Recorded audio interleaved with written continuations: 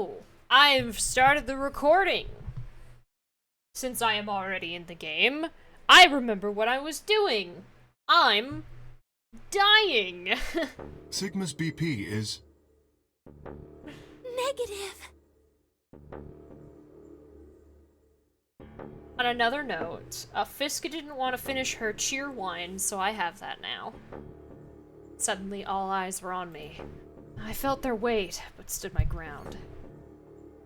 It was the result I had expected. I took a deep breath and closed my eyes. Cheer wine. Yeah, cheer wine. What's up? Let me look this up. Hold the phone. Is cheer wine? I mean, it's probably pretty local. Cheer wine drink. It's a Texas thing, looking like.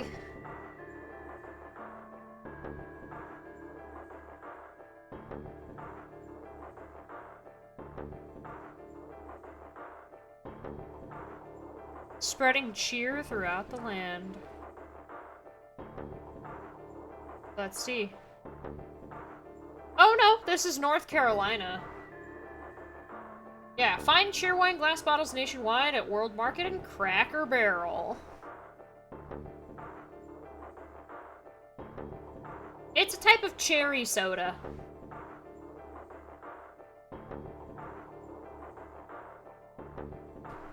Now what's really good are the Dublin sodas. Those are local.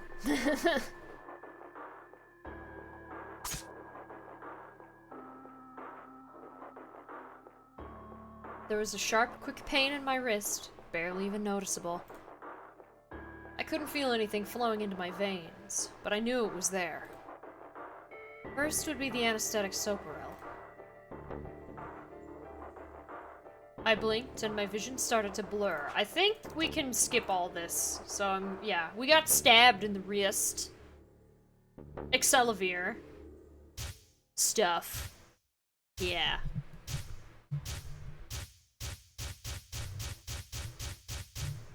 That local island. I meant Dublin sodas. There's a place in Texas called Dublin, Texas that has a Dublin Bottling Co. and they make a bunch of soda. I suppose I should have been more specific since Dublin is in fact a place in Ireland. But...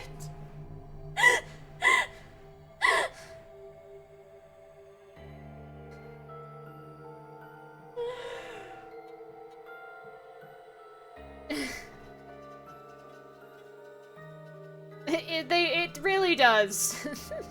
It really does. There's something...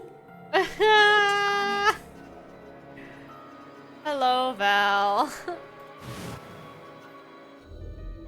The structure of the bones in your arms isn't anything close to human. Oh yeah, Palestine. I forgot. That's a city in Texas as well.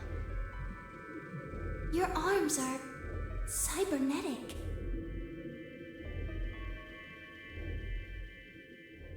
What the hell was that? I have... cybernetic arms? It was both shocking and utterly obvious.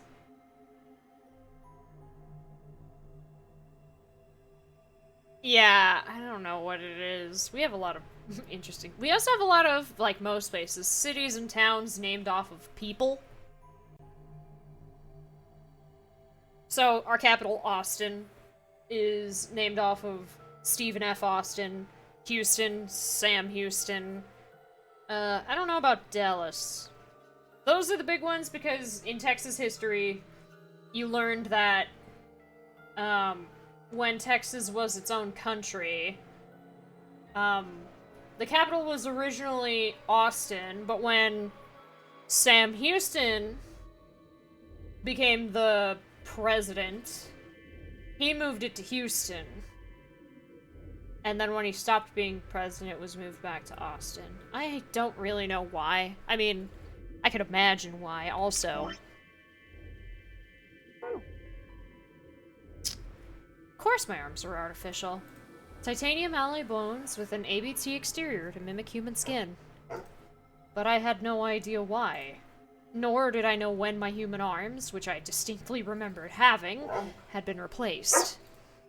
Hubris, yes, probably.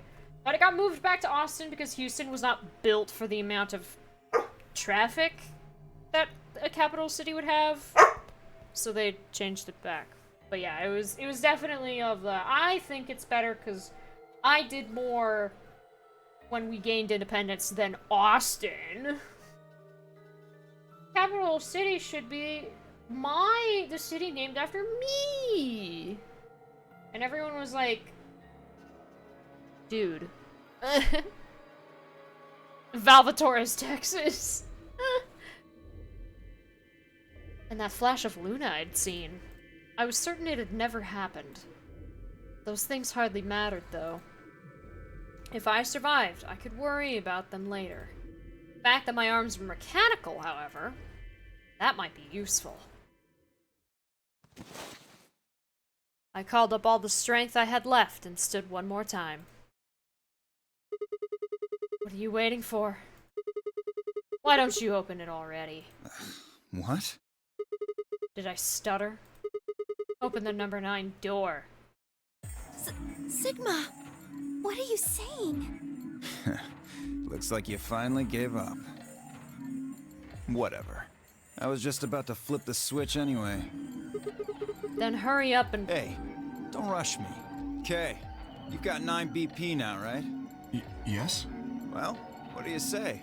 Wanna come with? I will remain here. Why? I cannot abandon Sigma. Don't worry about me. Go. Have to get outside and call for help. But Do you think Dio will? If he's the only one who gets out of here, there's no hope for the rest of us. You're the only one we can count on. I understand. Great! Glad we got that settled. Shall we go? No! Stop! Phi began to move, but it was already too late. Dio grabbed the lever and threw it down.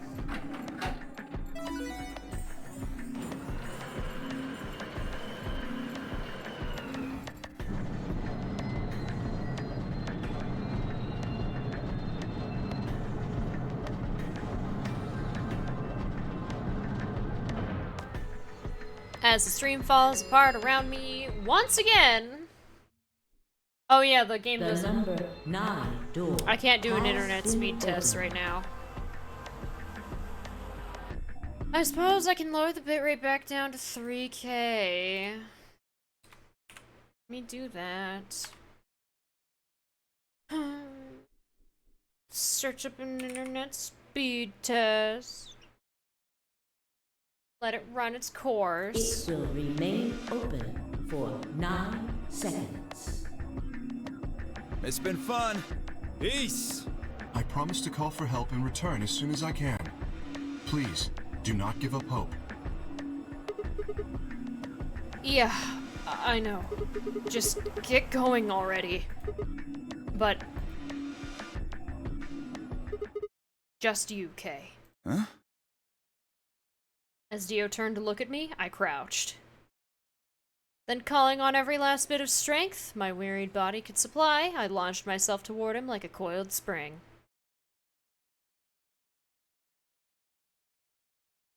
This is like 20 minutes late, but your problem is internet, not electricity. Thanks. I also lowered the game volume. I slammed into his legs, knocking him to the floor and wrapping my hands around his ankle before he could get back up. So West of Loathing suggestion was wrong! Oh! Right! Yeah. Don't worry, Jumpy, it's okay.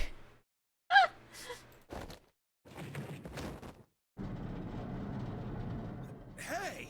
What are you doing, you bastard? The door's gonna close! Let go! Let go, goddammit! Let me go! He lashed out with his free leg at my head, shoulders, and arms, but I held on. I ignored the pain, tightening my grip with every blow. Hey! the hell is this shit? Why are you doing this? I kept my promise, didn't I? Yeah, so did I. Far as I recall, it didn't say anything about letting you escape. What? Shit! Stop screwing around, asshole! I have to get out of here. I'm not going to let my sacred mission get fucked up by some self-righteous idiot. Dio began to pull himself along with his elbows, but bit by bit edging closer to the exit. He was headed straight through the door. But the gate was already beginning to close. With only a few feet to spare before it shut, he crawled across the threshold and beyond the door. Sigma! Stop! That's enough! Please, you have to let go! The door's going to shut on you if you don't let go.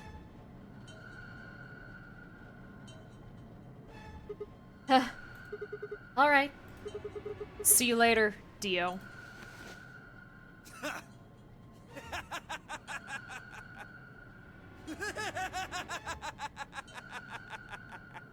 You're an idiot right up until the end, aren't you? Just hurry up and die! You senile old fuck! No. I'm going to live.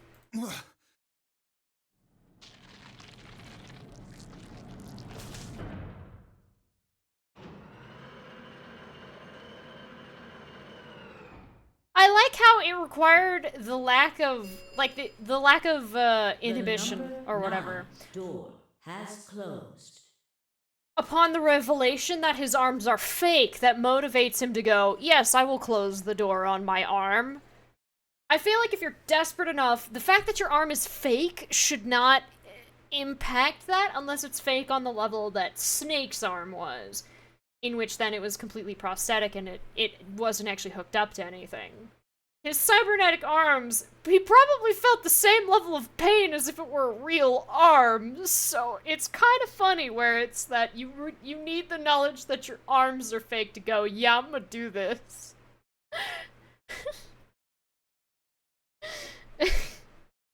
When it was probably just as painful as if it had been if he still had his original arm. But oh well. This ends the nonary game. Thank you for your participation. As the game is over, all doors other than the number 9 door have been unlocked. I suppose it'd be easier to stop the bleeding because it's fake blood, so he can't bleed out. Yeah, that actually does make sense. And yeah, the fact that it's like, it's already fake, what more is there to lose? Escape is not possible.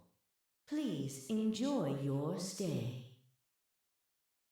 The announcer's voice grated at the inside of my skull. I felt tired.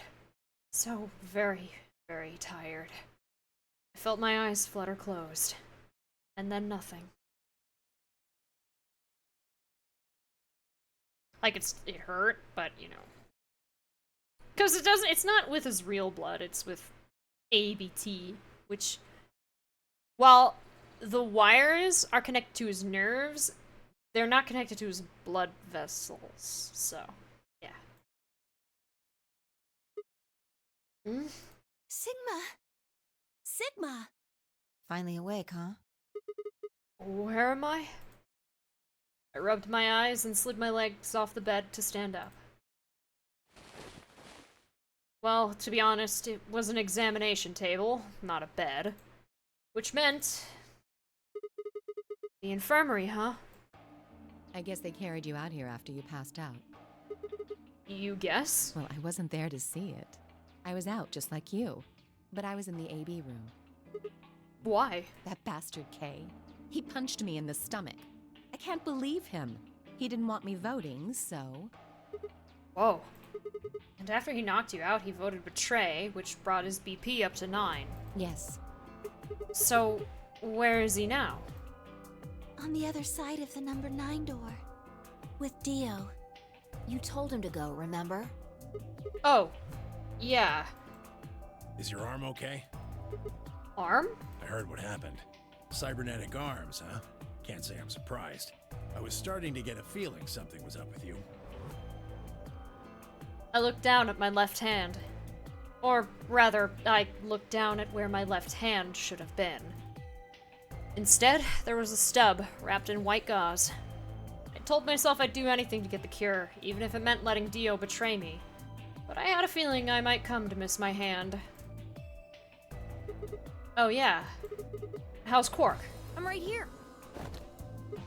Quark. Man, I'm glad you're alright. Feeling better? Yep. Thanks to you. You got the medicine from that jerk Dio, right? Luna gave it to me, and now I'm better. Thanks. You're the best, Mr. Sigma. You saved my life. It seemed they'd shared stories while I was asleep.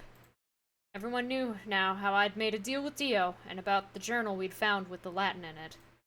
Clover and Phi seemed to have done most of the talking. It was completely the opposite of what we guessed. We're not infected. The rest of the world is. That means this place isn't a quarantine facility. It's more like a shelter. Well, we don't know anything for sure yet. I thought the same thing you did, but then Sigma pointed out a couple of discrepancies. Yeah. Phi and I have already gone over it, but I explained what I'd noticed. 1. If we were in a shelter for uninfected people, why had Quark been infected? Any place designed to keep a virus like that out would have a lot of safeguards to keep anything from getting in. Had the virus really bypassed all those measures? It didn't seem likely. 2. The timing of our abductions and the pandemic's outbreak was strange. It would have made sense if we'd been rescued after the disease had become widespread, but that wasn't what had happened. First, we'd been abducted. Then the pandemic had broken out. 3. We didn't know why Zero had put us in the nonary game. If we were survivors he wanted to protect, then why try and kill us? If we were in a shelter, why wasn't it safe? Dissigmancies? Well, what about this? Maybe someone anticipated the pandemic. I don't know who. Oh yeah, you can see my mouse, so now you know where it is on the screen at all times whenever I click. Probably Zero. Anyway, they grabbed us before the pandemic really started. Then they put us in the shelter. But then, after a while, he got bored, so he decided to have us play this game to kill time. Who on earth would make people he rescued play a game where they could die just because he was bored? Well, we don't actually know if there is poison in this bracelet. Clover, watch out, you're gonna get poked! I'll poke you in the elbow! Pop. What? You're the only one who's gotten injected so far. And when you did, it was only Soparil. What are you saying? That what I did at the number 9 door was all pointless? No, that's not what I mean. That can't be it. I'm sure there's tubocurarine in the bracelets. The Atom's analysis confirmed it. But what if the Atom is lying? If you're going to do that, then we don't have anything to base any speculations on. You could say that the newspaper article was fake, or that the Latin journal wasn't real. Or the journal was real, but my translation was a lie. You made it up? No. My translation was accurate. I'm just making the point that once you start talking about this stuff being fabricated, it doesn't stop. I don't think Zero is doing this just to take the piss out of a lime. What? I was just trying to stress that I don't think Zero would do this to pass the time.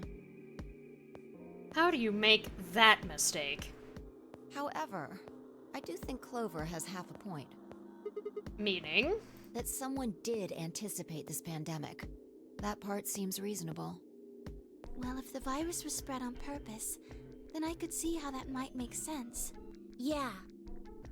It's not like Noah put all the animals on his ark after the flood happened.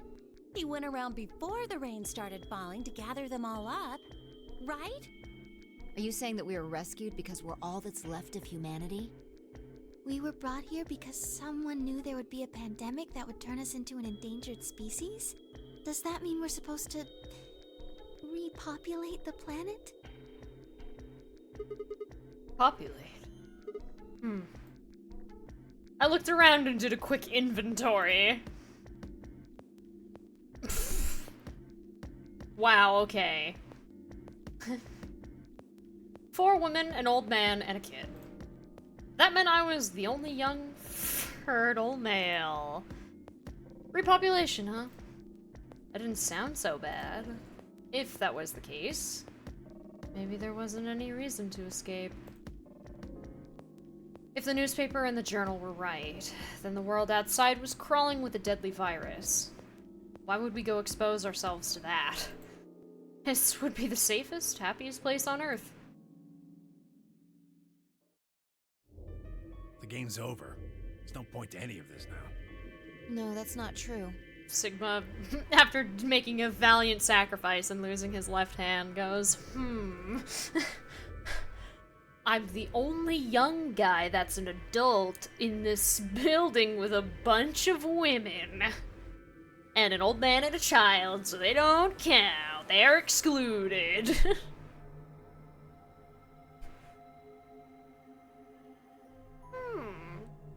Classic Sigma moment. The game might be over, but we've still got a lot of unanswered questions. In fact, She's we've got even more priorities. questions. They're kind of all over the place. So, are those answers going to open the number 9 door again?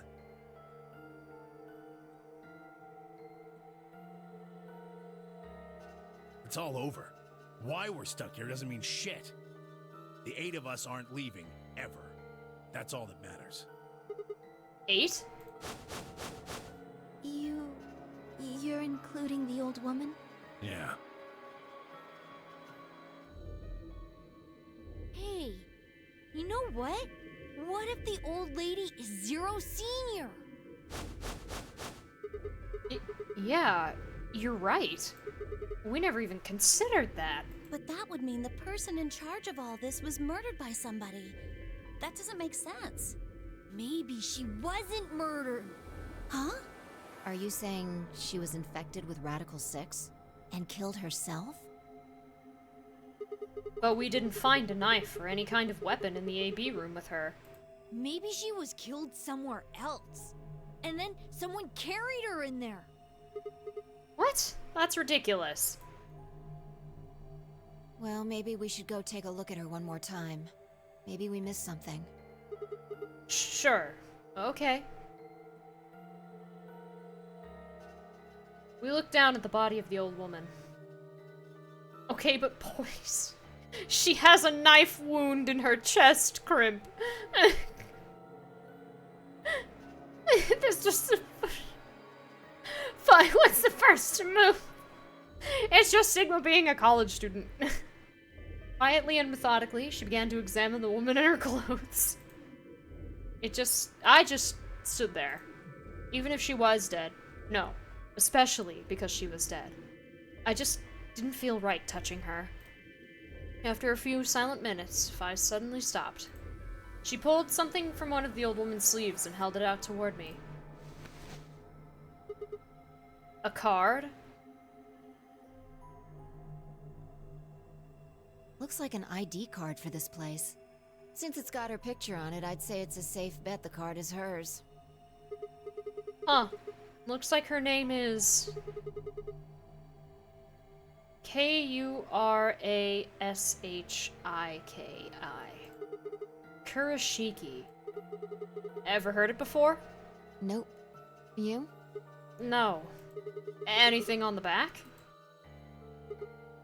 Huh. There's something written here. It says... Jumpy doll. Well, actually it says pass equals Jumpy doll.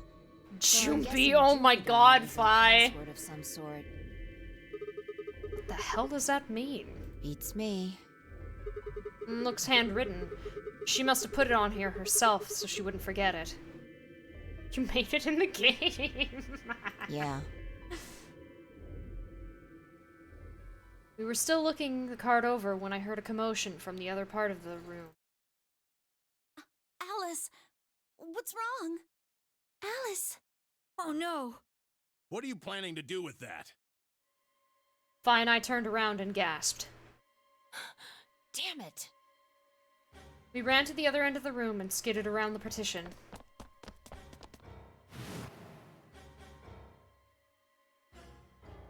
There stood Alice, her hand wrapped tightly around the scalpel. She didn't seem stable. Her eyes were flat and hollow. Her face was an emotionless mask. She was not well. The look on her face was all too familiar. Quark. She looked just like Quark had before he went insane. But that meant... Goodbye. That wasn't predicting, don't misuse my joke. Jumpy was in the first game, though. Her hand moved, lifting the scalpel up high in the air, then driving it toward her heart.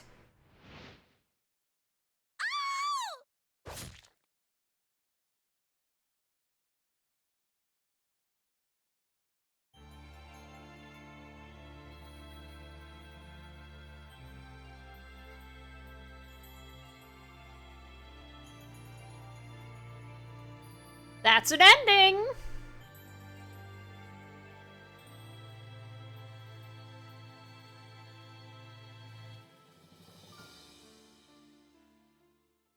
But we have learned something. That was the Quark ending. This is not a very poggers moment, let me tell you that.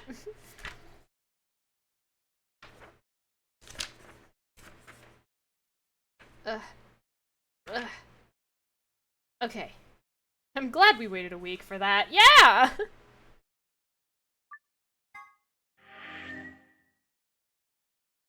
There's Quark. I did say we were making our way back left, so... Crew quarters, is there proof it wasn't murder? I think I remember this. But now we have password Jumpy Doll.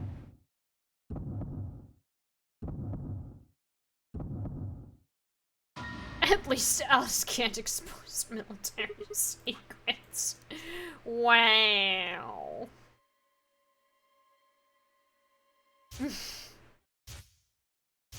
And not the one. Well, there are a lot where he is. Those infected by Radical 6 eventually develop a powerful urge to commit suicide. The Quark ending was the ending where he was saved. He got the best ending he could. He got saved, and he doesn't have Radical 6 no more. He got cured. Alice wasn't, though. He's infected with Radical 6 for over half the endings. He's infected with Radical 6 at the exact same point in every single timeline in the entire game. Only Alice fluctuates, and only one route is she cured.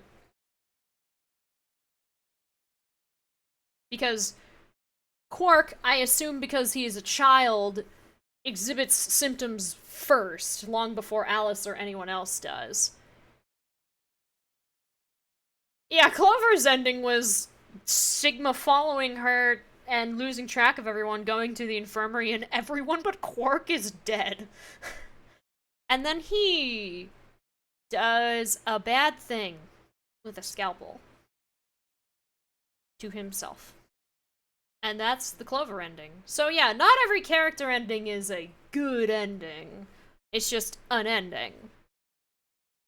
Usually what it is that the ending tied to the character is the ending where that character was focused on the most. So the pick ally thing that Dio was doing, it was like a huge thing centered around, like, do I betray so I don't die, or do I ally so Quark can get medicine?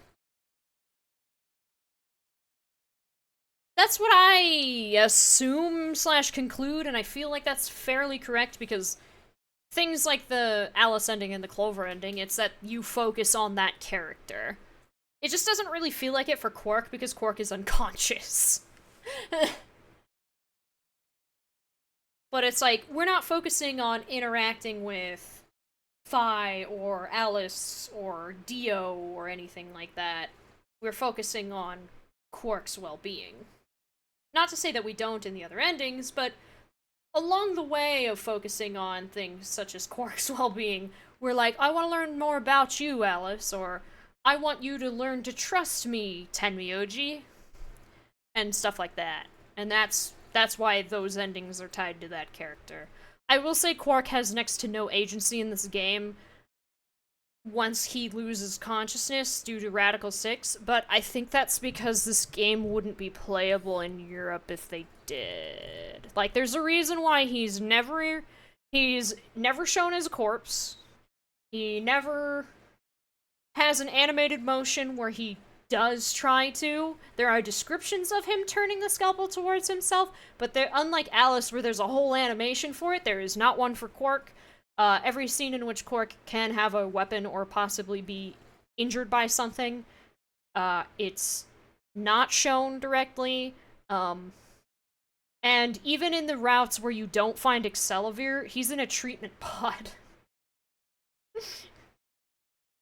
So that way, when he wakes up, or if he can even, he does not harm himself. And I don't dislike that. I do think that it kind of means that he doesn't really have much of a character, except in certain endings where you get to, like, have some backstory that he explains to you.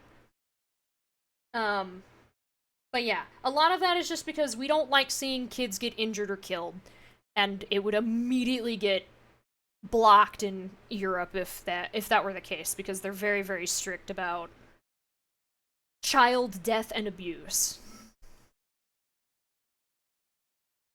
They do not want it shown, even if the point of the game is to explain that it's bad. They can only ever allude to it, they cannot show it. There's an entire enemy in Silent Hill 1 that's appearance is changed and swapped out with a completely different enemy because the Japanese and North American versions type of enemy that the Mumblers replace look too close to elementary aged kids. They look like young kids and they wield a knife and you kill them in that game.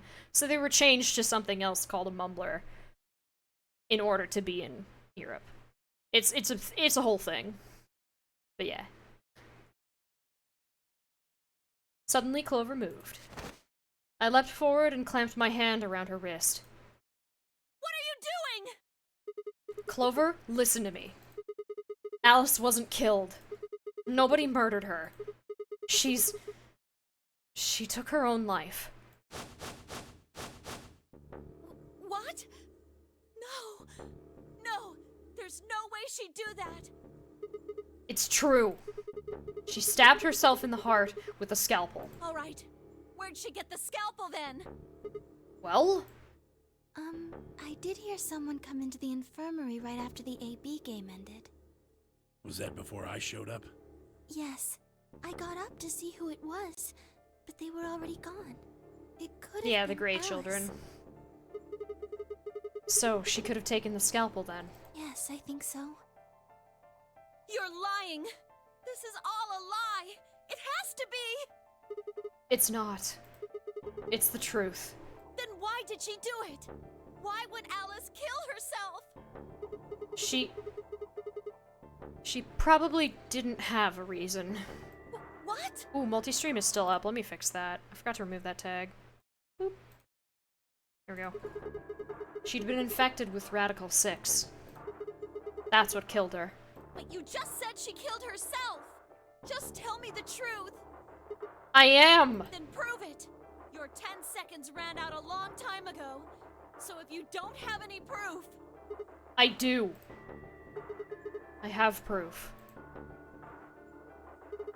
There was a journal in the lab, wasn't there, Kay? Show it to me. Journal? It would have been in the safe. Ah, well, Alice would have it then. Fi, can you... I don't feel right touching a dead woman's body. Could you take a look? Sure. Her hands barely shook as she quickly searched through Alice's clothing. It was only seconds before she stopped. Slowly and carefully, she drew something out. There it was. The journal. Fi turned to hand it to me, but I shook my head. You read it. It's in Latin. I can't make heads or tails of it. She cocked an eyebrow at me and flipped the small book open. When she looked back up at me, it was with both suspicion and surprise. Yeah, it is Latin, but translating this is impossible. It's full of words I've never heard before. I can barely understand any of this. Page 216. Huh? Turn to page 216. You should be able to read that one. Vi's frown deepened, but she did as I'd suggested. I watched her eyes quickly scan the page before looking up at me with renewed suspicion. Yeah, I can read this page. How did you know? No, wait. How did you even know there was a journal in the lab? I just knew. You just knew? Come on. It is! It is Jumpy! Every time. Every time I look at a number, I have to go, is it 9? Is the digital root 9? And in this series, that I think it was on purpose. Look, just read it, okay? Clover wants to hear what it has to say. Right? Yeah. Right. Give me a moment to look it over. After a few moments of whispering to herself in Latin, Vi began to translate, paraphrasing the contents of the journal. Radical 6 reduces the processing speed of the brain by the factor of the root of 1/6. One of the symptoms of Radical 6 infection is an overwhelming urge to commit suicide. Research has shown that it would probably respond to the right sort of antiviral medication, but no one has been able to develop one yet. I bet the long numbers are all 9 too. I do want to see, like, I don't think the 7815361098838094241990551 is, but 198449351 might be. Let's see. I'm gonna do it right now. 1 plus 9 plus 8 plus 4 plus 4 plus 9 plus 3 plus 5 plus 1 equals 44. Oh, it's 8. Open up 999 and use the calculator. Darn. Alright, well what about this one then? 7 plus 8 plus 1 plus 5 plus 3 plus 6 plus 1 plus 0 plus 9 plus 8 plus 8 plus 3 plus 8 plus 0 plus 9 plus 4 plus 2 plus 4 plus 1 plus 9 plus 9 plus 0 plus 5 plus 5 plus 1 equals 116, which is also 8.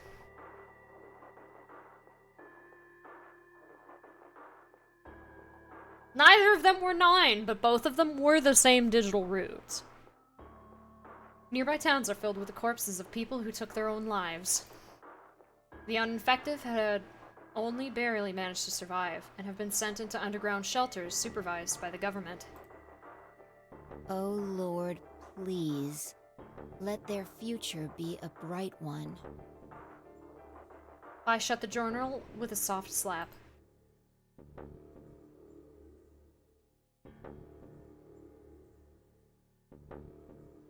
A sickly silence drifted through the room. The newspaper article, the recording, conversation with Tenmyoji, and now this journal entry. There was no more hiding from the truth. The pandemic had already happened.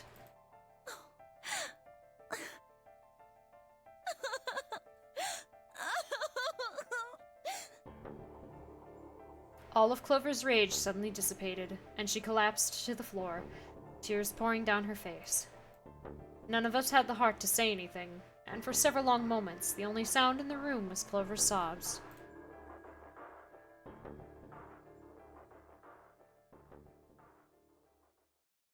Eight. God damn it, Myrmidons! Got a problem.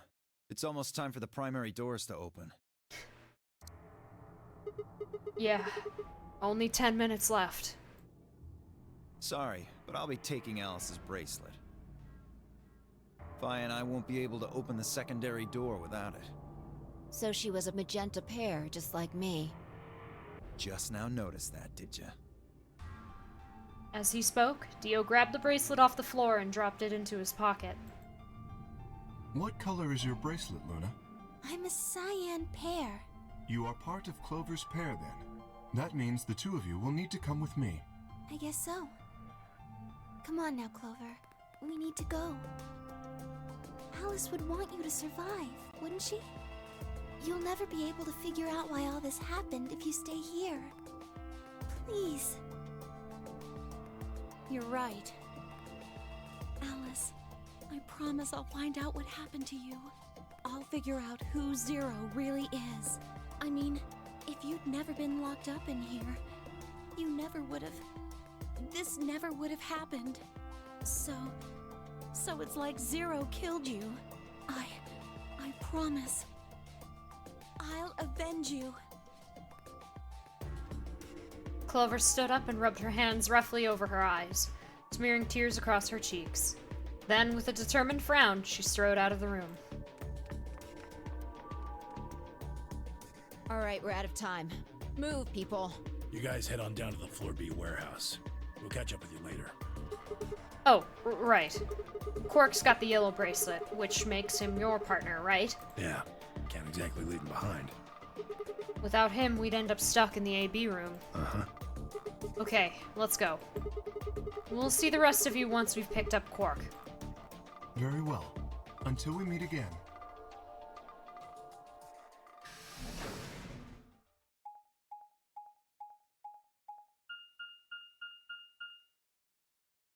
Infirmary. Infirmary.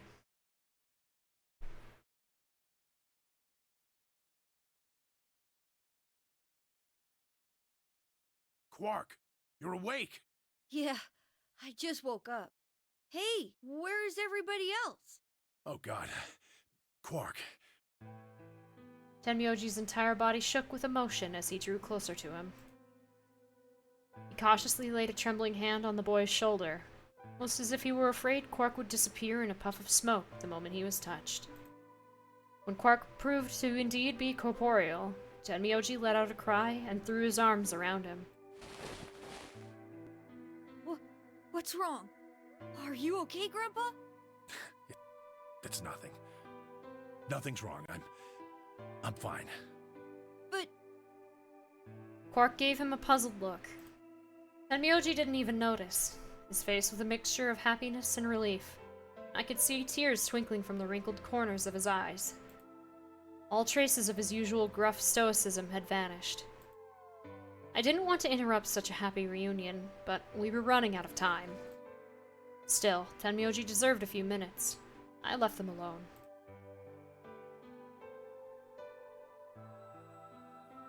At last, Tenmyoji seemed to recover, and shifted from an embrace to a protective arm around the shoulder. So, how are you feeling? Oh, my neck. Feeling? Well, okay, I guess. That's better than how I'm just felt. Ah! Was I sick or something? No. You're not sick. If you feel fine, then you're fine. Huh? I'm sorry. I should never have gotten you involved in all this. What are you apologizing for? Sorry. You're doing it again. Are you sure you're okay? So, where's everybody else? Oh yeah, I forgot. I should write this note.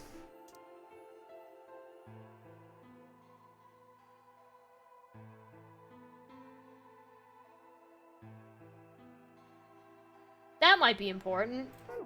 As if it's not written in this journal that's on the desk right beside me. Mr. Sigma's here, but he's just been standing there looking kind of silly. I gave him a nervous smile and explained about the white doors. I got the feeling Tenmyoji didn't want Quark to know about Radical 6, so I avoided any mention of it.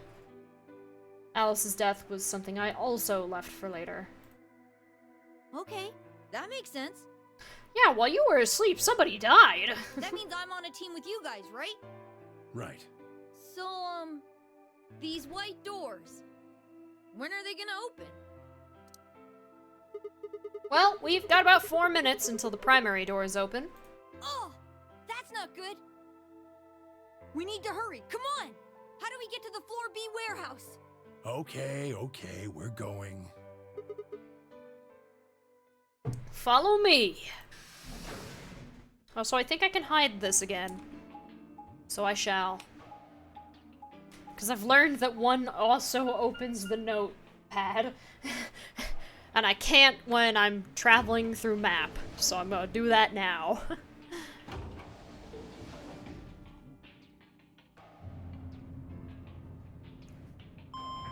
But yeah, I think other than director's room, rather, sorry, and Q, there's only 2 rooms left.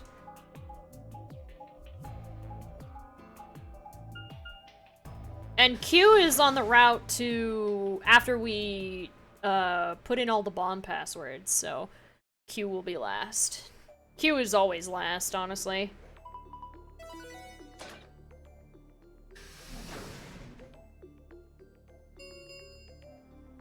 Chromatic doors have opened. 5 minutes remain. Hello, until the Nightfall. chromatic doors close. You're late. Where the hell have you been? Quark? You're awake. And fully recovered, apparently. I am also relieved to see you well again. I've got messages in a Discord server, but there's music playing right now, so I'm gonna do that on my phone. Me too. Who is trying to contact me?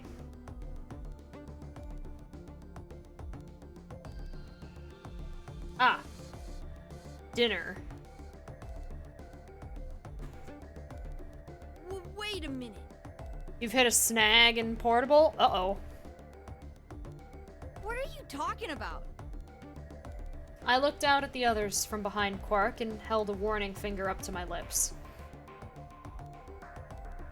There were a few momentarily raised eyebrows and some nervous coughing as everyone suddenly fell silent. Huh? From Quark's perspective, it must have seemed especially odd. Anyway, there isn't any time left. We need to hurry. Oof. That's unfortunate. But there are 3 doors. Which team goes in which door? All of the doors are identical for this round. I believe it doesn't matter which team uses which door. Then we're taking the one in the middle. Why that one? You want a kill shot, you aim for the center. You're more likely to just miss the extremities. That logic is flawed and more than slightly disturbing. Unfortunately, I don't really have a counter-argument, so center door it is. I suppose we could go with the one on the left. Dang. Is that okay? Well, good luck. I mean, we could go with the other one if you want. Kay and Clover only nodded. Well, there's only one left. The door on the right. Any objections? All right, let's move. 30 seconds remain until chromatic doors close. So what are we doing now? We're going through the white doors with Tenmyoji and Quark. Hurry it up, Phi. This thing's gonna close. Alice is dead. I know. But she's the only one so far. We just finished another route. It's time we were going as well. Floor 25 crying tables. Oof. Right. The crying tables. Oh no. Sure. Come on, guys. There's no time to waste. Right behind you. Let's go. 2, Let me find the page 1, to this. 0. Because this is Q. Where's director's office? That's B garden. That's archives. That's control room. Crew quarters. Treatment center. Director's office. There it is. Chromatic doors. Oh, closing. it's this one. Fuck. Oh, doing this with keyboard and mouse.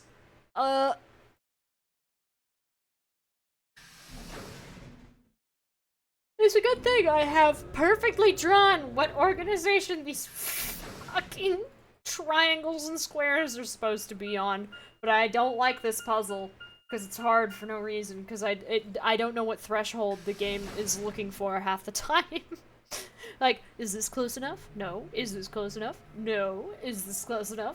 No. And then one that looks, like, worse than one of your previous attempts, it just goes, completed! And you're just like, alright, game. Whatever you say. Probably the office of whoever it is that's running this place. If you've played this game, you know what puzzle I'm referring to. It said director's office on the door. The rest of this room is fine, it's just that puzzle. Because it's too sensitive. So this might be Zero Senior's office. Maybe. Or maybe not.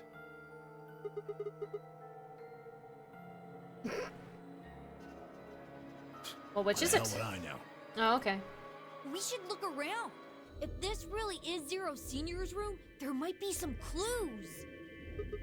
Yeah, you got a point. Let's get started then. It's room time.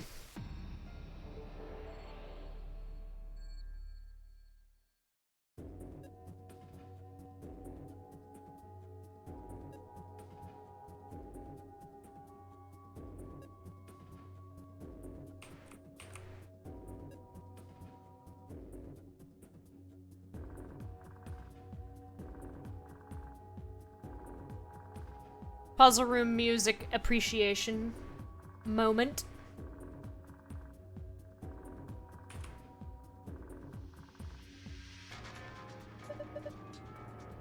Oh. Oh shit, we're talking. A lion eating a hamburger? I really don't think so. Looks like a monster from Greek myth or something. How many bad puzzles are in VLR in my opinion? Literally only that one. That one, and then I think it's just my confusion on how to solve the puzzle for the infirmary to get the secret file. Everything else pretty whatever. And like yeah, maybe like 3. The puzzles in this game are really good. I just think the puzzle that's in this room that I'm complaining about is a little too finicky, but also this game was originally on the Vita. So, you had a touchscreen, and I don't.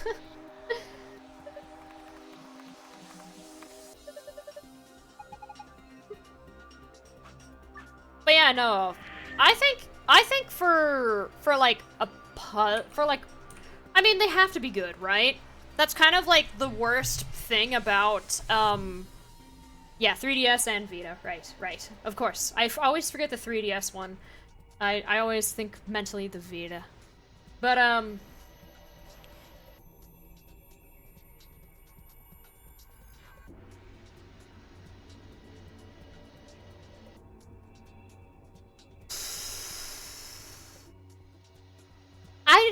mean, I have this journal with me, but I feel like there are more puzzles that I was just kind of like, ugh, in Zero Time Dilemma than in, VLR. And that's the thing, is like, this game, all 3 games have really good puzzle rooms with, like, maybe 1 or 2 that's sort of maybe a reach. And it's like, okay, yeah, that's fine. Danganronpa 2 has a Zero Escape reference where you play as Nagito and you're in a puzzle room, an escape room. That one's bad. That, if you want an example of how bad this game could have been, try to solve that one on your own without Nagito going, fuck you, you failed too many times. I'm just gonna solve everything. Or, oops, you talked to Monomine 4 times. You didn't know that the 4th time, Nagito just solves the entire thing, which great for a speedrun perspective, I suppose, but yeah, there are a lot of references to Zero Escape in the series, including one of the 4 Dark Devas of Destruction, Jumpy, but that puzzle room that you solve as Nagito is bad. bad. Mostly because the game just doesn't let you solve it. If you mess up a certain number of times, it just goes, oh, this was too hard for you. Answer. It should be like an option. It's like when I failed that door puzzle in Q in the Evil Spirit Club. Where Naoto just told me the answer. Even though I knew that that was the answer, I wanted to go back and reset the puzzles to be absolutely sure, and that's when she said, here's the answer. Even though I had, at that point, basically figured it out, I was still pissed that the game told me what the solution was without my prompting. I don't like moments in games that do that. But other than that, Danganronpa 2 is like a whole game is good. It's just that puzzle room reference in chapter...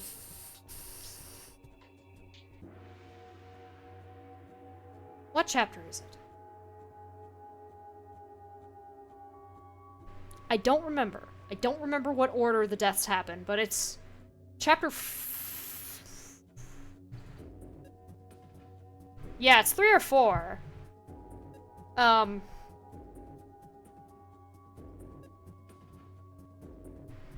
Which, unless my memory serves me incorrectly, fun thing to ruin your time for that, the number of victims is the same in every chapter of every game. I think it has to be chapter 4, because chapter 3 is when 2 people get killed. And 2 people die in every Danganronpa's chapter 3.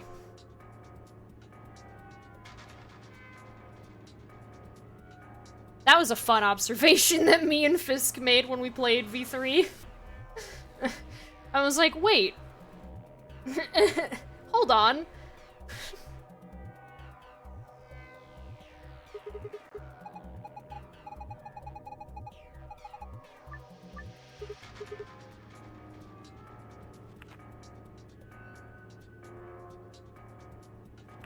But yeah, the entire game is good, it's just that reference escape room is not.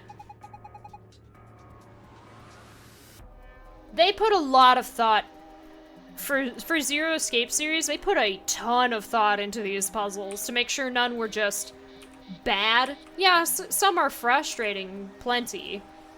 But they're all solvable. They're not impossible. Like, once you figure it out, you get it. And that feels good. That feels really good. I don't know too many people who've played these games all the way through, but I don't think I've come across any who had to look up the answers unless they were, like, they didn't want to do the room at all.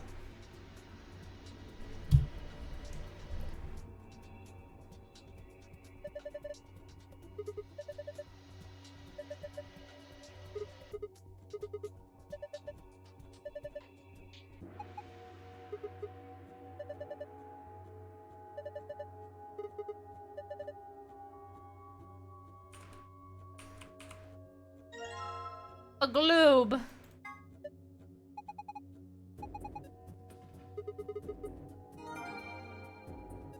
Oh.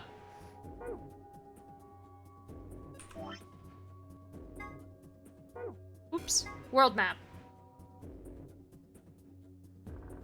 Ah, yes, these again. Gloob. There's the safe.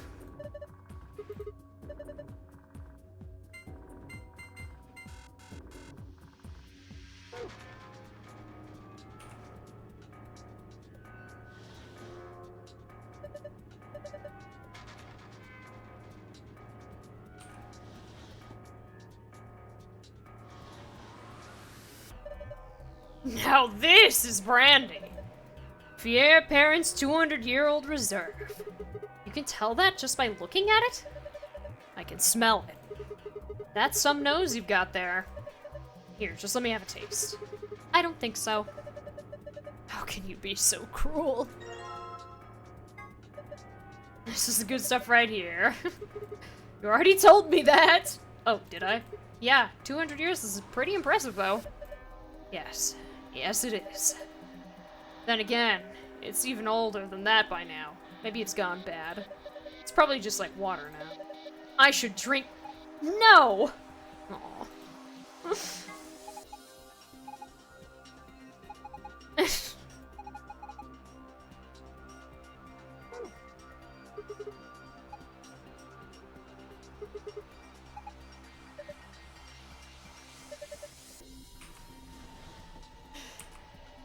Balloon. You want a cork? I don't need a balloon. I'm not a kid. Really? How old are you? I'm 20. What? No way. Gotcha.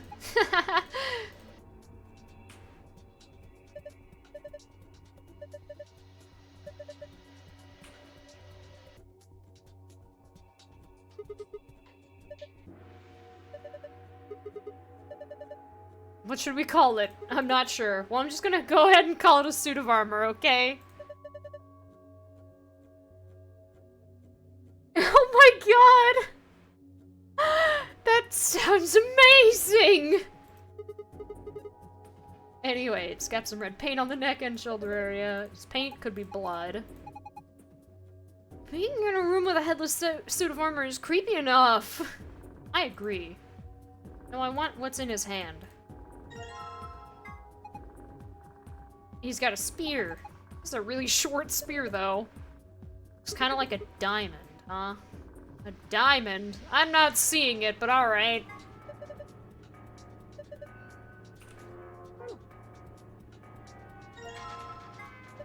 Slingshot.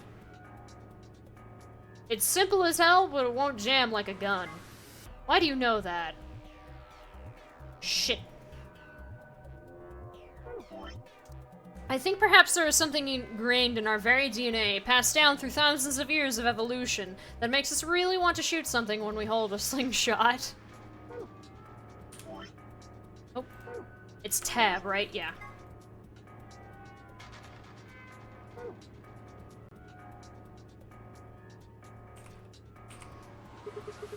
What's this? Is it one of those vacuuming robots you see on TV? It's a Roomba! Looks like a machine of some sort. Don't think so. Can't get it to work.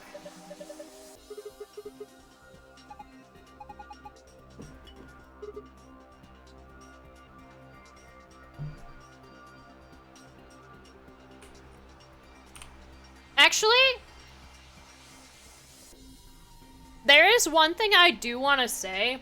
I do think 999 is the best of the 3 games, but I'm so excited to get to Zero Time Dilemma just because there is RNG, like, interactions. Like, there are certain things that you have to do multiple times because the game generates, like, different effects. Like, there's one that comes to mind where they need to find an antidote for a poison, and they, like, choose the same, and the dialogue is different every time. There's like a bunch of random chances of certain things, certain interactions happening, which is really cool and I like it a lot. There's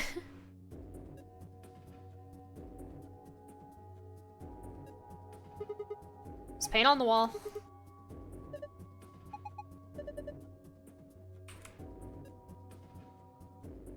Books. Literature!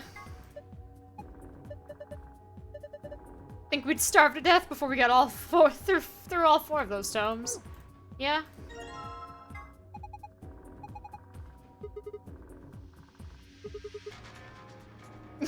I'm amazed you could get that far. I flipped the first one open and my brain just said, screw this, I'm out. You like it now, wait until you keep getting the same result over and over again? Oh, you mean the one where, people were like, oh my god, this character won't die!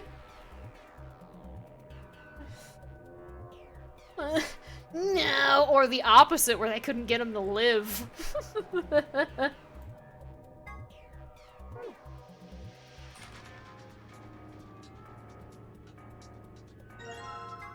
A tablet. Does it work? No. Gotta find a battery.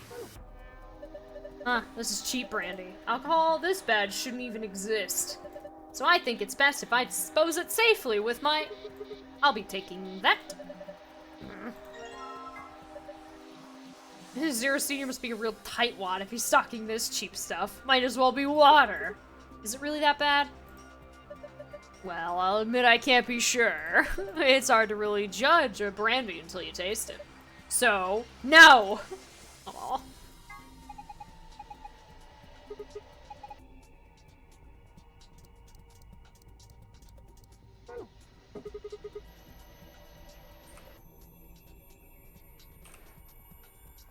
Okay, I guess we can't look at that. The safe is really big. There's gotta be like $100 billion in there. You're such a kid. Like some videos. I'm not sure I like the way you said that.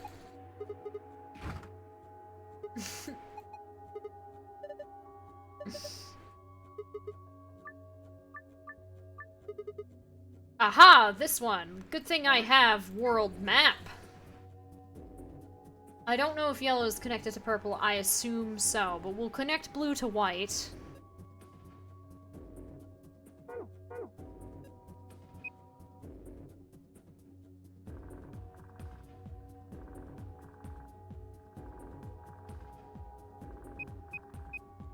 That might not work, but we'll try that.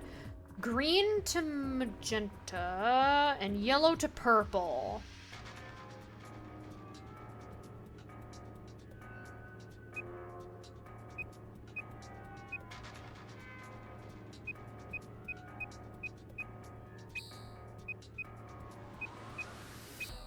Okay. Of course, Quark.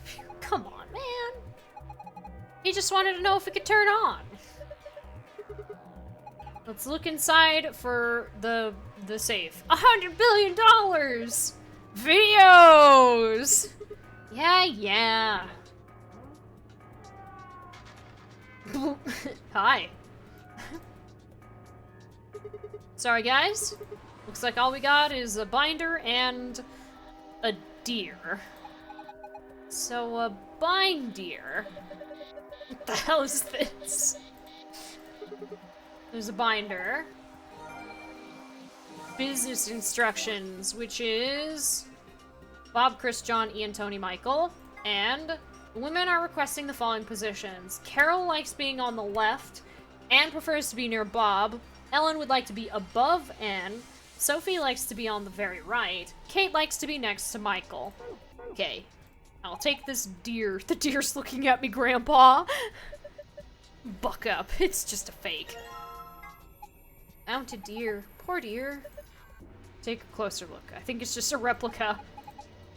That or it's the world's shittiest taxidermy. Which one is a liar? There's some red paint on its neck. Got 2 bags on the back of its board. Ah, yes, of course. Mounted deer. Close the safe. Put the deer head on the wall. Now it says E, sort of.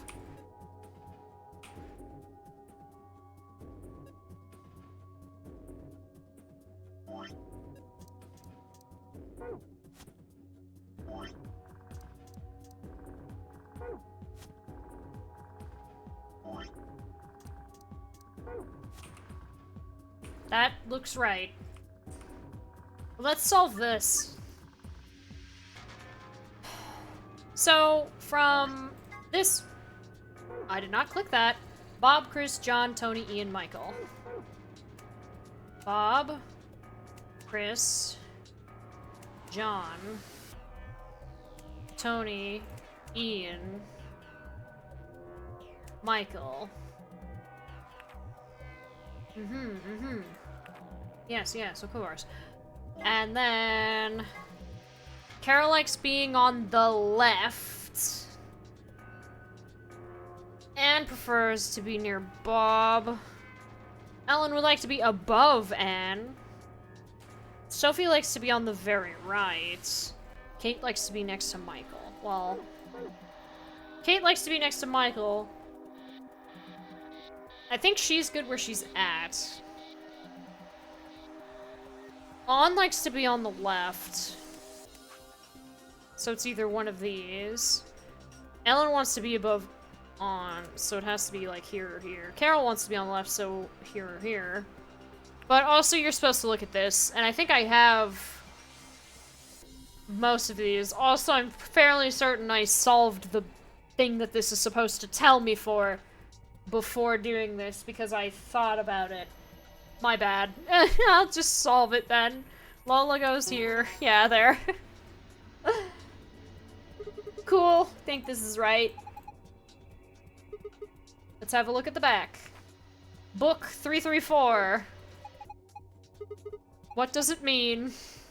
Well, a book is a bunch of pieces of paper that are bound together with... I know what a book is. But yeah, I was thinking like, wait, is it this order?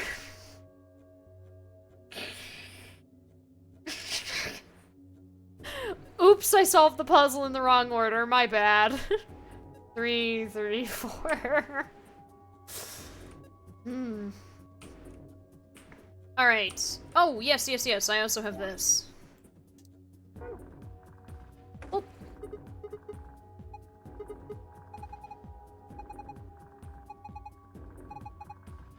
Also, could you put that away? It's scaring me. The spear thing? Yeah. Hey, wait a minute. The tip of that spear is... I like how it's because I was holding it already. Stop holding that. It's freaking me out. A key.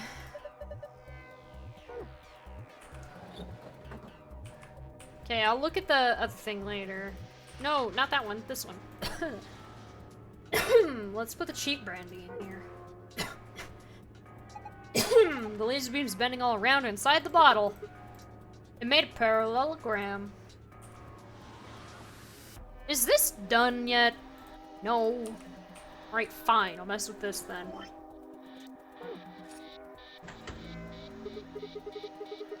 Light on the top turned on. Looks like you managed to turn it on. Alright, it's on. Now what? Well, why don't we give it a face to look at? One of ours? Yeah. None of our faces work. Face not recognized. Gender mismatch. What does it mean by gender mismatch? Maybe it's saying that it needs a girl? There's only 3 of us, and none of us are women. Well, maybe if we dress Quark up like a girl. No, no way! Why don't you dress up then? No. Just thinking about it, it's making me want to puke. Wow, okay. Besides, do you see a wig or makeup anything around here? How would any of us dress up like a woman anyway? Dude, you totally want to do it. No, I don't! Come on. Stop bullying Quark. Also, Tenmyoji said something really mean. Also, I don't think that would work.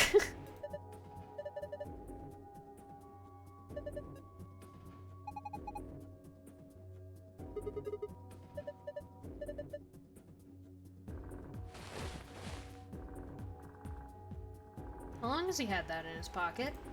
Looks like a piece of paper. No, it's a picture.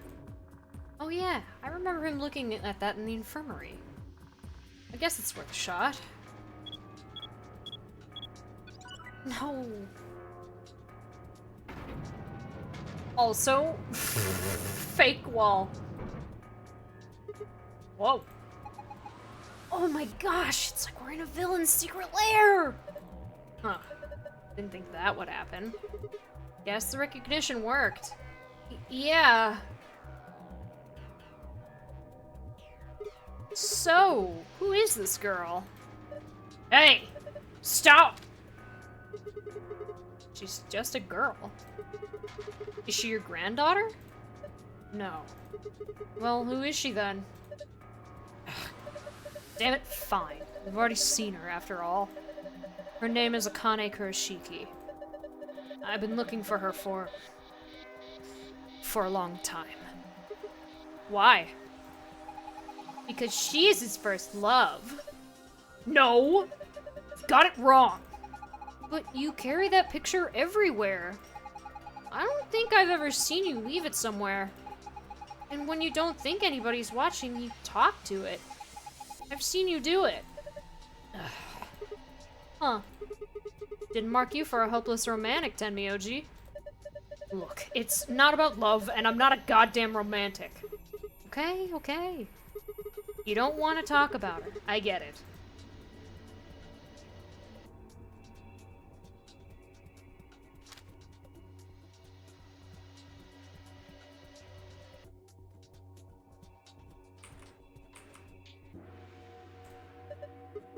Oh hey, there's the helmet.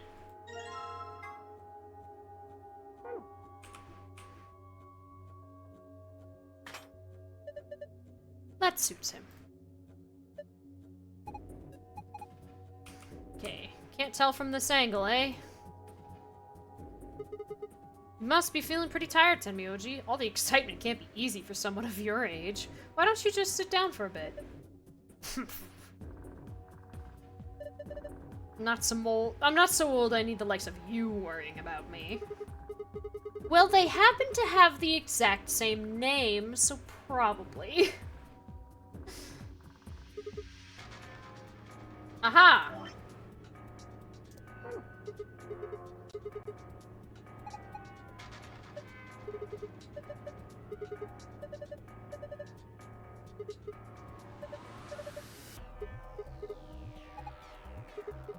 With mind bullets. It's called telekinesis, Sigma. Anyway, I figured that'd slip your mind like everything else. Here, I grabbed this off the floor earlier. Take it. I guess I don't have to use my special psychic powers after all.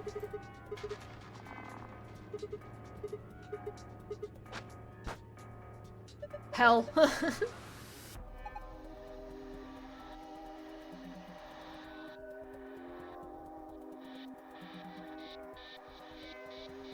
Just something's off about it.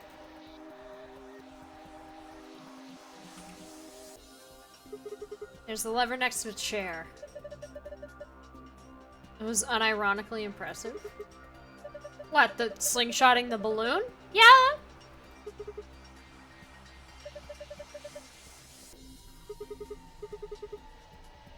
I shall sit in the chair and pull the lever. Woo!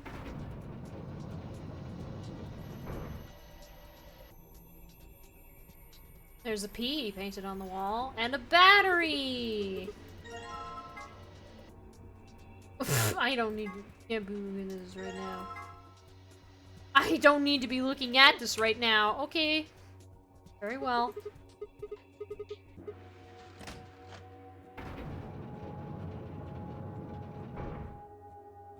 Alright.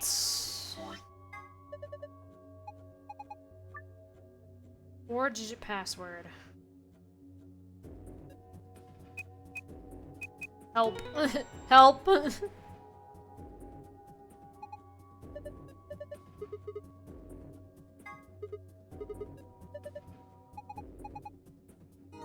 What does pl mean?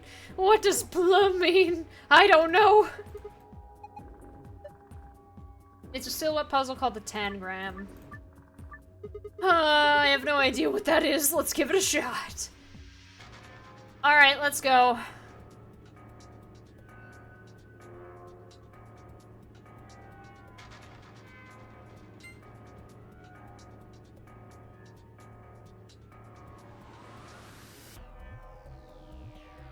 That should be good enough. Apparently it's a walking sim on Steam! Oh my god! Cool. I bet the twist is that it's an anagram for help. You know, that wouldn't be surprising, honestly. Rotate this.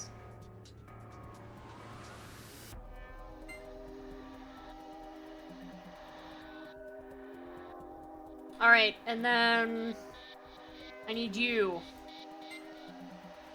This doesn't look fun. That's why I have a drawing of the solution. Also, it is very finicky on keyboard and mouse, in case you were wondering. I was right. I remembered. Okay, then you, I need you.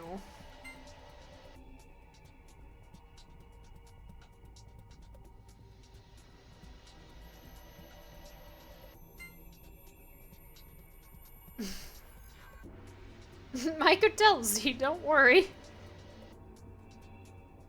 I'm glad. Alright, I think it's this way. Yes, it is.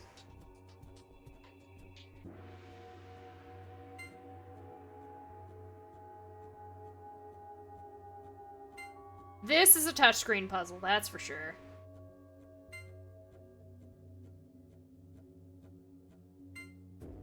Now let's see if this was close enough for the game to say that's good. Yep.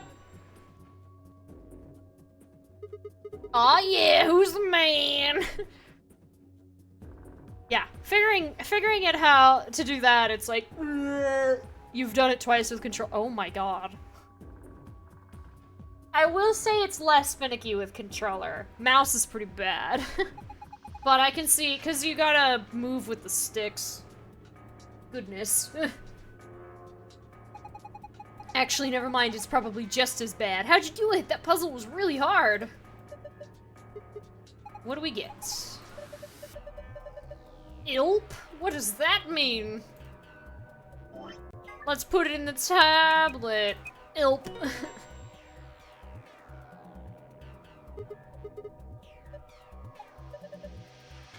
Blue password.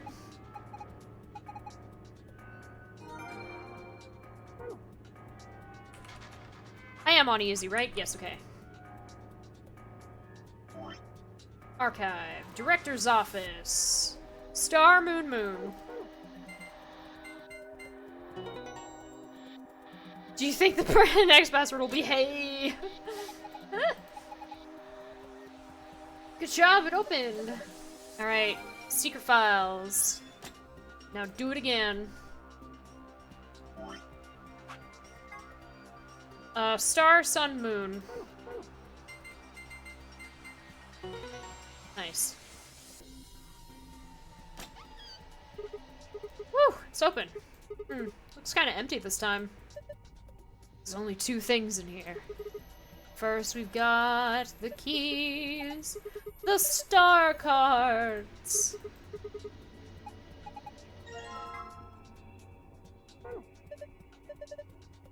Now let's get the fuck out of here.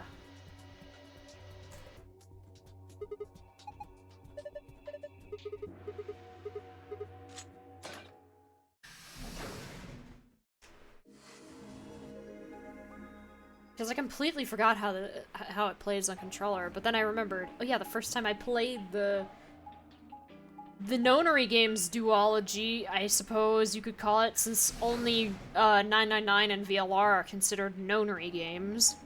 The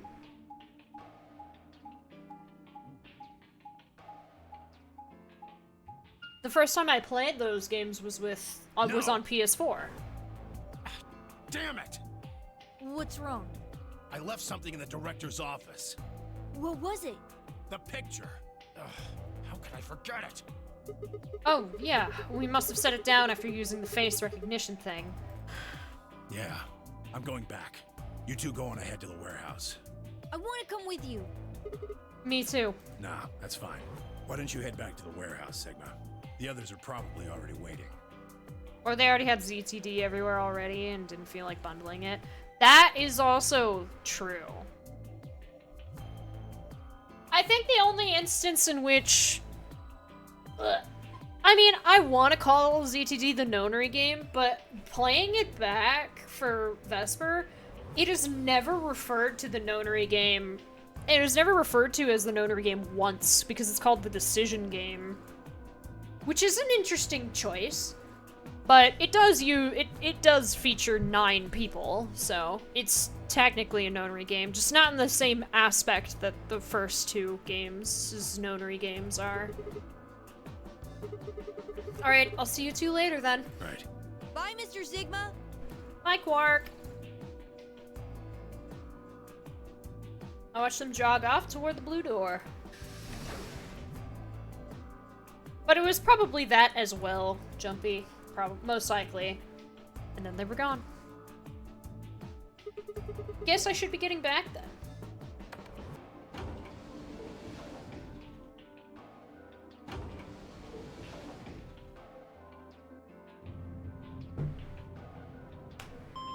Alright, only escape room we haven't done yet is Q.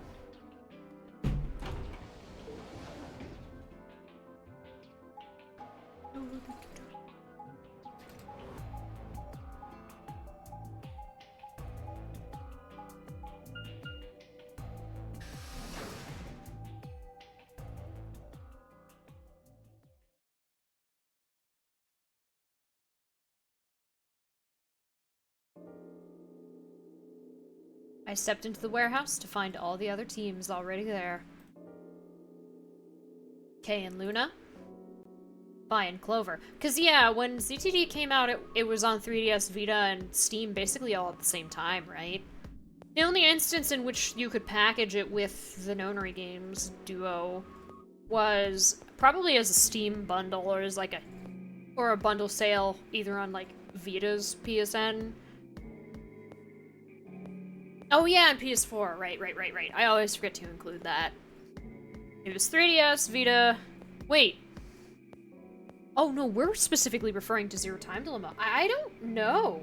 I'm looking that up now, because I don't think it was. But maybe it was. It is! Wow. Holy shit. I wish I played it on the PS4. Yeah, yeah, I was like, I'm not sure, so I'm looking it up, but you were also looking it up. Ah! Yeah, I played the 3DS version. That's the one with the weird sepia-looking filter over it. I don't know why. I like that game, but I watched, like, example footage of, like, all the releases, and yeah. The 3DS version of Zero Time Dilemma is crunchy.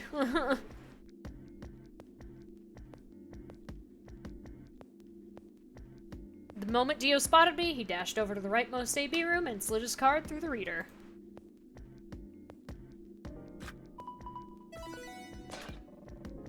No bundle on PSN for Vita, but you got both on sale at the same time. Okay, yeah. There's probably a Steam bundle that includes both. I wouldn't be surprised. Yeah, okay. Cool. Ow! I just got a pain in my foot. Fuck! 45 minutes remain until Ambidex game polling closes. Ow.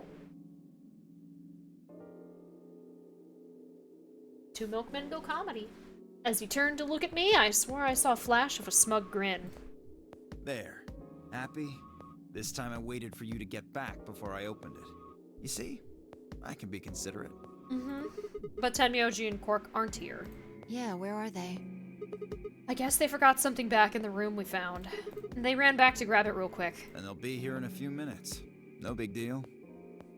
No big deal. Alright. While we waited, we exchanged information about the rooms we'd investigated. Unfortunately, none of it seemed very useful. None of us had found anything, and we were no closer to unraveling any of the increasing number of mysteries we were faced with. With that discussion exhausted, we sat down to wait.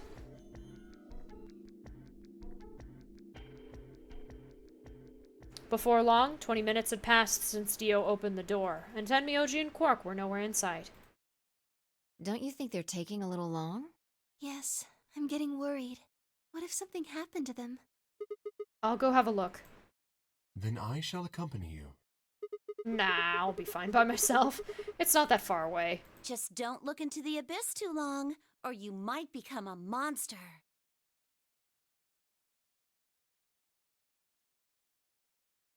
That's not how the saying goes, but that is basically what the saying means. You've combined its meaning and how you say it into one statement.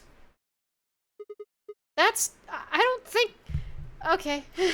Look, I'm just going to the director's office. I'll be right back. No big deal. Right. See you guys later. I gave a quick goodbye wave and stepped out of the warehouse.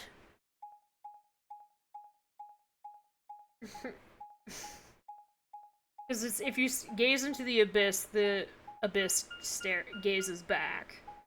And it's supposed to be a thing on morality.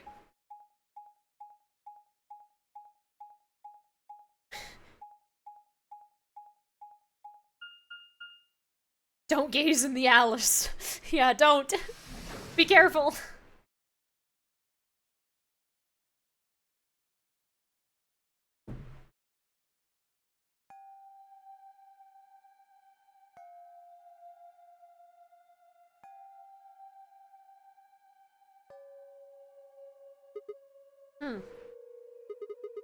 That's odd.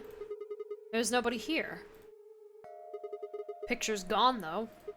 Tenmyoji and Quark must have been here then. I laid out the floor B map. They must have taken the door that faces the warehouse. After that, they probably went through the warehouse and out the blue door to the elevator. Yeah, that's a much shorter route.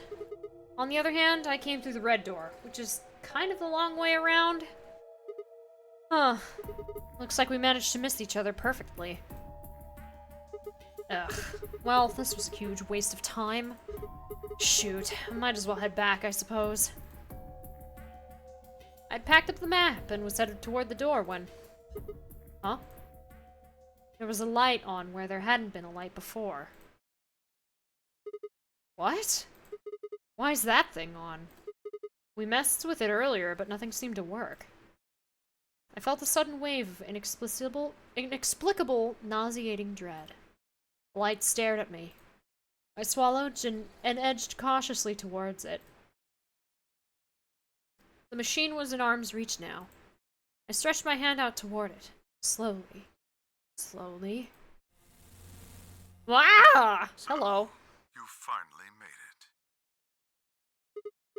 You've got a bracelet. No. You're... I am Zero. I was the one who brought you here. You undoubtedly have as many questions for me as there are stars in the sky. As you can see, however, this is only a recording. Hello, Zero. It's a save point! Wrong game, Jumpy, wrong game. I will therefore be unable to directly answer any questions. Ask if you wish, but I cannot respond. I wonder what these rings on his pants belt is. I don't really know what they're supposed to be for. Also, nice coat. Very classy. Ugh. I considered taking a swing at him, but decided that was spectacularly futile, and kept my bald fist at my side. Now, where to begin? There are many things I wish to tell you, but unfortunately, our time is limited.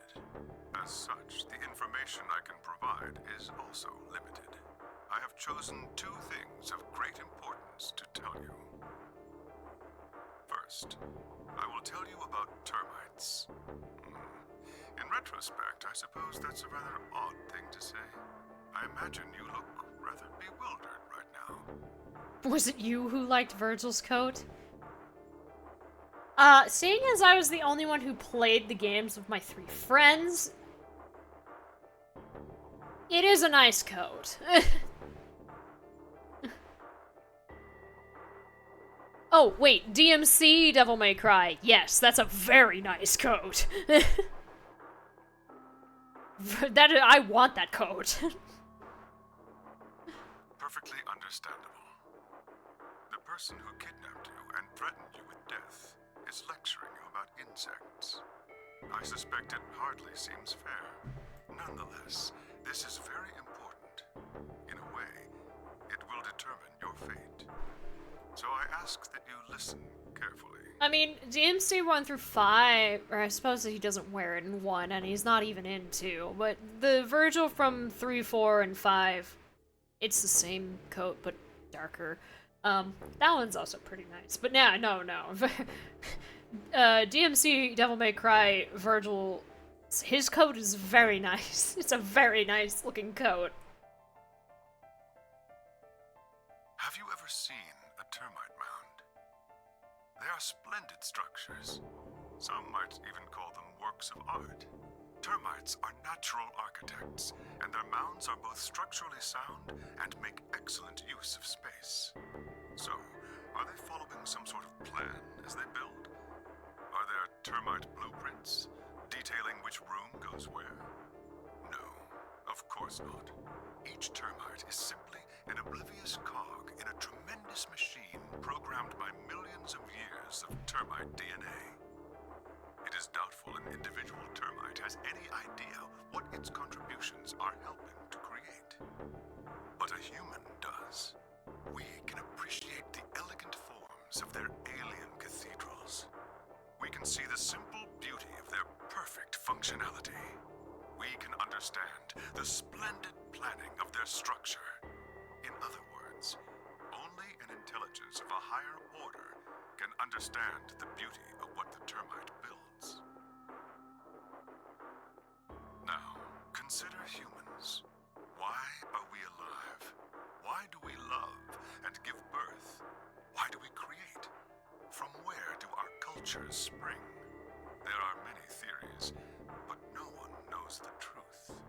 We are oblivious cogs in a tremendous machine programmed by millions of years of human DNA. No doubt you see now what this analogy is supposed to illustrate. Yes, I mean to say humans are not different from termites. We trudge through our lives with no greater understanding of our ultimate goal. You might say we don't understand what we're building. Only an intelligence of a higher order than ours can understand what we're doing. Imagine how we might look to such an intelligence. We may be building some structure so perfect and elegant, we can't even perceive it. Whatever it is, we've likely been building it on a dimension just above the ones we know since time immemorial. If we are like the termites, then what we've created is almost certainly something of tremendous beauty. And you are about to catch a glimpse of it. Or have you already? Well, that's enough on that subject, I think. Consider what I've said.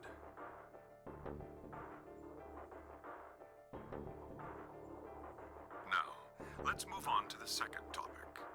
It is somewhat more immediately meaningful to your life, and, in fact, the lives of several billion other people. I realize this is rather sudden, but I have a password for you. It is the password to disarm the bomb, numbered 1. It's the last password.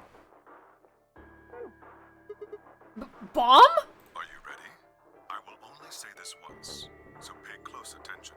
The password to disarm the number 1 bomb is BQZ RGJ DXR.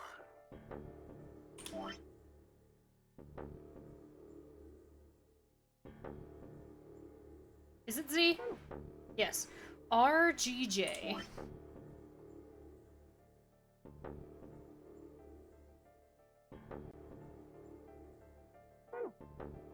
DXR.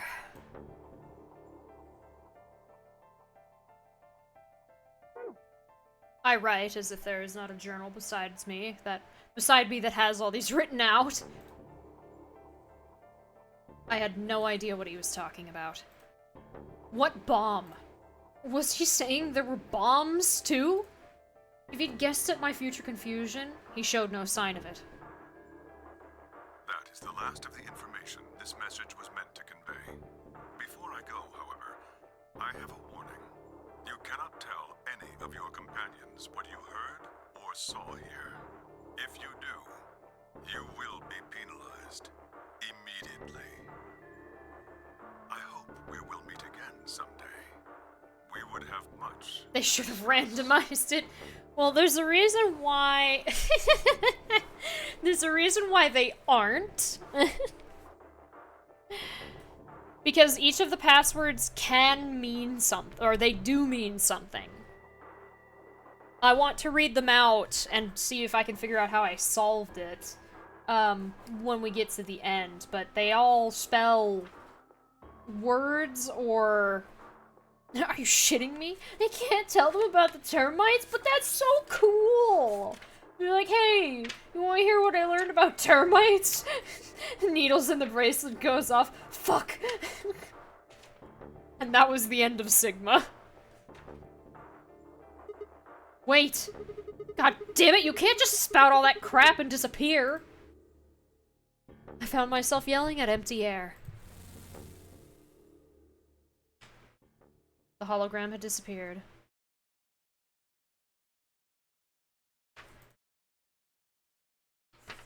I went too far back. Where is it? Yeah.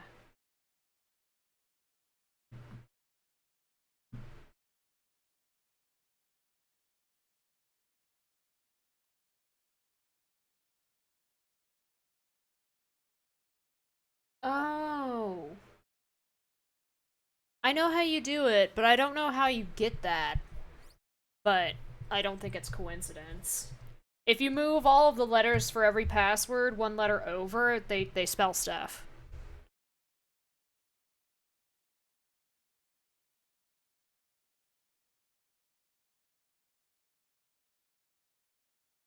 Yee.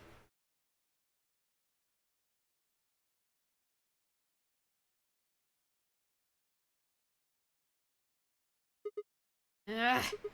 What kind of an idiot does he take me for? Termites? Other dimensions? How could that have anything to do with kidnapping us? Shit! Kicked out at a nearby shelf. 10 minutes remain until Ambidex game polling closes. All players, please enter your votes. If no vote is recorded before the deadline has passed, any non-voting parties will automatically ally. Aw, crap. I need to get back. Not like there's any point staying here. I spun around and ran out of the room toward the warehouse.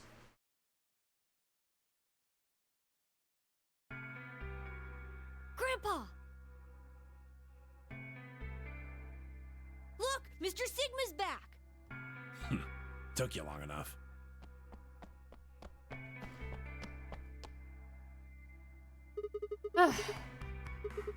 Where are the others? In the AB rooms. I think this is a game over. They went in already? Yep. Why didn't you two? Have you been waiting for me? Yeah! Grandpa said there was something he had to tell you before we voted, no matter what. Oh? Nothing that significant. Just wanted to tell you we're going to choose ally this round. That's it. And you had to tell me that no matter what? Seems kind of pointless. I mean, words are cheap. You can promise whatever you want. True, but we've got something to back it up. Just hear me out. Okay, go ahead. Quark and I both have 8 BP. We're already on the home stretch. So what do we need to get to the magic number? Well, we need you to choose ally. If you do that, it doesn't really matter to us what we pick.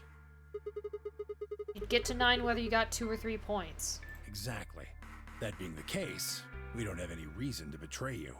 And if we both choose ally, we both gain points. True, but you must have considered that I'll choose betray. That would mean you'd choose betray to protect yourselves. But that's why we're telling you we won't choose betray. Mm-hmm. Can I trust you? Of course. Alright, tell me one thing. Let's say we do this in both ally. Everybody gets 2 points. That means you and Quark will have enough to leave, which is great for you. But I'll be stuck with a measly 5. How do I know you aren't going to just open the number 9 door and leave us in the lurch? I can guarantee it. How? I can give you my word. I will not open the number 9 door, even if I have enough points to do so. I swear it. We aren't going to abandon everybody else just so we can escape. I swear too. I promise. Man. So all you've got is a promise, huh? When I make a promise, I keep it. Trust me. Please! You've gotta trust us! Alright, fine. I'll trust you. 2 minutes remain until Ambidex game polling closes. We're counting on you, Sigma. You gotta choose ally! You promised! With that, they turned and ran into the AB room, second from the right.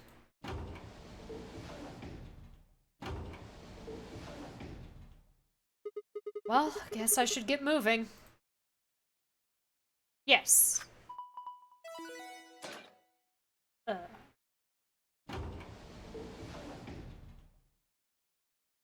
It's most noticeable when Quark is yelling.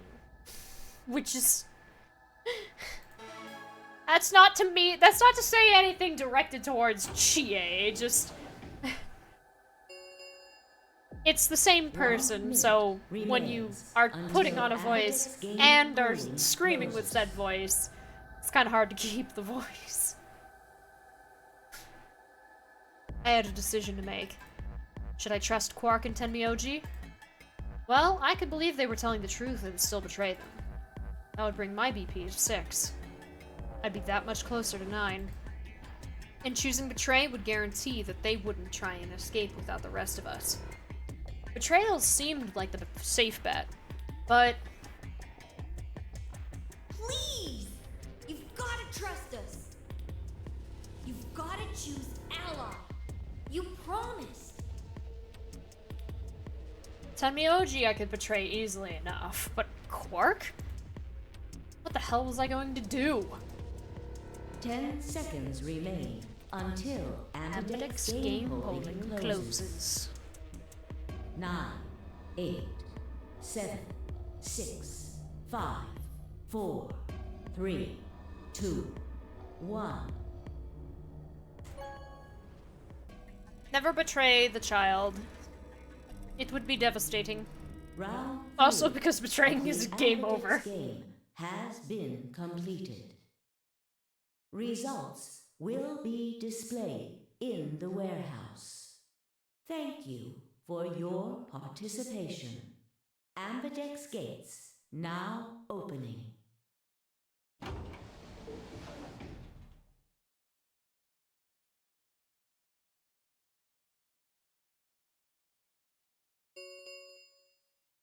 Results from round 3 of the Ambidex game will now be displayed. Please direct your attention to the results screen.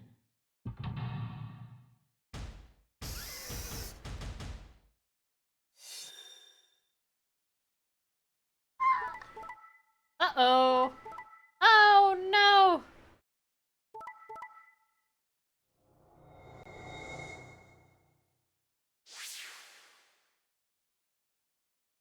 Okay, allied, no! Okay!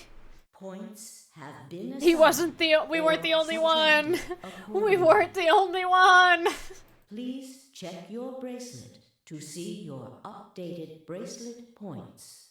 Yeah, I was thinking, does Dio have enough? And then I was like, no, Fies, I got 1, so he's not getting enough. I forgot Clover has 8.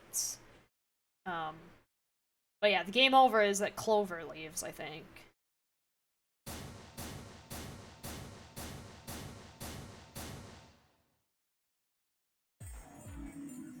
Hey! What the hell, guys? Why'd you betray me? Quark had nothing to do with this. I made the vote. Grandpa. Alright, fine.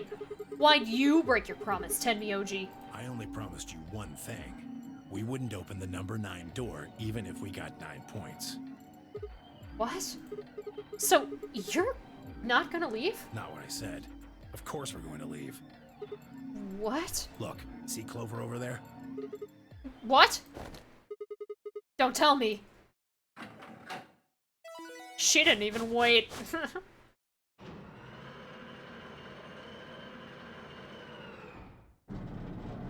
She wanted to be sure that Kay allied and then was like, I'm out. Oh no. Jeez. That bitch! Wait. Quark and Tenmyoji have...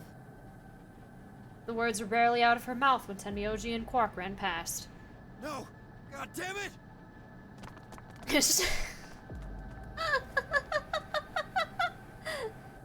Clover. So long, losers. Meep, meep. Meep, meep, meow. Are you really going to leave? Well, yeah. Why else would I open the door? But why? I'm going to go call the others. Meep is a trigger? Yes, there is a cat in Persona 4. That when you interact with it says meep. So I was like, that's a cat noise. That's officially a text version of a cat noise.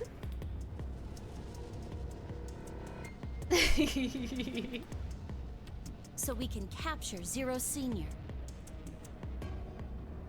Tenmyoji, are you and Quark going too?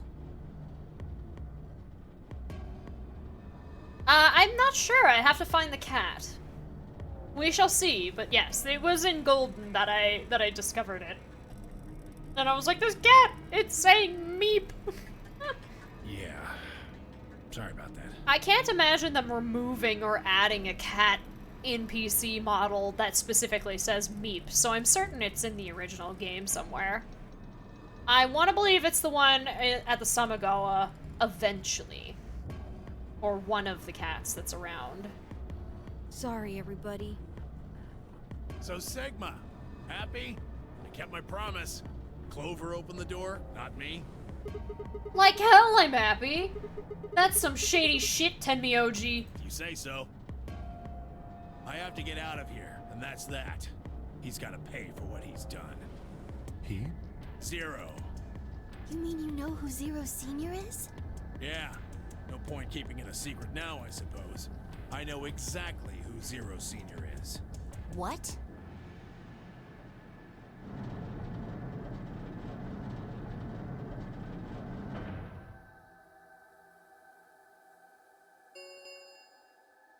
The number 9 door has been opened.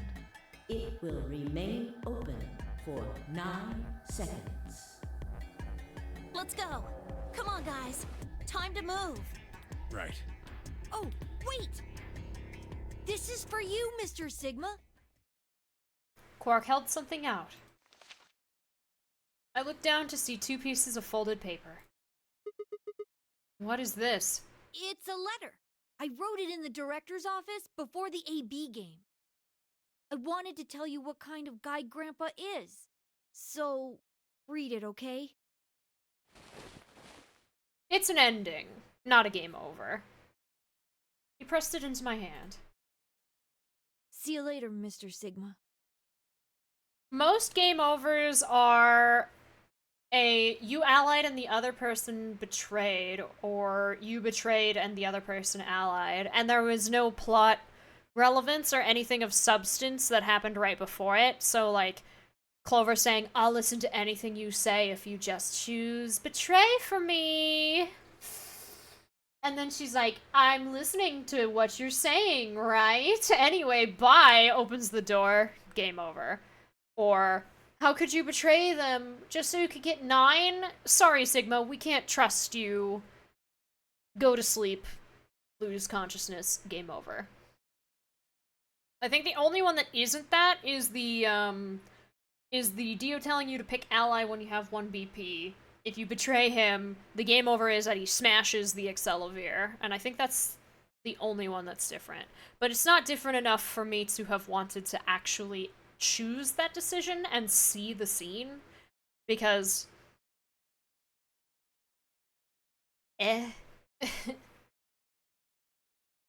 Then he turned and ran toward the door, Tenmyoji and Clover following in his footsteps. I was so surprised by the letter that I didn't even try to stop them. Before I could think of anything to say... See you. Goodbye.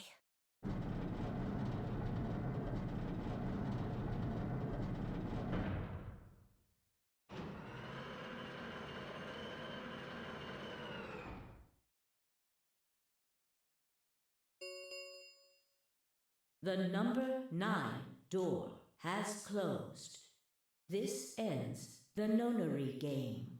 Thank you for your participation. Actually, I think most game overs... Yeah. Okay, so... This is a game over, that's betraying Luna. This is a game over. I want to say it's... Gosh, who went with us through the blue door? I don't remember, but the only game overs that you're forced to get are this one and this one, right?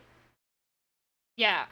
Well, you don't have to get this one, but I wanted to get this one because this one was the, choosing ally, because that's the morally correct thing to do, considering she'd just been cured of Radical 6 and was unconscious, but you died because she ran into the AB room at the last minute after you had gone in and chose Betray. So these two, I think, this is mandatory, but it's still ultimately more interesting. And then this one, because most scenarios, except for these two, betraying just instantly gets you a game over, and they're all, like, cut and dry pretty the same.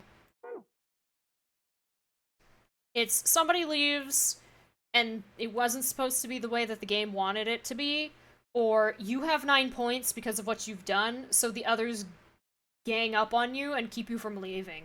They either knock you out if you're the only one, or they hold you back and you don't manage to go through the door when somebody else opens the number 9 door. There's never an ending except for the good ending, or like the final ending, true ending, where Sigma actually gets to leave. Except for, no, that's wrong. Dio's ending, you leave. But those are the only two. So. As the game is over, all doors other than the number 9 door have been unlocked. Escape is not possible. Please enjoy your stay.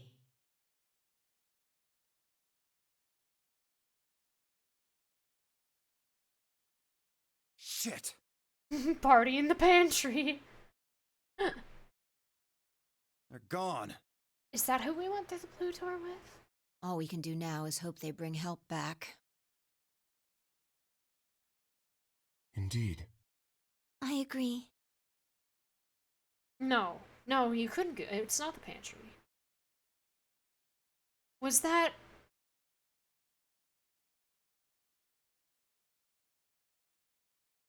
the infirmary? Oh god, I don't remember. I looked down at Quark's letter and slowly unfolded it. His handwriting was still slightly uneven, but he'd filled both pages with writing. I began to read. Should I read this in Quark voice?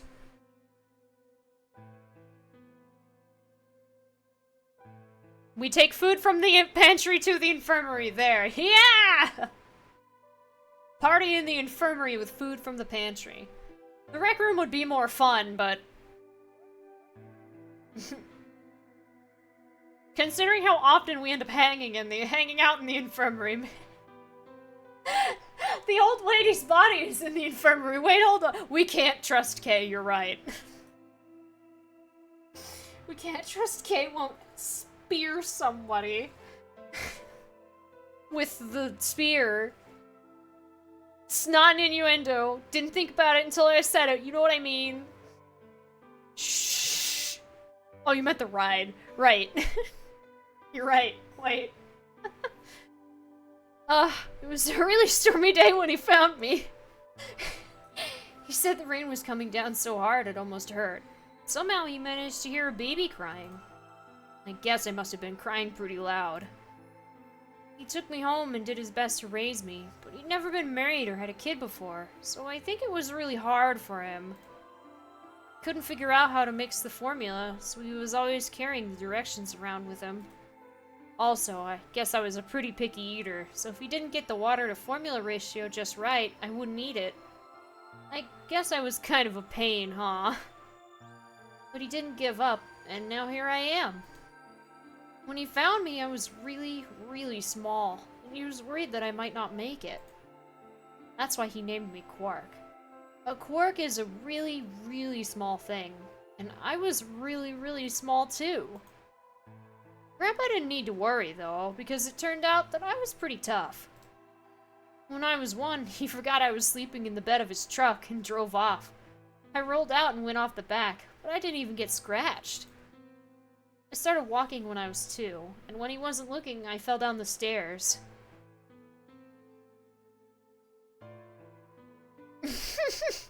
Yes, we got it all planned out. We move the body to the crew quarters, and then we get food from the pantry and the director's chair from the office, and then go to the infirmary while Kay goes to the rec room. I didn't get hurt then either. When I was 3, I got really sick. I had a super high fever for a week, but eventually I got better. I guess you could say I'm pretty lucky. Anyway, I didn't really have any more accidents after that. I was a pretty healthy kid. By the time I was 6, I'd started helping Grandpa out with his work. His job was to gather junk from abandoned buildings. Then he'd fix it up or pull out the useful parts and sell them. There were plenty of abandoned buildings, but finding good stuff in them was hard. You had to know which parts were useful, or you could end up wasting a bunch of time. Every time I'd find something, he'd explain to me what it was, how it was supposed to work, how to fix it, all sorts of things. Usually, though, I just wanted to finish up work so I could go to the theater. The theater came to our town once a week in a wagon. They'd show old news or movies. I went every single week. Grandpa only went once in a while, and he'd only go weeks when they showed movies. Oh, yeah, I didn't know that I'd been adopted until I was 7. One of the other kids on my block told me. I guess after Grandpa found me, he looked all over town to try and find somebody who'd take me.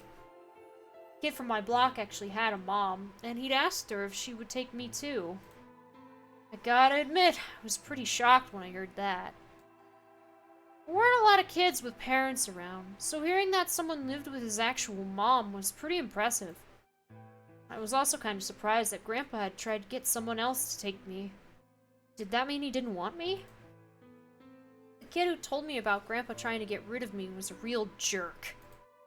He was totally spoiled, and he'd brag to everybody about how he had a mom. He liked to come up to me while I was working and say stuff like, "Must be hard not having a mother." It never bothered me before, but after I found out that Grandpa had adopted me, I started to think that maybe he didn't really want me. If I could work on my own, then he could get rid of me. I was scared to know the truth, so I never asked him. And one day, he took me to a bar in our neighborhood. During the day, of course. He went there sometimes to drink scotch, but I'd never gone before. When we got in, he just walked up to the counter with that grumpy look he has, and I thought, oh no, he's gonna make me work here. But I was wrong. I saw him pass something to the bartender, and then he picked me up and set me down on a stool next to the counter. The stool was pretty high, especially for a 7-year-old kid, and my legs just dangled off of it. It seemed really, really high to me, and I was pretty nervous. Eventually, the bartender came back over with a glass of scotch and another big glass full of something else. As I looked closer, I realized that the second glass was full of some sort of brown liquid with a scoop of ice cream in it. It took me a minute to realize what it was. A root beer float! I'd never seen one before! I was so surprised! Root beer was even more expensive than the nicest alcohol in the bar. To me and the other kids, it seemed more like an urban legend than a real drink. But there it was, right in front of me. I stared at the float. I still wasn't sure it was real at that point. then turned to look at Grandpa. He looked back at me. I didn't know what to do, so I turned to the bartender. He'd already turned around and moved off, though, so I figured he must have put the glass down in front of me on purpose. It still didn't seem like it could be real. I was just staring at it when Grandpa told me to hurry up and drink it before the ice cream melted. His gruff voice sounded like an angel's. Is this really mine? He nodded. Words can't describe how awesome it was. I'd never tasted anything like root beer before. The creamy sweetness of the ice cream made my entire head feel light. I felt like the luckiest boy in the whole world. That's not an exaggeration. I really thought that. The root beer float was delicious, but what made me even happier was Grandpa. I looked over at him. He was smiling. I know that's gotta be hard for you to imagine, but he really was. Right then, I didn't care whether he just found me and adopted me or not.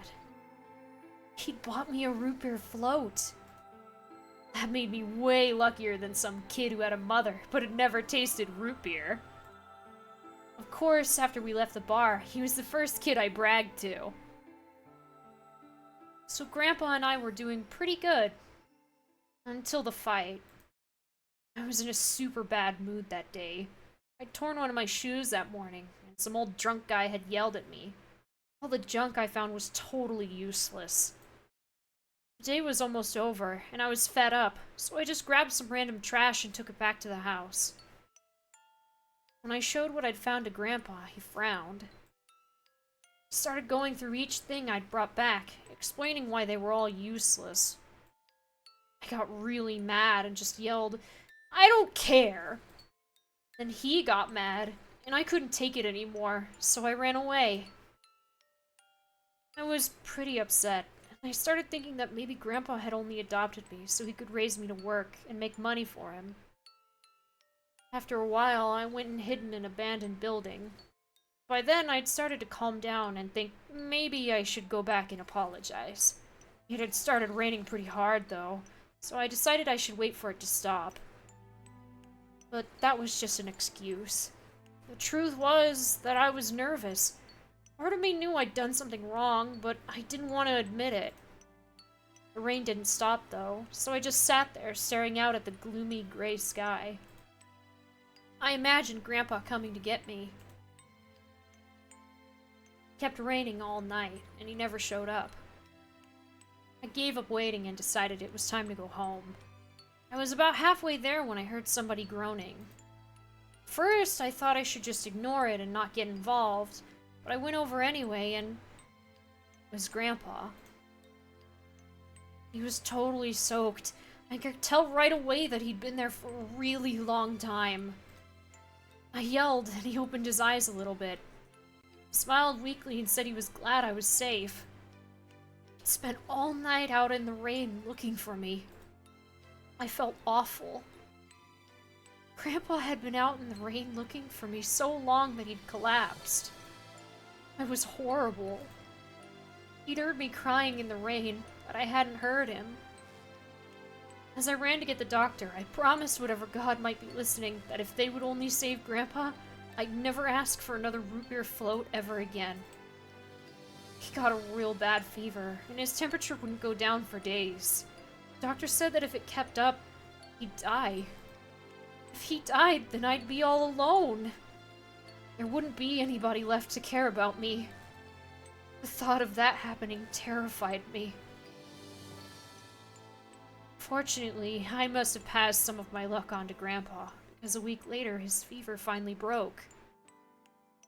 I was glad he wasn't going to die, but I was also a little scared. What if he had decided he didn't want a stupid kid like me around anymore? My plan was to apologize as soon as he woke up, but when the moment came, my brain just stopped. Grandpa started to talk, and it took me a minute to realize he was apologizing. I didn't know what to think.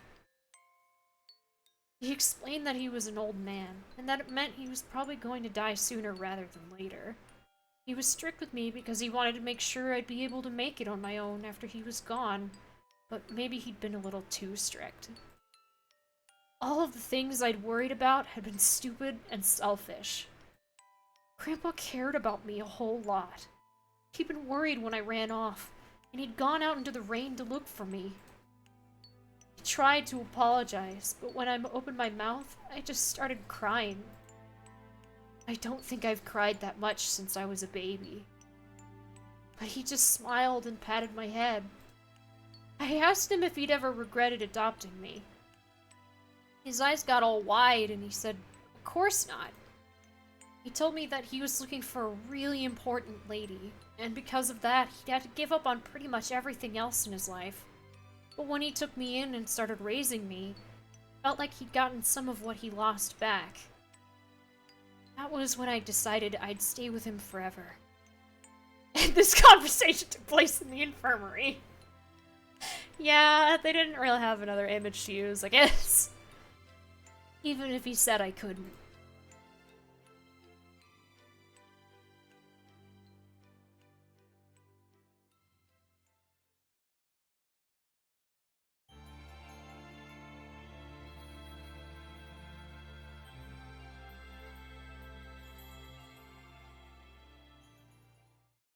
That's a Tenmyoji end.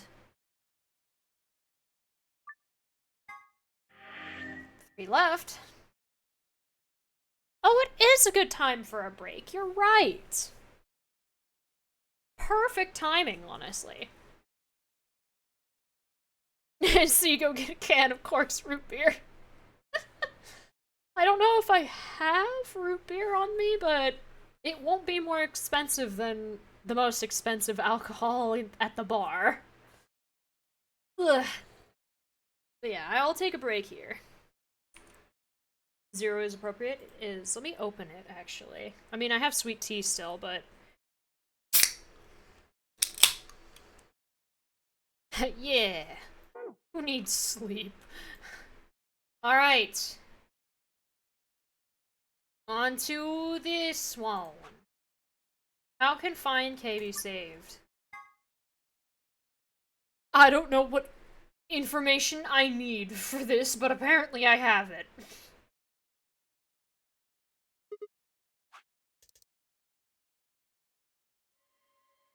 Oh yeah, the broken bracelet, so they can't go through the door.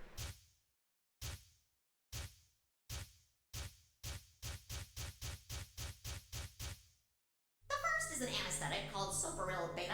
The other is a muscle relaxant called tubocurarine. Your bracelet also has a bunch of needles on the inside. If you break the rules, those needles hop out and inject you. My brother told me about that. Neostigmine is a type of cholinesterase inhibitor. Oh, this during Clover's ending, where immediately afterwards, a bunch of people, including ourselves, just died. That means it's sort of an antidote for tubocurine. I knew it! Right. Give it back. I found it, so it's mine.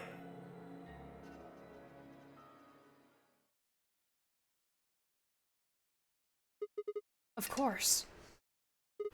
The antidote. The antidote? I didn't have time to explain. I took off running toward the exit. Sigma, where are you going? Stay here! I'll be right back. I bolted out of the warehouse toward the treatment room. Oh yeah! Dio is dead! In fact, I think everyone but Quark and...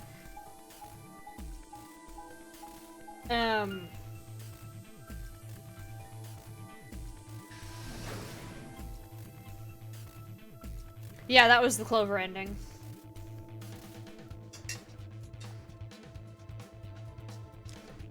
The only people that are alive right now, I'm fairly certain, are Phi and K, and then Quark in the other treatment pod. I think Dio put it in his pocket. Come on! Please still have it. Sweat was pouring down my face, but I didn't bother to wipe it off. There wasn't time. I dug frantically through Dio's coat until... aha! Found it. Oh. There's only one dose. The injection gun uses the whole bottle at once. Shit, I can't save both of them. 1 minute remains until chromatic doors close.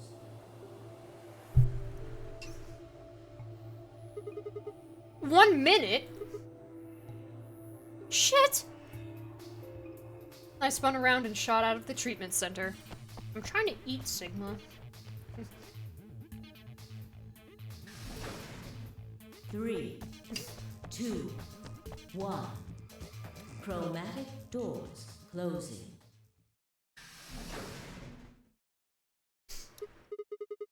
No, you gotta be kidding me. Oh dear. Sigma. There was a sharp, quick pain in my wrist, barely even noticeable. I couldn't feel anything flowing into my veins, but I knew it was there. First would be the anesthetic Soparil. I blinked, and my vision started to blur. When I tried to think, it felt like my mind had been stuffed with cotton. My legs began to wobble, and gave out entirely as I crumpled to the floor. No. I couldn't fall asleep. I had to give one of them the antidote before my bracelet injected me with tubocurarine. We did pick a good place to jump to. With every ounce of strength I could muster, I forced my eyes back open.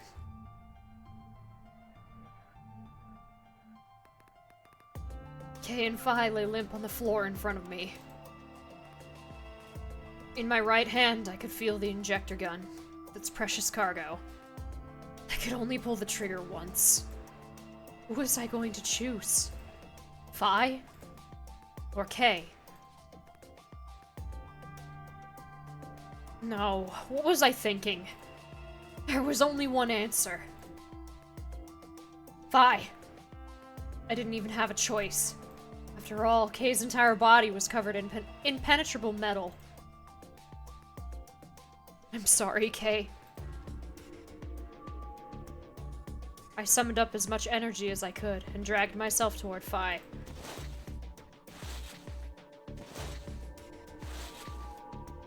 After what felt like an eternity, I was finally within arm's reach. With no time to waste, I pressed the gun to her arm and pulled the trigger.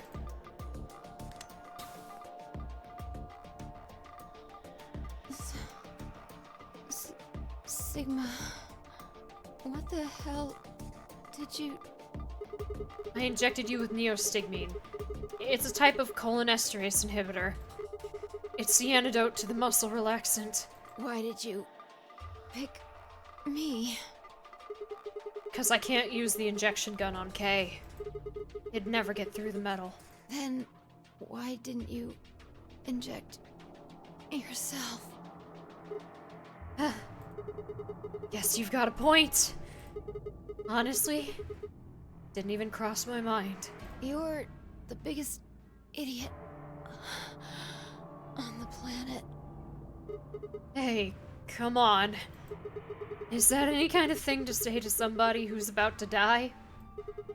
How about something more tender? No. Screw this. I don't want to live if it means being in debt to you. No goddamn way. I'm not gonna... Her words slurred and slowed, and her eyes fluttered closed. She wasn't dead, of course. I could hear the faint sound of her breathing, and see her chest rise and fall. Good. Phi's gonna be alright. But, Kay... I looked over in his direction. That was when I noticed it. Open? There's a hole here on the back of your head. Yeah, it looks like you insert something. It says open, so maybe if you put some kind of key in there. You could open up the suit and take the mask off. Wait. Then he... But when could he have... It's empty. Yes. Was there something in there before? No. It was empty when I found it. But what if he'd lied? Could Kay have taken the key? How'd he gotten it didn't really matter anymore. What did matter was that Kay had been able to remove his armor. And he had.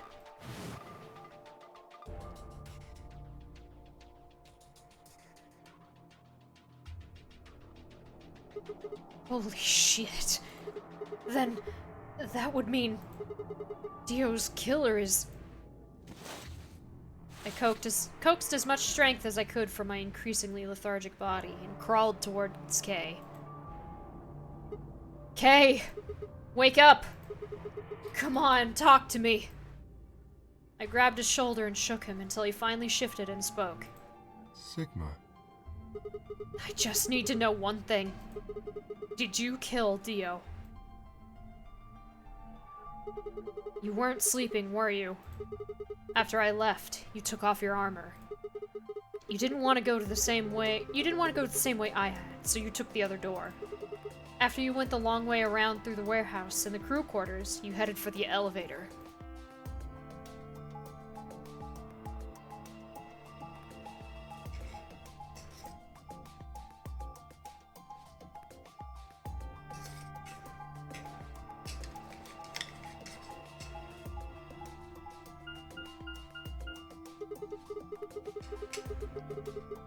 I bumped into Phi, and we went back to the lounge to check on you. We saw you. Or, we saw your armor, I guess. By then, you would have been out of it. While we were in the lounge, you went to the treatment room and killed Dio. You must have turned off the oxygen to his pod, although you probably didn't stick around to make sure he died. I'm betting you were in a hurry to get back before Phi and I noticed something was up. Once you got back to floor A, you needed us out of the lounge, so you made a noise in the hall to lure us out.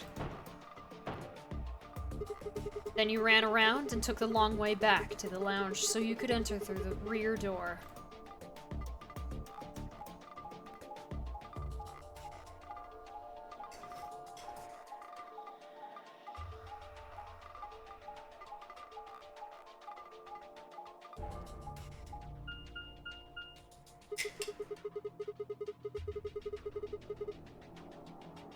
Once you were there, you put your suit on again and waited for us. As soon as we found Dio's body, we did exactly what you'd expected.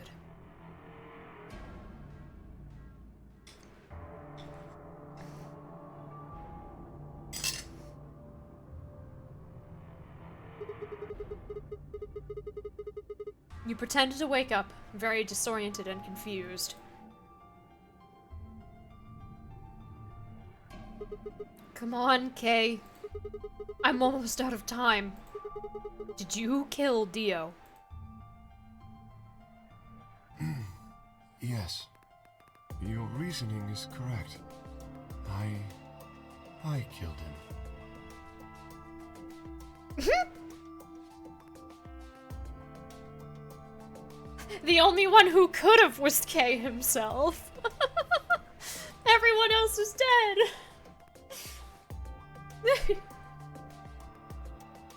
Zero the Third saw him. Why? Because I couldn't forgive him. He took the life of someone very important to me. I couldn't... Who did he kill? The old woman. What? She was like a mother to me. She showed me how to see meaning in my life. Wait, are you saying... Yes, I am. She was the woman who came here when I was 18. Whoa, hold on. What do you mean here? Sigma, unfortunately, we are out of time. There's something I have to tell you. I made a promise that you would hear it. Do you understand? This is very important. You must pay attention. You cannot forget. Forget? He wasn't making sense. I was about to die. How on earth would I be remembering anything for more than a few seconds? If you see a lion with two heads devouring the sun, remember these letters. MILKEVOLI.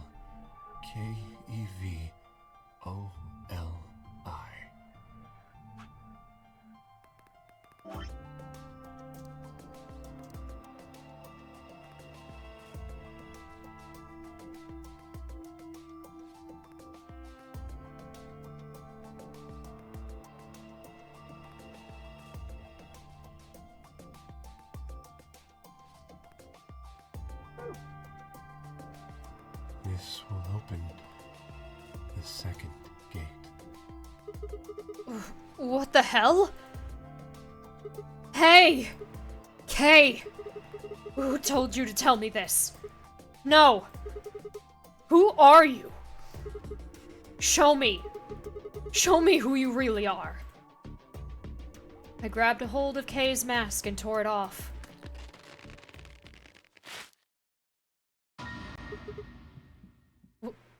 What?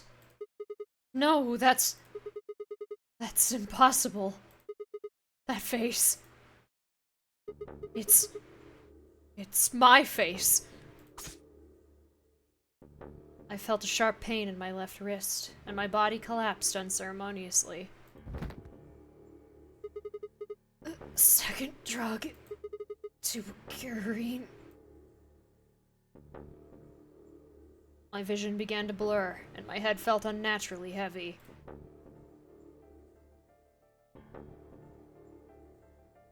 The world faded away, and my consciousness slipped down into the cold, dark waters of nothingness.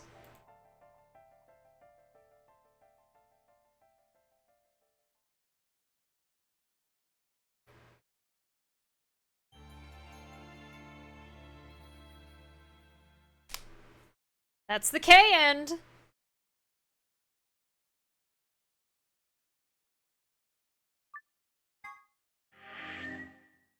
All you've got are Luna and Phi. And I said I'd make my way to the left, so I'm going to the left.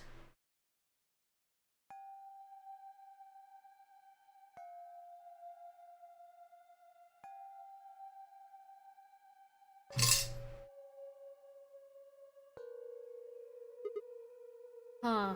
There's no one here. Oh yeah, this. Broom. Don't know the password. Remembering all the everything. Also, ow, flashing lights. Memento Mori. The Ninth Lion. Hate the sun. GTF DML 016.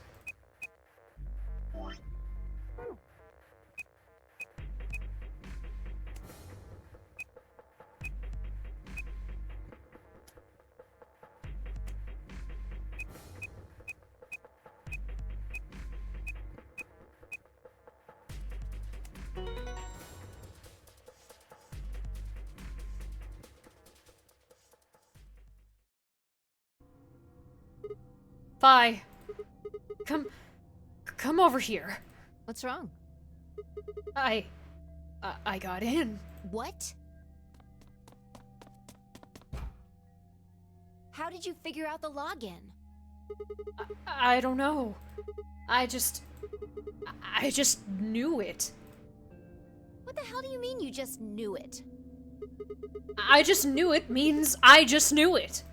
You gave me the same line when I asked you how you knew my name. Why are you bringing that up? It doesn't have anything to do with this. You sure? It might. What? I don't...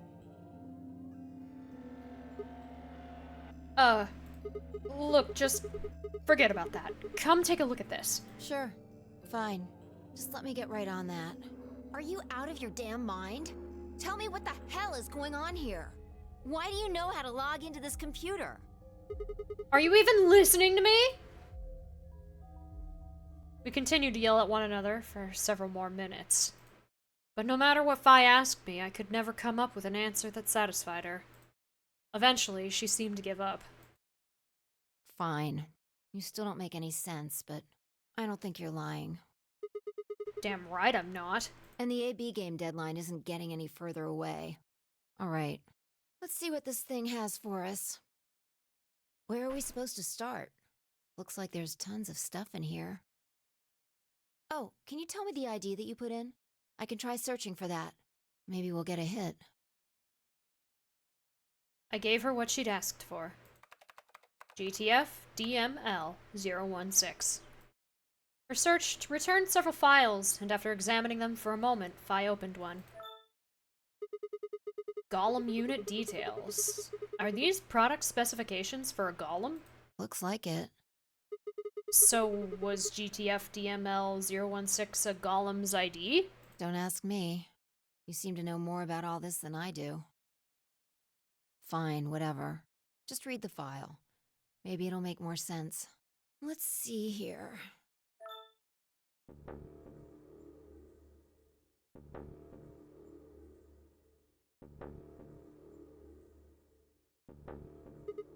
Luna. Yeah. How did you know? I just looked at the computer and thought this looks like a GTF DML 016 username. Well played, Sigma. Why is there a picture of Luna in this file? There's something written underneath it. It says, appearance after application of ABT. ABT. ABT. It is this special artificial biological tissue what's called ABT. When a golem's all new and shiny, they've got a nice suit of ABT over that metal skeleton. Makes it look right human, it does. Even feels like real skin, with pores, a little bit of hair, and a few pimples, scars and the like. Truth to tell, I doubt you'd be able to tell the real from the fake, even if it was right in front of you. See, right in the middle of... We were with Luna in that room, by the way. I see. Luna was a golem, and DML016 was her product ID. That must have been what Golem was trying to tell us when he was stopped. But why? Why would Luna be in the game? I don't know how autonomous she really is, but I find it hard to believe she would have come here of her own free will. So you're saying she was sent here by Zero Senior? Probably. Look. At the bottom of the screen, it shows her current status. Currently operational. Executing special mission? You think her special mission is to participate in the game? Probably. So why did Zero Senior want a robot as a participant?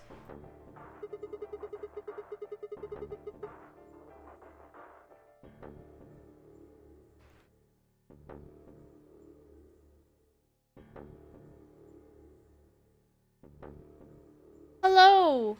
I assume Data Persona Q2 player. Hello.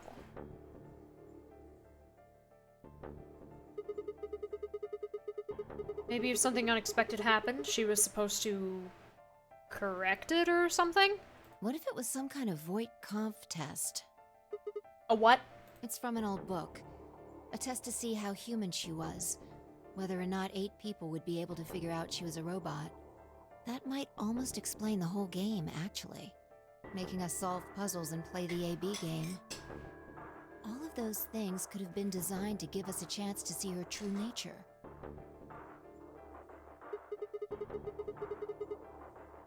So it's kind of like the Chinese room. Yeah. Luna is the girl locked in the room. And the 8 of us are the people outside it. These games, it's all about psychology. And a little bit of philosophy. Well, like I always say... It's just a possibility, right? All what matters is if the person next to you does what a human ought. Looks like a person, acts like a person, and talks like a person, And it's probably a person. Actually, that's already been a thing that's come up in a conversation. That was the timeline where we discovered our arms are fake.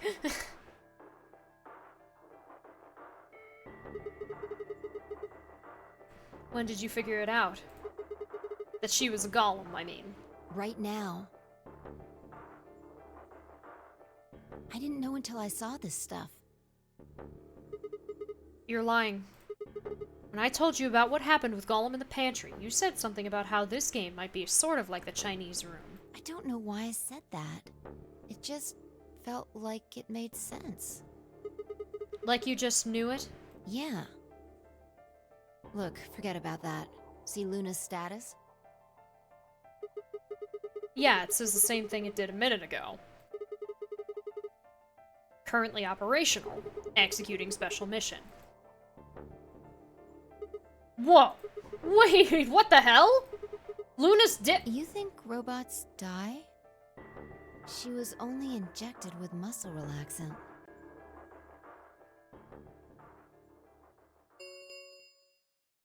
Ten minutes remain until Ambidex game polling closes. Yeah, but that's cool, Day Night. This game is cool. All players, please enter your votes. If no vote is recorded before the deadline has passed, any non-voting parties will automatically ally. Of course! Luna's the one who opened the AB gate. That might not be the only thing she did. Look. What do you mean? What are the last 3 digits of her product ID? And this is... I will say this is stupid. Sorry, Fi, but you're being kinda dumb. 016? And where have we seen that before? Oh my god, it was on Clover's leg. No. No, I don't believe it. Are you saying it was Luna who handcuffed Clover and Tenmi OG? We should go check her body. You remember where it is? Crew quarters, of course, I remember. That, I said that weirdly. Ugh. Crew quarters, of course I remember.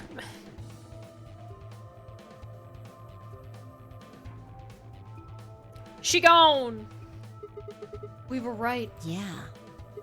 Why? Why would Luna... I mean, what is it? What was the one? The Prisoner's Dilemma. The entirety of the AB game is the Prisoner's Dilemma. Or at least, the AB room is the Prisoner's Dilemma.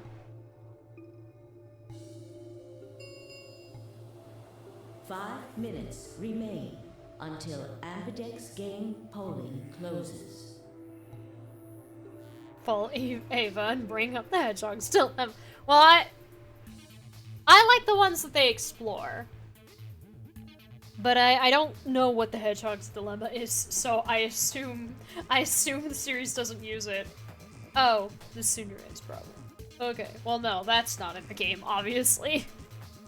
Let's go. The game hasn't stopped. If we don't vote, we're going to get penalized. Right. Off we go then.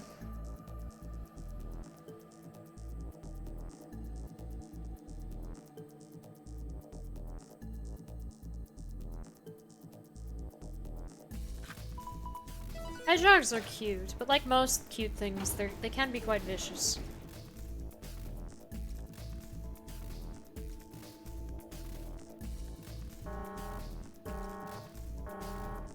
Invalid pair detected. Please retry with valid partner. Oh, yeah. Forgot about this thing. Right. Luna's bracelet. Yeah, with her bracelet, there's 3 in this room.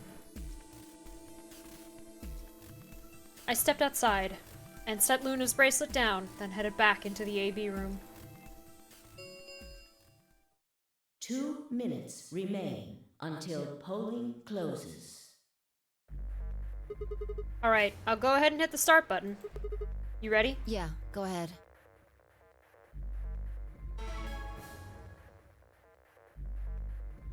Wait. Because they be spiky boys.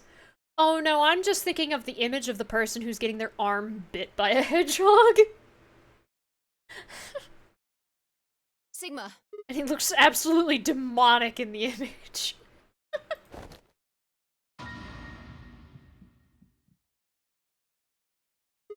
Luna?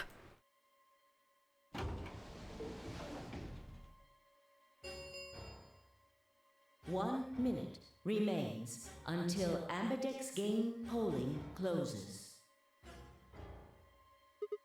Wait. What the hell is going on? Why is Luna here? She's probably planning on participating in the game. You mean she's gonna take the bracelet and go into one of the other rooms? Yeah. How's she going to vote? Betray. I'm sure of it. Why else would she have come here? If she wanted to vote ally, she could have just waited for the deadline to pass. She's got 7 BP, right? Yeah. Why are you asking, though?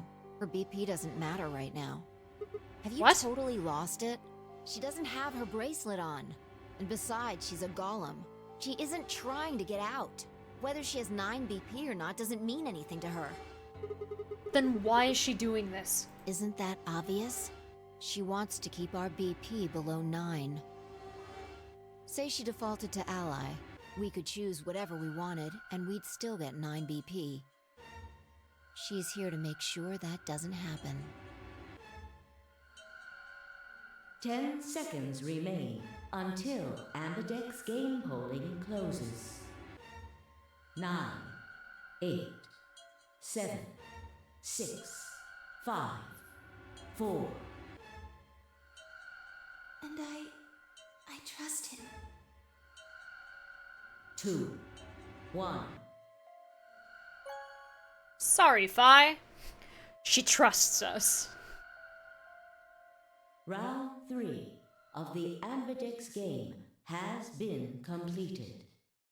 Results will be displayed in the warehouse.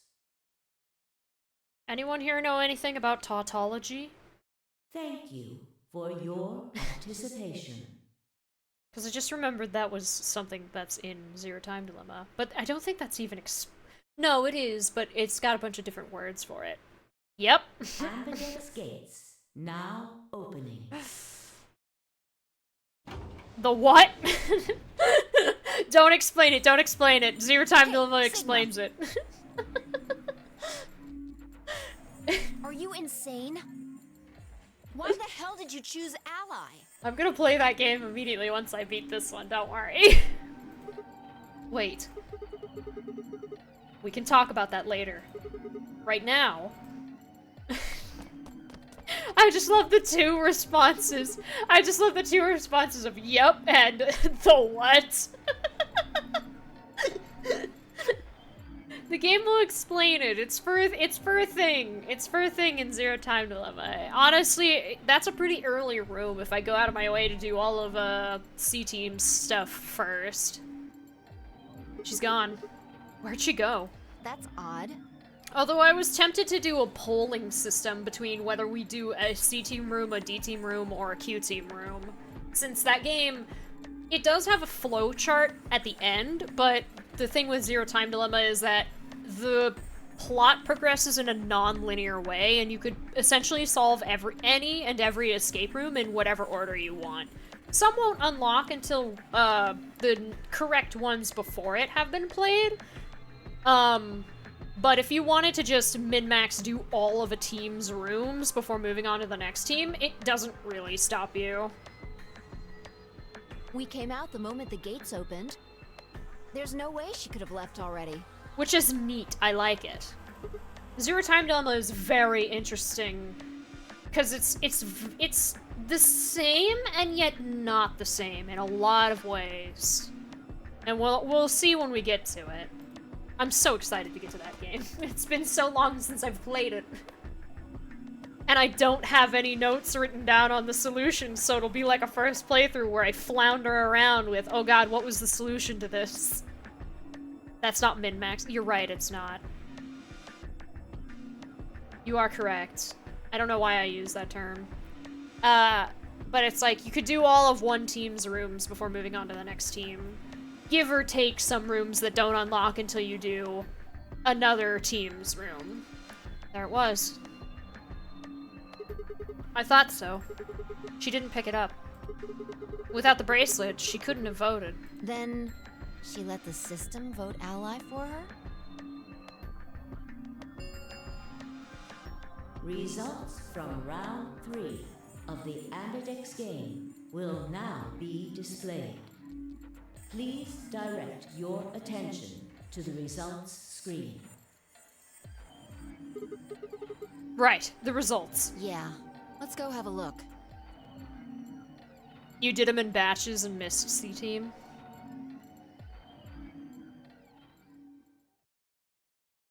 I love the dynamics of the teams in the third game as well.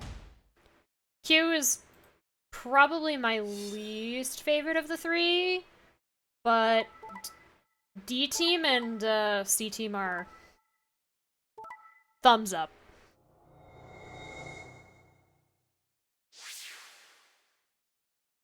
We're always wondering what they were up to. Points have been assigned or subtracted accordingly. Please check your bracelet to see your updated bracelet points. We both have 9. Since Luna didn't vote, she got set to ally automatically. And the other 6 got penalized. We know, Sigma. Then again, 5 of them are already dead. We don't know where Quark is, but his bracelet's already off. Yeah, that means all those penalties are meaningless. Why did Luna show up then? I mean, we've got our 9 BP now, but...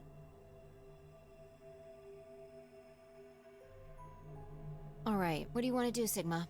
Do you want to leave? What? You're kidding, right? Weren't you the one who kept going on about how Quark's still alive? I can't just run off and leave him here. You sure? Yeah. Well, that's a relief. I was hoping you'd say that. Now let's get moving. We need to find Quark. And Luna too, right? Luna.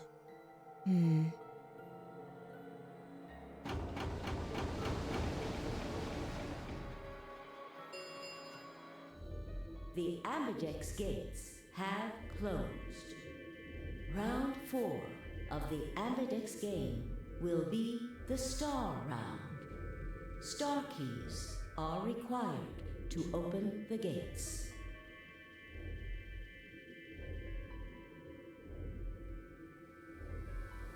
Vi and I checked our bracelets out of sheer reflex. I was a magenta pair just like before, but Phi had changed to a red solo. It didn't really matter, though. Both of our bracelets showed the number 9.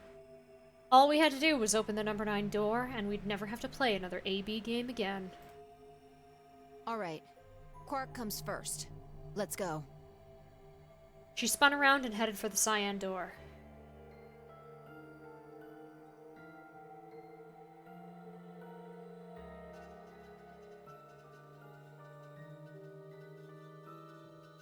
I have no... One or two things. One doesn't make any sense, and the other one is... an observation. She spun around and headed for the cyan door. I followed on her heels. Oh, red solo cups. Okay. There, okay. Because she's a red solo. Got it, got it. That is also an observation. Everyone in here is still dead? Good. Well, maybe not good, but everyone here in here is still dead.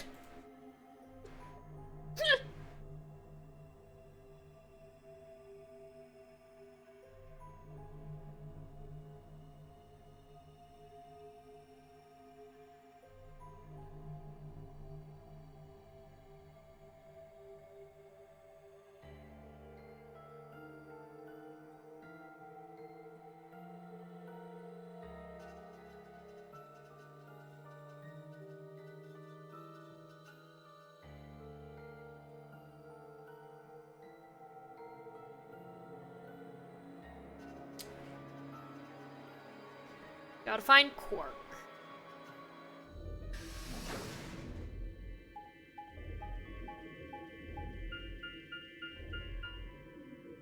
Sigma, there's something I want to ask you. Yeah, what's up, Phi? What's up? There are 3 doors here. You, Alice, and Luna went through the one on the right. That took you to the Golem Bay, correct? Yeah. According to the map, that's the door on the bottom. There's a lever on that thing in the middle, right? We pulled it, but it only opened one of the doors. What about it? Take a look. See the lock? Open? Yeah. Then who the hell opened it? And how? There's only one person who could have opened it. Luna. Alright. Let's head in. Okay.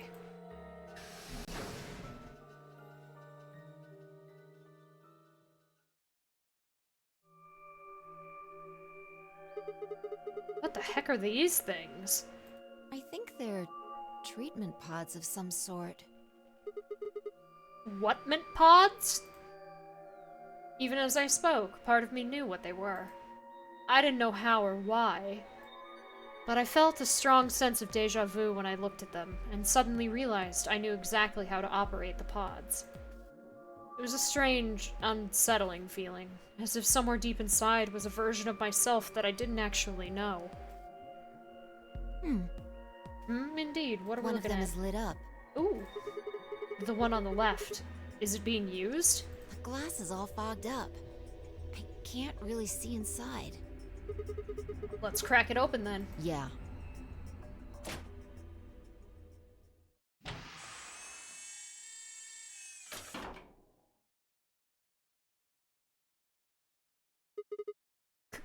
Quark!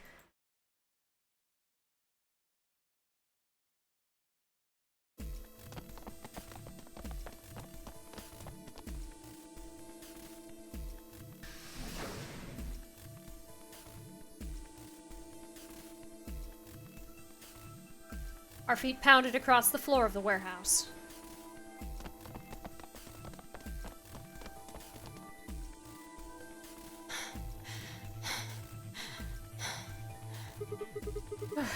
This is it. Hi, Quark. Quark's body bounced in my arms as I ran. His pulse and breathing were normal. He was limp and unconscious, but he was alive. The pod's display had given us a little information on his condition. As far as we could tell, he'd been given an anesthetic, which had put him to sleep. Ready? What's wrong? You're supposed to say, yeah, sure.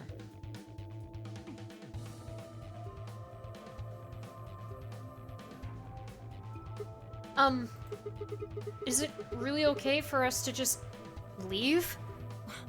What the hell is this? You want to stay here? What if Luna kills you too? What? Think about it. Alice, Clover, Tenmyoji, the old woman, even Dio and Kay. There's a good chance Luna killed all of them. But why? Why doesn't matter. Remember what we saw on Clover's thigh? 016. And what's that the same number as? The last 3 digits of Luna's product ID. Where did we find the old woman's corpse? In the AB room that Luna came out of. And if you're right, her brain is in the central computer core. That means she could have easily moved that crane, right? She could have used it anytime she wanted. That means any alibi she might have for not being able to move the crane is worthless. Exactly. Clover, always cryptic till the end. The ultimate question. How the fuck would Clover know Luna was a golem and what her ID was? But we ignore it in favor of we have Quark and we need to leave. She must have moved the AB room. Alice noticed it right away. At the very least, that would mean Luna had a reason to try and I kill will Alice. say, for how much I do like this game, because I like it a fair amount, she asked nicely. Hey, before you leave us to die, what's your product ID?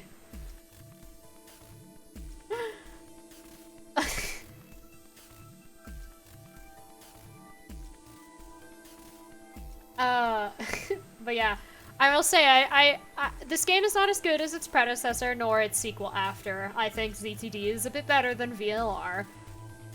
I still enjoy this game quite a bit. The 016 shit makes me mad to an unreasonable degree. Because it's such a reach. It's such a reach. Keep her quiet. She could also have murdered Dio and Kay. Remember their star keys? Luna must have taken them, which puts her in the room with Dio and Kay. You understand, don't you? Eric is alright. He is not perfect. But honestly, he carries this perspective of how a normal person would behave in that situation. With a few things that make him a little crazy, but... I admit none of this evidence is conclusive. I think he's supposed to be the perspective of, the rest of you guys are way too fucking calm for what's going on. But look at our options. You, me, Quark, and Luna. Which, considering the team members that he has, makes a lot of sense. Who do you think is the most likely to be the murderer?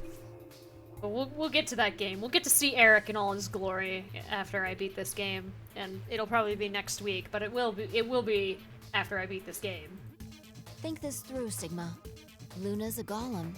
That means she's a robot that's part of this facility, designed to do God knows what. If what you said about golems and the central computer is true, she's basically a puppet of Zero Junior's. There isn't really much of an argument to be made here. The only option is to leave her here and get out. Have you ever heard of the 3 laws of robotics? He tries, though. A robot may not injure a human being, or, through an action, allow a human being to come to harm. A robot without the 3 laws is just a bunch of metal and plastic.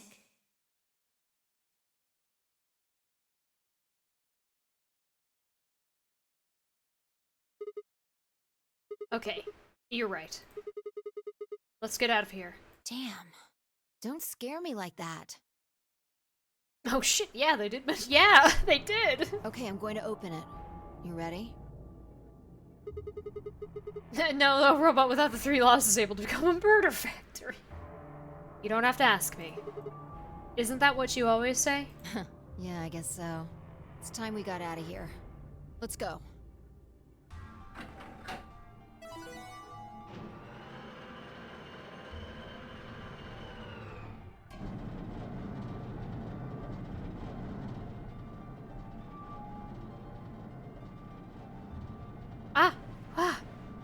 Spoilers! There are people who haven't gotten to the 3rd game. With a heavy labored groan, the number 9 door began to open. As soon as the gap was wide enough to admit her body, Fi slipped through it. Yeah. Side-eyes the Roomba in the corner! I followed her through, Quark still cradled in my arms. Yeah, I plan to get to the 3rd game pretty soon. I wanted to play all 3 games, and I gave up on it the last time I attempted, but we're actually near the end of at the end of this one this time. And I like Zero Time Dilemma, so. Inside was a massive lift platform, like the kind used to move industrial cargo.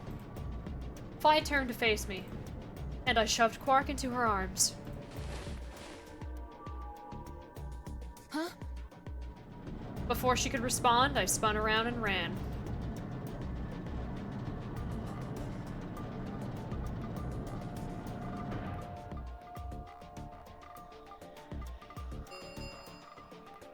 The number 9 door has been opened.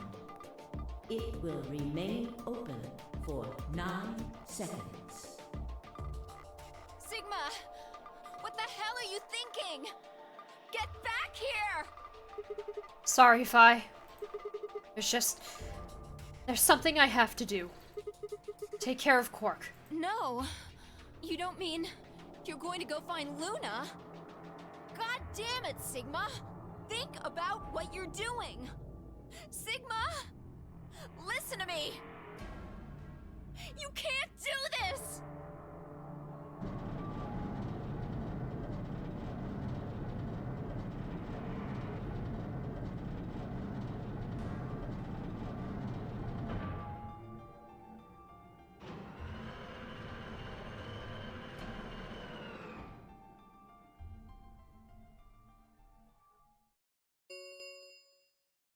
The number 9 door has closed. Whoops. This ends the nonary game. Thank you for your participation. As the game is over, all doors other than the number 9 door have been unlocked. Escape is not possible. Please enjoy your stay. Woo!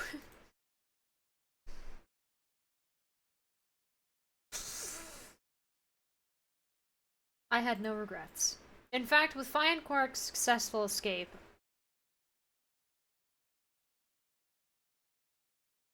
yeah, I kind of missed it, and clicking off when there's sound for me freaks things out. I'm sorry, but yeah, no, your message was fine. Automod just sometimes grabs stuff. And Automod is there to protect us from the worst things, so...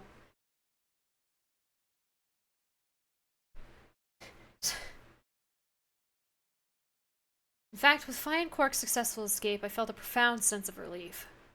One of my objectives had been achieved, and a difficult choice had been made. My mind felt clear and focused, more so than it had in a long time. Alright, time to go. Luna's waiting.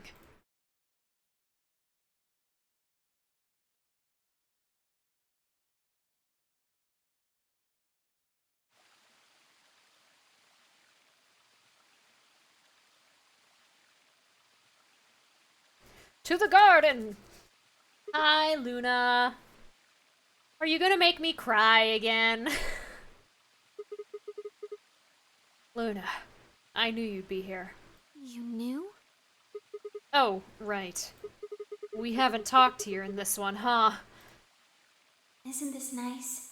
This is the only place in this whole facility with anything green. I kind of feel silly saying it, but it makes me think of the great outdoors. I think it's the perfect place for a serious conversation. Being surrounded by nature makes me feel happy.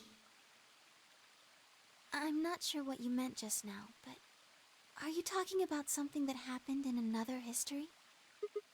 What? I know what you can do. Someone told me about it once. They said that you have the ability to transport your consciousness through time. Who told you that? Luna looked down at the music box around her neck. Carefully and delicately, she twisted the dial on the bottom.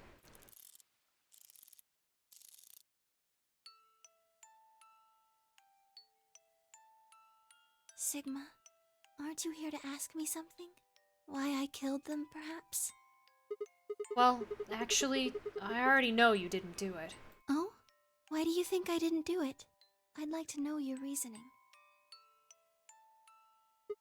Alright.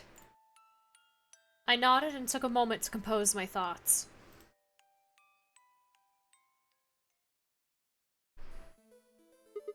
Might as well start with the old woman. There's no point beating around the bush, I suppose. Dio killed her. Why do you think so? Her left arm had blood splatter all the way up to the elbow, except for a stripe on the wrist that was perfectly clean. What could have caused that? My guess is a bracelet. It got covered with blood and kept her wrist clean. Obviously, none of our bracelets had blood splatter on them, but Dio's bracelet reacted to the luminol. That meant that Dio's bracelet had to have come from the old woman. Is that your proof? That's why you think Dio killed her? No, that's only enough to suspect him. After all, he could have just taken the bracelet after someone else killed her. Then why are you so sure? Because he confessed. What? After his bracelet reacted to the luminol, I confronted him. Alright, fine. You caught me. I did it. I killed the old bitch and took her bracelet. Wait, when did that happen? In a different timeline. Isn't that against the rules? What rules? I hope you're not going to try and bring up Nox's 10 Commandments. Does it really matter if it's against the rules or fair? The truth is the truth. Let's say that Incident P happens, and after that, the timeline splits into Timeline A and Timeline B. I don't think it's unfair to base a theory in Timeline A on information I found in Timeline B. After all, A and B both came from the same place, P. If you trace the history of both timelines, you'd end up back at Incident P. Now, if I could change what happened with Incident P by visiting Timeline A or B, then yes, it'd be a different story. I don't know that it'd be unfair per se, but I'd certainly be breaking some pretty big rules. Like, you know, the principle of causality. I'm sure that Dio killed the old woman. By extension, that means you couldn't have killed her. I got my PB, hey! I'm assuming Dio wasn't originally intended to be part of the Nonary game. Somehow, he got in and took the old woman's place. That's how he ended up as Quark's partner. This is just an educated guess, but I have a feeling his plan was to replace one of us. I doubt it mattered which one. I have no idea why he would want to do something like that, and I don't know how he did it either. But the fact remains that he did. He hid in the warehouse on floor A and waited for someone to come out of one of the AB rooms. That someone turned out to be the old woman. She left Quark asleep in the AB room and came out on her own. Somehow, he managed to get close enough to stab her. He did it near the wall with the graffiti on it. I'm guessing he stabbed her from behind so that he wouldn't get any blood on himself. As soon as she was dead, he wrapped the knife up in the handkerchief. No, wait, actually... He probably took the bracelet first. Then he would have needed to wipe the blood off, so he used the handkerchief for that too. Anyway, the point is he got the bracelet and put it on. Then he wrapped up the knife and hid it between the rightmost AB room and its neighbor. He probably didn't expect that they'd move, or he would have put it somewhere else. After that, he headed back into the AB room that the woman had left. Quark would have still been fast asleep, so as far as he knew, Dio was there the whole time.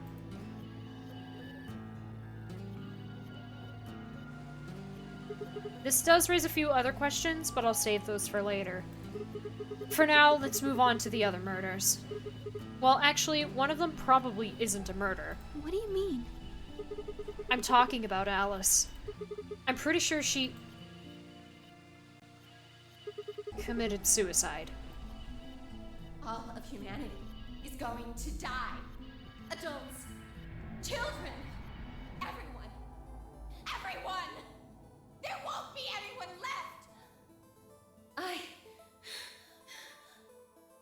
I'd rather die here! She'd been infected with Radical 6. I think that infection caused her to take her own life. She used Dio's knife, which she'd found in the warehouse after the AB room moved and exposed it. She took it with her, and then used it to stab herself in the crew quarters.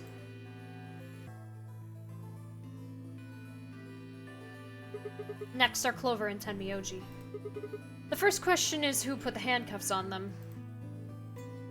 The clue is the message Clover left, 016. If you think about it though, it doesn't make sense. Clover's left hand was in the handcuffs. That means she would have had to write with her right hand on her right thigh. I feel like it would be really hard to do that, you know? Why not just use your left thigh? The thing is, I think she did. When she died, her legs slumped together and the message got transferred to the right thigh. We just never saw the original because we didn't bother to check the other leg. In other words, she wasn't trying to write 016. She tried to write Dio with a lowercase d for some reason. She was trying to write D-I-O. With her dying breath, she was trying to tell us the name of her killer. Now, about Kay and Dio. I think there's a pretty good chance Dio killed Kay. Here's how I imagined it happened. Kay probably... stylized lowercase, yeah. Kay probably sprayed Dio's bracelet with the luminol. We found the bottle in Kay's robe. He wouldn't have seen the reaction immediately, but Dio would have known what was coming. As soon as Kay turned the lights off, it would be clear that Dio had taken the old woman's bracelet. My guess is he decided to take preemptive action. When we found their bodies, the lights in the rec room were on.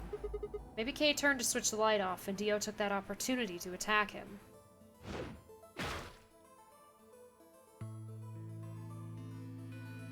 Also, a D can look like an O if you have sloppy handwriting. This is true! Maybe Clover just has really shit handwriting. Ignore the part where she does math equations in Junpei's journal in the first game and her handwriting looks fine. We'll just have that where she has really bad handwriting. Kay was hurt pretty badly, but he didn't die right away. He probably managed to grab the spear and stab Dio. She was dying, I can excuse poor handwriting. True. But it wasn't as if it was me. Well, maybe she did wait. Yeah, because of the claw marks. Honestly, I just think it's weird how Fi checked Clover's body and didn't check her other leg. It's so weird. We spent 20 minutes wondering who's Oyo. Oh god. Then he died. So that accounts for all 6 bodies. None of them your fault.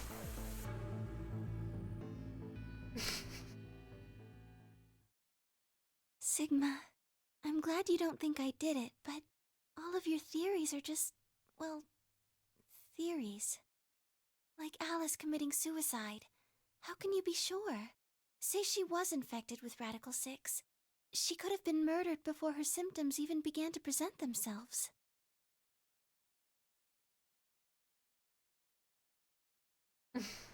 As for Clover and Tenmyoji, I could easily have killed them. Oyo, my favorite character in Zero Escape Virtue/Reward. The ever-elusive Oyo. You don't have any proof that Clover's message was mirrored like you say, or even that it was supposed to refer to Dio.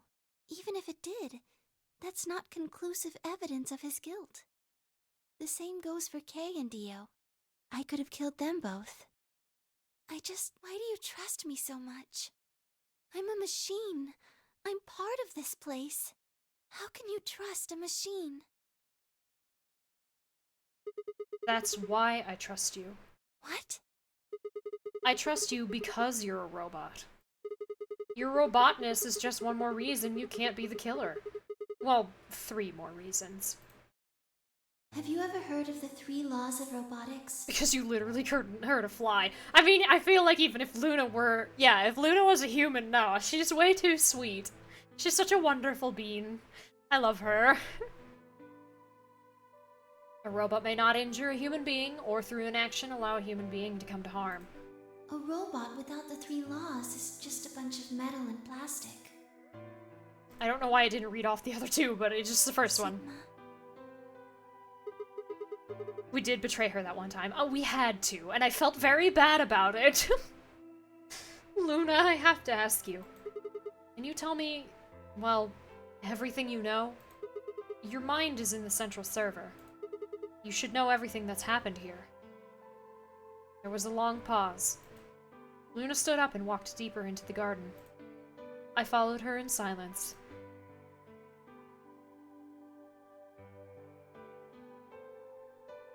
Eventually, we reached the bench. Luna quietly sat down, and just like last time, I lowered myself down beside her. You were right. I didn't kill them. How should I explain? Well, actually, you got most of it right. That doesn't matter. Tell me everything. What if we stab both Oyo and Dio? Yes, Dio did sneak into the facility. He used the large cargo elevator and came into the warehouse on floor A through the number 9 door. Yeah, if I wanted to figure out what's going on, we had to betray her. It was a necessary evil. Since the game hadn't started yet, anyone could go through it. That doesn't really sound like sneaking. It sounds more like he just walked in. Yes, I guess you could say that. He did get in pretty easily, but that's because Zero Jr. lured him here. What do you mean? Dio wasn't a surprise. Both Zeros knew that he was going to come. So they brought him here? In a way. But why? Because his presence was an important part of Zero's project. What project? I can't go into that right now. We'd be here forever. Right now, let's just focus on the murders, okay? Anyway, Dio found his way in. They made sure he didn't know that he was actually being let in. So why did he come here? To make sure Zero's project failed. His first step was to pretend to be one of the players. As for how he did that, you had it pretty much right. The old woman was the first one out, and he killed her under the graffiti. He put her bracelet on after he wiped the blood off it with the handkerchief. Then he wrapped the knife up and hid it between the 5th and 6th AB rooms. 5th and 6th? Counting from the left in their original placement. In other words, the rightmost room would be the 6th room, and the one next to it would be the 5th. Right. After that, he went back into the 5th AB room where Quark was sleeping. Then he just waited for Quark to wake up. What were you doing while that was happening? Nothing. I couldn't do anything. My body had been turned off. Zero Jr. had powered me down. My body wasn't activated until after Dio went into the 5th room. I couldn't help her. All I could do was watch while she was murdered. Everything in this place is controlled by Zero Jr. I couldn't try and prevent Dio from getting in either. Wait, if Zero Jr. controls everything, then he was the one who moved the 6th room with the crane? Yes, that's right. Zero Jr. moved the room, not me. Then who moved the old woman? Me. It took me 10 minutes to get out of my AB room once I was turned back on. I ran over to check on her as soon as I did. Then I carried her back to the room I'd been in. Why did you do that? Because I was ordered to. What?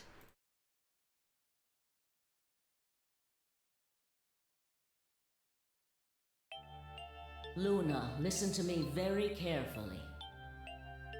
As you already know, the final stage of the project begins in 2 hours. This will be the culmination of many years of hard work. We cannot afford failure. Yes, I understand. Then let's make sure. What is your mission?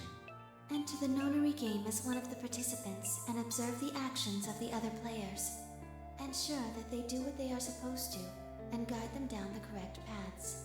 How many players will there be? Myself and 7 others, ma'am. Will you be participating as well? Yes. Our plan dictates that I must.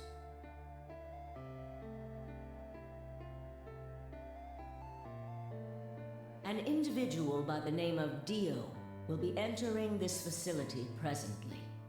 He has been led to believe he is doing so undetected. I love the image of old lady recording all the 0-3 lines. You've been briefed on him already, correct? Yes. He will murder the first person to leave one of the AB rooms and take their place.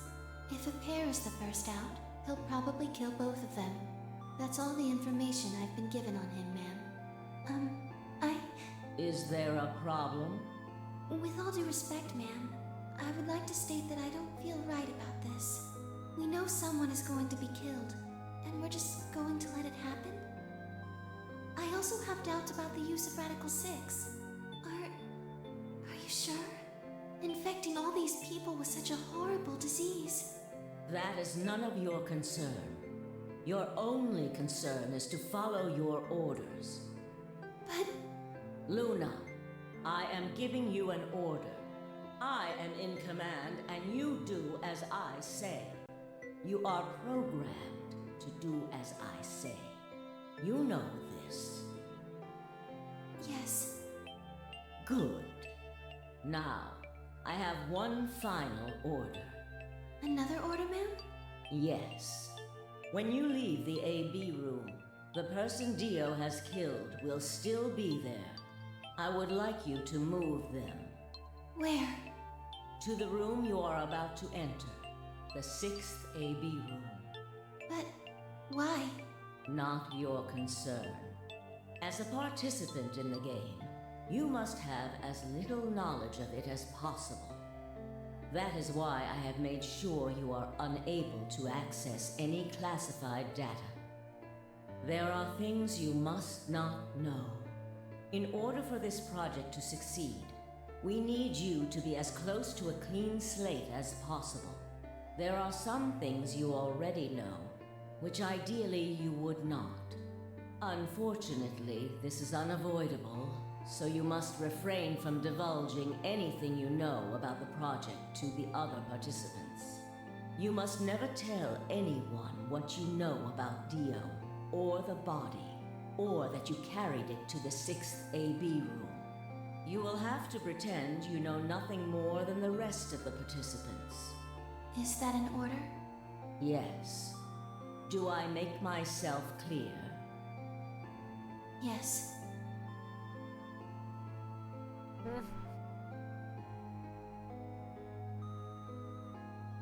After that, I went into the AB room as I'd been told to. As soon as I stepped inside, my body deactivated. But since my brain is in the main computer, I was still awake. So I still saw everything. While I waited, I used the security cameras to see what was going on in the rest of the facility. And you saw the old woman being murdered. Yes, it was hard. What I was seeing made no sense. Several of my higher level processes nearly failed. To think that she would be the first person to come out. I think she knew that Dio was going to kill her. When she'd said she had one final order for me, I didn't understand what she meant. Like a fool, I told her I didn't approve, when I had no idea what she was prepared to do. When she died, whatever I have that passes for a heart felt like it snapped in two.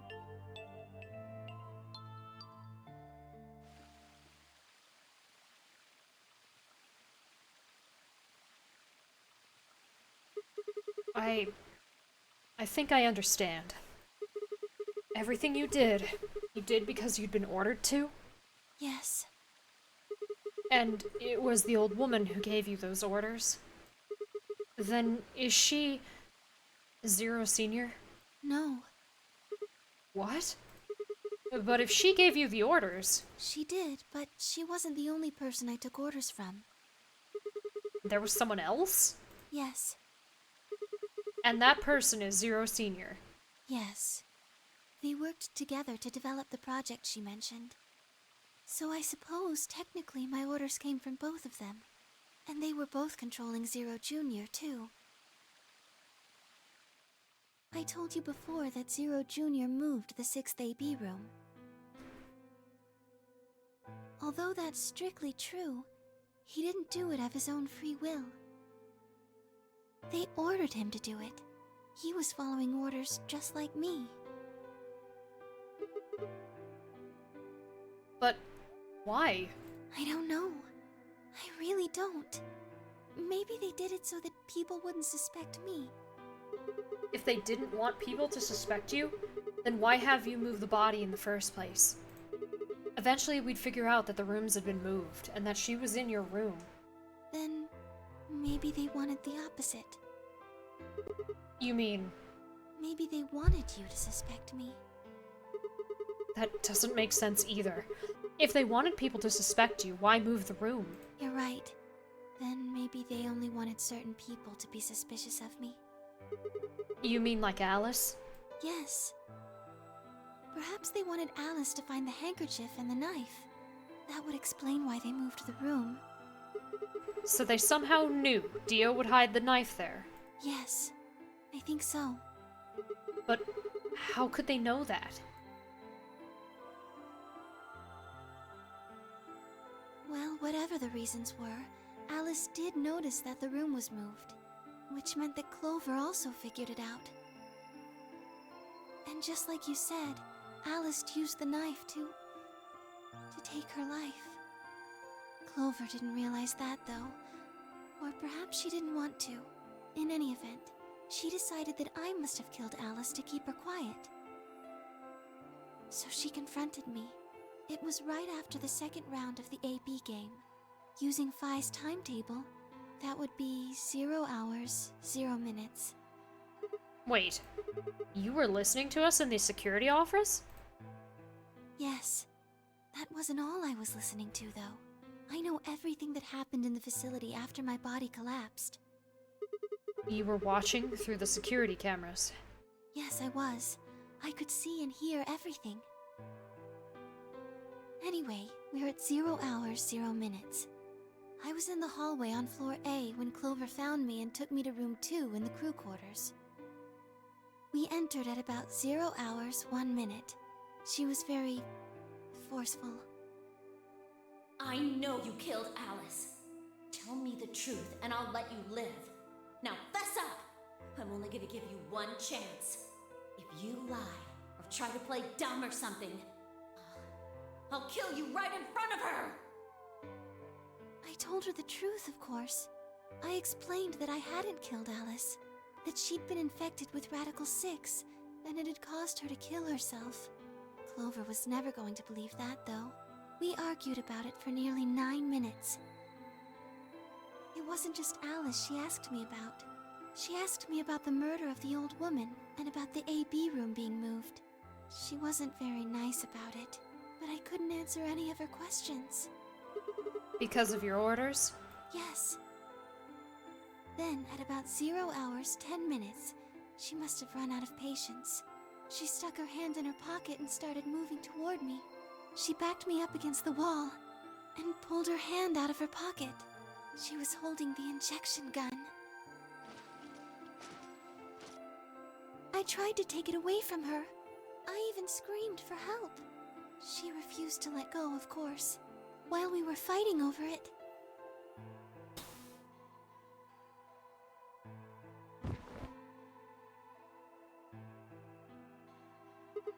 Whoa, hold on a minute. The trigger got pulled in the fight. I get that part. What I don't understand is why it did anything to you. You mean because I'm a golem? Yeah. One of my orders was always to act like I was one of the players. A human. Any human injected with that amount of tubocurarine would die. That's why you, died? To keep up the facade that you were human? No. I collapsed because Zero Jr. turned off the power to my body again. He probably felt he had to. Maintaining the illusion that I was human was probably in his orders, too. So to make it look like I had died, he turned the power off. Whatever the case, it was an accident. I don't think Clover ever intended to actually kill me. The first game that she participated in this series would like to have a word with that statement, but... She only took the injection gun to try and threaten me. How can you be sure? When I collapsed, she looked terrified. She checked for my pulse and listened to see if I was breathing. She also shook my body and called out to me several times. Let's go back to that timeline and replace the injection gun with a label maker. If she'd meant to kill me, why do all that? I suppose she has grown as a person since 999. But she still is capable of outbursts of anger. And is not afraid to threaten people when she's upset. After a few moments, granted, she ran off to the two examples that come to mind were the belief that her brother had been murdered, and then the belief that Alice, her best friend, had been murdered. So, yeah, I wouldn't necessarily say that she's being unreasonable. Not by any stretch, it's just the extremes that she took in the first game. You mean the defibrillator? Yes. That uses an electric shock to restart the heart, right? Correct. So that was why she left? Yes. At 0 hours, 11 minutes, 40 seconds, Clover left the cabin and the crew quarters. She ran off toward the infirmary. On the way, she bumped It into is Dio. for me too. You could probably tell how much I struggled for a second because I said that word a bit slower. Dio? Yes. I guess she just saw him, really. They didn't talk. She just ran past. And he just watched her go by? Yes. I imagine he was curious, of course. He probably wondered what she was doing. But he chose not to go after her. He had something else to do. The knife! At 0 hours 12 minutes, Dio enters the room. He seemed pretty surprised to find my body. Yeah, I bet. It didn't take him long to get over it, though. That's Dio we're talking about. Wouldn't imagine it would. What did he do then? He'd gone there for 2 reasons. One was to get Alice's bracelet, which was a blue solo. Right. Without it, Dio and Kay, the yellow pair, wouldn't be able to get through their secondary door. Right? Yeah, but he couldn't find it. Of course! Phi had already taken it by then. Yes. But there was something else he wanted to do, too. He was there to take the knife. Removing it was gruesome. But why did he want the knife? Was it because he'd used it to kill the old woman? No, I don't think so. Then what do you think? I think he didn't want anyone to see the engraving on the knife's blade. That's why he hid it so well after he killed the old woman. Why wouldn't he want anyone to see that? Do you remember what it said? There was a word engraved on the blade. The Mimidons. Myrmidons? Yes. What does Myrmidons mean? It's the name of the organization he belongs to. What is it? Like a club or something? I don't think so. Well, what is it then? I don't really know. No idea? I'm afraid not. Wait, wasn't he here to try and stop whatever Zero was doing?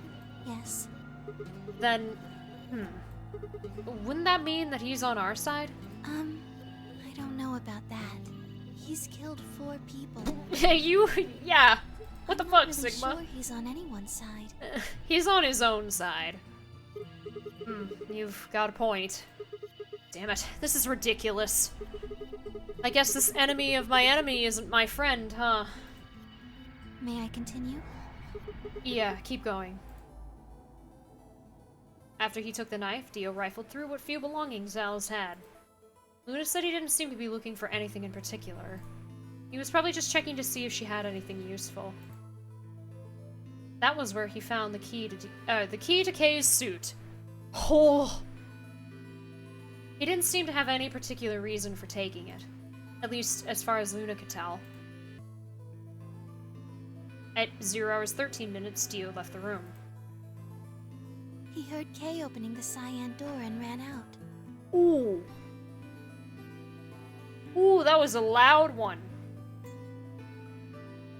My wrist. When he left, he was heading toward the infirmary. My guess is that he was going after Clover. He found her with The key to AED. keys. She was probably planning to just ignore him and head back, but Theo didn't let her. Hey, wait. Just what are you planning to do with that thing? Thinking about trying to resuscitate Luna? And why would you want to do that? You were the one who killed her, weren't you? When Clover tried to push past Dio, Luna said they began to fight. The fuck do you think you're doing?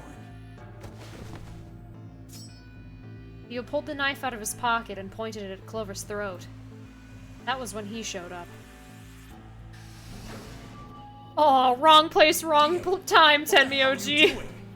Aw, poor guy. He just sort of showed up. None of your goddamn business. Stay out of this, you senile old shit. Like hell, you son of a bitch! He let out a yell and leapt toward Dio. The younger man dodged him easily and lashed out with the knife. Tenmyoji caught Dio's hand with a grunt, and for a moment the two men struggled. Then, as the knife edged closer, he wrapped his other hand around the blade and tried to force it away.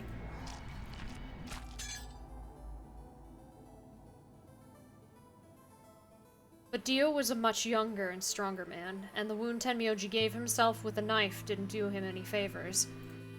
He put up a valiant fight, but with a roar, Dio threw him off, and Tenmyoji collapsed on the floor.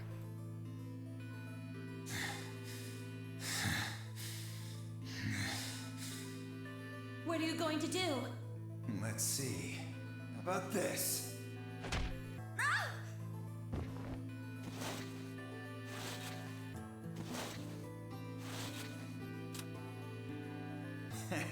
How cute. You two really look great together, you know? What are you going to do to us? Isn't it obvious? I'm gonna handcuff you to a sink. Actually, I already have. Are you gonna beat us to death or something? Ugh, no. Nothing so tasteless. What are you going to do then? How'd you like to make a bet? A bet? You've got, 20-some minutes until the primary white doors open. So I'd say you've got 25 minutes until they close. Give or take. If somebody happens to come by here before the doors close, you might live. But if nobody finds you, well... We'll be penalized. Exactly. So, I suggest you start screaming for help now. Unfortunately for you, just about all the rooms in this place are behind at least 2 nice thick doors. So unless they're pretty close, nobody's gonna hear you scream. Well, I'm off to the Floor B warehouse, okay? Enjoy your last 25 minutes. Later. Dio, everybody. 25 minutes passed and no one came. Of course, by then there were only 3 other people who could have come, apart from Dio. You mean me, Phi, and Kay, right? Yes. You were in the crew quarters at this point. Yeah. Kay had told us about you. We'd also noticed that the knife in Alice's chest had been removed. If only we'd known what was happening in the infirmary. Unfortunately for Clover and Tenmyoji, their time had come. Once the primary white door closed, both of their bracelets injected them with Soparil. The anesthetic, right? Yes. Almost immediately they started to feel sleepy. I think that's when Clover realized she was definitely going to die. That was when she decided to leave her message. Just as you said, she wrote on her left thigh with her right hand. And the word she wrote was Dio. Yes.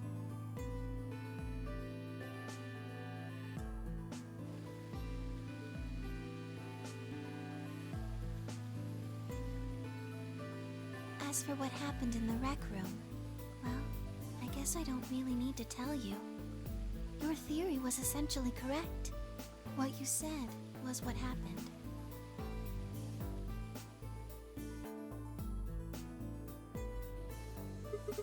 So Kay sprayed Dio's bracelet with the luminol, and then while his back was turned, Dio attacked him with the axe.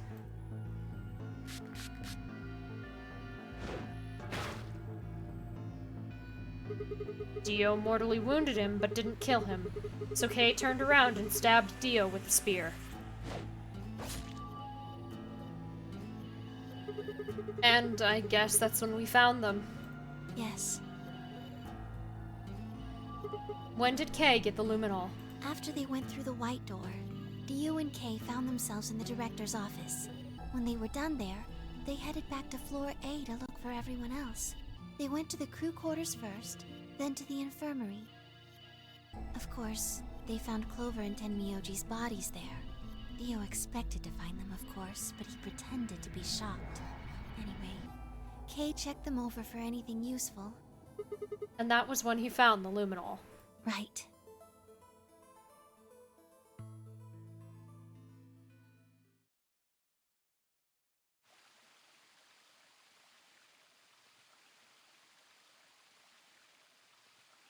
That's everything that happened. Do you have any questions? Well, what do you think? Does a bear shit in the woods? Well, the first thing is Quark's bracelet. Why was it in the infirmary? Tenmyoji had it. Then when Dio attacked him, it fell out of his pocket. But why did Tenmyoji have Quark's bracelet? I told him where it was. When? Do you remember when you were in the rec room with Phi and Tenmyoji? Yeah, when he sprayed us with the luminol, right? Sure, I remember that. Right after then. When he left the rec room, he went toward the green door to look for Quark. I ran into him at the end of the hallway, where the 3 doors and the switch are. That was when I told him. Look, Tenmyoji. The center door is unlocked. He took off through it without another word. That was the treatment room, right? Yes. Where Quark was sleeping? Right. It only took him a moment. As soon as he saw Quark, he ran to his pod and started crying. Out of relief, right? Yes. The display on the pod showed Quark's vital signs. It was obvious he was alive the moment you looked at it. Next to the pod was Quark's bracelet. That was how Tenmyoji got it. Why was Quark's bracelet off? I took it off. How? Aluminum foil. What? You mean the stuff from the crew quarters? Oh, you found it? Did you know that aluminum foil has electromagnetic shielding properties? What? Here's an exciting fact. Your heart creates a bunch of faint electrical impulses. Anyway, the point is that you can detect the electricity that your heart makes by pumping blood. Your fancy little bracelets pick up on that. They're always watching. Wait, so you're telling me the aluminum foil can block the electromagnetic waves your heart sends out? Yes. All you have to do is wrap it around your bracelet. And the bracelet thinks your heart has stopped? Yes. Holy shit! It was that easy all along. Anyway, I used some aluminum foil to get Quark's bracelet off. Then I put it next to the pod. Wait. Why was Quark in the pod to begin with? Oh, that's easy. I put him there. When did you do that? Remember when we were first looking for Quark? I found him unconscious near the entrance to the Golem Bay. So you carried him to the treatment pod? Yes. Were you the one who unlocked the treatment center too? No, I was not. I do not have the authority to operate any of this facility's machinery. So, it was Zero Jr.? That's right. He reactivated your body too, right? Man, I don't get any of this. Why the hell did he do that? I guess it wasn't really him that did it, huh? He was just doing what Zero Senior and the old lady told him to do. Everything leads back to them, huh? Of course it does.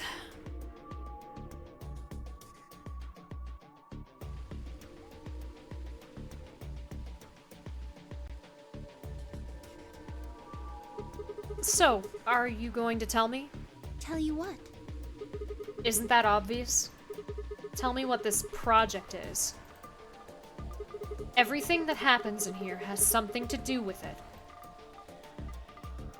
So why were we brought here? To play the nonary game. And why were we supposed to play the nonary game? That was part of the project. Why did Alice kill herself? Because she was infected with Radical 6. How did she get infected? Zero Senior and the old woman did that. Why? It was a necessary evil. It had to happen for the project to succeed. What would have happened if Alice hadn't committed suicide? Clover wouldn't have suspected me, and she wouldn't have accidentally, killed me. Then what? I wouldn't have collapsed, and Dio wouldn't have found my body. That would have meant the confrontation in the infirmary never took place. In other words, you're saying Clover and Tenmyoji died for this project. Yes. Well, actually, it was the tubocurarine that killed them. But they were only injected with it because of their bracelets. And they were only wearing those bracelets because of the nonary game. If the nonary game was part of the project, then that's one more way it killed them. I guess. If you want to look at it that way. Now what about Kay and Dio? Why would they kill each other? Because Dio killed the old woman. He was worried about getting caught, so he tried to kill Kay before he could find out the truth. Then if Dio hadn't killed the old lady, what happened in the rec room would have never taken place, right? Yes. So let me ask you this. Why did Dio kill her? So that he could pose as one of the participants. And why did he do that? To disrupt the project. Then why did she let him kill her? The same reason they did all of this. It was a necessary evil. The project couldn't be allowed to fail.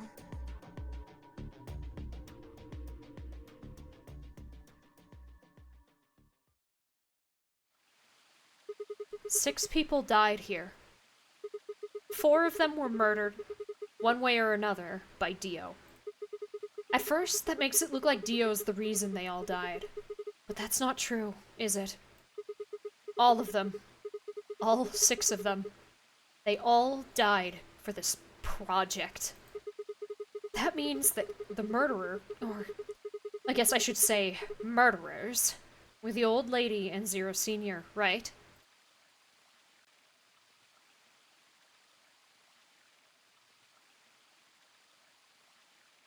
Please, Luna, tell me. What is this project about? Who is the old woman? Who is Zero?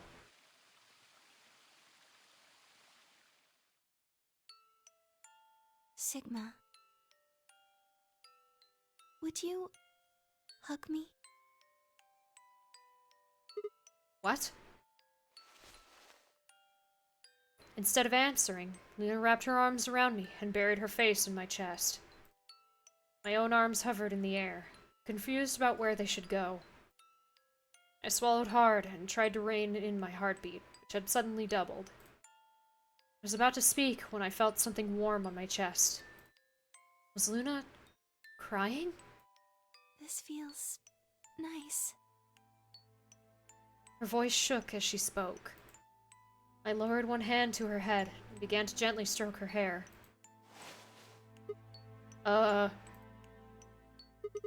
Hey, Luna.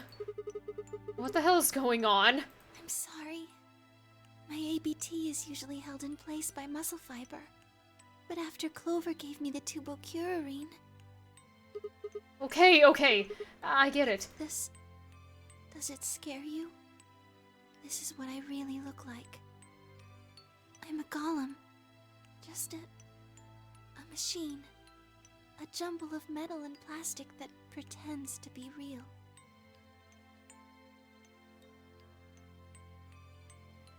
I wrapped my arms around Luna and hugged her, as tight as I could. You believed in me this whole time. Yeah. Even though I look like this? Of course. I trust you. Thank you. Thank you so much. I wish I could stay here forever. You feel so nice. But I think my time is up. What? I've done things I really shouldn't have. Do you remember what you asked me earlier? About if Zero Jr. had reactivated my body? Remember? The truth is, he didn't. I did. I went to the part of the core that controls Zero Jr., and I hacked it. What? Yes. That was the first thing. The second. Do you know what the second one was? If I had really wanted to, I could have saved Clover and Tenmyoji. Then Kay and Dio probably wouldn't have killed each other. That's not all. I could have stopped Alice from killing herself, and I could have even saved the old woman at the very beginning. In other words, I had the ability to disobey my orders. But I didn't. That's the second thing. I broke the first law. I was scared. I was afraid to die. Obviously, hacking the core and taking control of Zero Jr.'s systems is very, very bad. golems who don't follow orders can become dangerous, so we're terminated if we disobey. You lose access to your body, of course, but everything that's stored in the core, your memories, your consciousness, is deleted. What? Wait, are you saying... Yes. Very soon now I'll be gone. Zero Jr. is probably recovering himself right now. Once he's done, I doubt I'll be around much longer. What? Why? I watched 6 people die and did nothing. I deserve this. No! No, you don't! Even if you had done something, you would have been killed anyway. You can't blame yourself. You did what you could. You're not wrong. This game is what's wrong. Forcing you to watch your friends die is what's wrong. Oh, Sigma. Thank you. I'm really glad I met you. Luna! Luna! It's going to be okay. I'm not going to let them do this. You're gonna be fine, I promise. Just please don't. I'm sorry. My time's up. At least I get to die in your arms. Luna! Thank you, Sigma. And goodbye, Doctor. Doctor?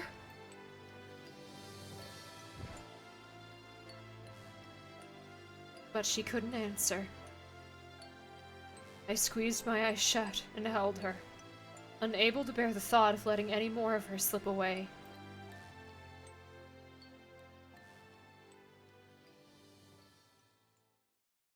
With one last, quiet chime, the music box wound down. I was left with nothing but silence and the cold pool of tears over my heart.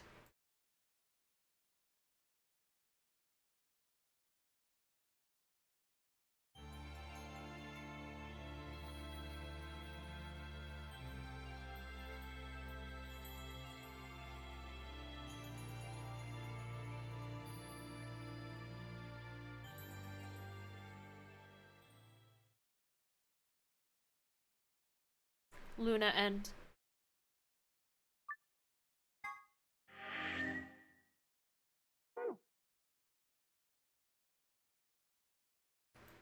Alright. Deactivate bomb number 2. That was illuminating. No, Jumpy! How could you? Oh, that scene, that Luna end destroys me every fucking time. Oh my god, I was a mess the first time. Knowing what's gonna happen softens the blow, but it's not by that much.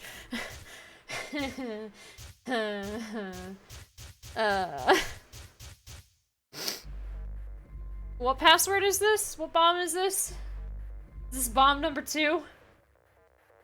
This is EQD DYR. Okay, thank you. I wanted to be sure. Thank you. NTK. Nice. Bomb number 2, disarmed. Damn, this is crazy. So you did know it.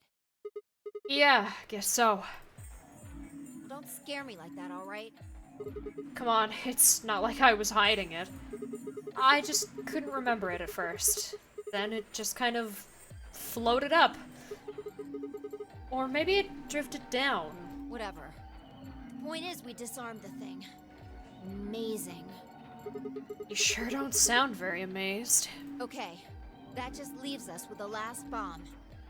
It's in the garden. Right. Let's go take care of it while you're on a roll with these things. Ugh. You make it sound so easy. Well, don't just stand there. Let's go! She spun around and was gone. I gripped the input device tightly and headed off after her.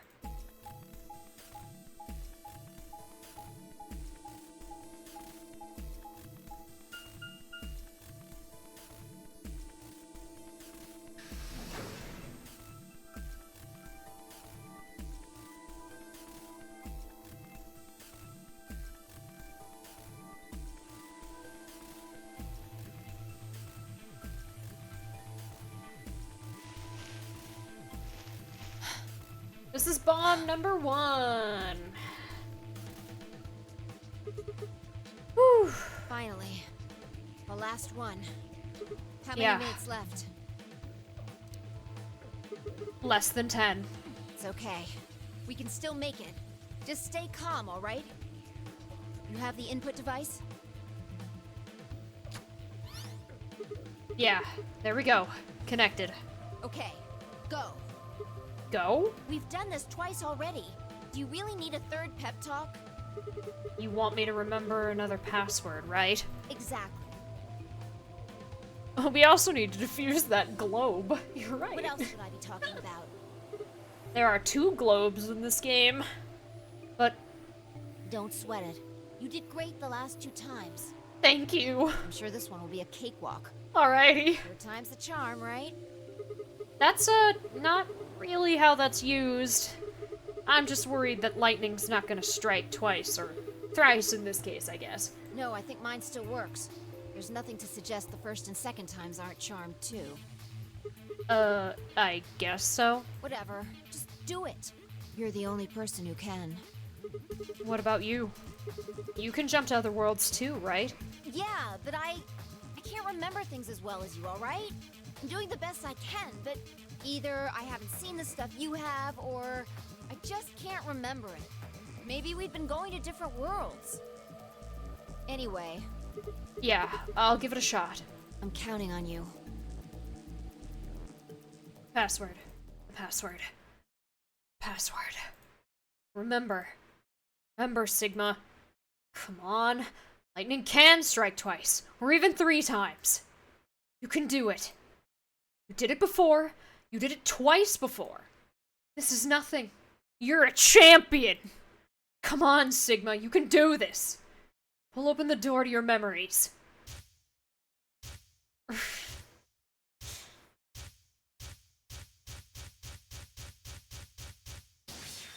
Ah, my eyes!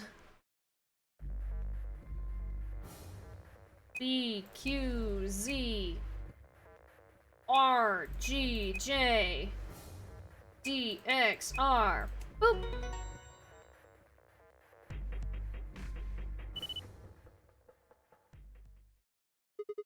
Yeah! Suck on that, Dio, you arrogant son of a bitch!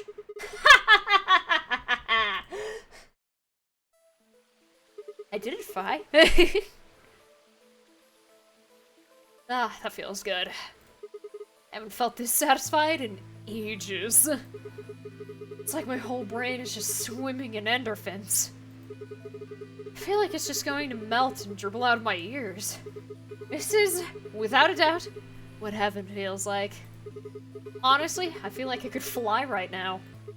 Hell, I almost wish there was another bomb so I could feel this again. Isn't this great? Bye. Hey, what's going on?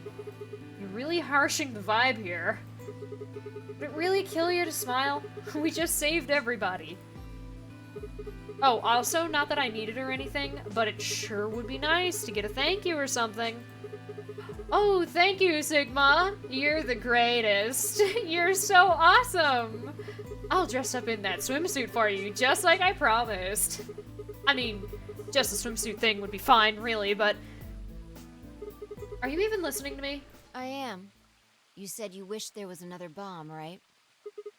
Well, I mean, I don't really... I hope you're happy. You're going to get your wish. What? I remembered something too. Just a glimpse. We must have confronted Dio about the bombs. I'm not sure how, but we got him to tell us about them. Exactly. I've planted 4 bombs. They're the ones numbered 1, 2, and 3. But there's also one more. Bomb number 0. I felt a cold shiver run down my spine. Suddenly, I remembered it too. I'd heard Dio say those very words in the Floor B warehouse. No. No way. Looks like you remember it too. Yeah. How much time do we have? Shit! We've only got 4 minutes. Well, hurry up! We need to get to the 0 bomb. Right. I yanked the input device out of the bomb and turned to chase after... What are you just standing there for? Go! Show me where the bomb is! What? Are you telling me you don't know where it is? You have got to be kidding me! How the hell would I know where the bomb is? Oh. Oh shit, you don't know. She bit her lip and nodded. Damn it. What the hell are we supposed to do now?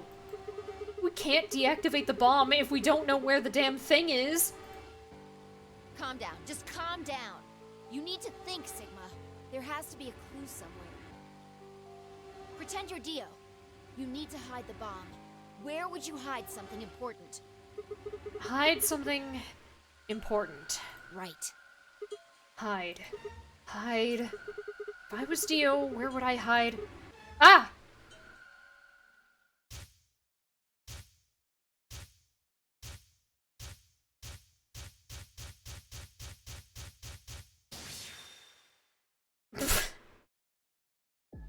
I don't think Dio would put a bomb there.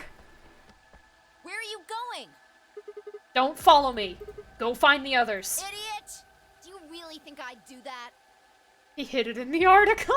I could hear her following me, but there was no time to argue. Instead, I focused on my goal. There was still time.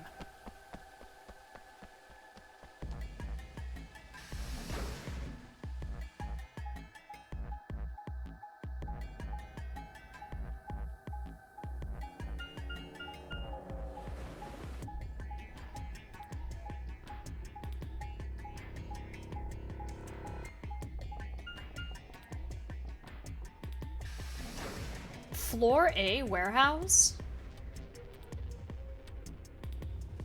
Oh, he put it where he would have put the knife. Okay, yeah, now I remember. I always wondered how the fuck you're supposed to figure out. Thank God it doesn't make you choose, because that's like, But yeah, in this timeline, he doesn't successfully kill the old woman, so there is no knife. There is no knife to put between the 5th and 6th rooms. There's only the 4th bomb. Here? Yeah. Should be between these AB rooms. Good. I was right. How much time do we have left? About a minute. A little. I want to eat every meat that has a bone. Oh, shit! Hurry! I'm hurrying as fast as I can. The input device was plugged in. I was ready to go. Now I just had to enter the password. But what was the password? I couldn't shake the feeling that I'd already used up my 3rd time charm. Still, I had to try. I shook my head and concentrated.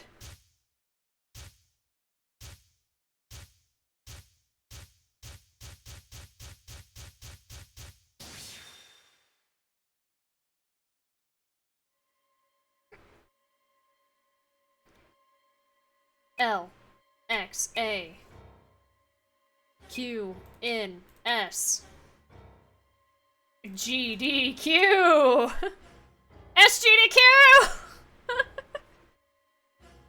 Why? We already know. We already know he plays Danganronpa.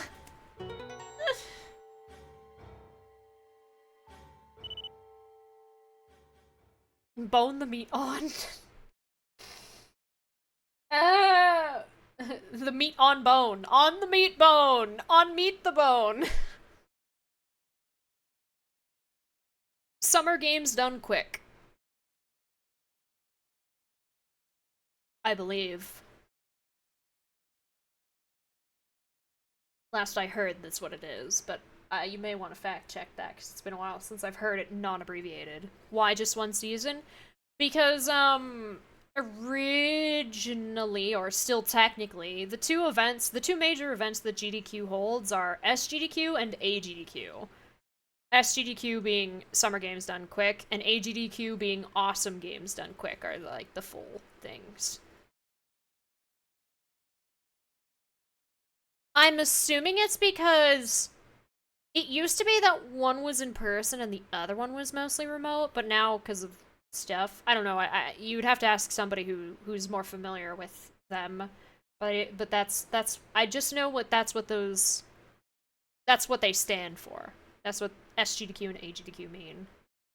Summer for American schools. Yeah, summer for American schools, this is true. It stopped. Yeah. Fine, I crumpled to the ground. The adrenaline that had sustained us suddenly gone. How did you know it was here? Did you see it in another history? It's hard to explain. The short version is that Dio hid something here in another timeline. I guessed maybe he'd put the bomb here, too. Pretty good guess. Yeah. Well, you did it. So, thanks. Oh, I don't need any thanks. Just what? About that swimsuit you promised? What? What on earth are you talking about? Chromatic doors have opened. 5 minutes remain until. I didn't promise shit on that, by the way. The only thing she said is you'll never get to see me. Yes, Jumpy. This is bad. The white doors have opened. Ah! It has been another 2 hours. We need to hurry. Everyone else is waiting for us in the Floor B warehouse. What about the swimsuit? What the hell are you going on about? Just go! Sigma's. Before I could protest, she turned and ran toward the magenta door. I sighed and headed off after her. Don't want to accidentally kill Tenmyoji. I ran into the warehouse to find everyone else already there. They'd done as I asked and brought the 3 unconscious members of our party back to the doors. Fine, I shot a quick glance and headed over toward them. Hi, we're all alive! Isn't this amazing? Oh, thank goodness. Hey. I'm so glad you're safe. So, did you disable the bombs? Yeah, I could have done it in my sheep. Don't you mean in your sleep? Oh my... Thank you! Thank you so much! Yeah, good job, you guys. No need to thank me. Although, I mean, if you insist, I, wouldn't mind a little swimsuit time. What? Huh? You're disgusting. 1 minute remains until chromatic doors close. We need to hurry. Don't correct me, piss limes. That would be amazing if you said that. Everybody know who's in their group? Yeah, I'm set. Alright, then let's move. At Tenmyoji's command, we broke off into our teams. Kay carried Quark on his back and dragged Dio along the floor and through the white door on the left. Both of his teammates are unconscious. Oops. Clover and Luna carried Alice through the door on the right. In one of the other timelines, she said, I don't think Zero made this game to take the piss out of a lime. And then corrected herself later. So...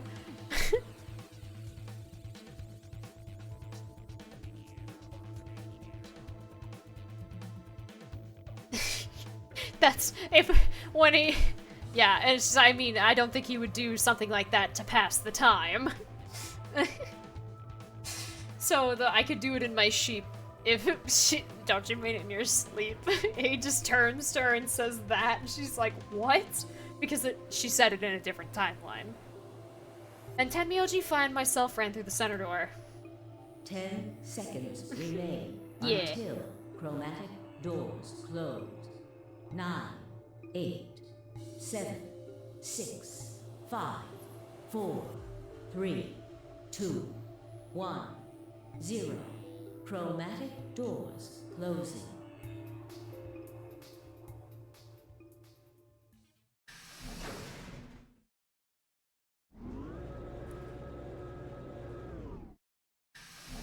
Always hold people accountable for stuff they did in a completely different timeline. Yes, we will hold Dio accountable for the murder of the old woman. Even though we never found her body in this timeline. Oh yeah, this room. Ah, this room is pain! Oh god! As the only one who can fucking use this emote, I'm going to right now because I bet a lot of people feel it.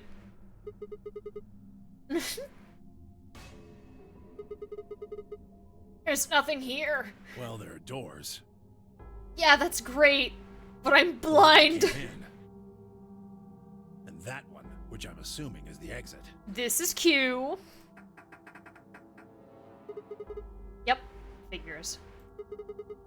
Pain. Yes.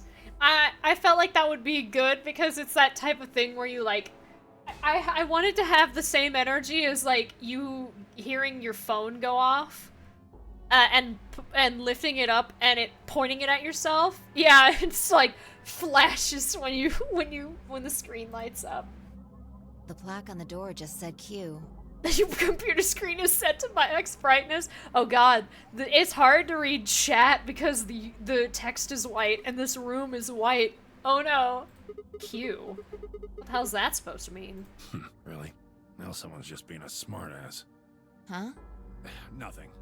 Maybe the Q is for question.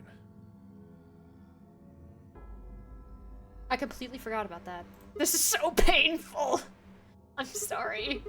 I guess it is a very questionable room. If there was a deck of cards here, maybe the Q would be for Queen. That's a quality guess right there. Right. Well, we need to get out of here. Let's find a way to get the door open. We also need to find the star keys. I've got enough BP to open the door, but you guys need to play the AB game some more. Yeah. We still need a few more points. If we can get those star keys, we should be able to play the AB game as many times as we need to. You set the brightness to minimum and it still singes your eyes. It's because it's just a pure white room. So... It's just a matter of time until we get the points we need. Right. This is one of those, like, you could say is almost like a sensory deprivation chamber. I mean, I think that's the intent, because even as, like, the player who is not in a room surrounded by glowing white walls, it is a very uncomfy to sit and stare at the screen where there's nothing but a completely white background. Good. Okay.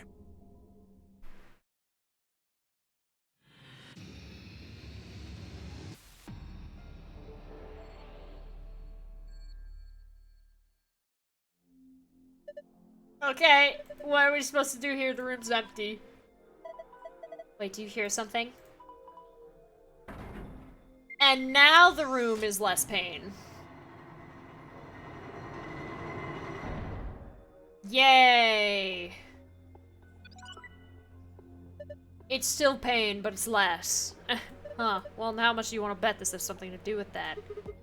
If the sun was pure white and the walls were made from pain while the floor was made from misery!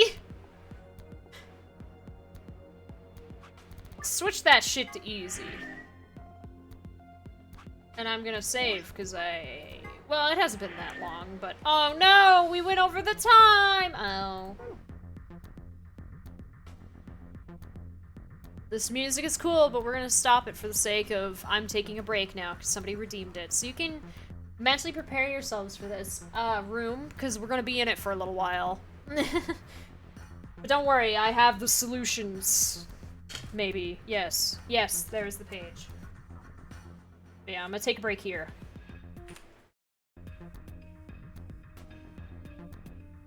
But yes. Welcome to Q, the brightest room in this game. Maybe this cube is just floating here.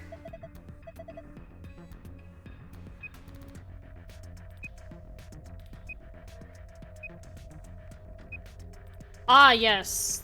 This does nothing. But it does do like this.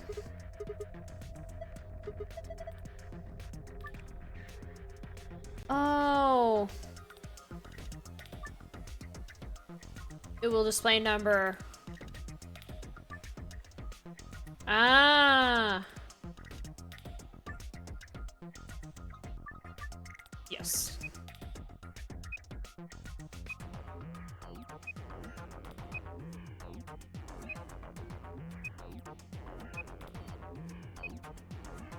Gosh, I'm trying to remember. Isn't it that I have to... Oh, shit, right.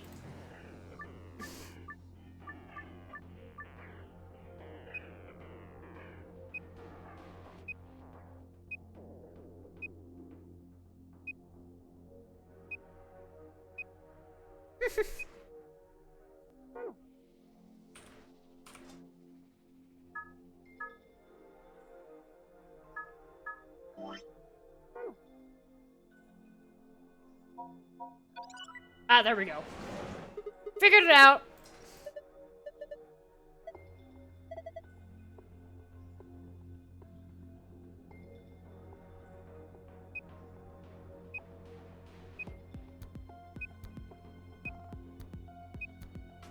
There's another one somewhere, right? Or is it not?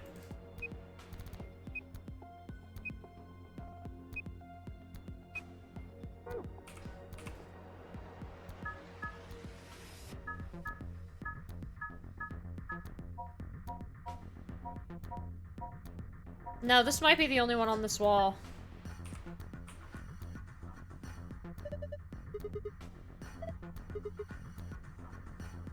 Or maybe not.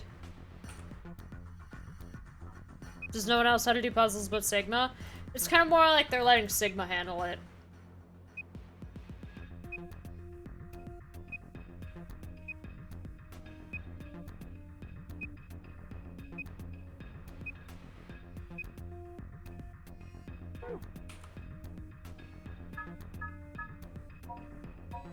No, I think this one's done, but I can't interact with what I've made. Right. There we go. That's what I was missing.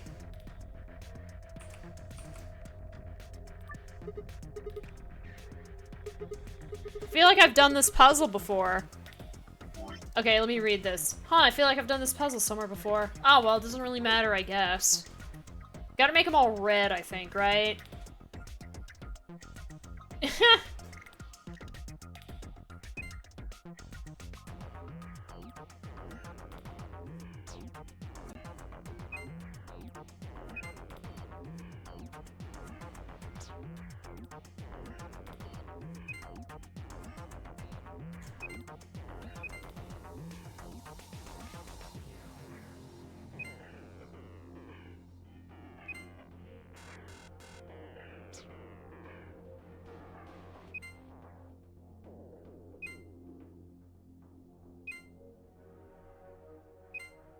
Figured it out.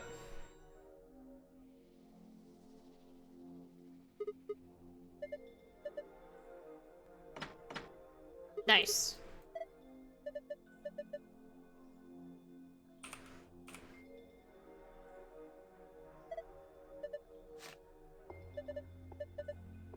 Q Chamber Special AB game. And a red memory card.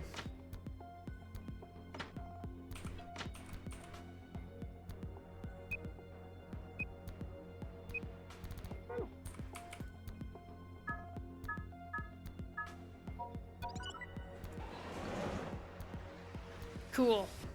I'm missing something regarding that, though.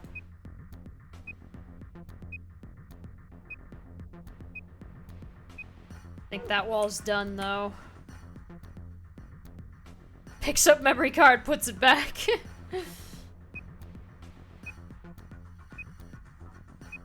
Okay, it makes me think.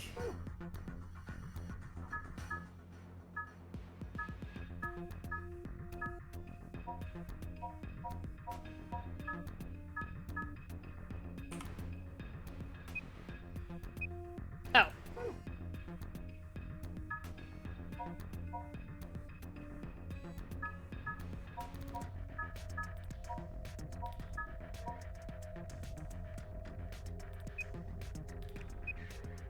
Oh.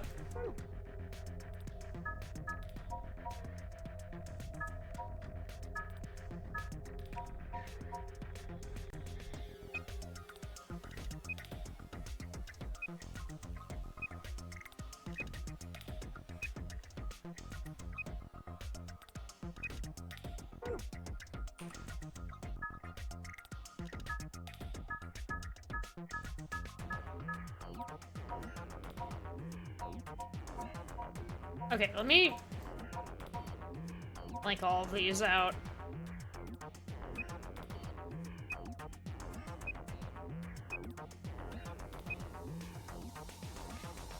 When you investigated it a second time, you thought that's how it would happen. Val, no.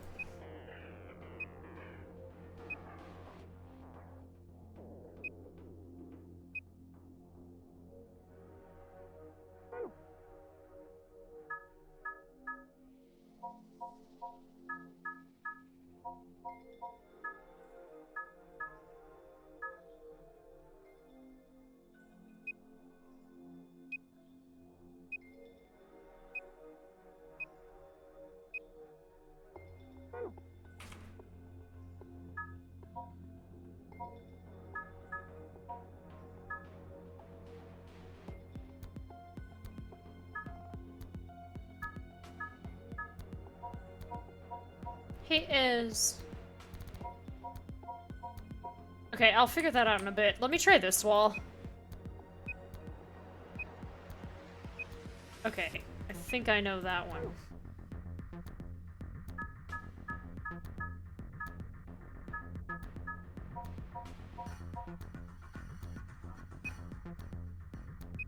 Okay. 4-4. Oh wow, this is either a lot bigger than I thought, or...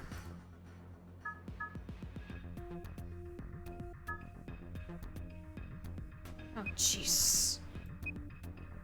Okay, let's just start with this. 4-4.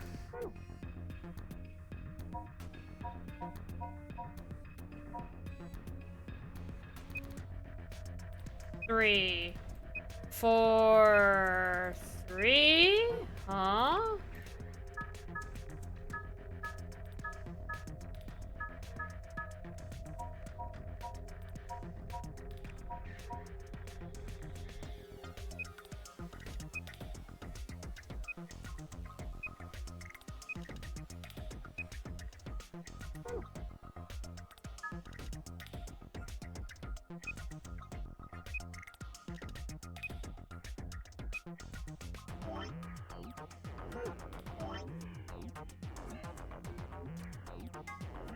Oh, no, that's not it.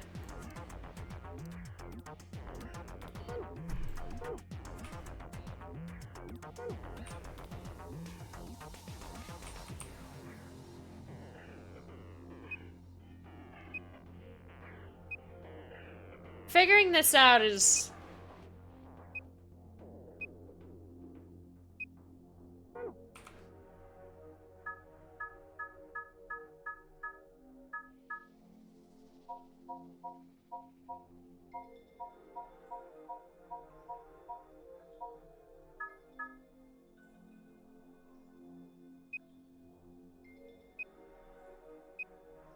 Oh yeah, it might be.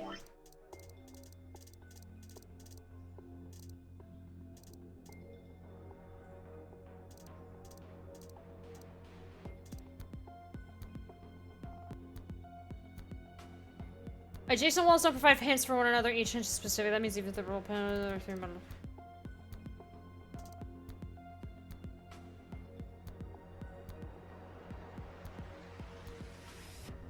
Zero, 0, 1. Okay, so 1s are not right. 2s and 3s, however, are.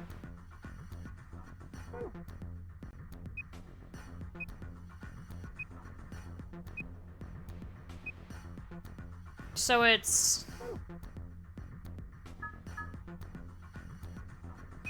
Right? Yes.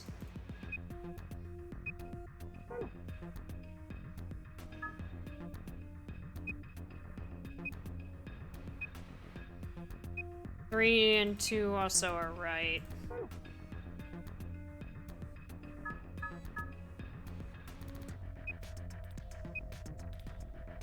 Right? Yes.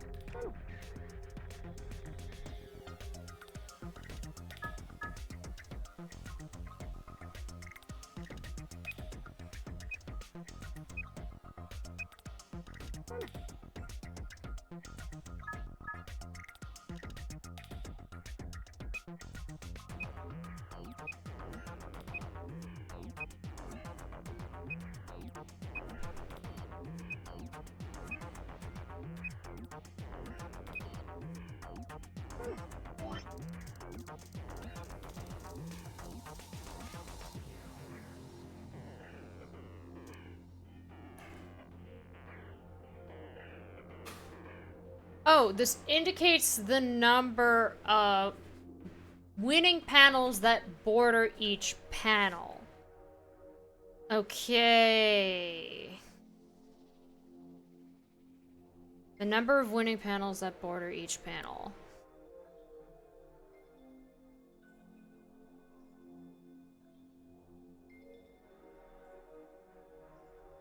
Okay. I'm gonna take a picture of this, because I'm gonna forget and I don't want to scroll back every time.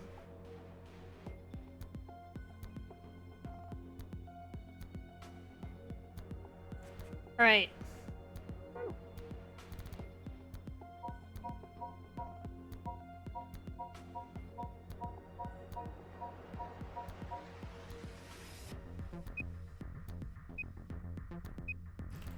So I don't use the top half. For ones that are 4, it basically means that all surrounding sides... That's correct.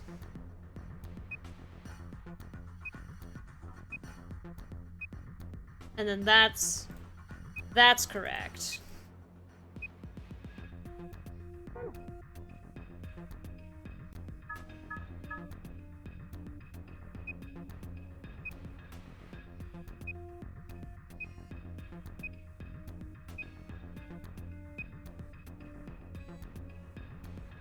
Okay.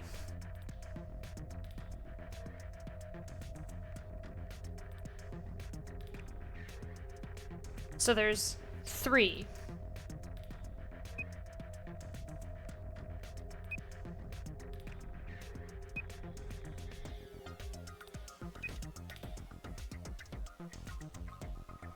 So there can only be 3.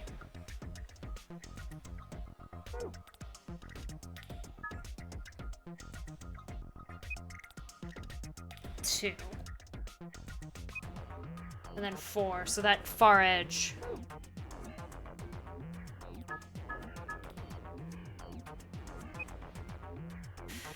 And this one's 4 above it as well.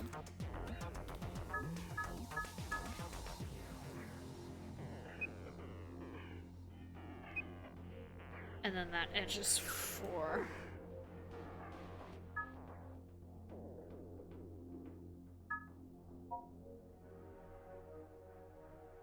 This doesn't feel right.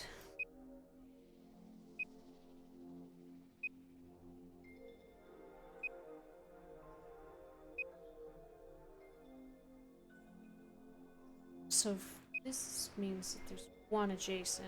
It's gotta be that one. Because of the 4 here. No, the 4. There isn't a 4 there.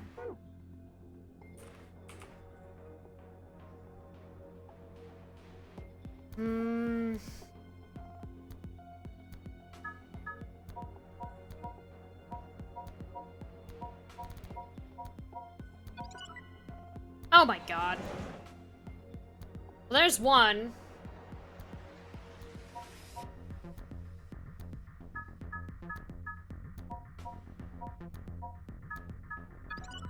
There's 2.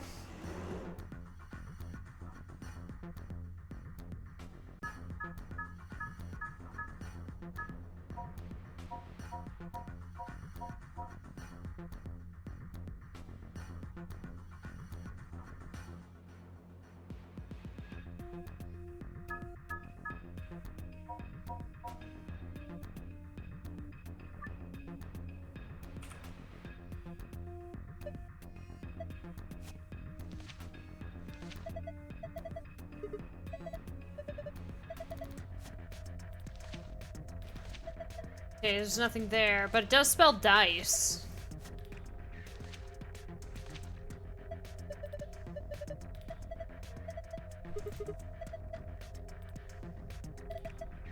Pictures. Ah, shit. Screen down here.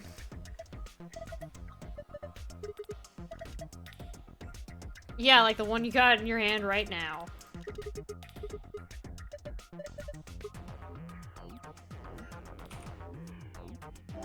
I have no other items besides that. Okay.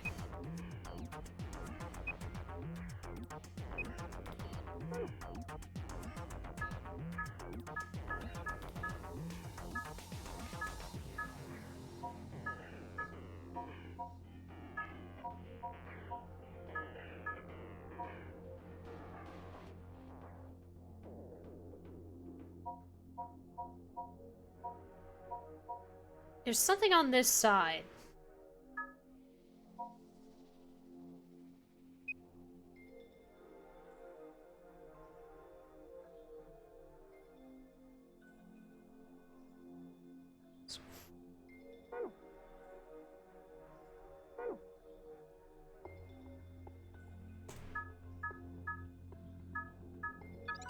There. Woof.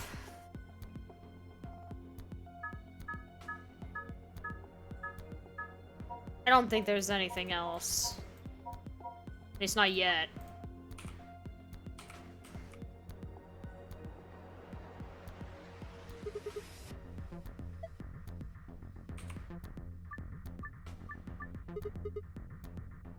Alright. Archive. Picture of blue dice.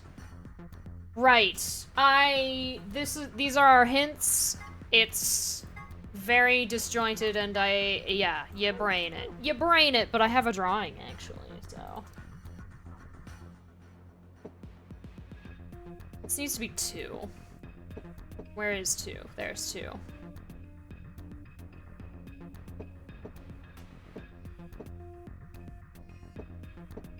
I suppose it doesn't really matter where it is in accordance with anything.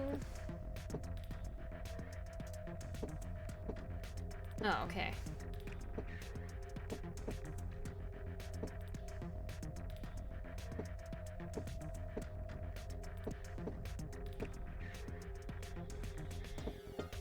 There we go.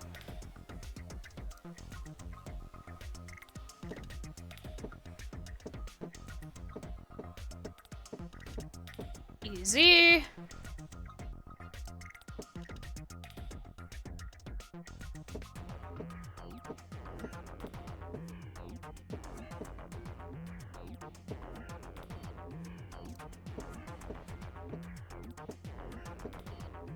Oh.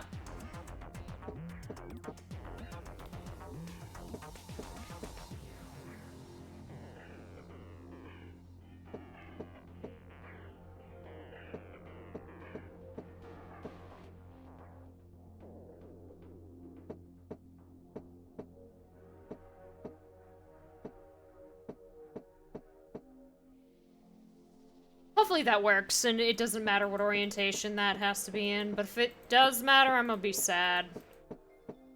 It matters. Okay.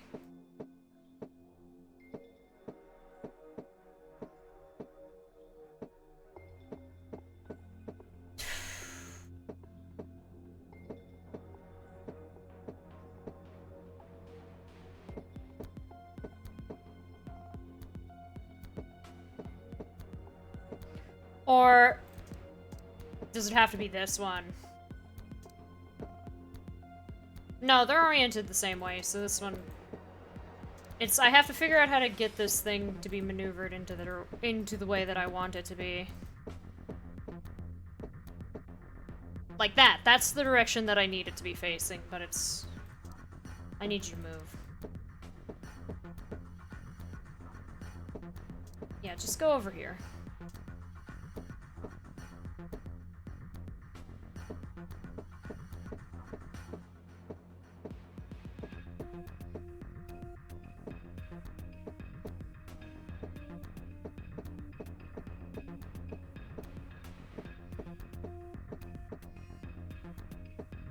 Putting blue in timeout, yeah. keeps doing that.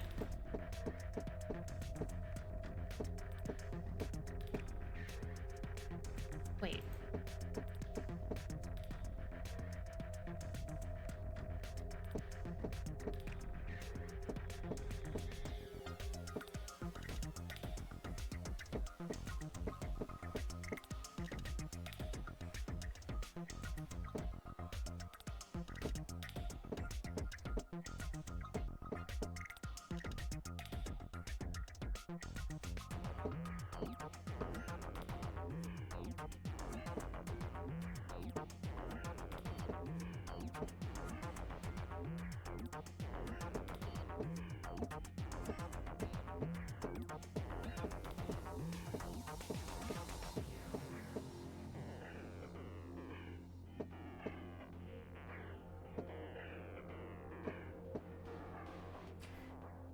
Oh, I'm annoyed. I'm annoyed that it matters. Cause yeah, it has to be the one facing that way. It matters. And it's annoying that it matters. It's annoying that it matters.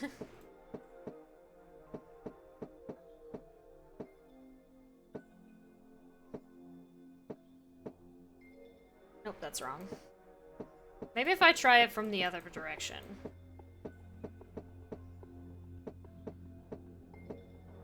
Nope.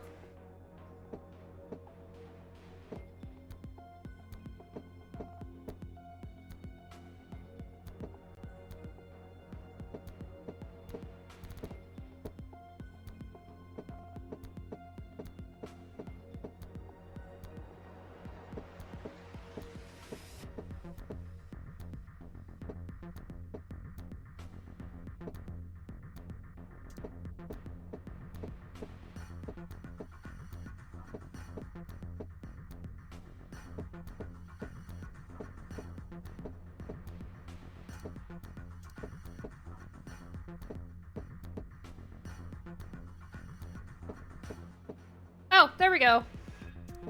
Just make this one 4 then.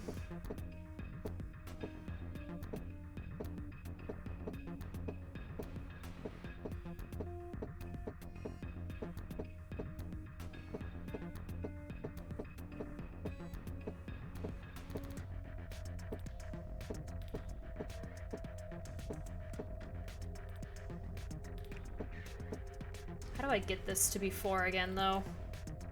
Or how do I get this one to be 4?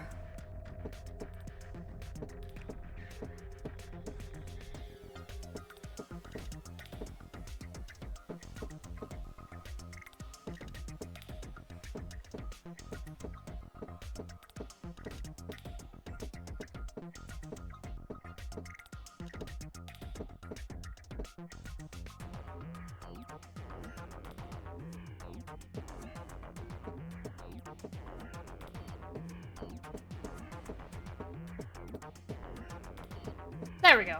And then this just has to be...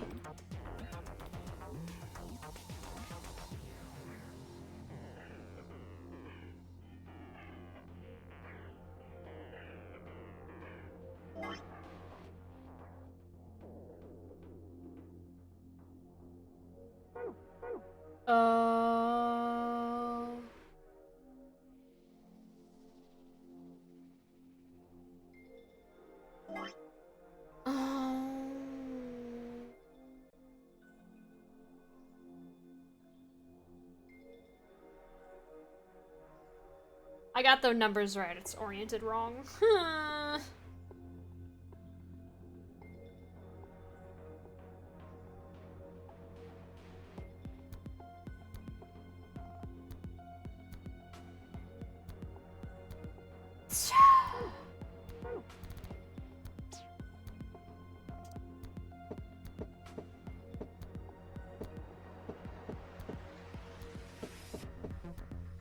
At least I think, right?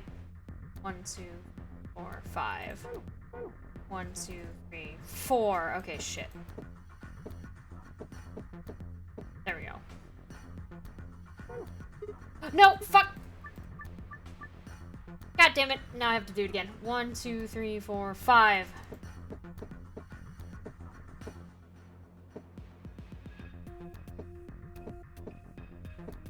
One, two.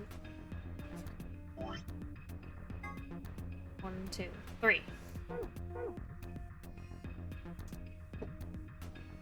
And that's 5. Okay. Ah! The orientation, I do think, still matters, just... At least, it might. I'll go off of the assumption that it doesn't for now.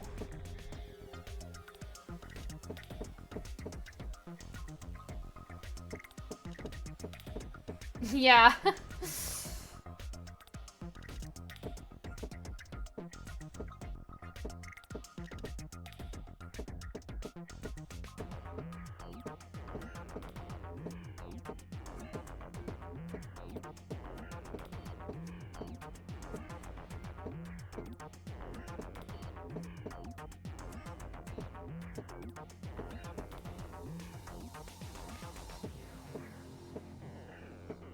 There we go. And then this is 2.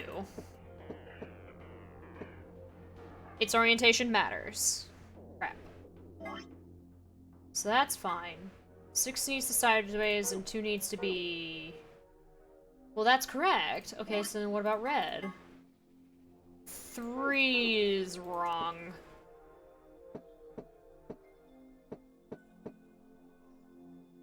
What way does red need to be? The opposite of way of this.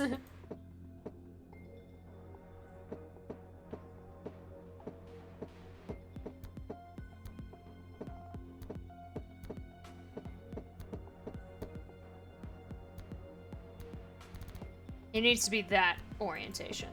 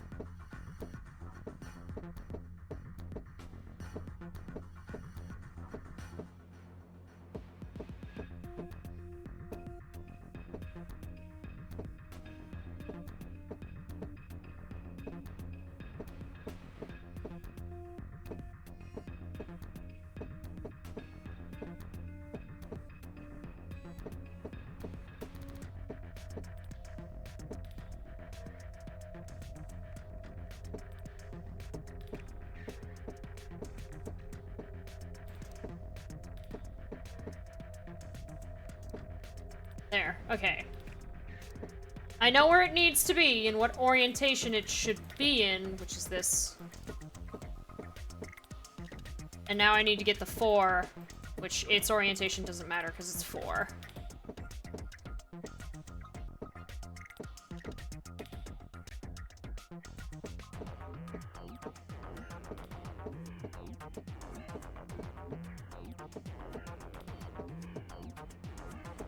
Where's 4? Okay, there's 4.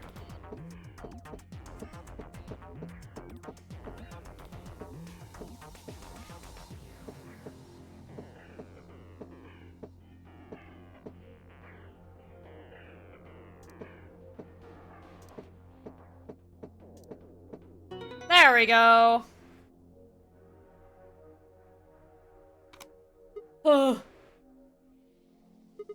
Got it.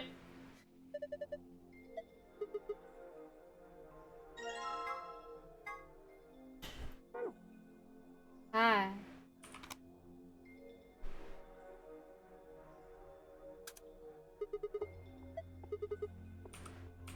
Okay, one more, I think. Darts.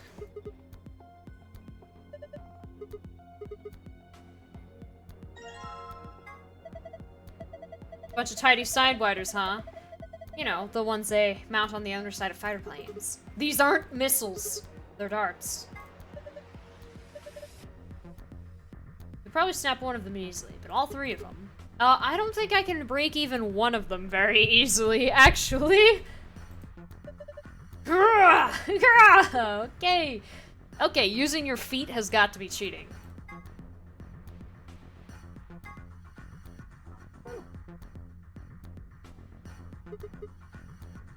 What am I supposed to do with them? How about you throw them as hard as you can at that glass that's covering the memory card? Waste of time. That's reinforced glass. Darts aren't gonna even break it. It's probably a dartboard. Let's see if we can find it. Shoot, so there's more.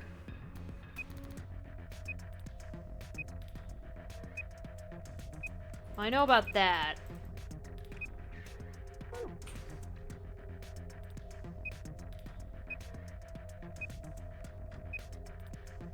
Know about that.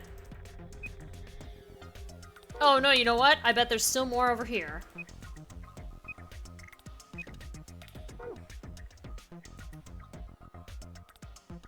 Or maybe... Aha! Yes, this! I never figured out this.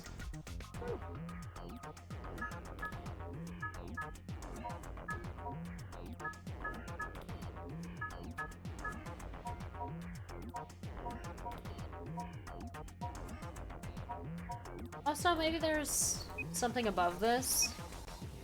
No. It's just here. The center is the door, so it can't be that. 2, maybe? 2, 3.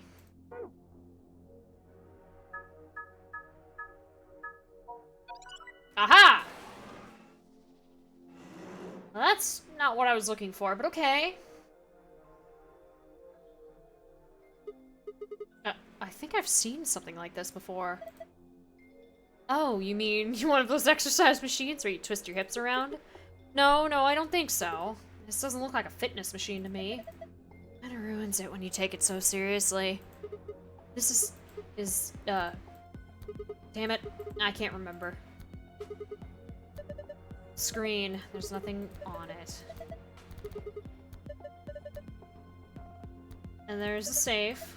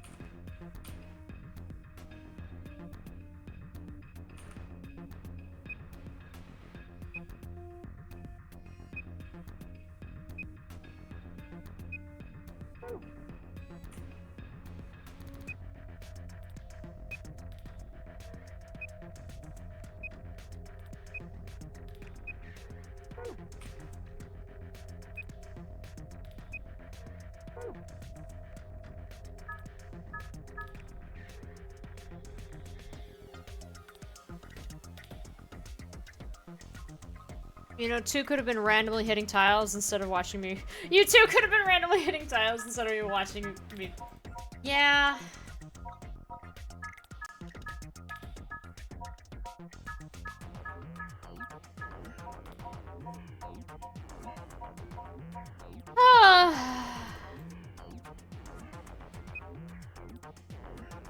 Like, yeah, I got it. I found that. But I feel like there's still more to find.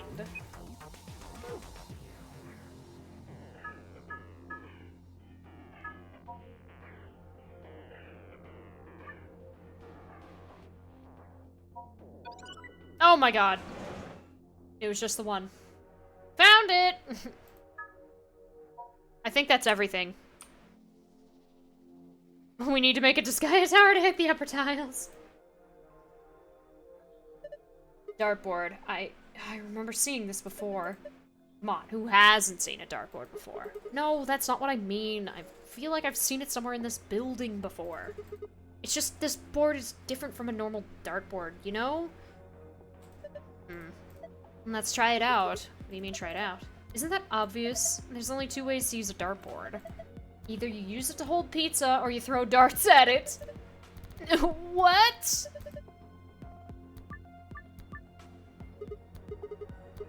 Could have sworn I'd seen these darts before somewhere. Whatever. Time for some darts.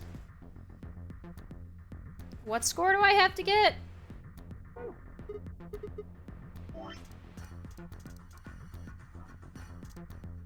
Oh, get a score of 100. However, the first dart must land in the green area, the second in the blue, and the third in the red. Okay.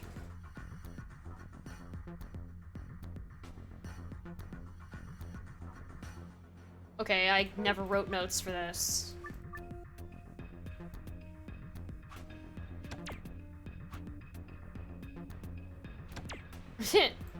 Well, I already fucked up, I think.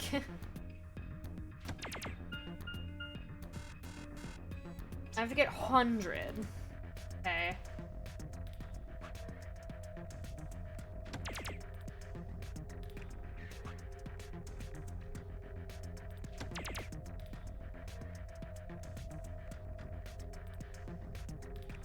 What do I need? 37?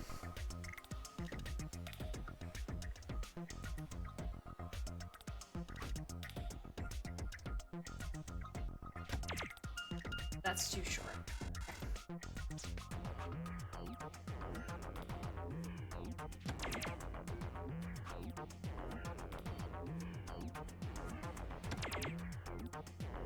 Oh, 75. I need... What do I need? 25, right? Oh, I don't know if I can do that with anything with red.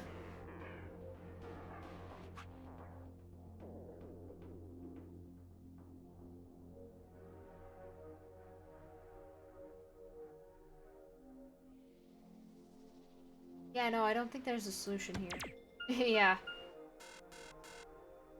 7 times 3 is too much.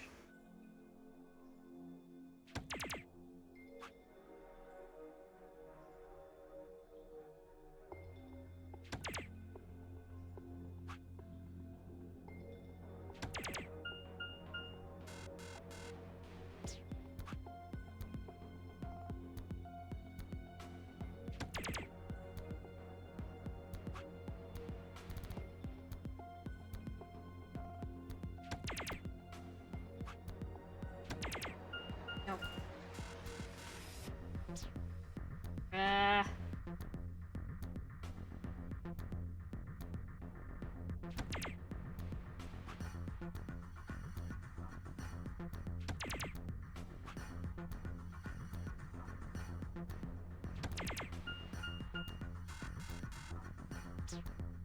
I'm not good at math, guys.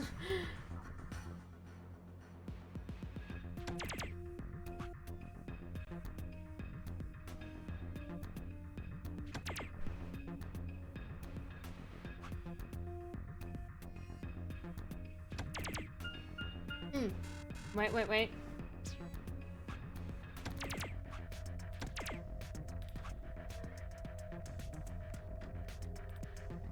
Shit, man, that's a... Because if I do this... Yeah, no, that's not enough. And I think 11 is too much. I'm gonna be sure. Yeah, 11's too much.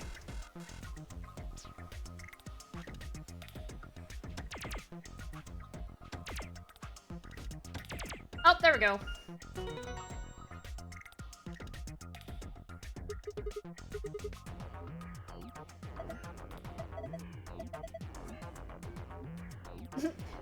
Did you really think you had to stand the whole 2 meters and 37 centimeters away from the dartboard, though? I'm a fair man. My high school voted me most likely to be a judge, you know. Okay. It's great and all, but look, see that display case? It's open. Huge display case for the memory card, though, man. Oh. We're gonna have to pull out all the stops on this job. You sound like you're in a heist movie. Should I have worn a cat suit? I just threw up a little. Besides, everybody in a heist movie wears a sweet suit.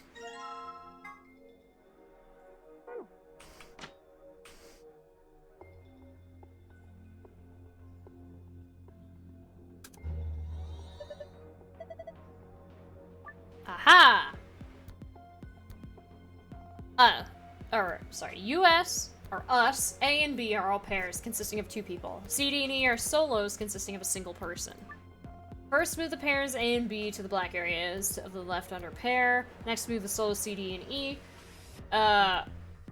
to the blank areas on the left. Over solo, you can move them by sliding the letter icons. A pair and solo aligned vertically with verses between them will face off against one another in the A-B game. You can still move icons even after you've placed them. Ba-ba-ba.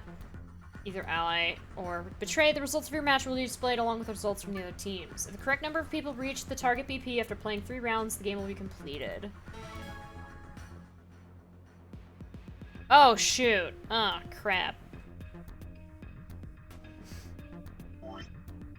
So, yeah, Q edition. 3 people will definitely choose ally, 3 people will definitely choose betray. 1 is a mysterious mirror man. You always do whatever his opponent does. First answer, strive for 9 with 6 cooperators. We must be the only ones to surpass 9. Okay. I did not write them. Let's not betray Luna. I'll try my best.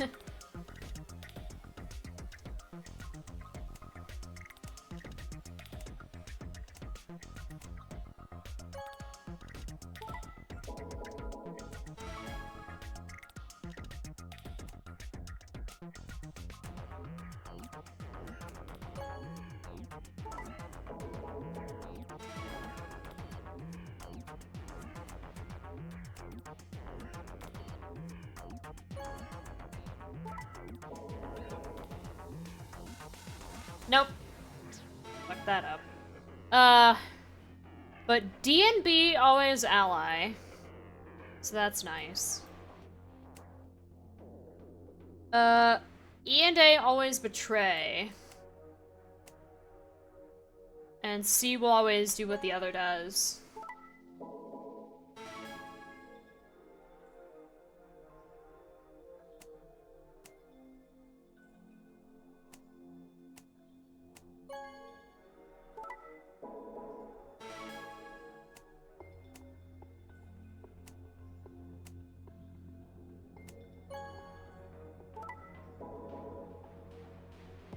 Yes. Okay, so because 6 people got to 9 points, we got the green password. Wait. Hey, look, the screen changed color. So, would this be? Could this be? Should this be? I knew it. Looks like the password. But let's get the other one where we're the only ones to reach 9 points. Easy enough. A always betrays. D will always ally.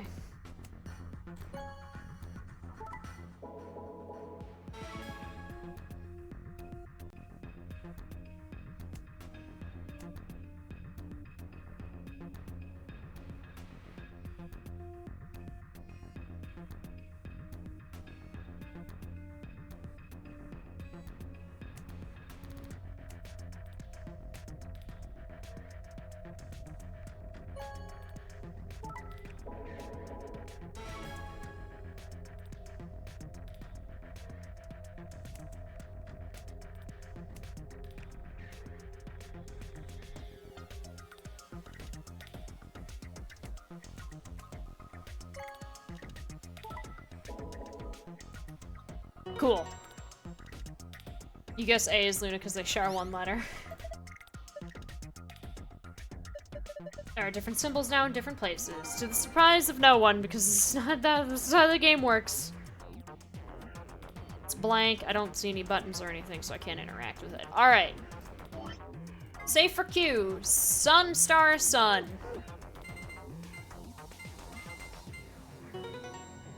We're up against dead people. They had -1. They did.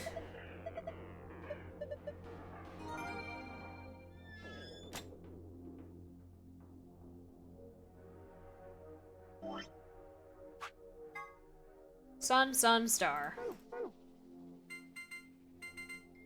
Just let me look at that again. There we go. And that's Q.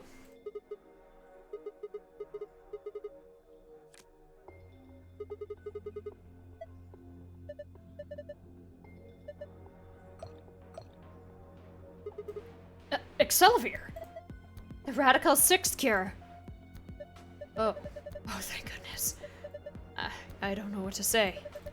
Marcus is going to be okay. Is he crying?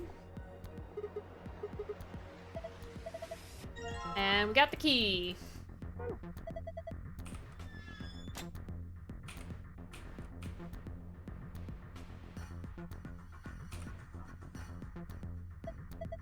Alright, fine.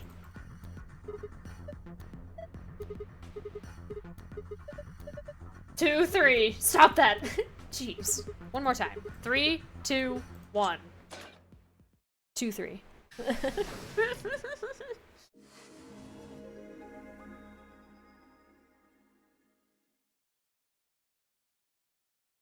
Huh. It opened. We should get back to the Flore warehouse then. Hey, wait. Did you guys hear something? What? You didn't hear it? It came from over here. Sounds like something turning on. See, I told you. The screen wasn't on before. You're right. Guess it was set to turn on when we opened the door. It looks like an authentication screen. I think we need to put in an ID and a password. Yeah, but what? That was when I noticed the illustration. Lion is eating the sun. I didn't even cheat. Lion is eating the sun. The lion is eating the... Memento Mori.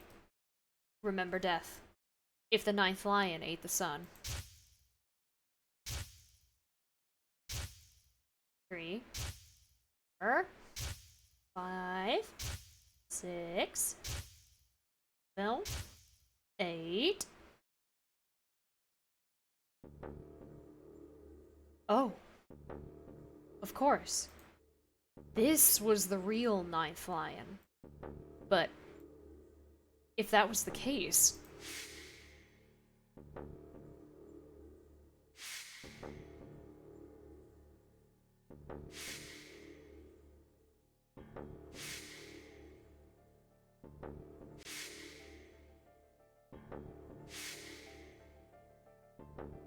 Remember.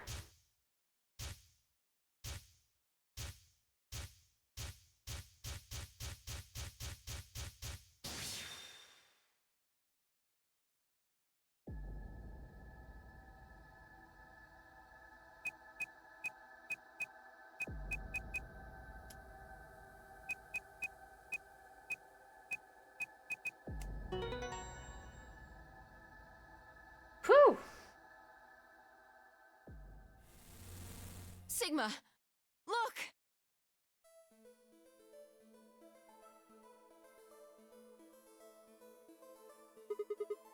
You're... Akane. Her name is Akane Kurashiki. They've been looking for her for a very long time. He walked toward her. Slowly, carefully. Almost as if he was afraid of scaring her away, he reached out. She's a hologram. Tenmyoji squeezed his eyes shut. Akane. He closed his hand around empty air and let it fall to his side. There was a moment of sad silence, and then she began to speak. That was easier than getting an enemy to drop the save chat. I see you finally arrived. I've been waiting for you. Well, I suppose that's slightly inaccurate. What you see now is a holographic message I recorded before you came here. Unfortunately, this means I will not be able to answer your questions, at least not directly. I hope you will understand. Now, where to begin? You probably have a great many questions. What day is it? Where are we? Who is Zero? And what does he have to do with Akane Kurashiki? But I imagine there is one question that rises above all the others. answers. Why were we brought here? The answer to that is simple. Everything that has happened here is part of our plan. All of this was required for the success of the AB project. I assume you heard the name by now, at least. In any event, you were all needed in order to execute our plan.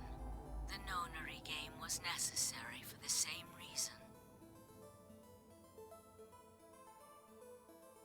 Your question now, I imagine, is just what is this AB project?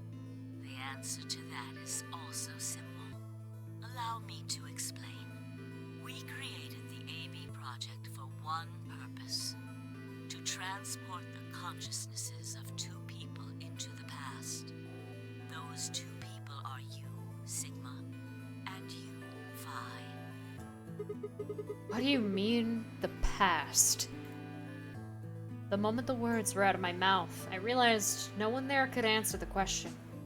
Not Phi, not Tenmyoji, and certainly not a pre-recorded hologram. Have you figured out what this room is? I assume you saw the Q on the door. It stands for quantum. That makes this the quantum room.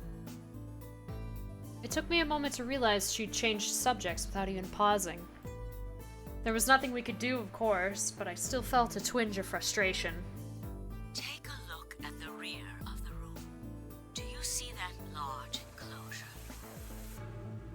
That houses our quantum computer.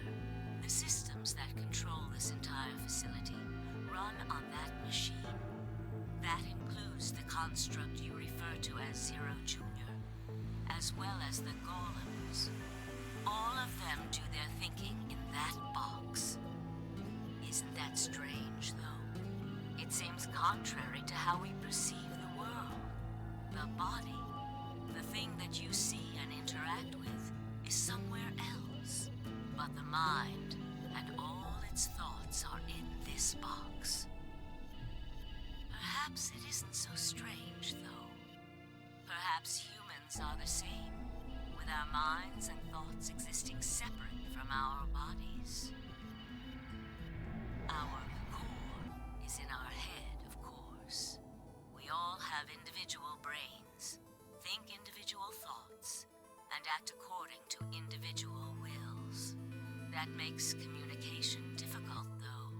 So, we're forced to rely on inefficient mediums, like language, photographs, non-verbal cues, etc., to transmit information.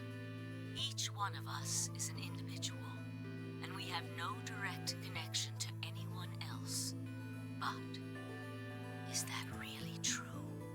In the dimensions we are most familiar with, yes, it is.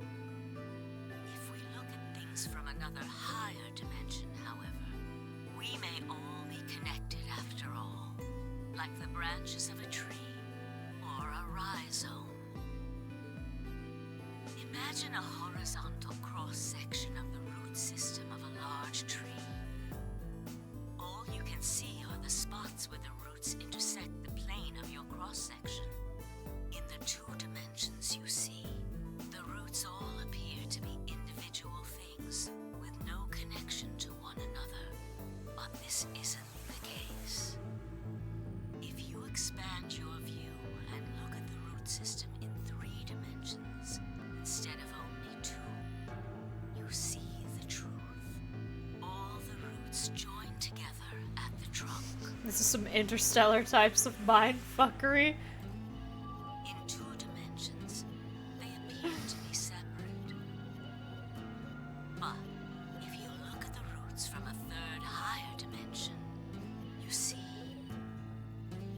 things that might appear to be separate from one another in 3 dimensions could be connected to one another if you look at them in 4 dimensions. I mean, it's exploring a lot of different things in, like, psychology. Where you'll have, I don't know, I've experienced something like this, where I'll think about a game that I haven't thought about in a long time, and then almost purely out of the convenience, almost like it was the convenience to myself, I see like a video or something on it. Like, I was thinking about, back in January, I wanted to do Pokemon Coliseum, and I wasn't sure if I wanted to get a Dolphin emulator set up for it. And not very long in the process of me playing Pokemon, I think Sword and Shield at that point, the YouTuber Jello Apocalypse uploaded his edited video of Pokemon Coliseum titled Dogs in Love. And I thought that just a very strange coincidence. But it's stuff like that. Like, the first game has stuff like that, where you're thinking about something and then it almost like... It's almost as if, because you thought about it, something materialized. Obviously, naturally, that's not actually the case. Or is it? It's just exploring a lot of possibilities as to how the universe works, because it functions in a way that we can't currently understand, and we may never understand. That's why there's so many different theories as to how it functions.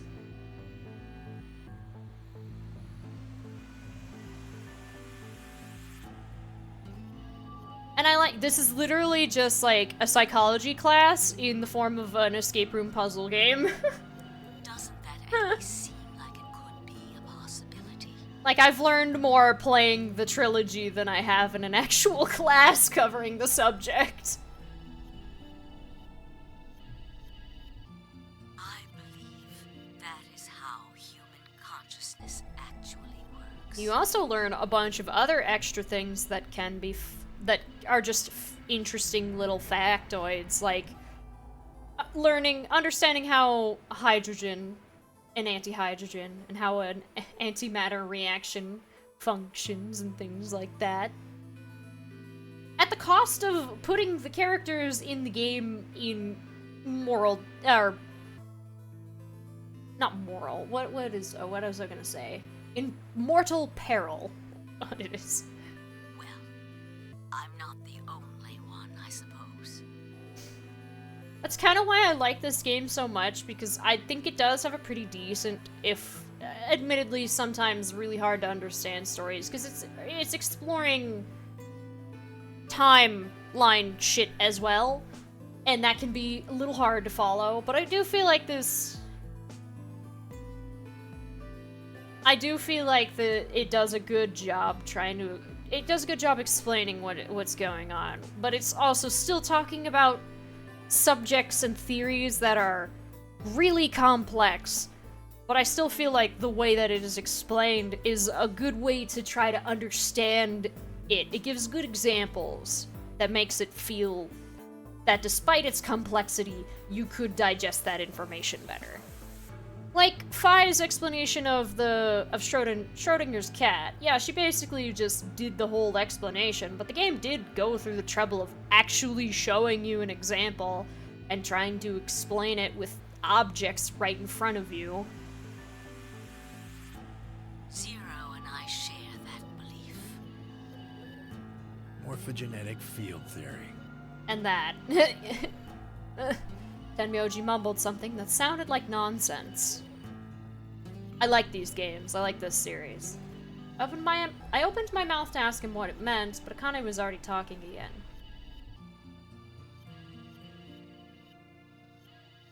Now, when I talk about a fourth dimension, I'm referring to the fourth dimension used in Minkowski space-time. Did we bring up Minkowski earlier? Because here he is, if we have. Exists is a point.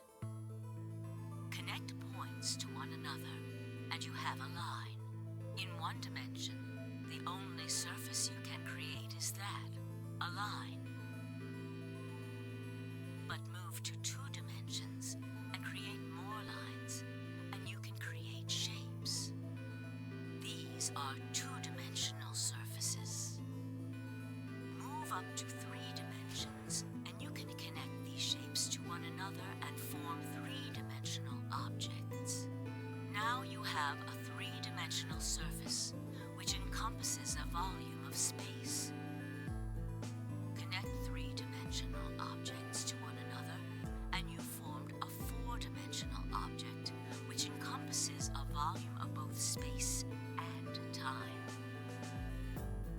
on that fourth dimensional axis that our minds are connected.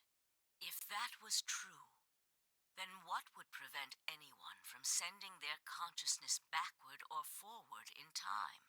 That theory is the foundation of the AB project. The A represents after, and the B represents before.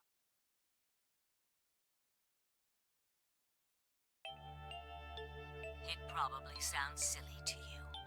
A ridiculous story made up by a mad old woman. But look at what's happened to you. You've seen many different worlds and timelines, haven't you, Sigma?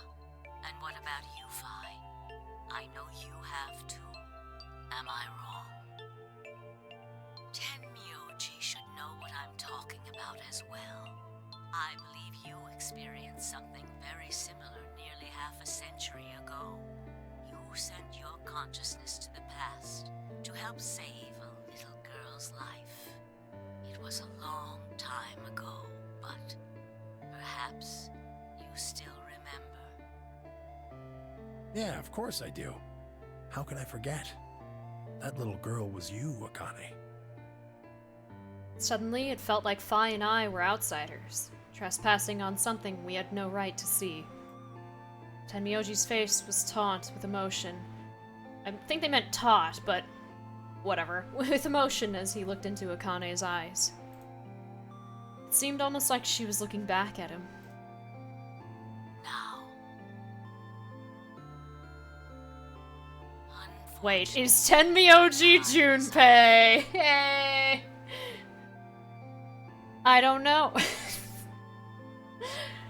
The final stage of project. I don't know. I need to go prepare.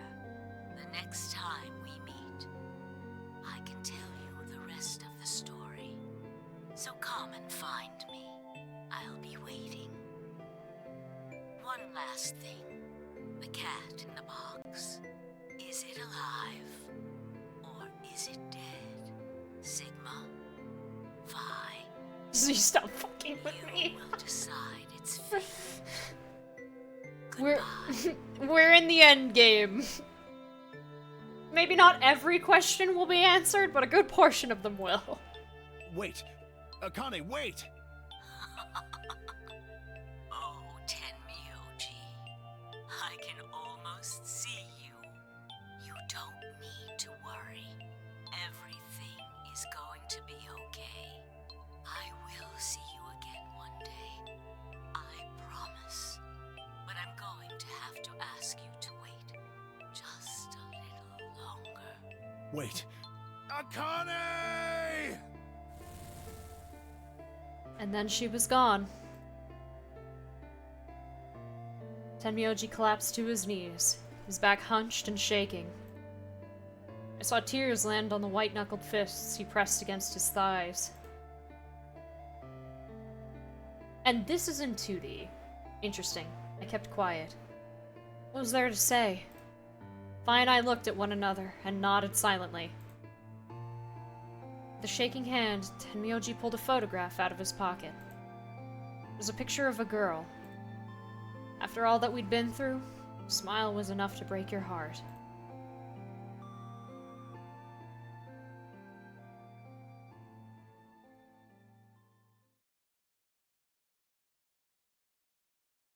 We made our way to the warehouse on floor A and met up with the others. Who bet on Quantum in the Q pool? And then Sigma gets punched in the arm. Took only a few minutes to decide to head to the infirmary.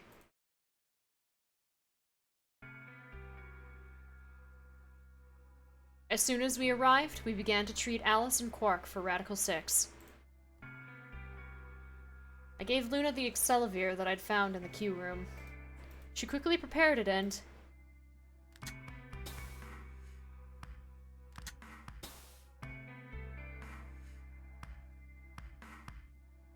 injected Alice and Quark.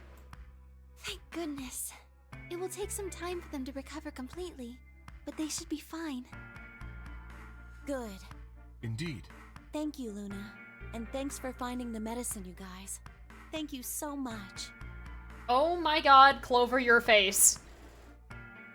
Something happened! Oh, it fixed itself. Don't sweat it. No need to thank us. Tenmyoji said nothing, just walked over to Quark's unconscious body. He took the small boy's hand in his own and held it tight. I could see tears at the corners of his eyes as he turned away from us.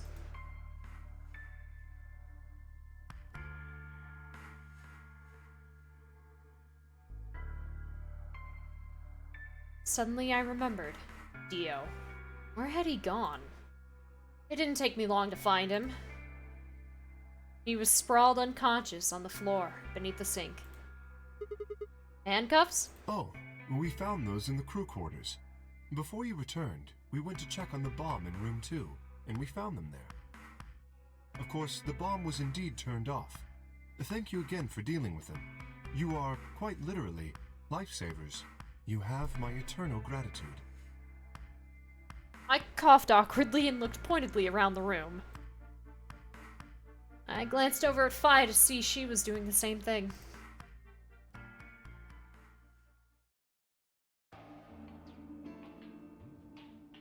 After that, we headed back to the Floor A warehouse to play the AB game. Specifically, me, Phi, Kay, and Luna. Clover and Tenmyoji decided to remain in the infirmary, just in case something happened with Alice, Quark, or Dio.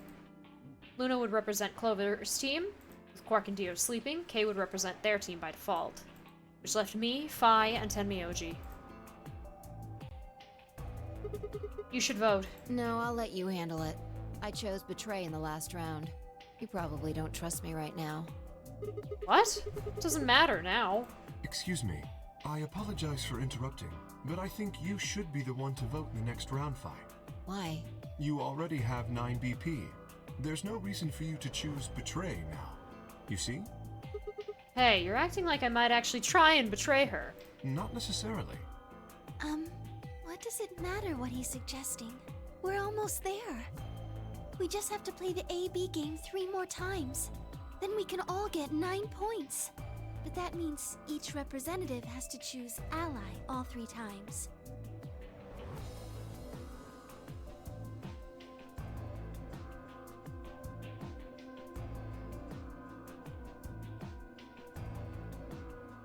Okay, I'll vote. You're sure you're alright with this, Sigma? Yeah. I trust you. I handed her the star key. Shall we open the doors?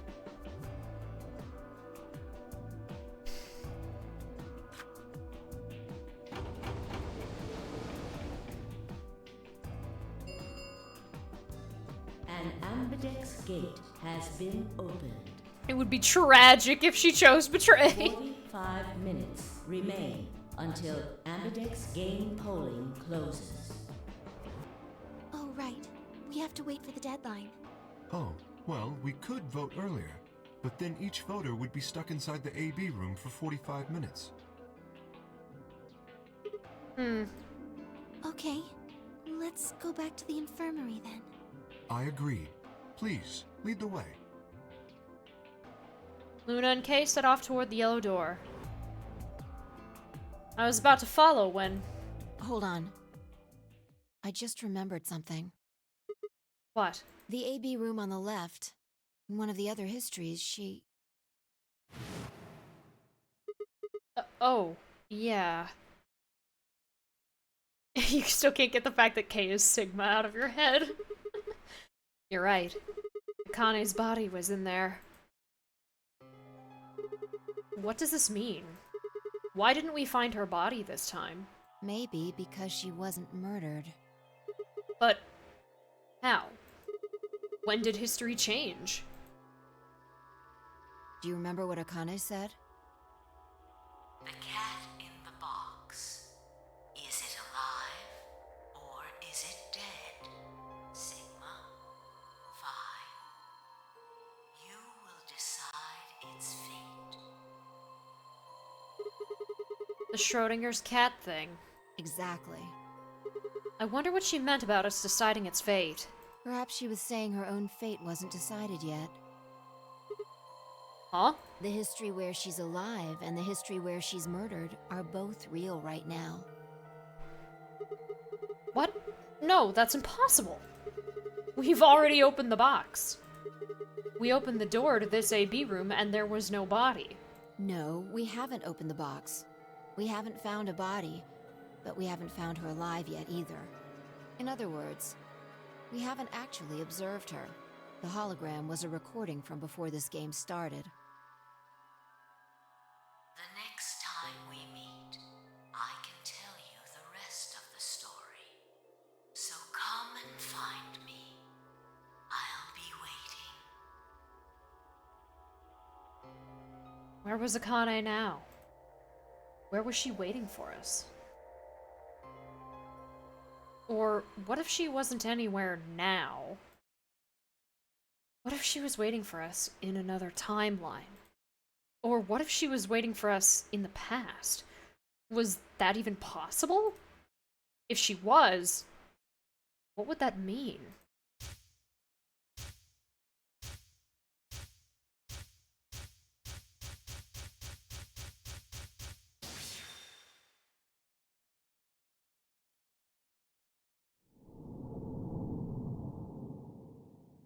To be continued.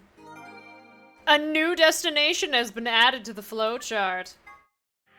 Really?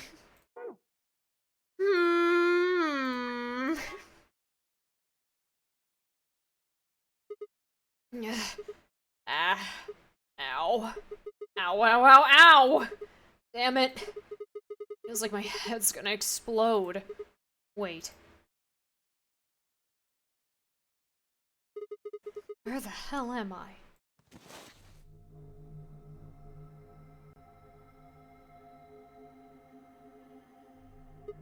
Looks like an elevator, but... No, this is one of the AB rooms. Ah! Who the hell are you? And what the hell's an AB room? Damn. I guess you did lose your memory after all. Memory? Memory.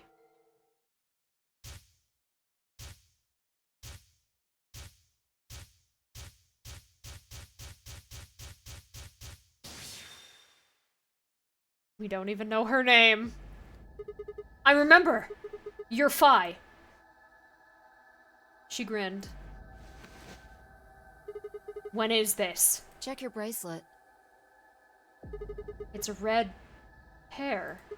BP is 3. Mine's the same. Does this mean this is the beginning of the game? We've gone back to when we first woke up in the AB room. No, not quite. I think we woke up a little earlier this time. How do you know? Push the buttons on the side of your bracelet. 2 hours. 15 minutes. We didn't wake up this long before the primary doors opened last time. I think we're about an hour early. Wait a minute. If you're right... Yeah, Akane might still be alive. We got back before Dio killed her. I think. Then... Right. We're here for one reason.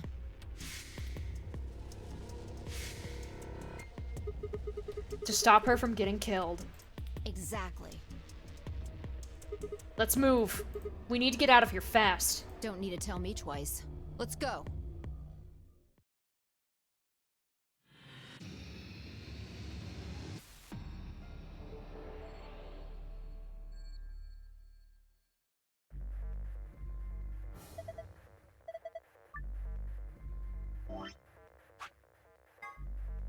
Sun, moon, star.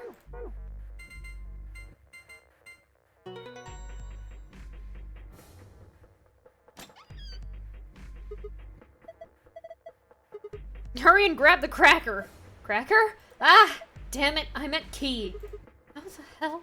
Just shut up and do it. Yeah, my bad. Okay.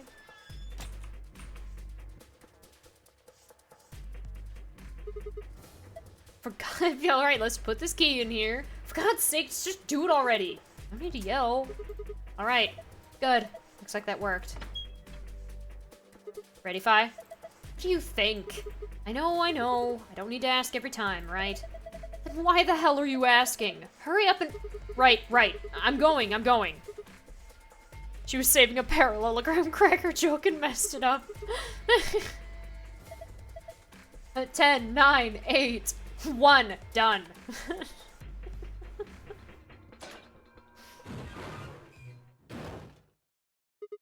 Hey! You pushed the button! Bite me. You were taking too long. We're on a schedule here. Ugh. Ugh.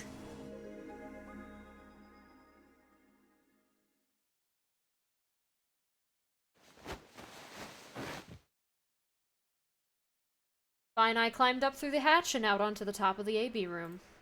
It took us only a moment to spot them. Akane! Behind her was Dio. He was moving quickly and quietly, a knife glinting in his right hand. Shit! There was no time to yell it to her. I scrambled down from the top of the AB room. Fi wasn't following me. When I looked back, she was still standing on the roof. Fi, what the hell are you doing? Get down here and... Before I could finish, she moved. She ran across the roof, launched herself into the air, and kicked Dio in the back of the head.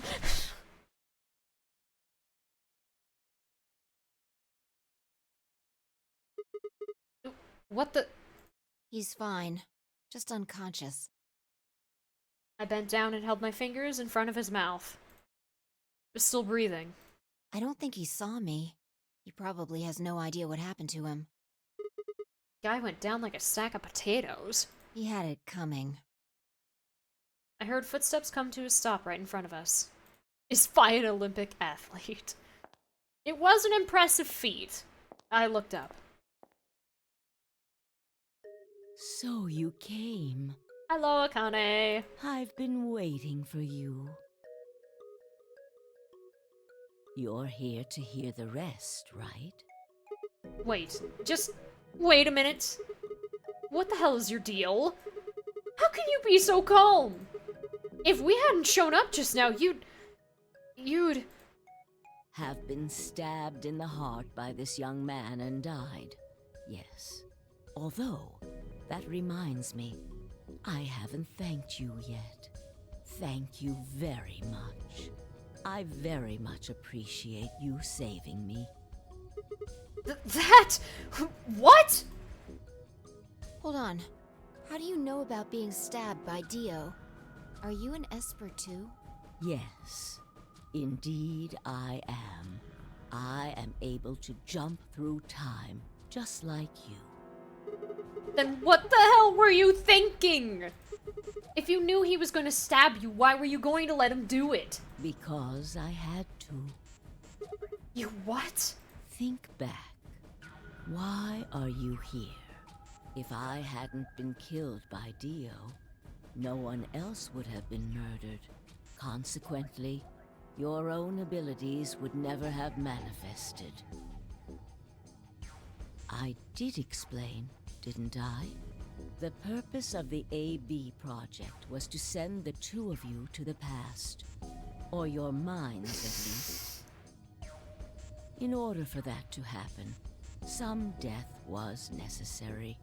When a human brain is faced with danger, its processing speed increases. Information is processed more quickly, and time almost seems to slow. A few seconds can feel like an eternity. Unfortunately, that in itself isn't enough to send oneself through time. The amplitude of the consciousness is simply too small.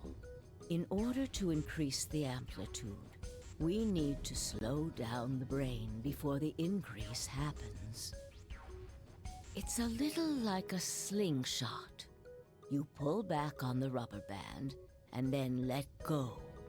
The potential energy you stored in the band is released and converted into kinetic energy. That's what fires the bullet out of the slingshot. Now, while a slingshot can only fire in one direction, your mind isn't similarly limited.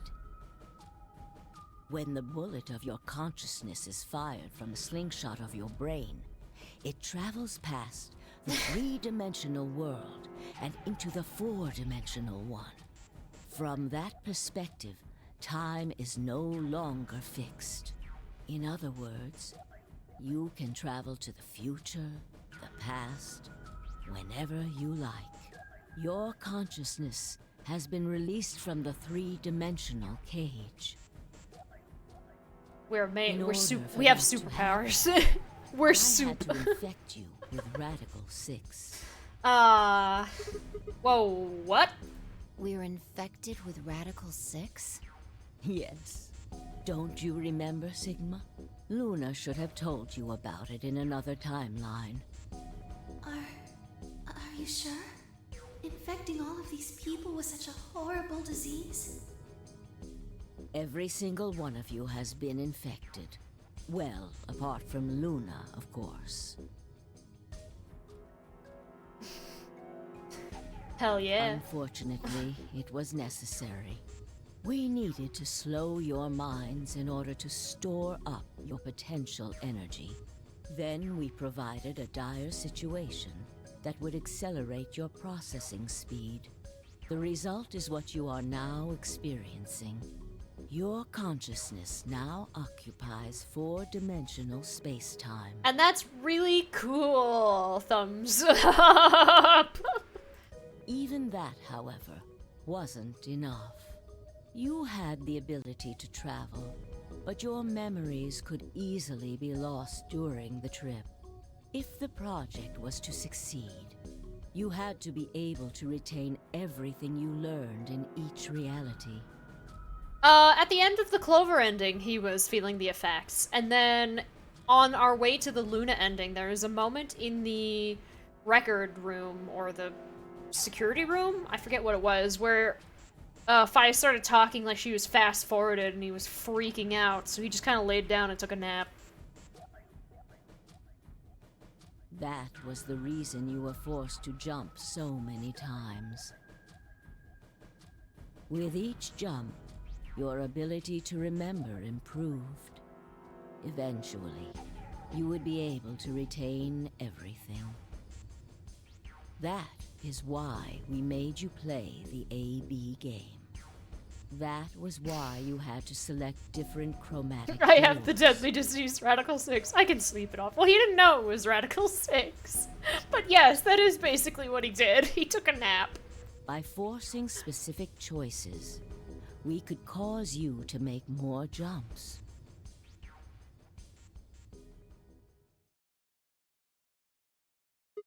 I get it. I think I finally understand. Well, okay, there are a lot of things that I don't understand, but all of what you've just told me makes sense. You did all of this so that Fi and I could jump through four-dimensional space with our memories intact. Right? Yes. But why did you need us to do that? People have died for this. I mean, let's count how many different ways people died. Murder, antimatter explosion, suicide. I've died. So has Fi. So have you.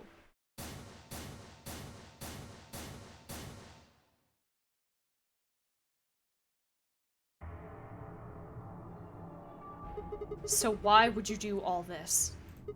What does it matter that Fi and I jump through time? Haven't I told you? Death was unavoidable. You are all destined to die. Sacrifices had to be made for the sake of the project. I already know all that. What I'm asking you is why. What is so goddamn important that it's worth all this? Ah. I'm sure you'll figure it out eventually. What? Even Fi's like, yo, no, just tell us. Just when is eventually? In a future not very far from Bullshit. That's not good enough. Why can't you tell us now? Instead of answering, Akane knelt down next to Dio and picked his knife up off the floor. I'm going to keep this with me. Don't change the subject. But it's almost time. What are you talking about? We've got plenty of time. No. In a few moments, you'll return to the original timeline. What? This is the way it has to be. Don't fight it. Akane likes to be cryptic. I love her character. She is just the perfect level of unhinged. We will see a lot of that. Well, we have seen a lot of that, actually. What am I talking about? Yes. Also, Zero the Third's true name is Logomorph. Logomorph? You call him Zero Jr. His official designation is Logomorph. And now you understand why he's a rabbit. Because if you watched me play 999, you'll remember the thing with the rabbits. Logomorph, this is an order. Unlock my bracelet. Compliance.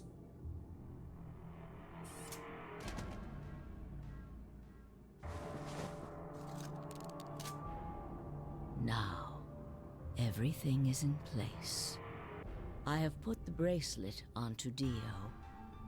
Amazing. All we have to do is place his body in the 5th AB room.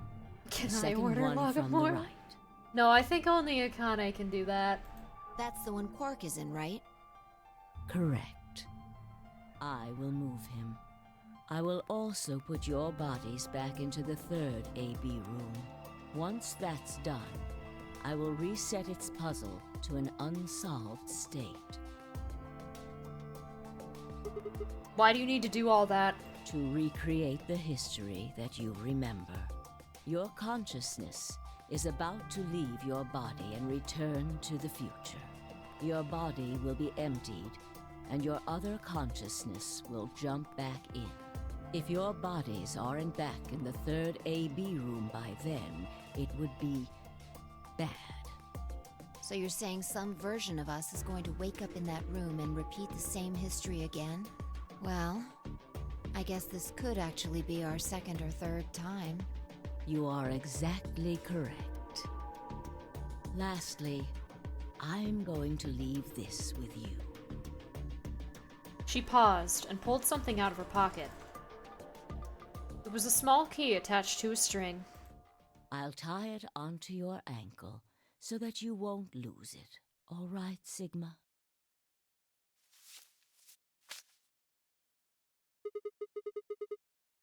What's it say on there? Tu fui ego eris.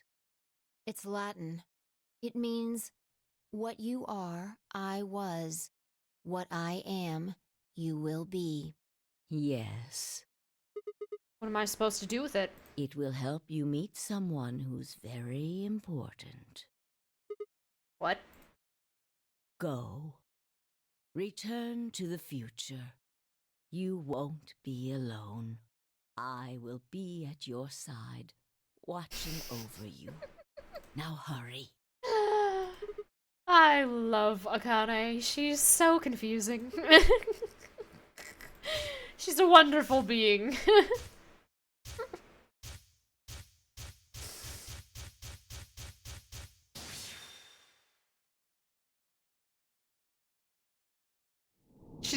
She's a sweet, wonderful, sweet summer child. A new destination has been added to the chart. Whoa. Oh boy!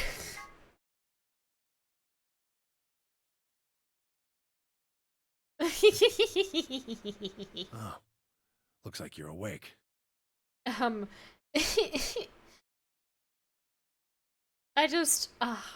She's a sweet summer child that had more beneath her than what she presented on the surface. And now we're seeing her admittedly older, but she still just is like, hell yeah.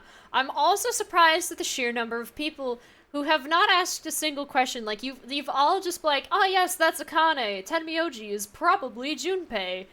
without even thinking about the fact that Clover is around, which I will say that will be explained, but I'm just surprised nobody asked.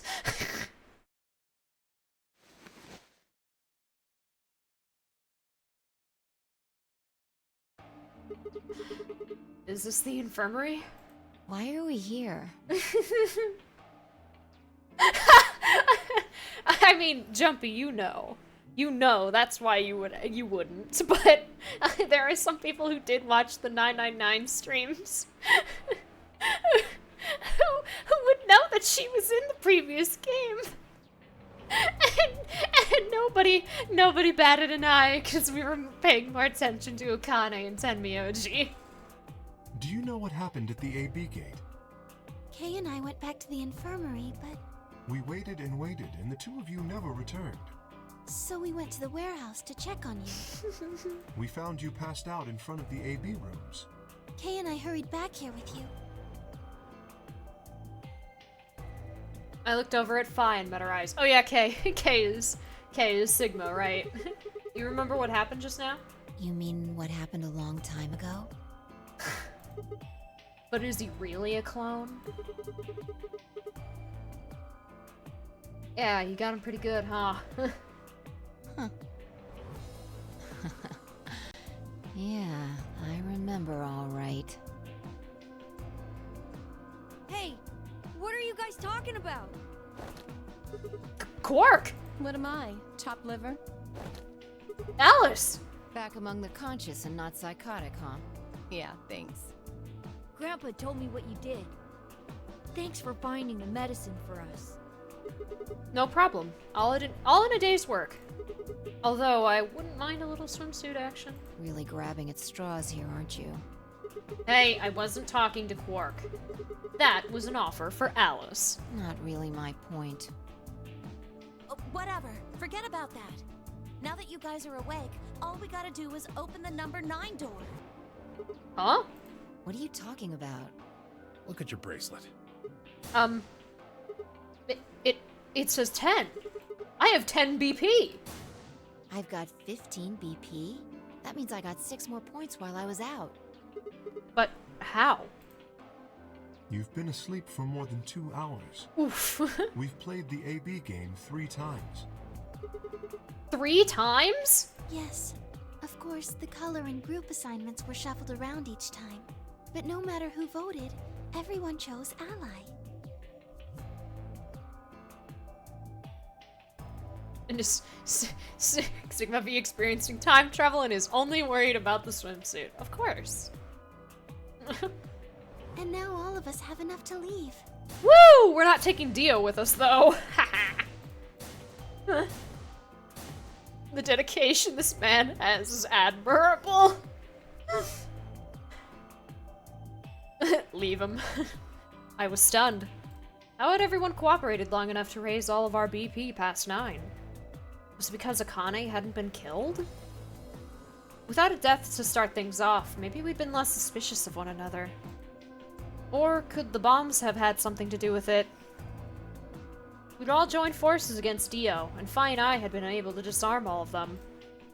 All of us had banded together against a common enemy and overcome a tremendous threat. Perhaps that had strengthened our bond. Which, I had to admit, would be somewhat ironic.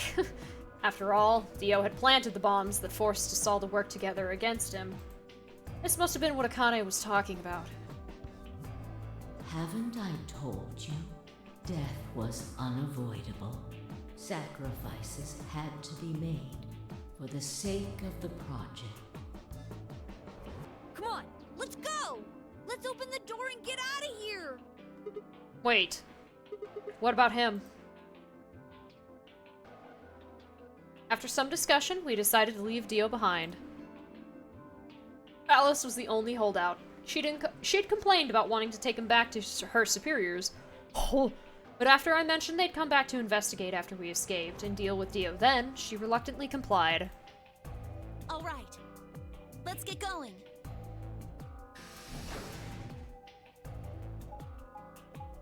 To the number 9 door!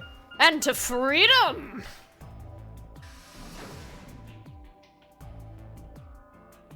Get fucking wrecked, Dio!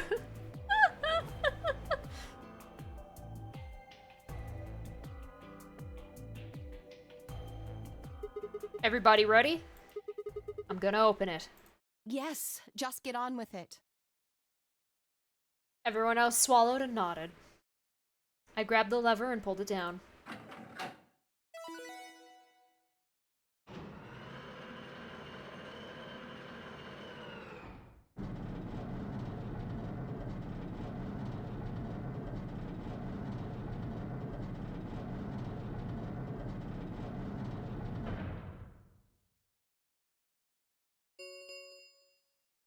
The number 9 door has been opened. It will remain open for 9 seconds. Alright, everybody, let's move. Yes, through the door. To freedom. And then I gotta get all the gold files so we can watch the epilogue. I didn't need to tell them twice. The room inside was clearly a loading elevator. It looked sort of like a large plate on top of a huge pedestal. We ran to the center of the plate and turned around. The number 9 door stood wide open. 2, 1, 0. The number 9 door is closing.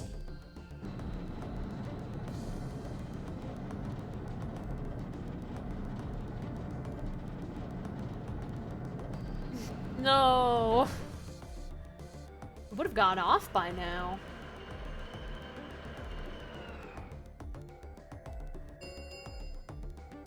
The number 9 door has closed. This ends the nonary game.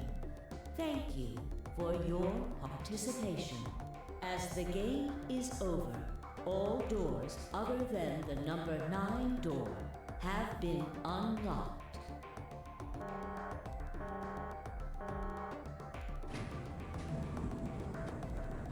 Well, she didn't spill military secrets in this one.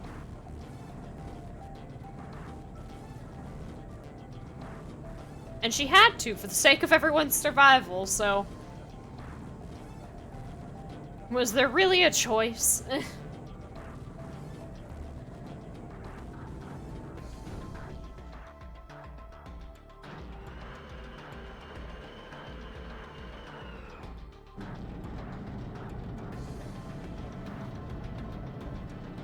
We're probably getting recruited.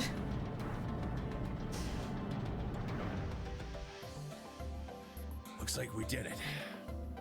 Yes, we should keep moving. Beyond the door was a wide hallway that ended in a very solid wall. To the left, we found a very familiar-looking door. We pushed it open and went in.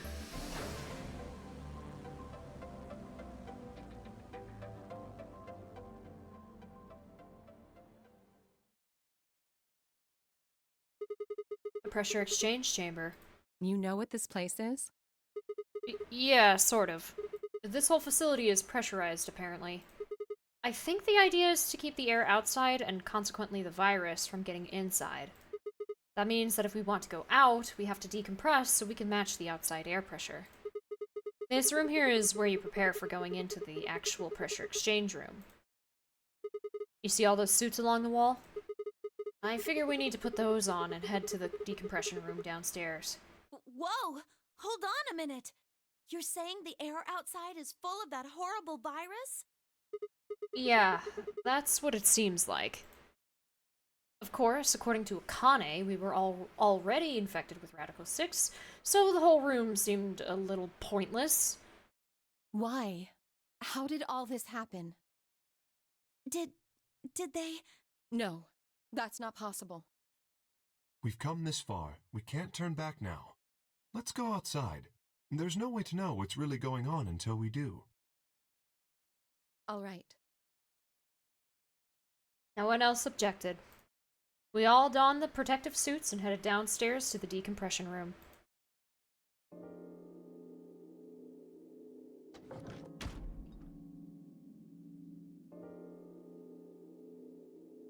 As soon as we were all inside, the process began. Through my helmet, I could hear the soft hiss of air being sucked out of the room.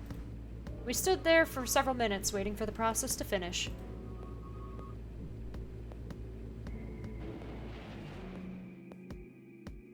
At last it did, and we heard the door begin to open.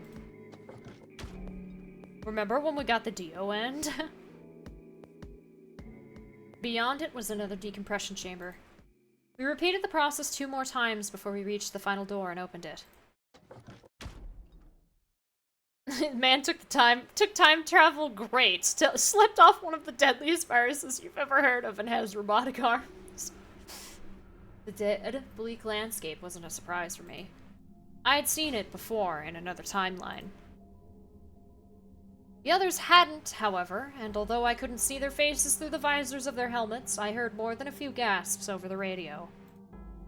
For a few long moments, we just stood there, astonished. Where the hell are we? The desert, I guess? I figured that out. I mean, which one? I don't know, but I think I know what day it is. Hmm? Look at the moon. It's red, right? That means today's the total lunar eclipse. So? Remember the astronomy magazine in the lounge? Well, the next eclipse like this was gonna be on December 31st, 2028. So... Wait a minute. Let me get this straight. Are you suggesting we were sleeping for a week after we were abducted? I think so. Wherever we were must have been far away from any city. The air was clearer than I'd ever seen it. And the stars. The sky was full of them. More stars than I'd ever seen in my life. I could even spot the hazy arm of the Milky Way. But the most striking feature was the moon. It was blood red and massive. Much bigger, in fact, than I remembered it being. Then, as I watched, a black spot began to move across its surface. It was hard to see the details, but it looked circular. The spot continued to move across the moon, heading for the right edge. Oh, what's that? The moon. Well, the moon's shadow, actually. The moon's shadow. I frowned. That didn't make any sense. Zero told me to stay quiet. I think he was worried I'd spill the beans on his operation. He said if I didn't toe the line, he wouldn't just kill me. He'd kill Quark, too.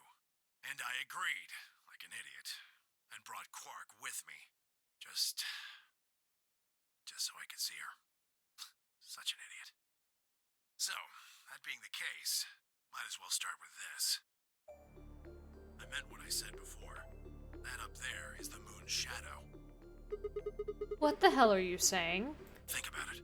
If that's the moon's shadow, then what's it falling on? That's... Earth? Yeah. It's not the red moon you get from a lunar eclipse. Then again, this isn't a lunar eclipse. It's a solar eclipse. Anybody in the black spot down there is looking up at the moon, covering the sun. What? No! No way! If that's the Earth, then where the hell are we? The moon, of course.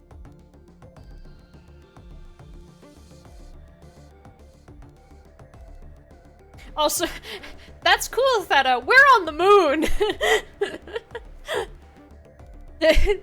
That is cool, though. This is the lunar surface. We were just inside a moon base. No way. No, you've gotta be lying. How do you expect us to believe that? This can't be the moon. Yeah. That's pretty ridiculous. Besides, if this was the moon, how do you explain the gravity? The moon only has 1/6 of the Earth's gravity. So what's this? She picked up a rock and dropped it. See? That looked perfectly normal. Yes, it looked that way. Luna? You were right about the gravity in a way. I was one of the people who knew this wasn't Earth. Well, I suppose I'm not people, if we're being honest, but... Excuse me? What? Please just listen. Alice, you were infected with Radical 6. Then we gave you the Excelavir, which cured you. The Radical 6 isn't completely gone, though. Some of its symptoms stick around for a while. What symptoms? Well, Radical 6 can slow down your brain's processing speed by the root of 1/6. It can take a while for your brain to get back up to speed. Then people that aren't Sigma and Phi, for the most part, going, what the actual fuck? Well, you asked somebody if it wasn't you, Crimp, but is Phi an Olympic gymnast? No, she's on the moon. So of course she could jump that high. Because the moon has lower gravity. It only looked like she was doing it by her own power because it was going at the speed that we perceived as being normal, but it wasn't actually. She was actually falling really slowly. But because of the Radical 6, it felt like she was moving at a normal speed.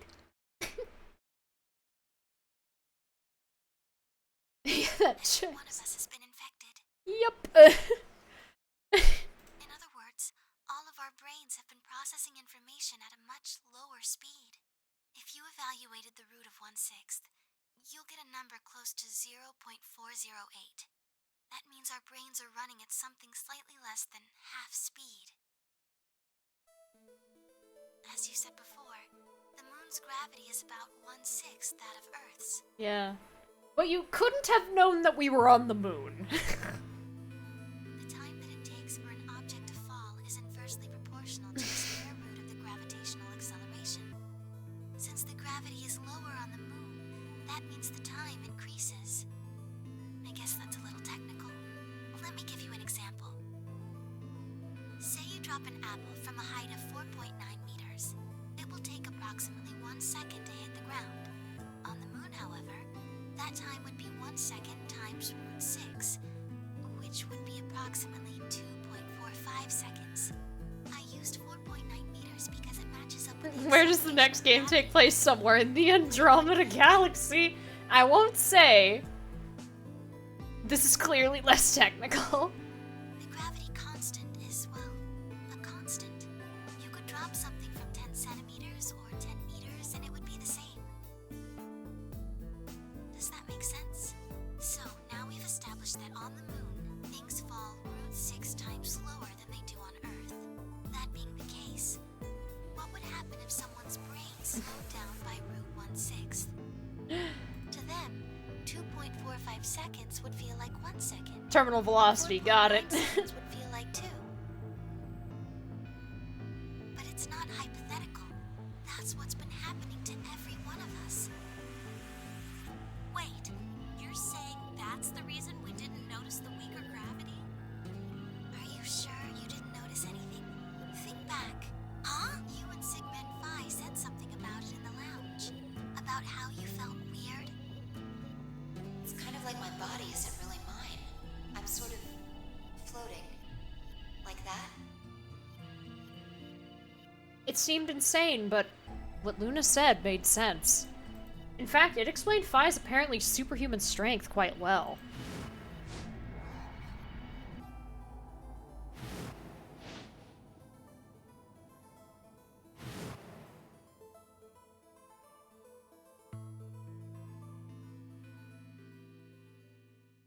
Wait, this is crazy.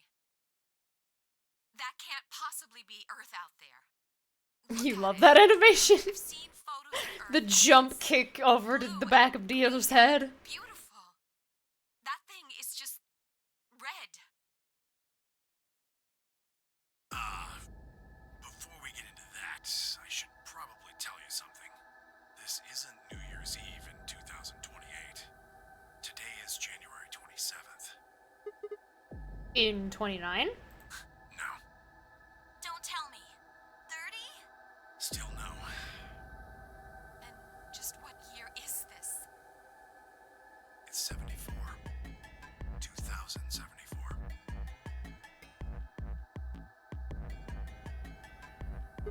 No. That's what I'm saying. You were actually very close, Crit. Even though it was a joke number, 69 is very close to 74. That's insane. That would mean we were abducted more than 45 years ago. I don't blame you if you don't believe me. But it's the truth. How can you be sure? It's not that hard. Quark and I left Earth on January 23rd, 2074. Solar eclipses are easy to predict. We've known that there'd be one on the 27th for a long time. That's just science. Nobody can change that. But why is the Earth red? That's a long story. About 45 years ago, on April 13th, 2029, there were 18 annihilation reactors operating in various parts of the world. On the 13th, all 18 of them went up, all at the same time. The explosion was about 180,000 times as powerful as the atom bomb they dropped on Hiroshima. What? Why? I suppose it started a few months before that. The government had a test site for a future Mars mission out in the middle of Nevada. On December 31st, 2028, there was an accident. Well, accident doesn't quite convey the right sense of the thing. The point is, Radical 6 claimed its first victims there, then escaped. Didn't take long for it to spread to the rest of the world. Like Luna explained, the virus slows your brain down, but eventually, it also makes you kill yourself. Pretty soon, the bodies started to pile up. Some people would take a dive off a building or shoot themselves in the head. You know, the classics. But for some, it was poison, or fire, or asphyxiation, or the noose. Plenty of people jumped in front of trains or cars. One pilot on a passenger airline drove his plane into the ground. Most forms of transportation ground to a halt pretty fast. Yeah, his use of terming it the classics is a little, but he's probably really jaded and numb to it, considering he lived through the height of it. But yeah, I wouldn't really call that the classics. That meant food couldn't get distributed, and thousands of people who weren't even infected died from starvation. Everywhere you went, there were just piles of corpses, covered in flies and rats and crows. I don't know what hell's like, but I imagine it's a lot like that. After a while, people who managed to avoid getting infected started trying to get in touch with one another. They got a hold of some radios and organized a couple meetings. There was only one thing to discuss, of course. How could they get rid of Radical 6? The answer, they decided, was purification. They figured they could just roast the surface of the Earth and that'd kill the virus off for good. On April 13th in 2029, they put their plan into effect. That plan was to detonate all 18 annihilation reactors.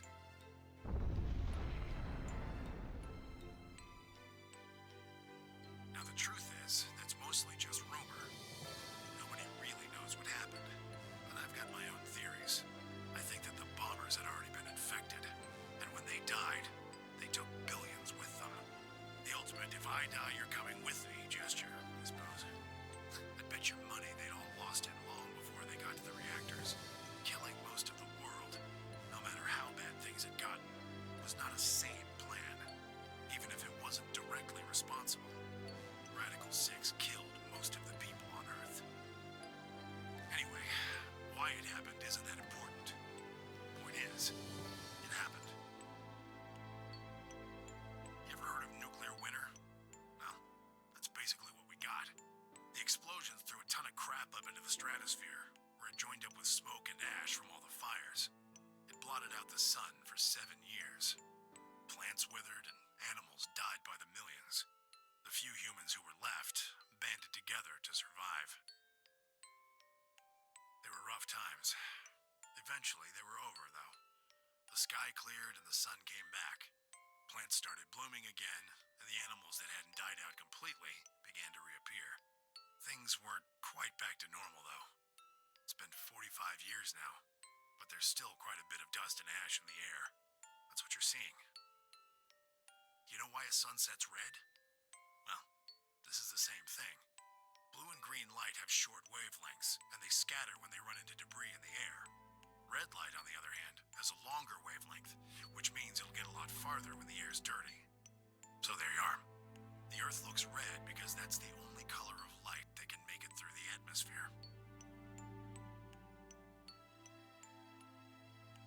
I was speechless. What could I possibly say? There was no reason for Tenmyoji to lie to us. So we were standing on the moon, looking at the Earth. It was it was 2074. But why? Why were we there? Why were we then?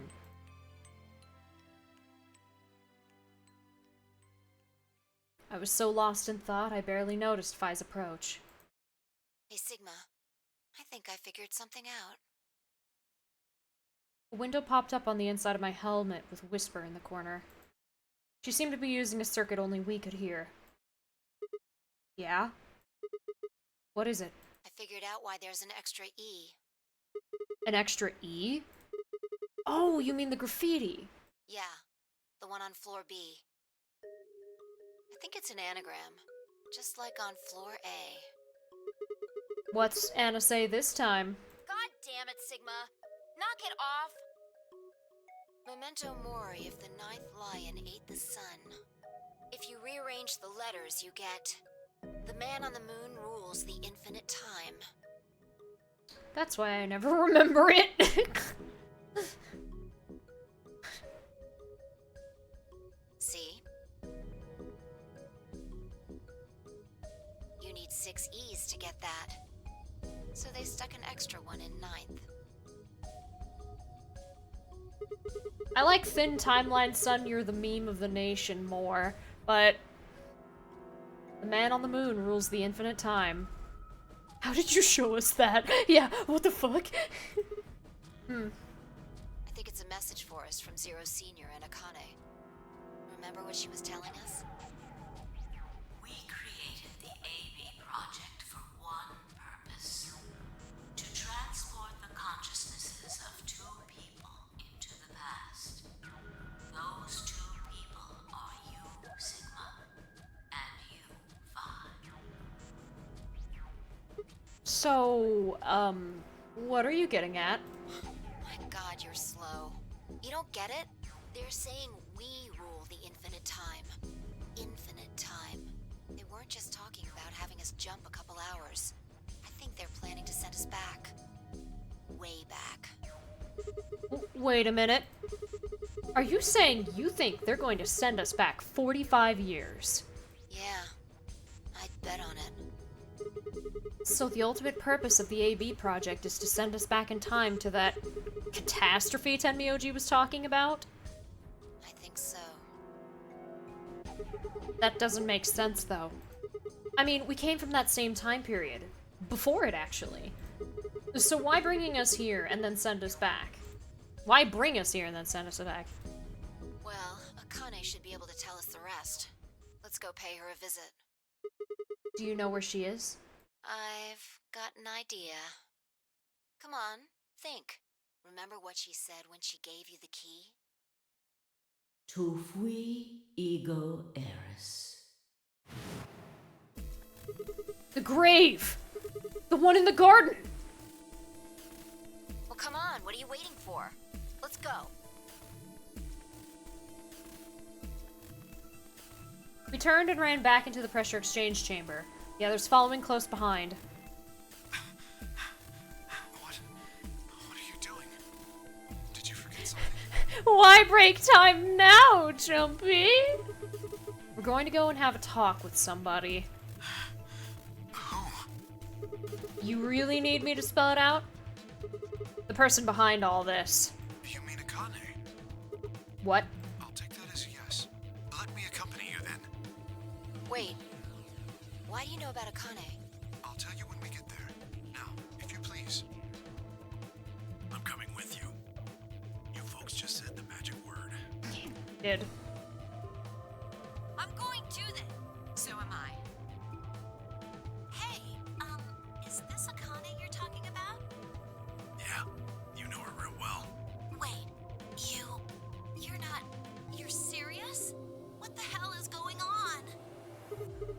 Ah, shut up! Just shut up. Come if you want to. We don't need to do a roll call. Once we get there, Akane can explain everything. With that, we headed back through the airlock. I don't think I am gonna get past this, but it's such an awkward time, too. Brah!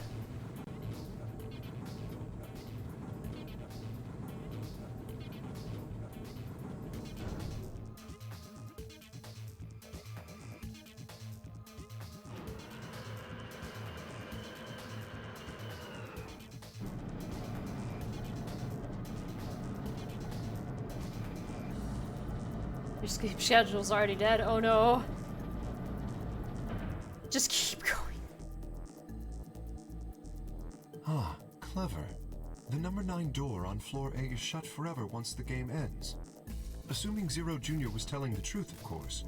But the door on floor B... I'll take my break when the credits roll, so that way I don't have to do the BRB screen, because I'm probably just gonna, like, do a quick thing.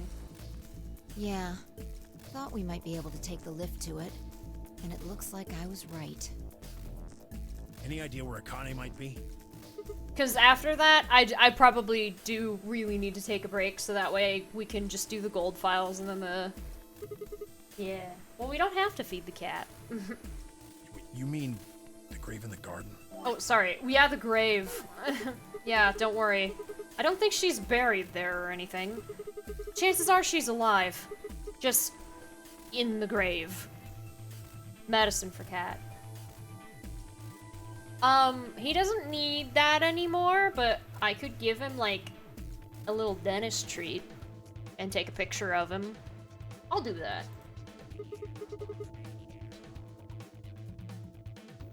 Anyway, let's move. To the garden.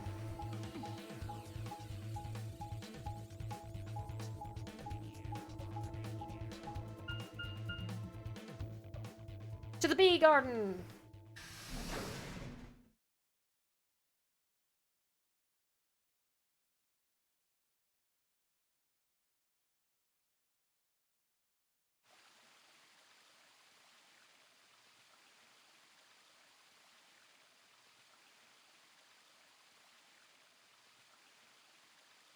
Is Akane really under here? I think so. What should we do? Are we gonna dig her out? No, I don't think we'll have to do anything like that. You see the keyhole on the grave? I just... insert this here, pulled the key off my ankle, and fitted it into the hole. I twisted it to the right until I heard something unlock. With a quiet grinding, the grave began to shift. Sigma punches the grave. Why would he do that? It doesn't look like a coffin. Yeah, it's a treatment pod. Oh my god. It is, isn't it? The glass on the cover had frosted over, making it opaque. I couldn't see who or what was in it. Let's see what's inside. She grabbed a hold of the lever on the side of the pod. No good. I think it's locked. What? Treatment pod TP00. Stage 1 defrosting complete. Stage 2 will be complete in 10 minutes. Once stage 2 is complete, the lock will automatically disengage. Right, cold sleep. What? These pods can put people into cold sleep. It uses something called CAS to freeze human bodies without destroying their cells. So, Ms. Akane's like an ice cube? I think so. Then we gotta wait till she melts? Yeah. So how about you tell us your story while we wait, Kay? Specifically, why do you know Akane? I remembered. What do you remember? Everything. I was born and raised in this facility. It's called Rhizome 9. A rhizome is an underground plant stem that spreads by sending out roots. Kind of makes sense, doesn't it? This facility is a little like a rhizome. Supposedly, that's why they call these installations that. The number comes from the facility's number. There are 54 rhizomes on the moon. June living out her This is all the eyes ninth fantasy. So basically, I am Well, I Sigma. suppose the other ones don't really matter to you, do they? In any event, I grew up here with Akane and Zero Senior. I watched them create the AB project. The AB project? Yes. Its purpose is to send Phi and Sigma, or their consciousnesses at least, to the past. Back 45 years, right? Yes. So, you want us to change history, huh? Go back and keep Radical 6 from getting out, and stop the reactors from exploding. That's our mission? Well, not exactly. What do you mean? It's true that the ultimate goal of the project is to keep Radical 6 from spreading to the general population. But even if you do make it back, you won't be able to do much. By now, it's already too late. Too late? Let me begin at the beginning. You might be thinking that Zero Senior and Akane were the ones who created all this, but that's not entirely correct. They only followed the histories they'd already seen. It was the only choice they had. Nothing less than the future of mankind is at stake.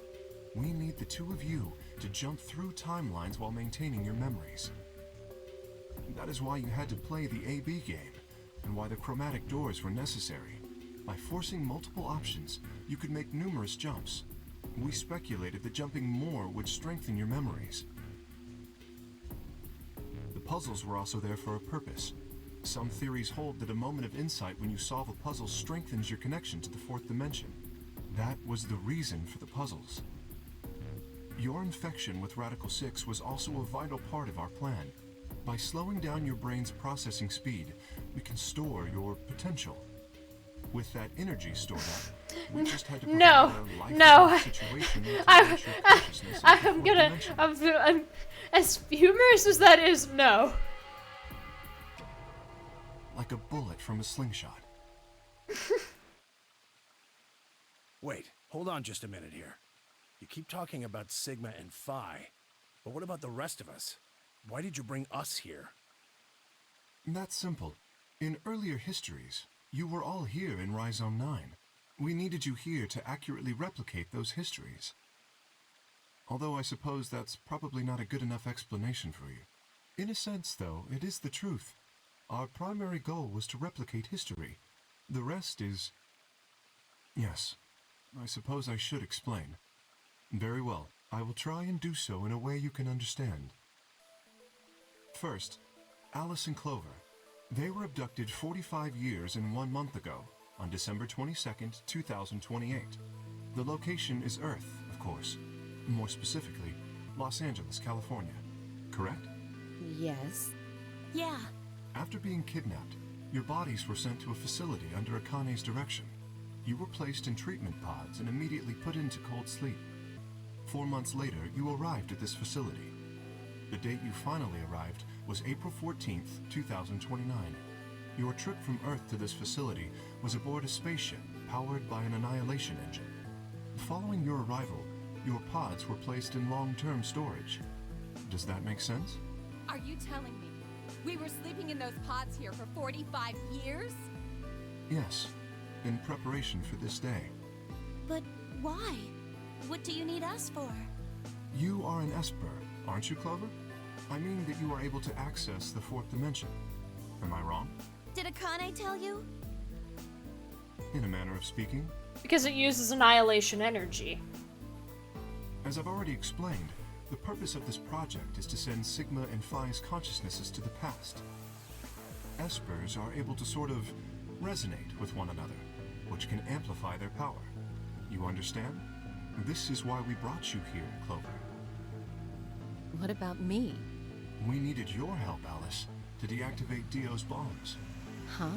But I didn't do anything. Annihilation energy. It's... There was an explanation when the bombs were first found, but it's when matter and antimatter collide and cancel each other out, it generates a huge amount of energy. And that is called annihilation energy, because it's when a positive positive element and a negative element come into contact with each other and become a neutral element. It essentially, by coming into contact, destroys itself, and that releases a bunch of energy. Annihilation. But you did. In another history, you were able to perform a prime decomposition on the 25-digit integer that Dio left behind. Only you could do that sort of thing. Because of your feat of mathematics, we were about to determine that Dio had planted the bombs. We were able. I don't know why you said about to. Then we were able to question him and get the password for the number. Is that 31. easier than splitting an atom? Yes. It also generates a fuck ton more energy than splitting an atom.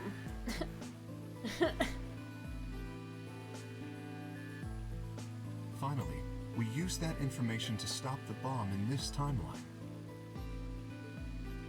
Without your help, Alice, we would have been reduced to nothing more than so much space dust. This history exists because of your presence. Now, let me explain why we need. But it's also a fuck ton more dangerous. Yes. Tenmyoji is simple.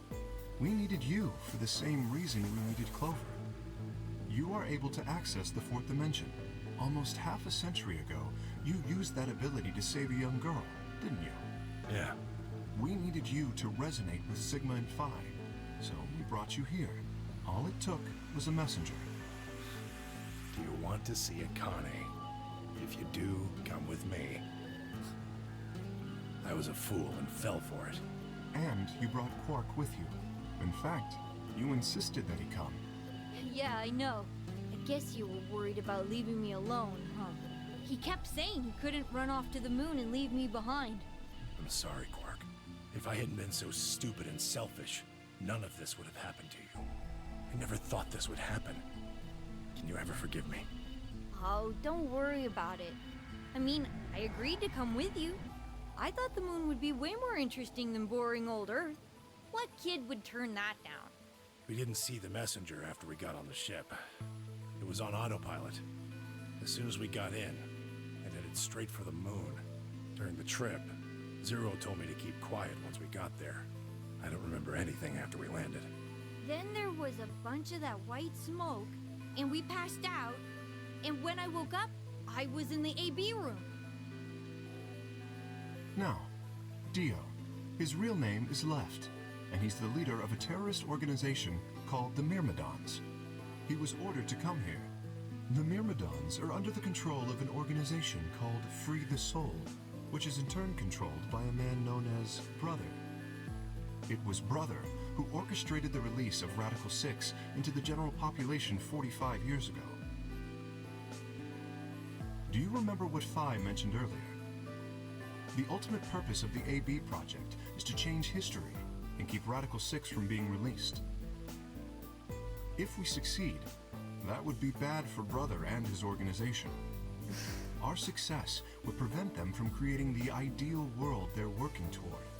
That is why Brother sent Left, his trusted lieutenant, to this facility.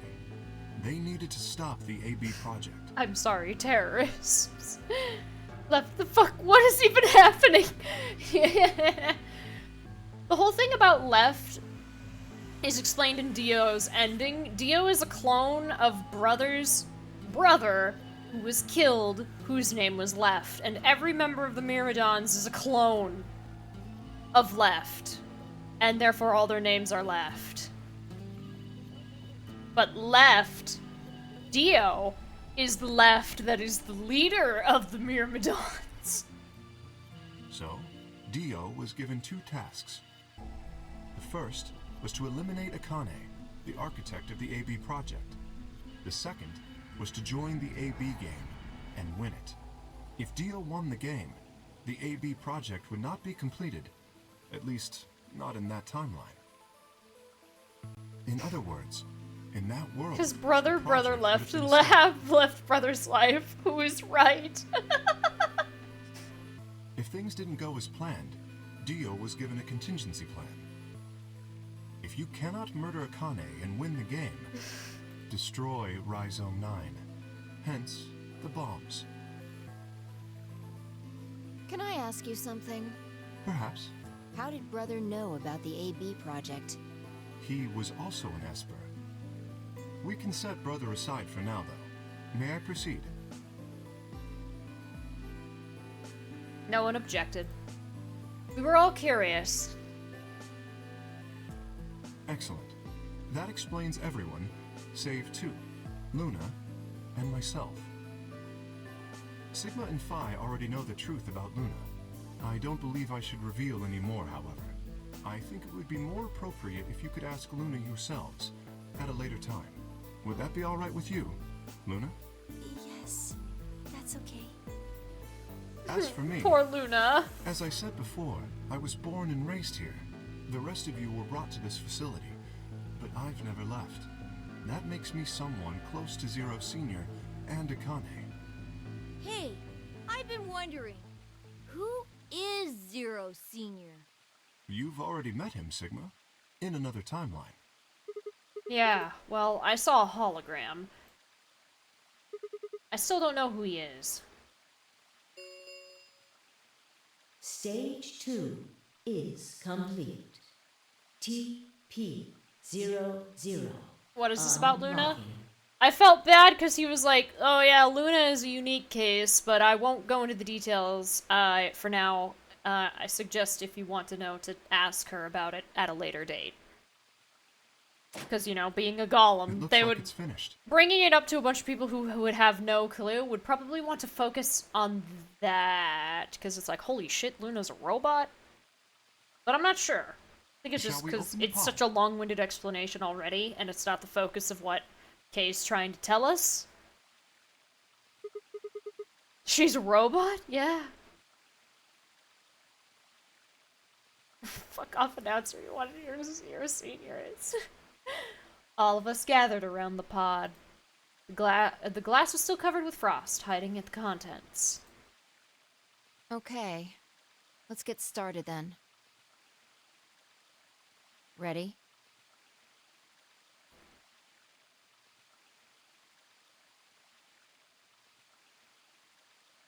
Vi laid her hand on the lever and looked around at us. I swallowed. Yeah, anytime. All right. Here we go. 3, 2, 1.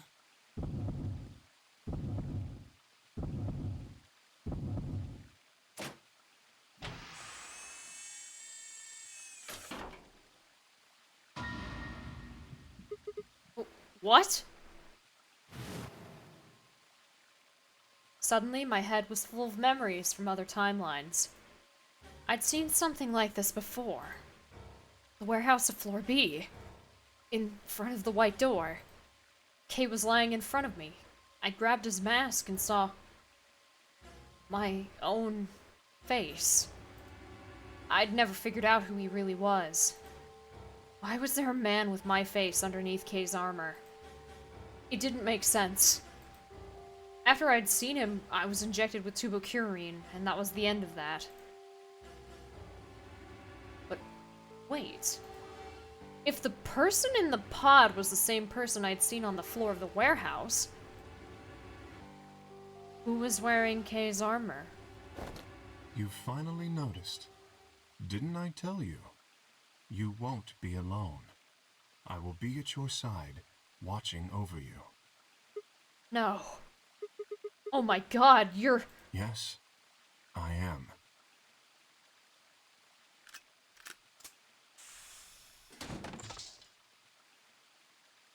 Akane Kurashiki. It's you! June!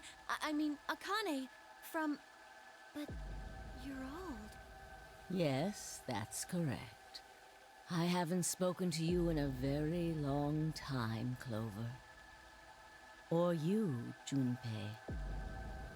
Junpei? I'm fucking sorry, what in the actual... Well, where do you think she was if she wasn't dead? Akane. Long time no see. I could barely hear what they were saying. My mind was still reeling. If felt like all the air had been knocked out of me, and it was all I could do not to collapse right then and there. When? How long? Do you remember when the two of you saved me in the warehouse? Once you saved me, you went back to your future. Send me, oh jeez, shoot me! Your minds did, at least. I carried your bodies to the 3rd AB room, and then took Dio's to the 5th. After that, I went into the 1st room and borrowed Kay's armor. So by the time you and Clover came out, you'd already... Yes. Wait, that doesn't make any sense. Dio killed you, and then Luna took your body to the 6th room. You couldn't have been in Kay's armor. No, it was me. In this timeline, at least. In this one, I wasn't murdered by Dio. You two saved me. It's just like Schrodinger's cat. Your actions in the future decided who would be inside the armor in the past. What? No. That's nuts. Alright, what about the other history? The one where you weren't saved. What happens then? Who's wearing the armor? That's quite simple. The man in front of you. Him? That's correct. Whenever I'm not in the armor, he is. So, in the timeline where she is dead, this guy is in Kay's armor. But in the timeline where we didn't find her body, therefore she lived, she was in the armor and he was in here. What about the memory loss? For my part, I confess that I lied. He, on the other hand, was telling the truth. Large doses of soporil can cause memory loss. I gave him a rather large dose. So, who is he? You've never seen him before? No. What about the rest of you? I have no idea who he is. I've never seen him before. Me either. Total stranger. Hey, come on. What are you guys saying? Right here? Same face? Huh? Huh? Are you all right, Mr. Sigma? Did you hit your head or something? Huh? What? It didn't make any sense. Why didn't they recognize me? Sigma, your consciousness can jump through time. You can inhabit your body in the past or in the future. What does that mean? Don't you get it? You've jumped to the future. From 45 years ago. I looked around frantically. I'm overreacting to it is the best twist in this game. A pond! I ran to it and threw myself down to my knees. Crawling on all fours, I approached the edge. My heart was hammering inside my chest. A cold sweat trickled down my spine. Calm down. Calm down. Calm down, damn it! And I struggled to take deep breaths. Then slowly, I peered into the pond, looking for my reflection. What? No, this can't be real. This face. It's your face, Dr. Sigma Climb. Although, to the you that's behind it now, it's your face 45 years from now. You're old! No! Zero, the mastermind of the AB project, is you.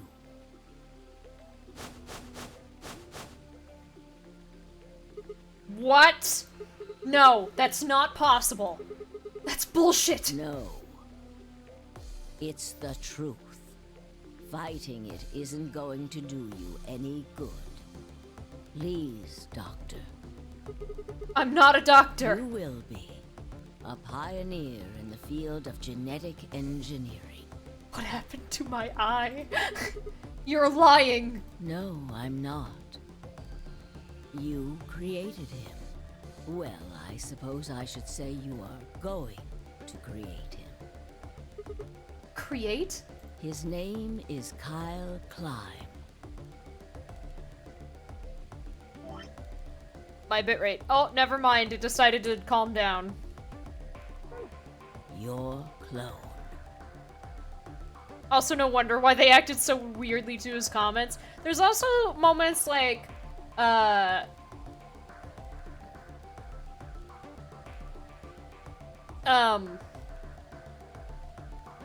there's like the, man, you must have did a lot of drugs to look like that at 21. Now you know what Fi was looking at when she said that. That is why he looks just like a younger version of yourself.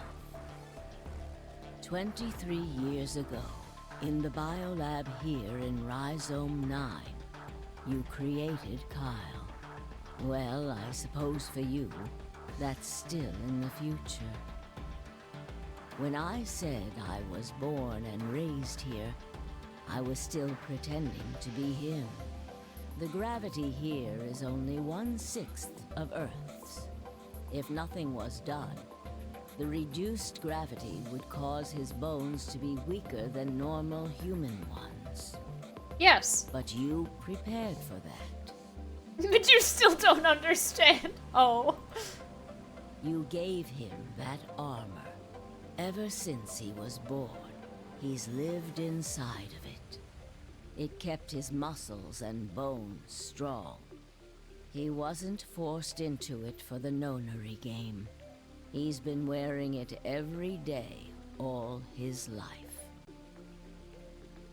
But why would future me create a clone? He was to be your spare. If something happened to you before the project began, he would take your place.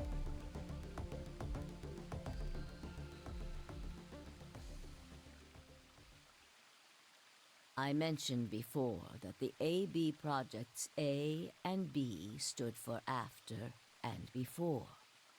That isn't all they mean, though. The A also means anima, and the B means body.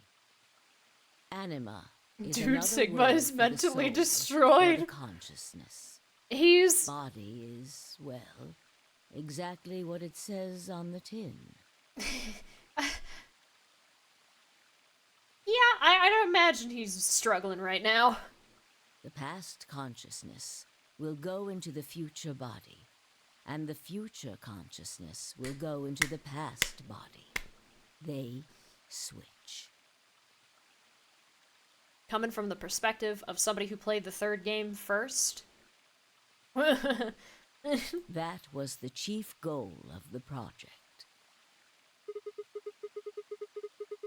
Wait, so the future person goes into the past person?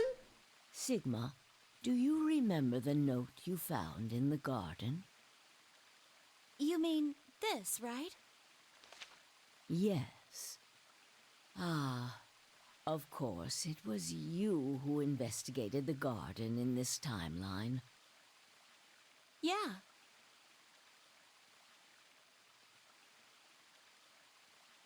Sigma, take a good look at this.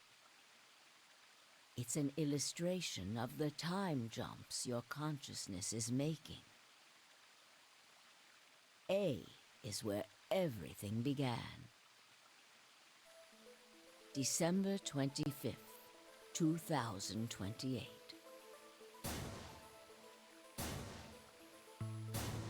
You inhaled the white smoke in your car and lost consciousness. From there, you jumped to B. January 25th, 2074. So yeah, boop, boop, boop. There we are. You woke up in one of the AB rooms in Rhizome 9. You are in your own body, but it is 67 years old. Your consciousness has jumped 45 years into the future. I believe that may explain why you didn't notice the reduced lunar gravity. The body you woke up in was much older. Normally, you would have noticed that your muscles were much weaker. In this case, however, the lower gravity balanced that out. Also, you conveniently never touched your face. I will say that.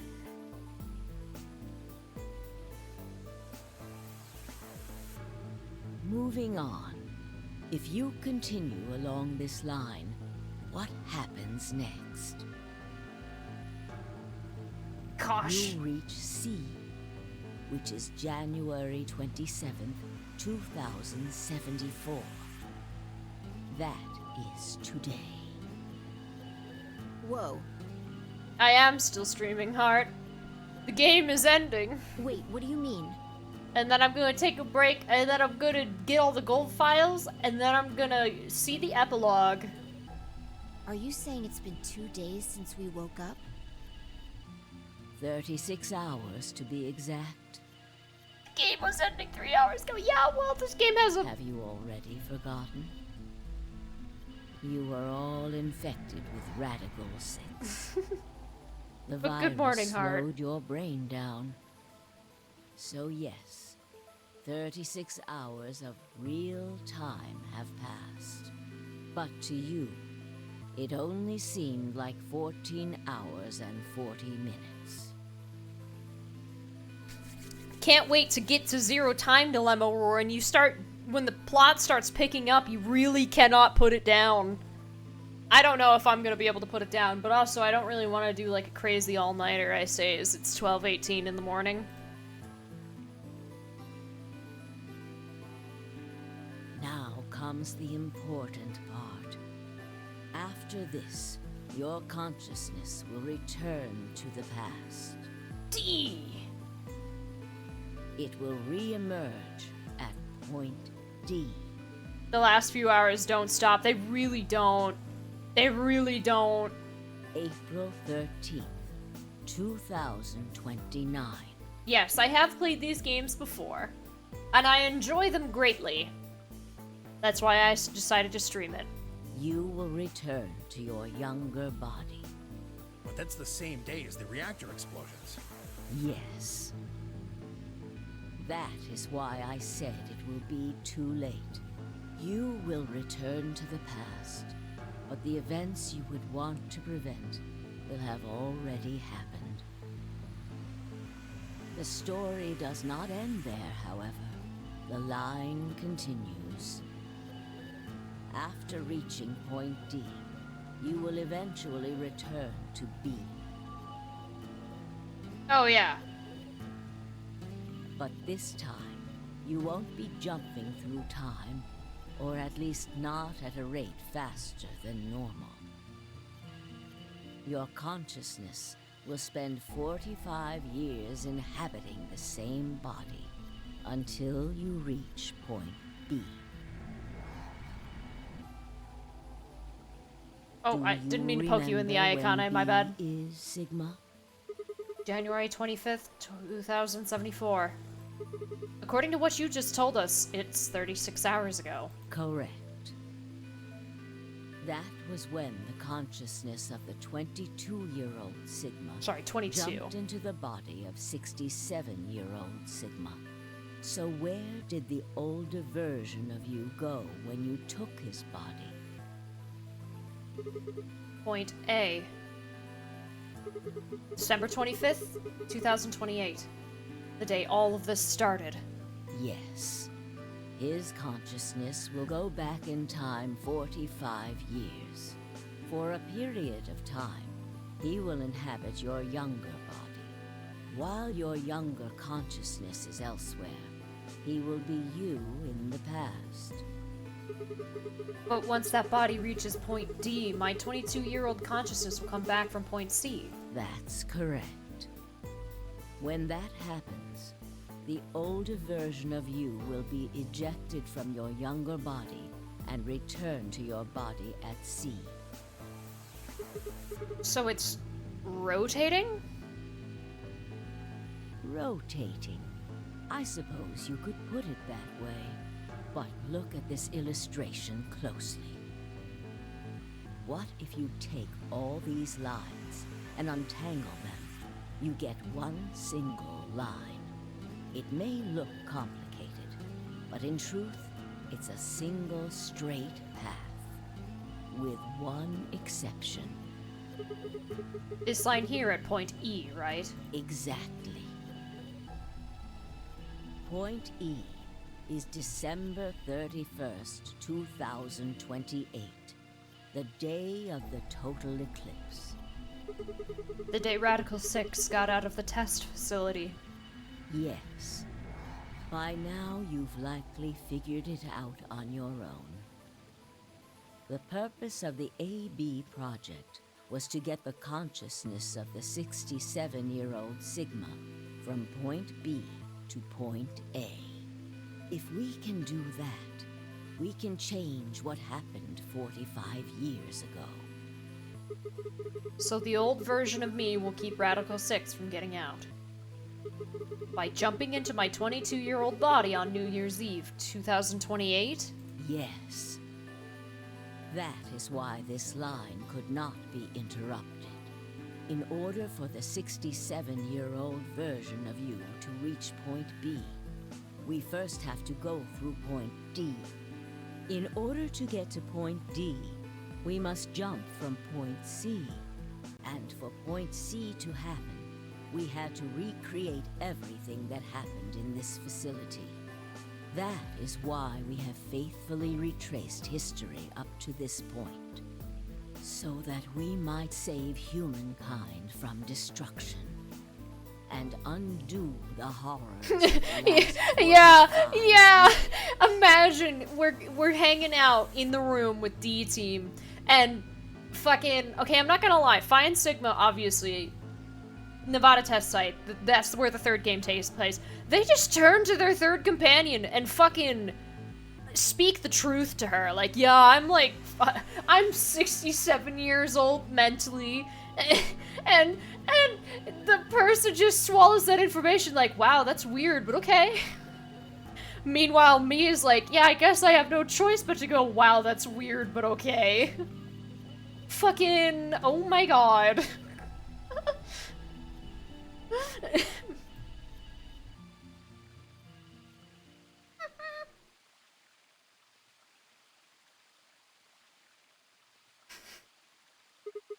Tell me one thing. What is that?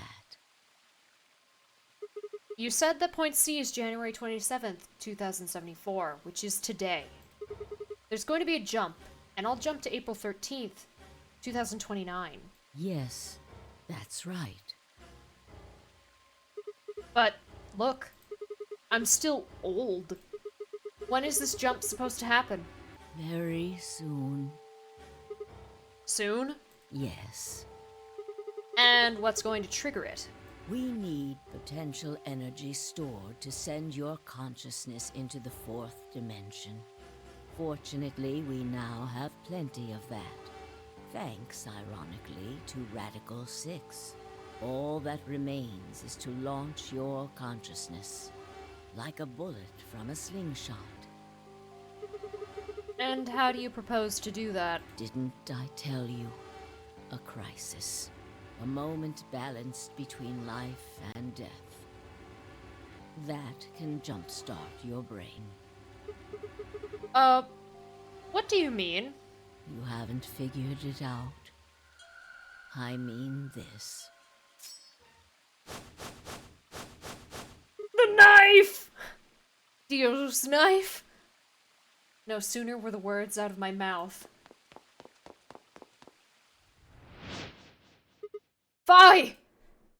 I screamed and leapt toward them. Akane was already in motion, the knife diving toward Phi's chest.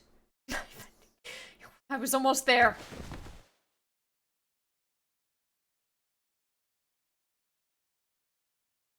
When I regained consciousness, I was on the floor. There was a dull pain in my chest.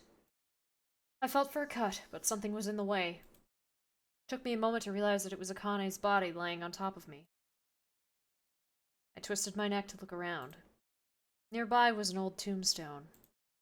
On it was written a few words in Latin. Tu fui ego eris.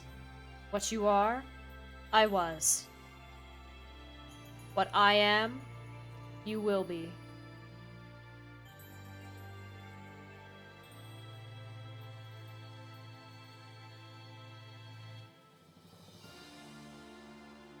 Alright, I'm gonna take that break now.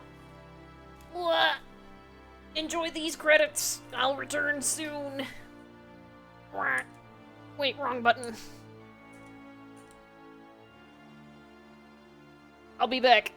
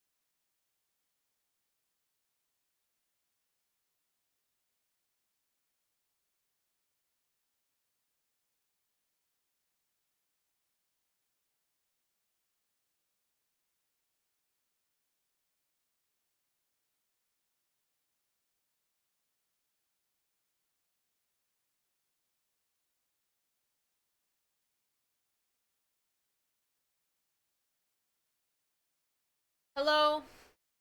Give me a second.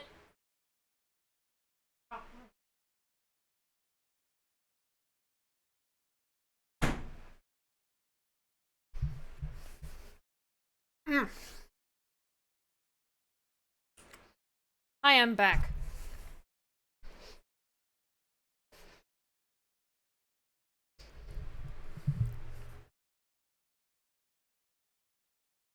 Yep.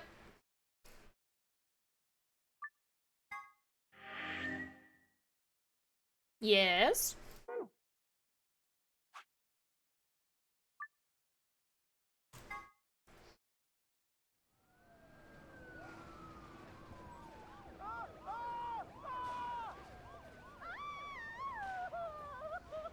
Thank you. Today is April 13th, 2029, and this is the evening news. Unfortunately, I'm sorry. I don't have any news to read. Nope. All of our station's reporters have passed after contracting Radical 6. So have my... Excuse me. I've managed to keep us on the air until now. But I'm out of tricks. It's time for me to sign off. This concludes our broadcast day. I pray that someday our world can be cleansed of this horrible plague. Goodbye.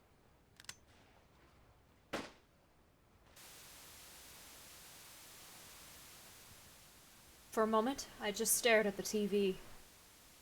The roar of the static seemed to fill the entire room, until with a click, it disappeared too. Had the power gone out?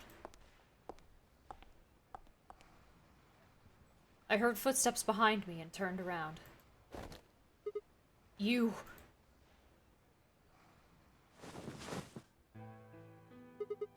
Akane? It looks like the first step was successful.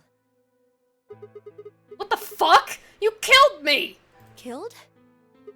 I guess technically you're going to kill me 45 years from now, but still! Hey, no need to be rude about it. I didn't kill you. I hit you with the butt of the knife. You're fine. I'm okay? Yes. You and Phi needed to experience a state of crisis. That was the only way. Me and Phi? Yes. I only told you about you, but we also needed Phi to jump.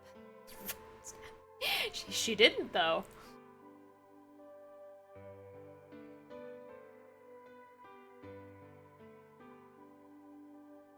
Now, you know what happens next, right? We go to the moon? Correct. We will be leaving tomorrow, April 14th, 2029. We've nearly finished preparing your shuttle. Only a few last-minute checks and additions. You'll be traveling to Rhizome 9, along with 3 treatment pods. Alice and Clover, right? Yes. What about the third one? Who's in there? Phi. We put her into cold sleep 2 days ago. She appeared at our headquarters and volunteered to be frozen. That wasn't the Phi who jumped from Point C, though. It was Phi before she jumped from Point A to Point D. In other words, she was following the same path you are. And she still is. Then that means that after you froze her, the Point C version of her jumped back into her body? Yes. The Point C version of Phi is sleeping in that pod. She'll stay there for the next 45 years, sleeping in ice. Then when she gets to Point B, her consciousness will jump to Point A, right? Correct. Huh. So that's why she didn't look old. So why don't you just stick me in one of those pods? We can't do that. Why not? You haven't figured it out? You have to spend the next 45 years working on the AB project. After arriving at Rhizome 9, you must master genetic engineering and artificial intelligence programming, among other disciplines. Otherwise, you will be unable to create Kyle, Luna, and Lagomorph.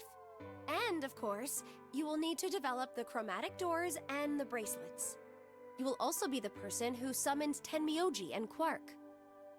Once you've completed all the preparations, then the project can actually begin. January 25th, 2074. You will defrost Phi and carry her to the third AB room. Once you've done that, the 22-year-old version of you from point A will force you out. And you'll just go back 45 years to your own body on December 25th, 2028.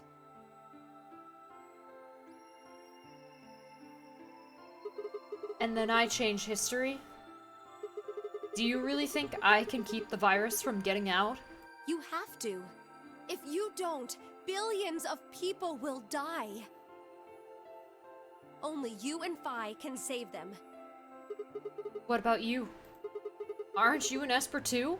I can't do anything on my own.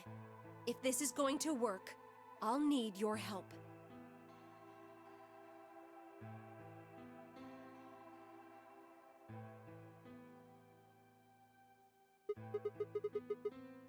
Oh, the newscaster voice actress did Akane originally, and then they replaced. Oh, that's what you meant by new voice acting. Ooh!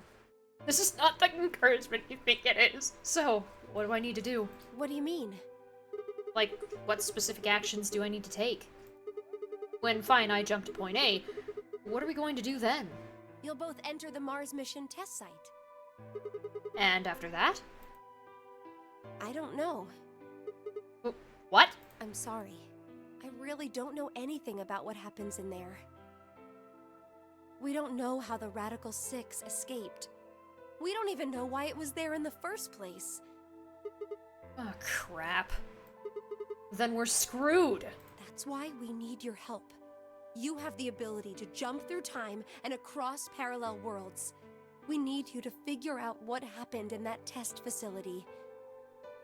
Things will be difficult, and I'm sure you will find yourself in a great deal of danger. But I believe the two of you can overcome any obstacle. Wait.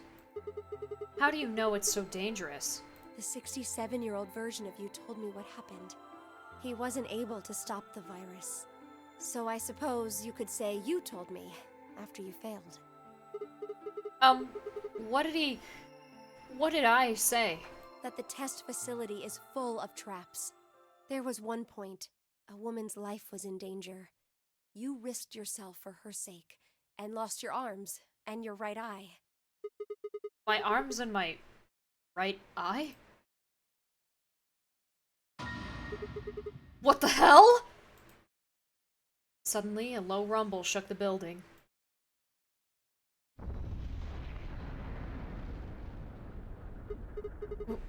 What was that? Go have a look. I moved slowly to the window and peered outside. On the horizon, I could see a massive mushroom cloud climbing slowly toward the sky. Yes. Would we really be able to change the course of history? No, that was the wrong way to look at it. It couldn't be a question. I had to change history. We could save the world. I'm going to change history. I stared at the darkening skies above us and steeled myself. I would succeed.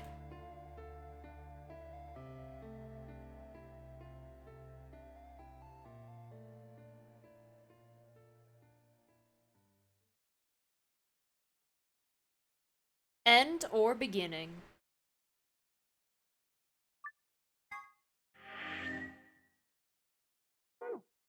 Now, if we look at this fancy schmancy timeline, other than some specifics, we have escape rooms to do. It begin.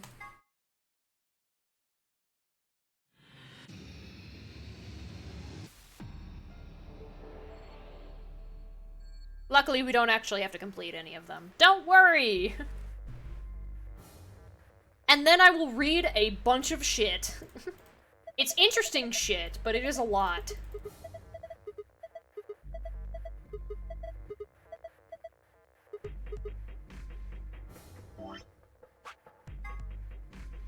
Sun, moon, moon.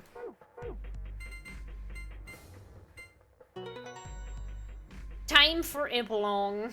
Yes. Gold file. The gold file contains supplementary facts and background information that will give the novel sections added depth, but are not necessary for escaping. In order to escape and continue the game, you must open the safe with these. Now, if I look at that... Oh, goodness. We'll just read them all as we get them, when we get them all. There's 16 pages, some of them are long, some of them are not.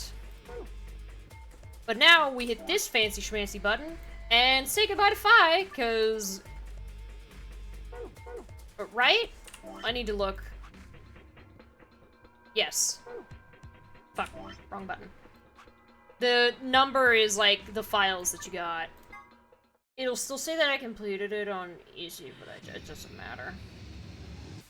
All I have to do is get to the safe's location, grab the file, and get out. Remember the lounge, guys? Up next is infirmary. Sun, sun, moon.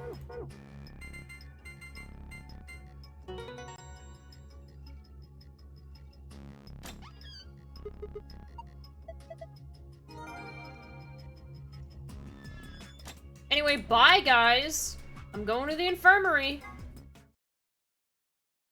You're gonna finish if... Oh, you're gonna look up if I have to finish on hard or just get the gold files? It would really suck if it was that you had to finish on hard. Luckily, I'd still have the safe passwords for all of them anyway. So it's whatever. But the sooner I know, the better. Okay, up next is crew quarters, I assume?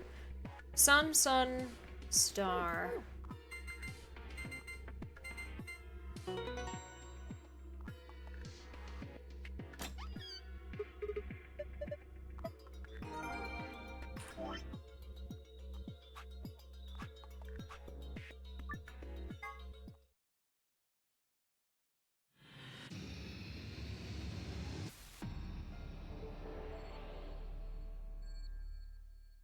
Aw, no! Alright, fine, I'll go back. So do you not even need the gold files? You just have to finish on hard? Yeah, actually, no, fuck this. I'm gonna see if you just need the gold files. I'm gonna do it myself. We're testing the waters. Because I did not... I think you need one or the other, but I remembered not getting... Well, then again, you always end up doing both unless you go for the extra dialogue. Which one contains the... Is it room 1? Yes.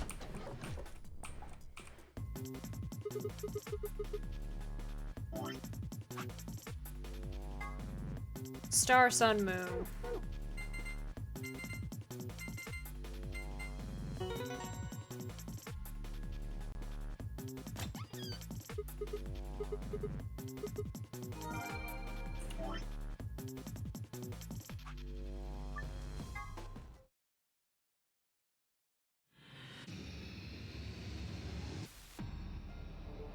Yeah, I'm gonna test this here, and if not, you get to watch me redo the room.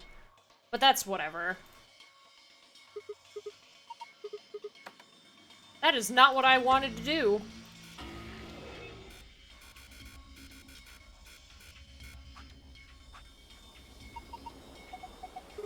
I clicked the safe. Moon, star, star.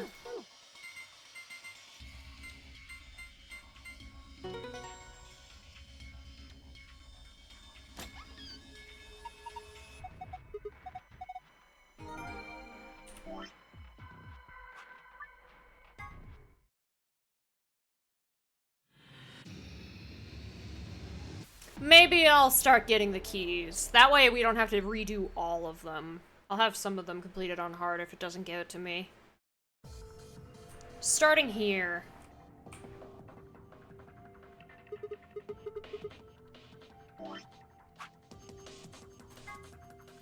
Moon, moon, sun.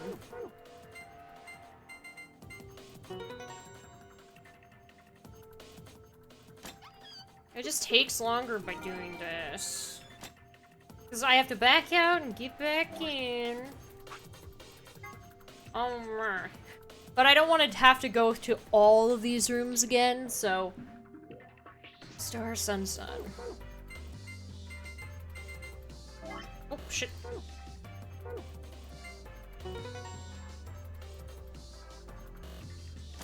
Because you have to read all the freaking dialogue again.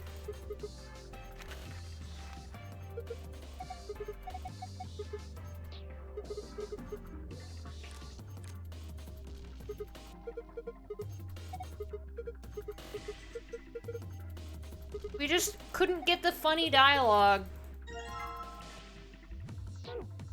Unless I played on easy.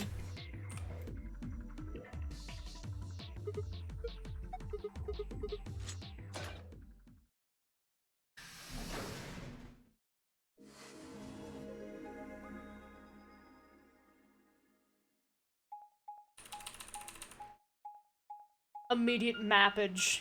Blech.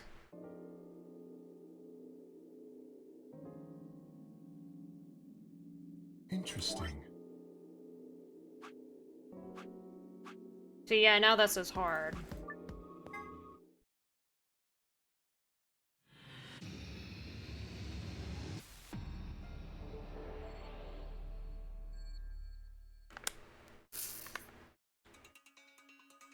Where to safe? There to safe.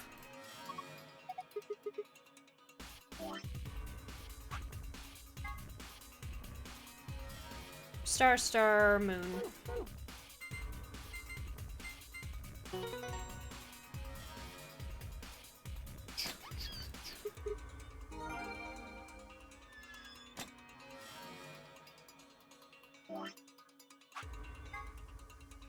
Moon, sun, star.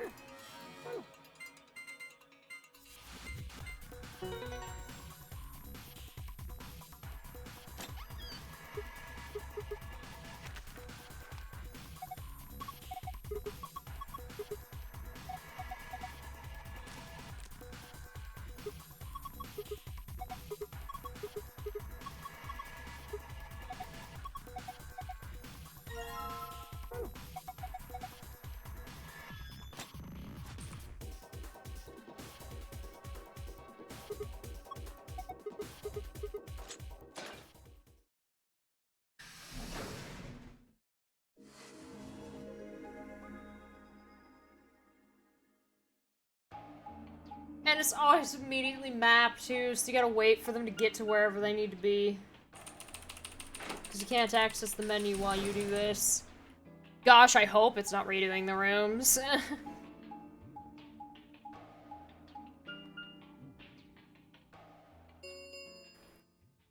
An ambidex gate I'm has free! been opened.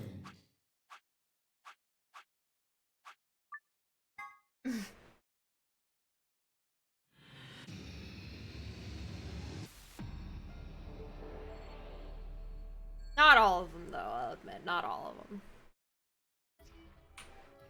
Where's the safe? The safe on this floor? No, the safe is on... Right, because they make us start down here.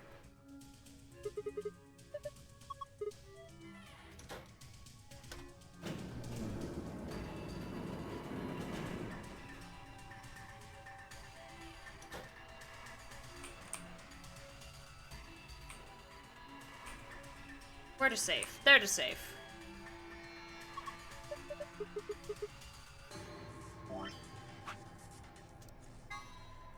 Star, moon, moon.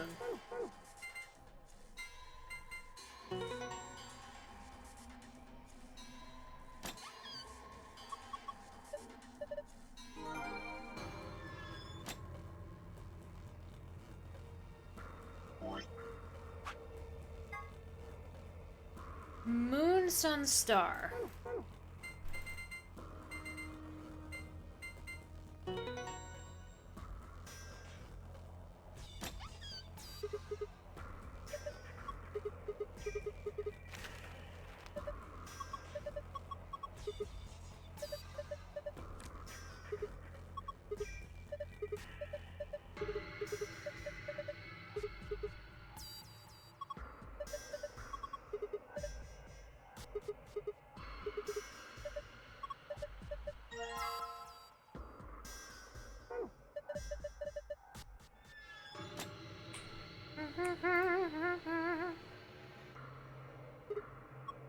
Weird. Well, we're gonna discover it together, because I didn't do 4 rooms on hard now. If it is only the gold files, you will now know forever. And I will be mildly annoyed that I wasted extra time doing them all on hard, but I would be less annoyed than I would be if I just said, no, I'm not gonna complete any of the rooms on hard, and then that was the only thing I had to do, where I had to do it over a second time. That'd make me angry.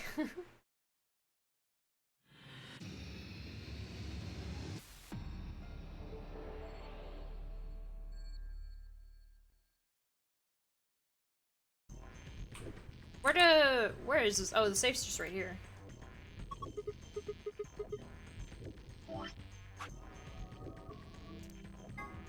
Moon, star.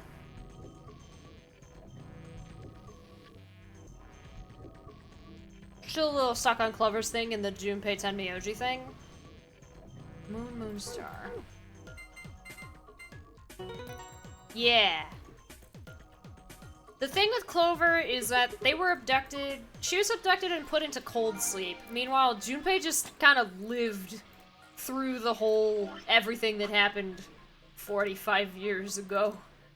And it was not spicy for him, but he lived. Sun, moon. Another reason why I want to do it is because there's extra stuff that's helpful.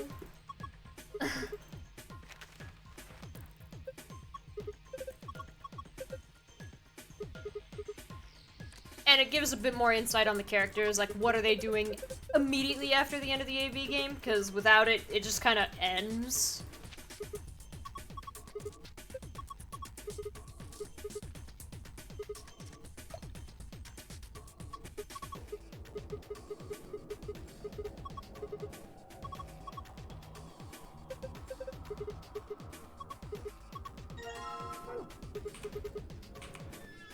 Yeah, extra stuff.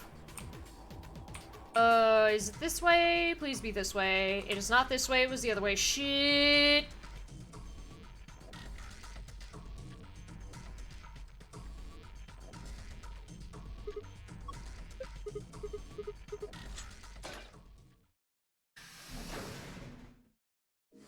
But yeah, the thing that's interesting is in 999, we only ever know that Junpei's name hold on a minute. is Junpei. We never know his last name. The only character in 999 whose full name is revealed in-game is Akane Kurashiki, and by extension, Aoi Kurashiki, when we learn that Santa's real name is Aoi and that he is Akane's brother.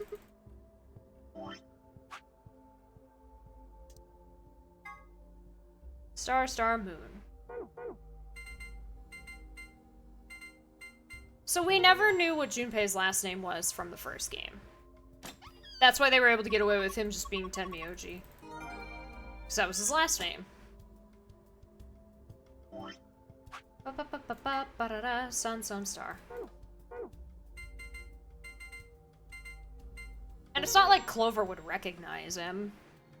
There are a couple of routes where it's obvious that he talked to her.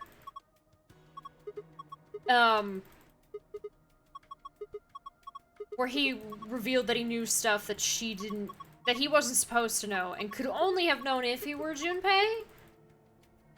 But that's kind of going on in the background. It's more of like, when you play the game again, you notice that type of thing of like, oh, I trust Clover, and it's like, why do you trust Clover? I just do, alright? And she's like, I've never met this man, so it's kind of weird, but I guess I can't disappoint if he trusts me.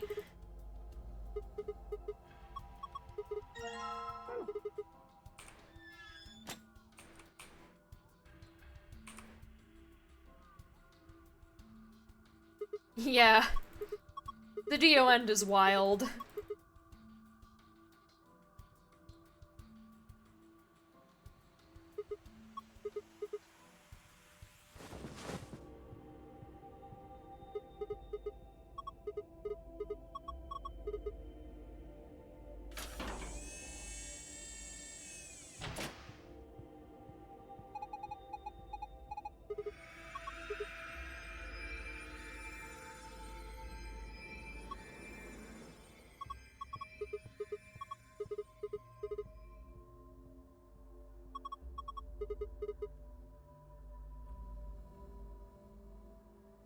Ooh, this is a long one.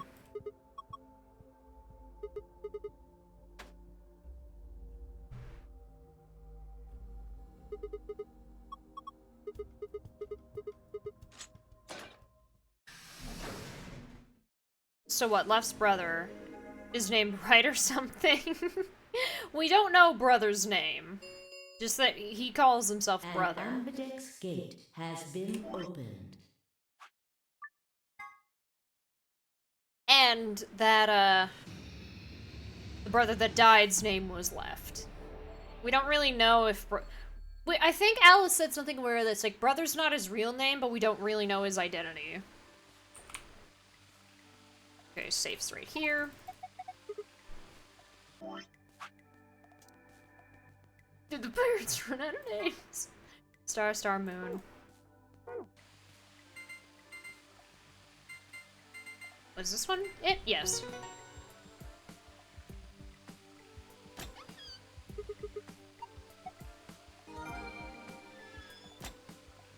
I also think naming the brother Left was supposed to be... Maybe this is a reach, but it might have been a meta thing about the whole truth had gone, and truth had gone. Truth is right, and when it goes, that means that it left. As some sort of meta thing about Dio being a liar, but that may just be an extreme, like, hoop jump on my part. Star, star, sun.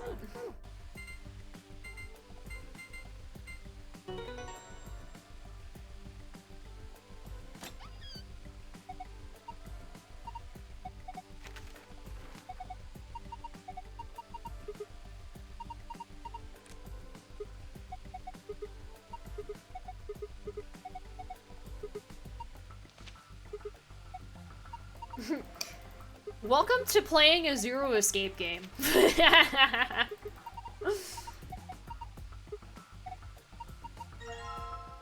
Can't wait to get to ZTD. Oh, man. Oh yeah, I forgot you could click and drag, too.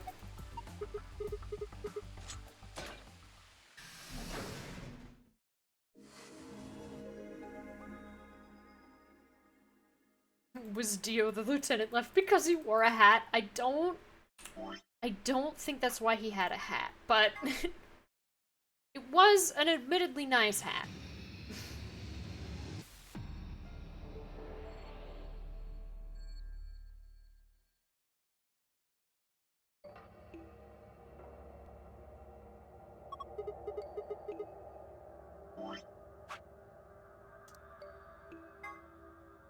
Sun, star, star.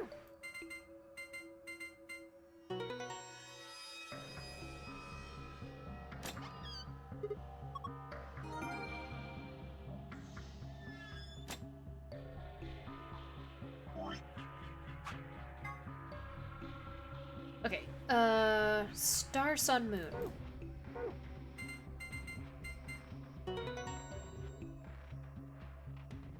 So one of the things that is good reference in Japanese but doesn't work in English. Actually, I think in the original game, the poem is in English. From the first game. The one that I'm referring to, where truth had gone and truth had gone. Now truth is something within the darkness of the sinister hand. I don't remember the poem completely off the top of my head, but I do believe it was actually in English. Because that's supposed to be your hint for the buttons on the side of the bracelet in the first game. That's why he's like, ah yes, right, left. When it's truth, that means that it's right, and when truth goes away, then that would imply it left. And the code was right, left, right, left. Right, left. And then the bracelet would give you a series of numbers, which ended up being the passcode to unlock the coffin that Snake was in.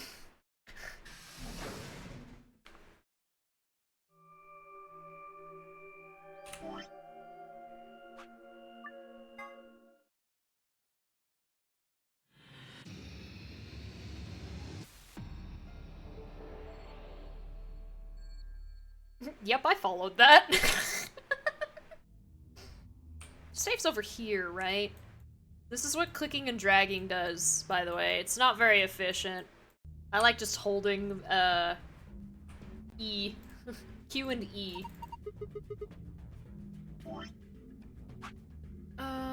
You could also use the arrow keys and WASD to move the reticle, but I just use the mouse because it's easier. Control room. Sun, sun, moon. Shoulder buttons, yeah. E and Q represent using the shoulder buttons.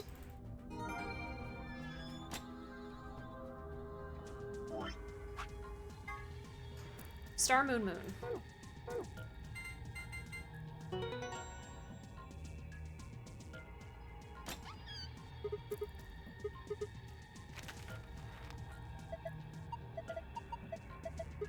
It was originally on Vita and 3DS.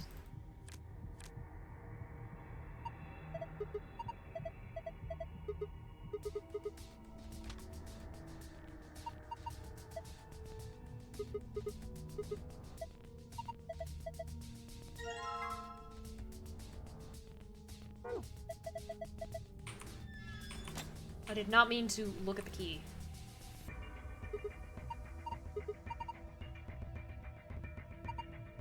Oh, if you don't look at it, it forces you to look at it if you find the key earlier. Nice.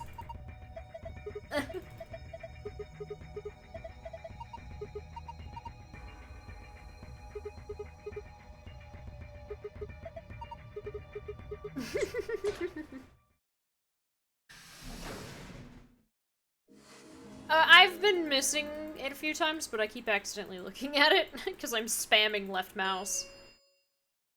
An ambidex gate Alright. has been opened. Security.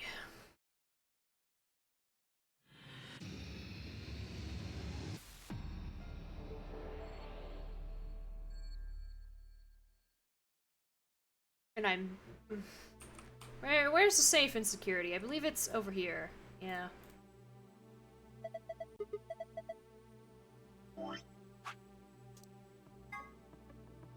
Okay. Star, sun, moon.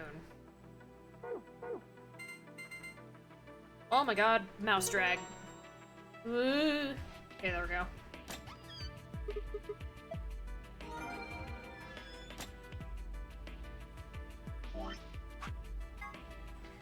Moon, sun, star.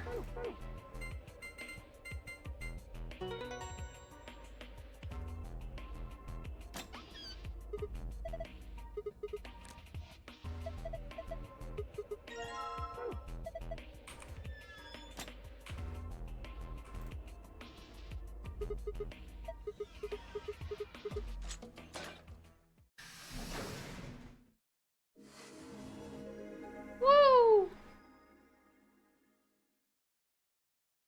Wait. No. I'm going to warp to an escape room. Bye. Going to the director's office. They're not really impressed at how amazing you are. Yeah.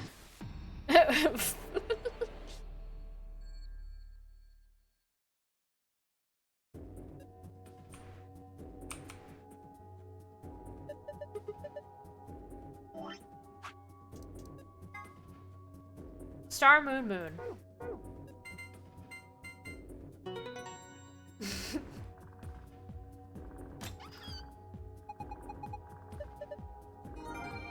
I am curious. You don't do the facial recognition thing.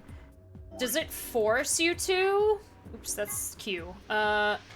Star, sun, moon. I'm genuinely curious.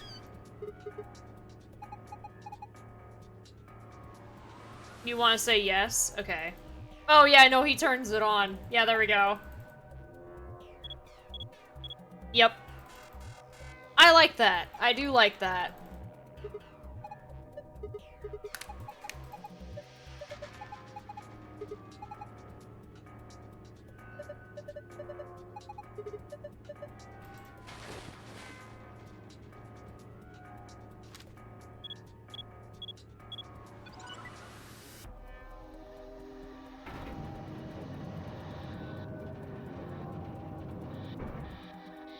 Amazing.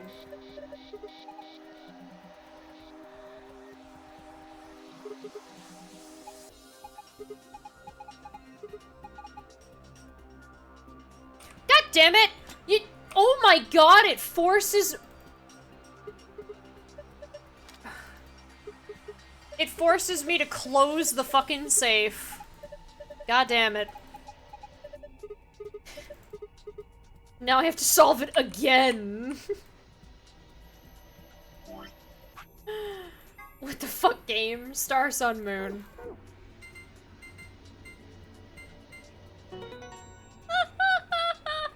It forces it to activate the thing, but then it forces you to walk away from the safe so you can look at the photo.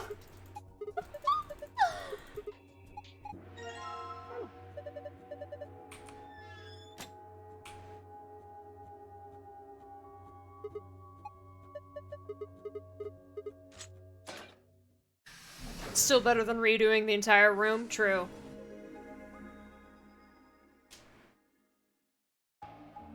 Ah, shit, map! No!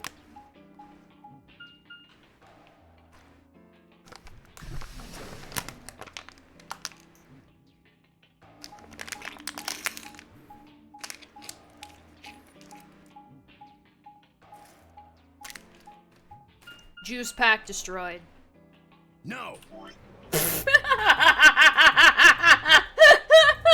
Oh my fucking god.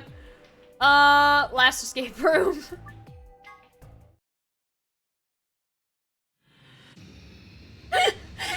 I didn't think you'd be that beat up over it, Jumpy. The pain room.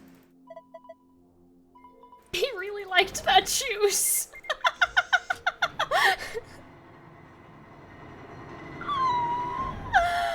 Oh my god. Whew.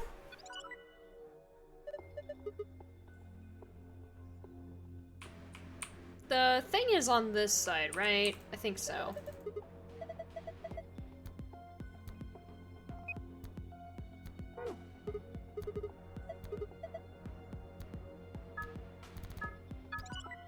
Yes, I was right. It's this one. Cool. This room is less painful to look at the more stuff you pull out of the walls, but I only need to pull out the one, so... Oh yeah.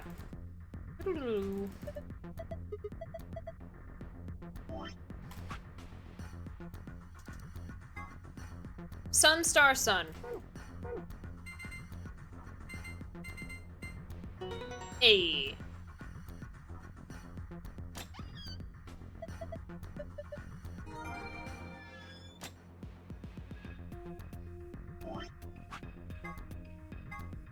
Sun, sun, star.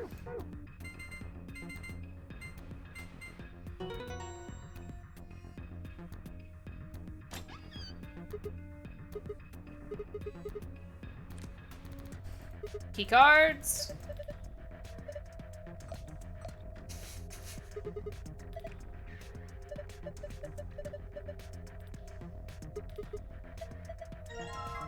Ah, shit.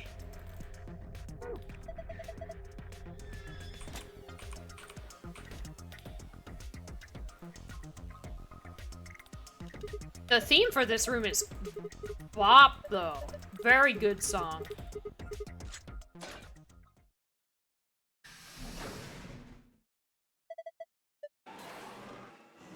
Oh, it activates everything. Interesting.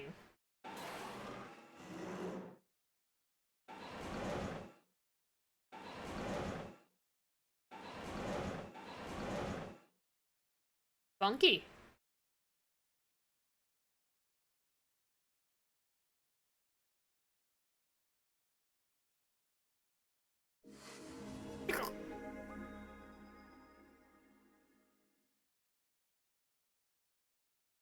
Huh.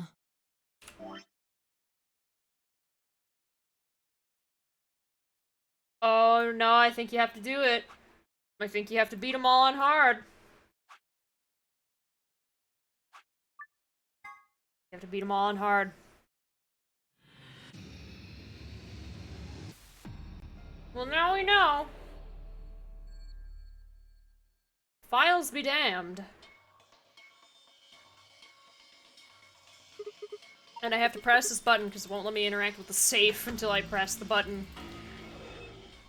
Hello, Golem.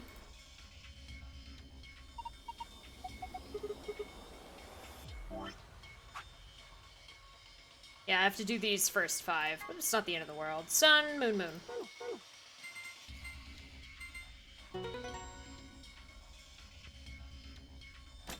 I assume it means that you don't need the gold files at all.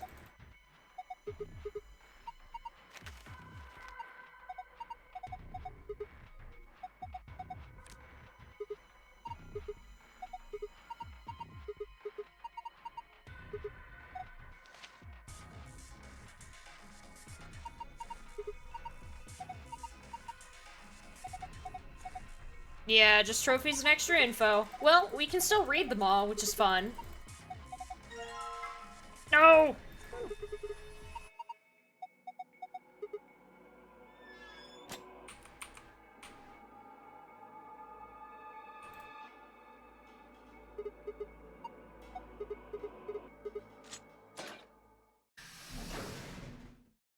And perfectly, we're going into the elevator to do it.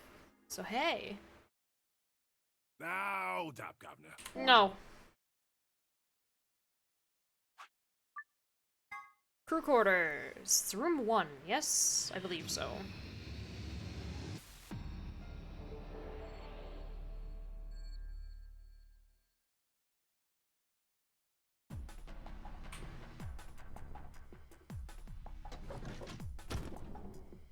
Oh my god. I just realized something. Yeah. Order. Sun, sun, sun. Oops.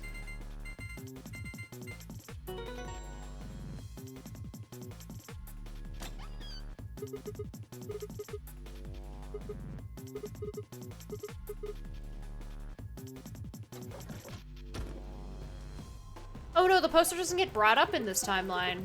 So it doesn't matter.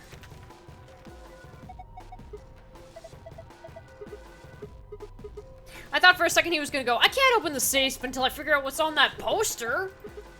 That would have been really funny, but no, it's not this timeline. It's good to know for next time you play and you don't want to look up the bar drink puzzle. Yeah. Oh yeah, Schrodinger's cat. Schrodinger's cat. Cat. Cat! Quantum physics.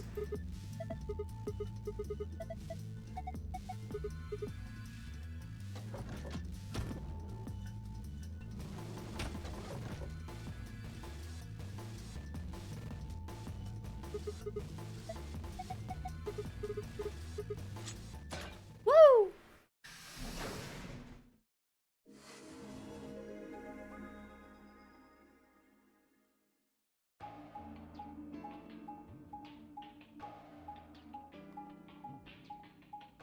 Whew. This is a long VOD.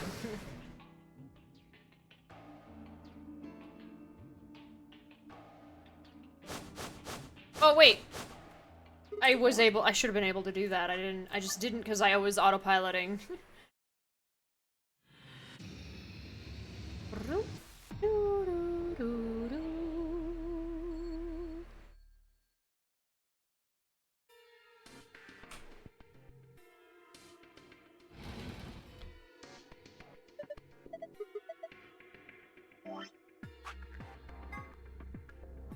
Sun, sun, star.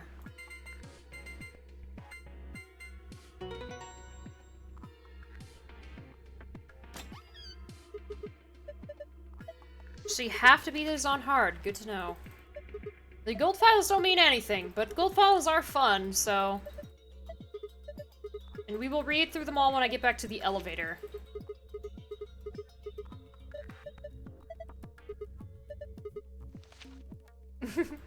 I already did it. I had my break not that long.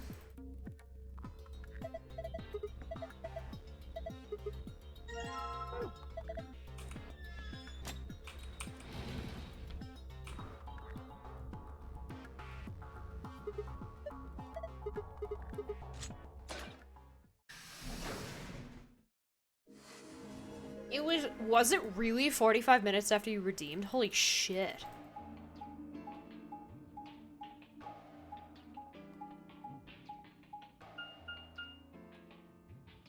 Dang.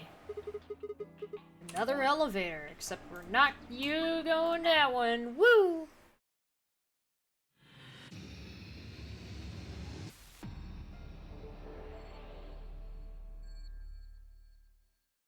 Nice.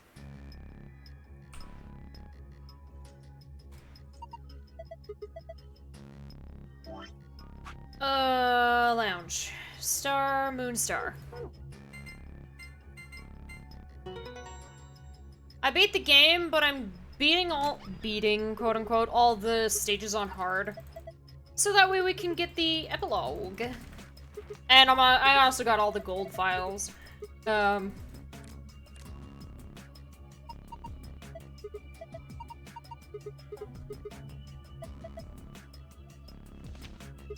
I'll read them all while we're in the first escape room before we finish it, so that way I can jump out. Oh, shit.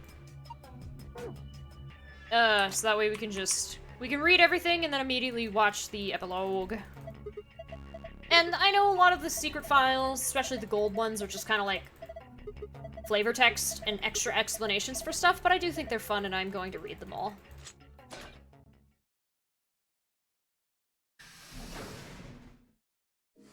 I know the silver files are more closely related to the game, whereas the gold files are like a bit of extra. It's a little spice on top. Another elevator, huh? Yeah.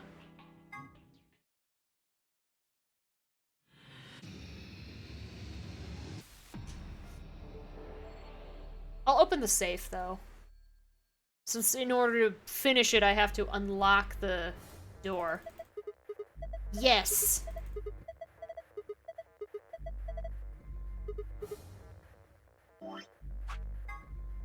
Sun, Moon, Star.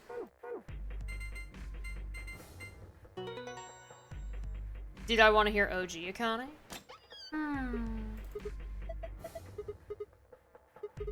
Sure!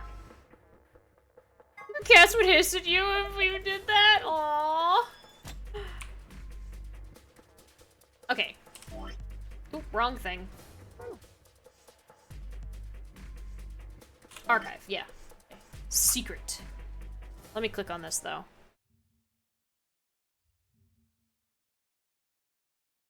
Hey guys, welcome back. And now we're gonna save... An hour 5, eh? Because I forgot to do that. That's fun. You know what happens next, right? Correct. We will be leaving tomorrow, April 14th, 2029. We've nearly finished preparing your shuttle. Oh, yeah, wow, that's very different. Ah!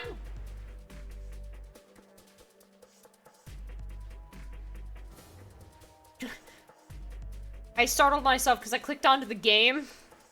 Well, let's do this. AB room. This is where you play the AB game. It appears to be an elevator car. There are 6 AB rooms in the warehouse. On floor... Oh, do you want to hear it together? I should have done that. My bad. Let me fix that. Oh, yeah, that's right. It's not game capture. It's fucking... So you were able to see it. You know what happens next, right? My bad. Correct.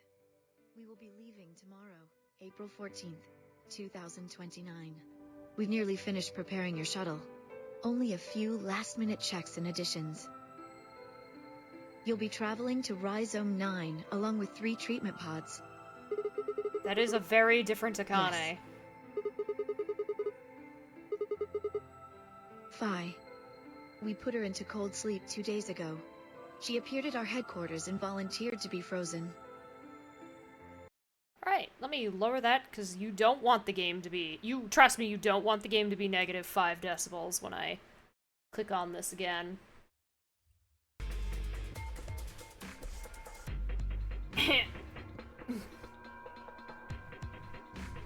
Alright. Yeah. There are 6 AB rooms in the warehouse on floor A. From the left, they're referred to as first, second, third, etc.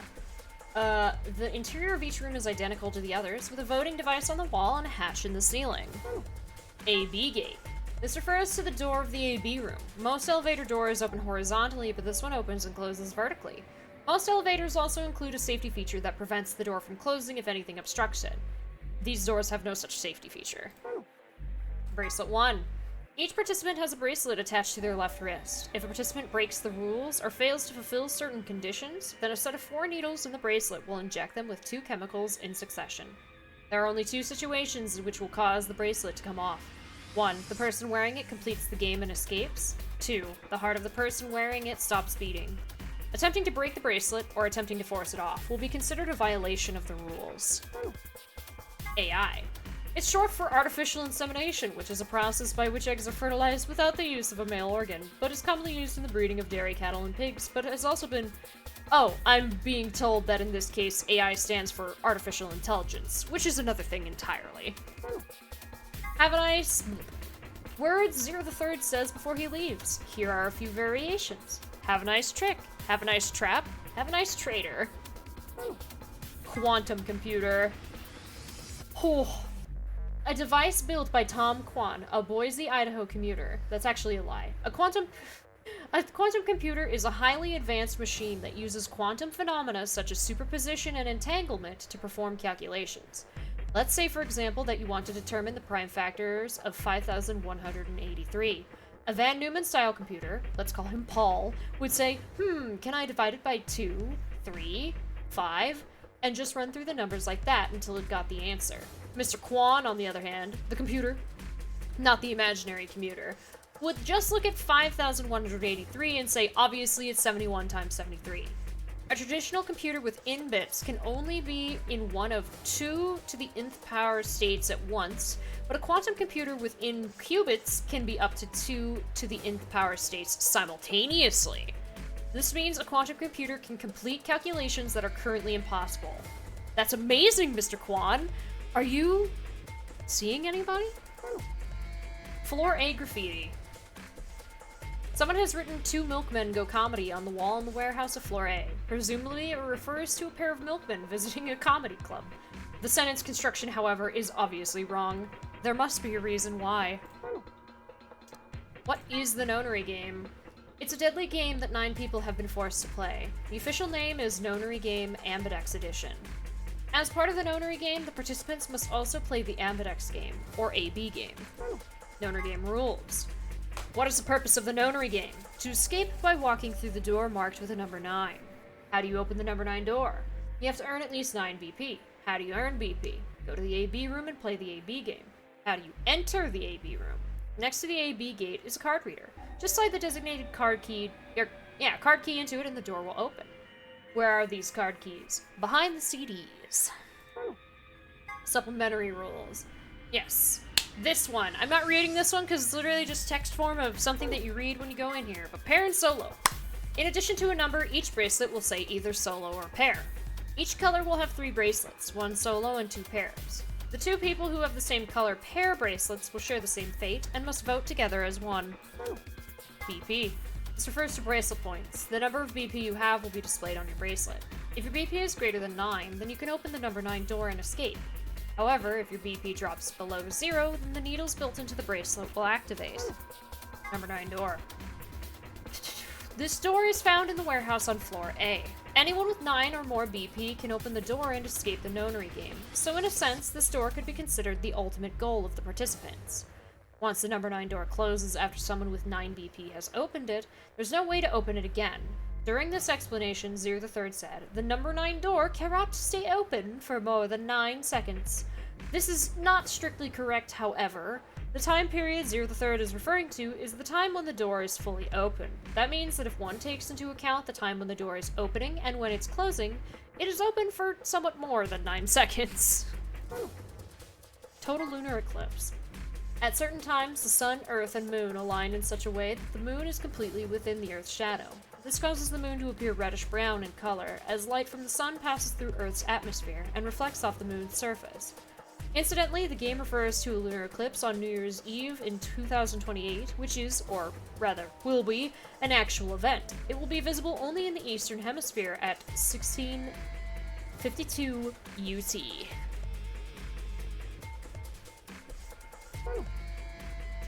Soparil Beta, one of the drugs used by the nonary bracelets, and an extremely powerful anesthetic.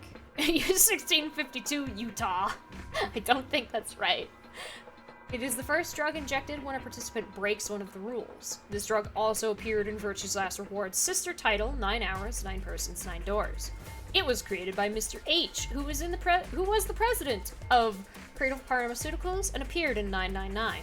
He developed it by extracting and purifying an alkaloid from a variety of mandrake. High usage can lead to some side effects, including severe memory loss. It can also be aerosolized and used as anesthetic or knockout gas. Tubocurarine, one of the drugs used by the nonary bracelets and an extremely powerful muscle relaxant. This is the second drug injected by the bracelets if a rule is broken. The tubocurarine is injected 9 minutes after the Soparil. It causes the respiratory muscles to cease functioning, and the body perishes from lack of oxygen. Tubocurarine is a component in some of the poisons used by indigenous populations in South America, who tip their arrows with poison when hunting. It can be counteracted with a cholinesterase inhibitor, but it's not clear if the nonary game facility has any of this antidote available. ATOM, acronym for the Automatic Diagnosis and Analysis Machine. This device uses nuclear magnetic resonance imaging to examine and diagnose anyone put into it. It's similar to the MRI machines you might find in modern-day hospitals, only much smaller and more efficient. An advanced computer built into the device can automatically diagnose most illnesses and ailments. If the subject of diagnosis is already deceased, the ATOM can perform a virtual autopsy to determine the cause of death. Newspaper excerpt. This pandemic. When an epidemic spreads beyond a certain area, it becomes a pandemic. Some historical pandemics include cholera, typhoid fever, tuberculosis, the Black Plague, and smallpox.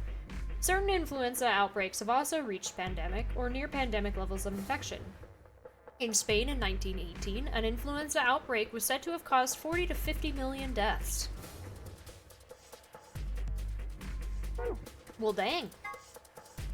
Yeah, a powerful virus whose worldwide spread is an integral part of the story. If you want to know what radical and sex mean, you'll just have to play the game and find out. It's an STD! Let's not start that here. Oh god, I shouldn't have shown you that video of somebody being really wrong about how that disease transferred. There are a total of 7 varieties of chromatic doors in the nonary game facility, one for each of the following colors: cyan, magenta, yellow, red, green, blue, and white. The primary chromatic doors will open at a specified time. Participants can see how much time is left until the primary door is open by pressing the buttons on both sides of their bracelet.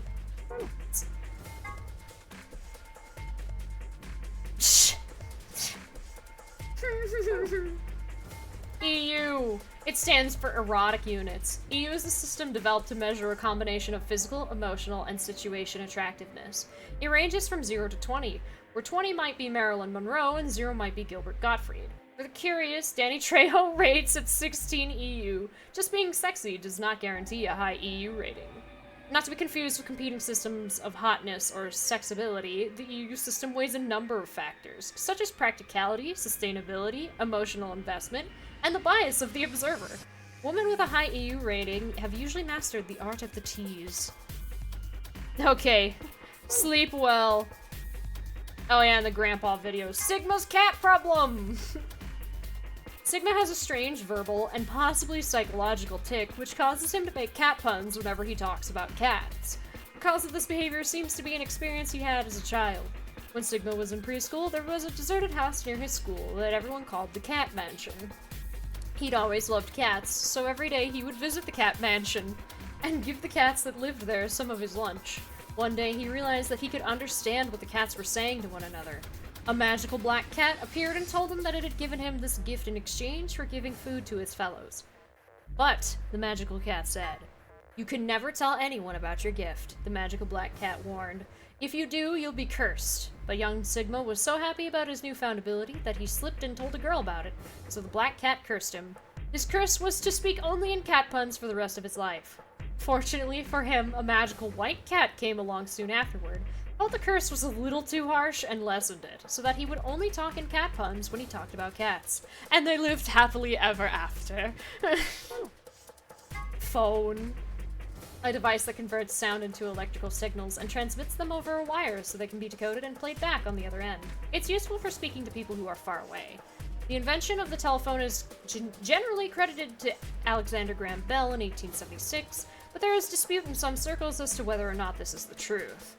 In the game, there is a phone in one of the cabins. It can't call outside the facility, of course, but what if you try something like 5309 or 6969? Other numbers might do other things, so give it a try. And that's where I have all those written down, and we did all of the ones that I was able to find. Golem.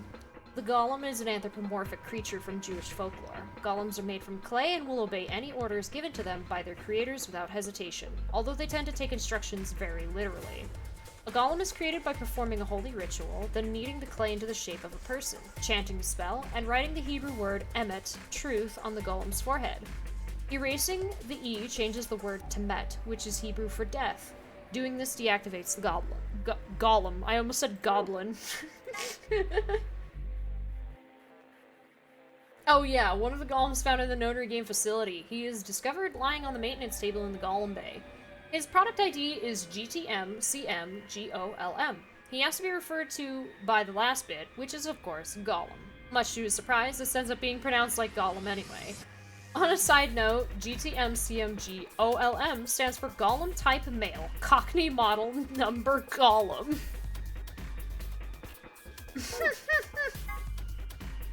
Ah yes, the Chinese Room, a thought experiment developed by American philosopher John Searle to contest some of the ideas about artificial intelligence. The experiment itself is explained in more depth in the game, but the general idea behind it is to pose the question, do intelligent responses indicate actual understanding? Searle contests that a computer could be programmed to respond intelligently in conversation with humans, so much so that it would seem to be human itself, but that it would not necessarily, or perhaps could not, actually understand what it was saying. Of course, this raises the question, how can we know that human minds are not, in essence, Chinese rooms? Can we really say that we understand the things we say, or are we just simulating understanding? A Cockney robot, my nightmare! And the Turing test. The Turing test is designed to gauge a computer's ability to exhibit intelligent behavior, first developed by British mathematician Alan Turing. The test has 3 participants, a human judge, a human subject, and a machine. The judge engages in conversation with the human and the machine, and if the judge cannot determine who is the machine and who is the human, the machine is considered to have passed the Turing test. When Fi mentions that perhaps she and her companions have been captured to perform a test, she is referring to the Turing test. Oh yes, this, supplementary room, and Gollum, an acronym for General Purpose Autonomous Labor Electronic Machines. Machine. Golems are robots developed and sold by an American corporation called Hephaestus Systems. Some of the units in this facility, however, have had their software significantly enhanced by Zero Senior. A portion of them have also been given ABT, created by Zero Senior. Incidentally, ABT is short for Artificial Biological Tissue. Gollum's story, the point. The gist of Gollum's somewhat rambling explanation is that the center of thought doesn't necessarily have to reside in the body. In the case of Gollum, the self clearly resided in the mainframe and operated the body remotely. Since a self-aware robot could exist this way, he theorized, what would prevent humans from doing the same? If humans are actually being controlled by an outside force, then is there actually any such thing as free will? Wound 1. Ah yes, that wound. What about Wound 2? Wound 2. Coroner. Not to be confused with a coroner. A coroner is a government official who assists law enforcement by investigating the causes of death and dealing with the paperwork and logistics surrounding corpses. It can also be used colloquially, word is hard, to refer to somebody who performs these duties, whether or not they are actually employed by the government. Autopsy. An autopsy is a post-mortem surgery that examines a body in detail to determine the cause of death and evaluate any diseases or injuries that might be present. It is also super gross. Luminol mixture. Luminol is an organic compound with a chemical formula of C8H7N3O2. When mixed with a hydroxide salt and hydrogen peroxide, it will glow blue when it comes in contact with blood and certain other substances. This property has made it a useful tool in criminal investigations, where it can reveal bloodstains that have been cleaned up. Keep this in mind the next time you're contemplating how to deal with the neighbors listening to death metal at 3 in the morning. The translator had a lot of fun with this. Ah, yes. Bracelet 2. At first glance, Kay's bracelet seems different from the others. Specifically, it appears to be attached to his suit. Although the design is slightly different, it's not a part of his suit. The bracelet is attached directly to his wrist, with a face looking out through a hole in his armor. Just like the other bracelets, it will only come off when he escapes or when his heart stops beating. Generalized amnesia. A memory condition where the sufferer retains knowledge such as language, social common sense, and so on, but memories of their own past and personality disappear. Its cause is usually psychological, but in rare cases it can be caused by serious head trauma. He suggested that an extremely painful breakup might have been the cause of his condition. Okay, well, go to work, make money, yes. It might have been the cause of his condition, but generalized amnesia usually requires a much more powerful trigger than breaking up with someone. In fact, a painful breakup often has the opposite effect. You want desperately to forget, but find that to be impossible, which leads to all sorts of other mental disorders. Or so the person sitting behind me says. Yes, make money so that you can enjoy using it. That's a good way to do it. Cooked food. Ah yes, twice cooked pork. Oh god, I can't pronounce that. A Szechuan dish? Ooh. A Szechuan dish. I don't know how to pronounce that word, I'm so sorry. It's made by pan-frying pork, cabbage, bell peppers, and green onions with domangyang or tianmanyang for flavor. Paella. A Spanish dish where one cooks rice, meat, seafood, and vegetables in a shallow pot, seasoned with saffron. Nasi goreng. An Indonesian dish made with pan-fried rice, seasoned with sambal, kecap, manis, and terasi. Szechuan. Szechuan? Okay, thank you. Schnitzel. A German dish. It's made by mixing together meat, flour, eggs, and breadcrumbs, and then frying the mixture in butter or lard. Yukgaejang.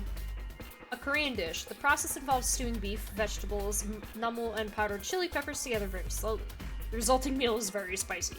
Borscht. Russian dish. Preparation is very simple. You just stew meat and vegetables together for a long time. The finished meal is garnished with beets and sour cream.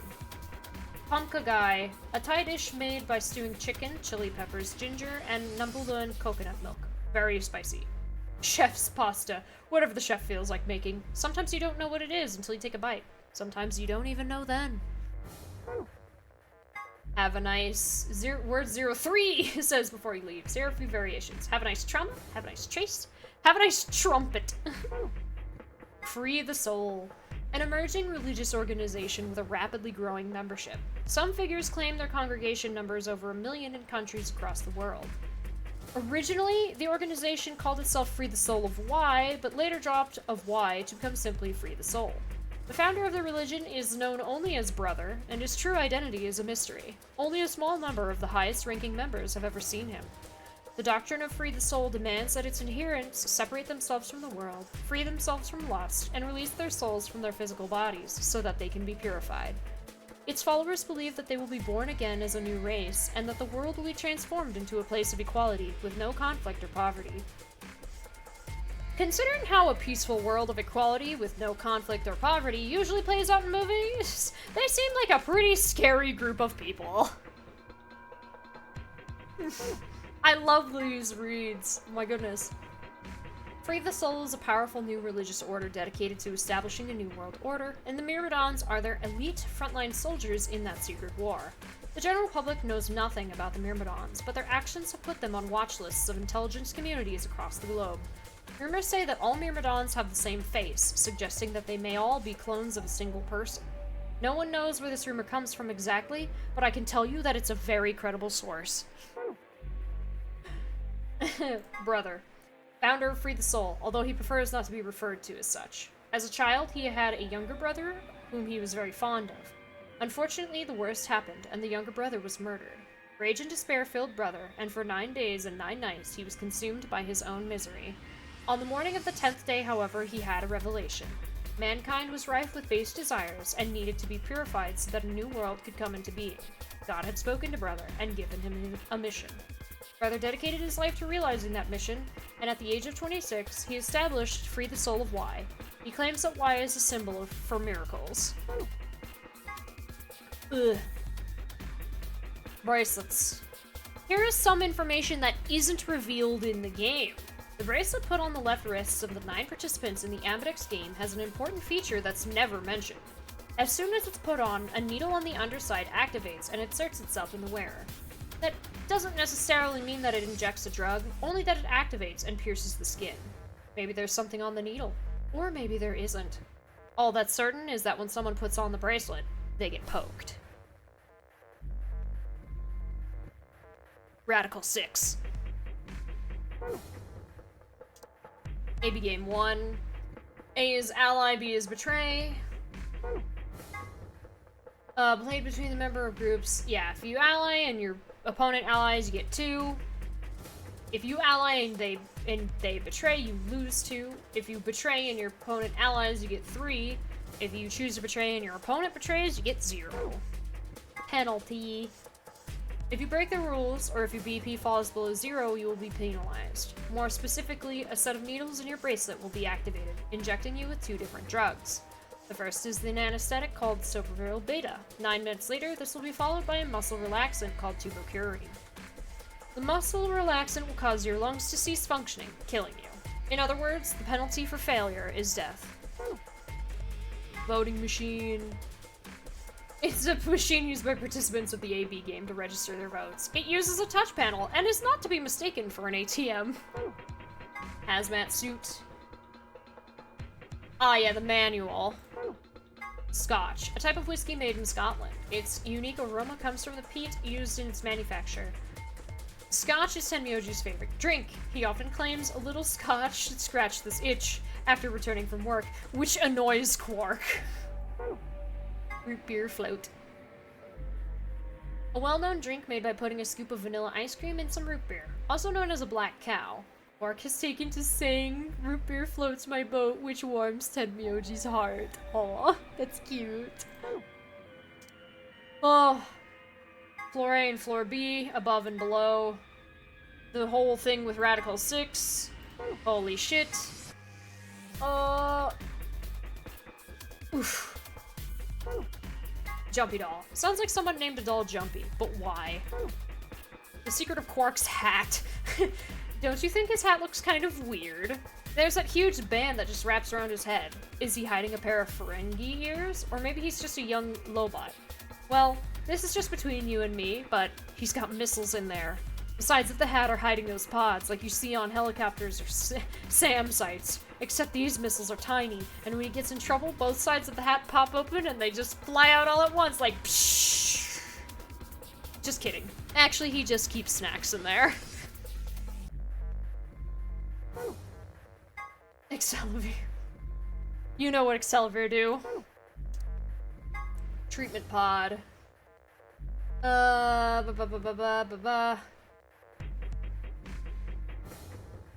An amazing machine that augments an individual's natural ability to heal, which are the treatment pods, strengthening their immune system, accelerates their metabolism, and can cure many otherwise incurable diseases. In addition, it can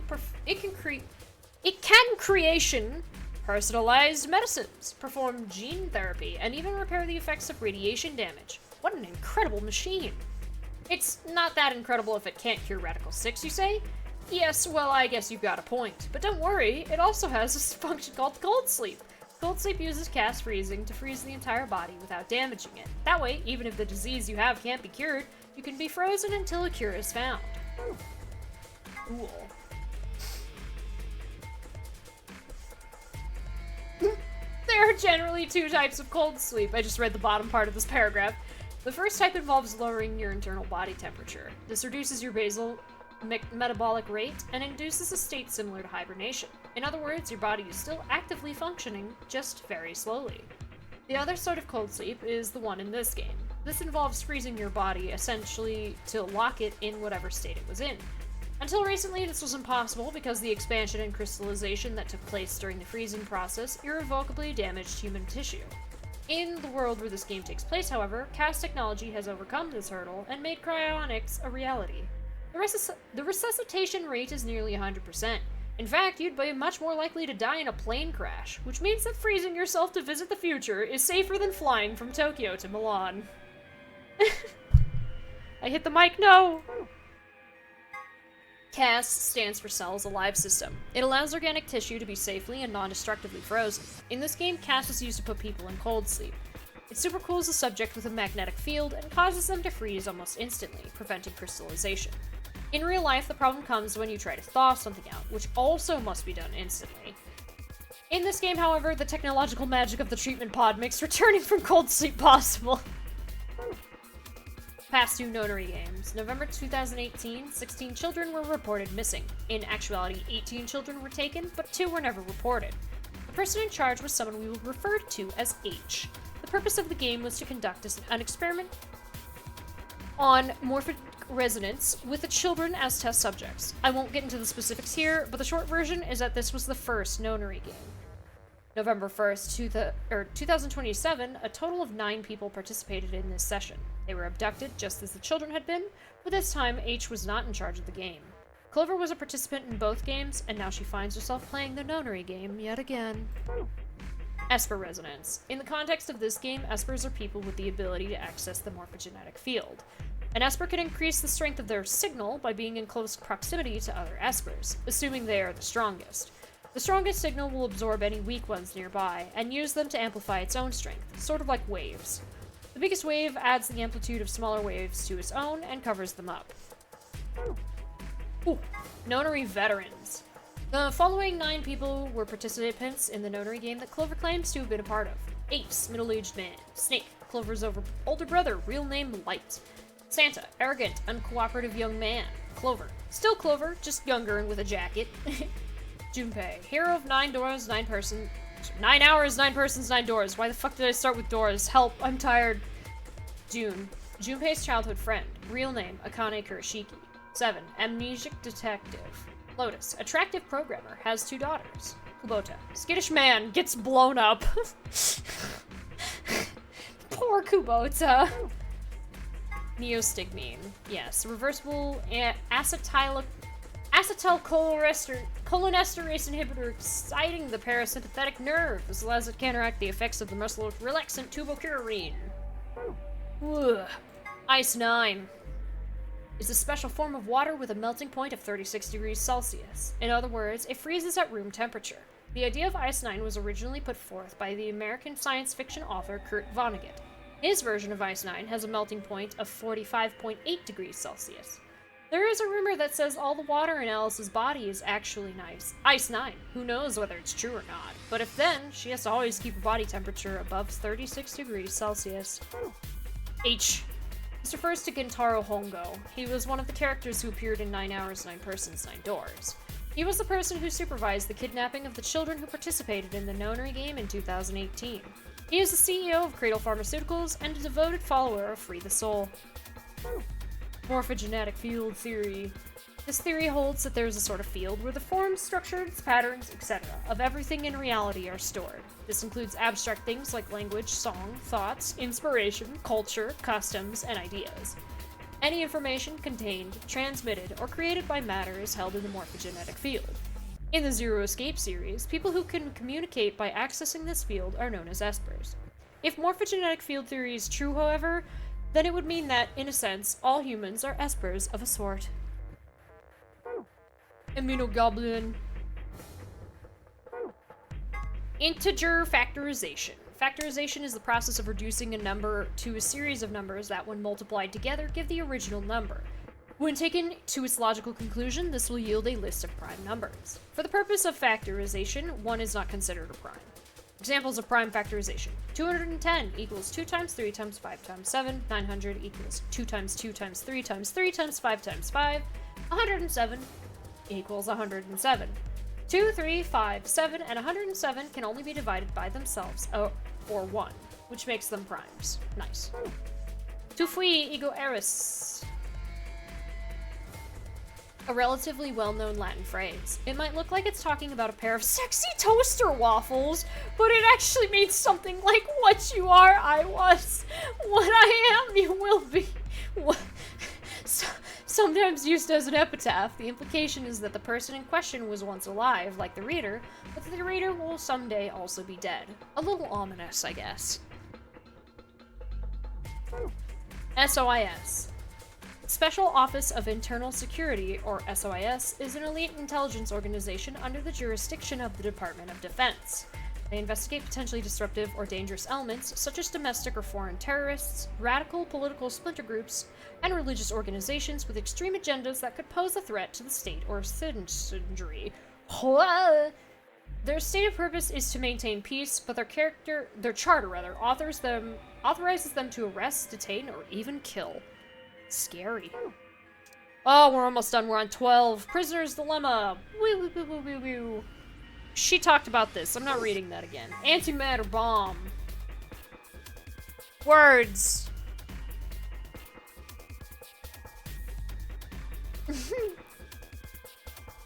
Pi explains, imagine two types of matter that are exactly... Yeah. But this last sentence. So in other words, an antimatter bomb makes an exploding baby. Does that make sense? Detonator. Yeah, that's that. Cybernetic arm.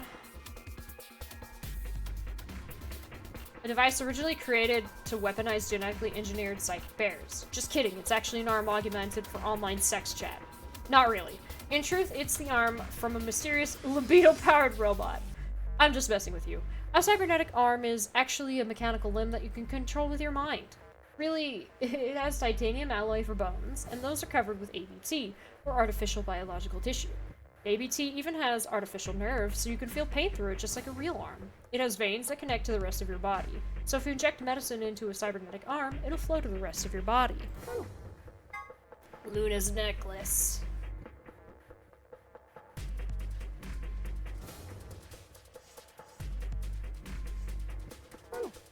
Three laws of robotics.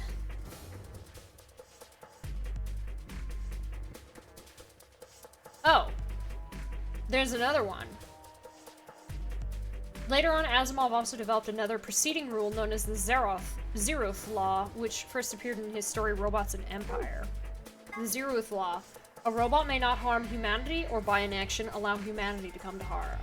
Clearly, the Zeroth Law has priority over the first three, so the first law would have the unwritten addendum, except where this would conflict with the Zeroth Law.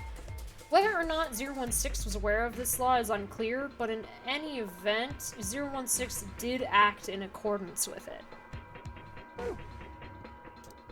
Swimsuit.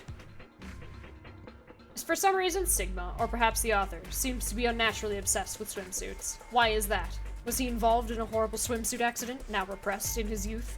Did he have a crush in high school on a girl on the swim team who put her Olympic aspirations ahead of any possible romance? Is he just a perv? The world may never know.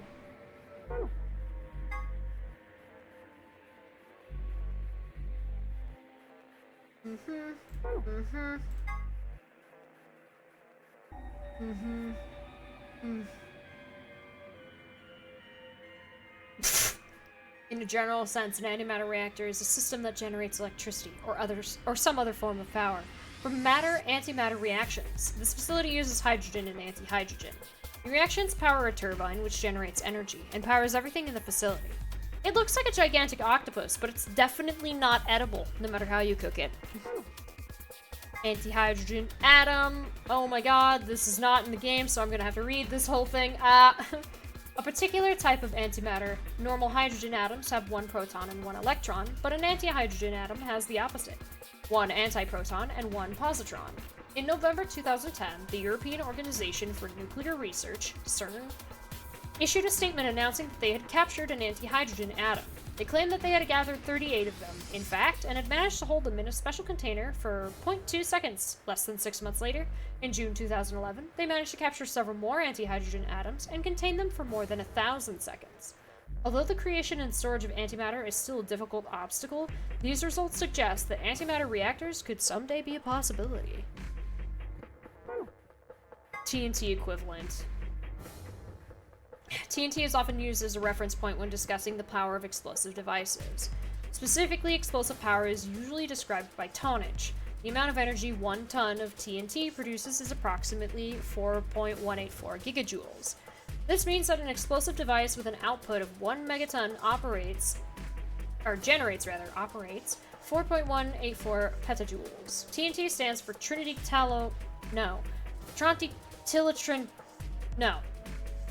and Tobago? Ah, yes, trinitrotoluene. That's it. It's one of the most common explosives, which is how it came to be a reference point. A kilogram of TNT has 4.84 megajoules of energy, but a kilogram of butter has 30 megajoules. Butter is some dangerous stuff.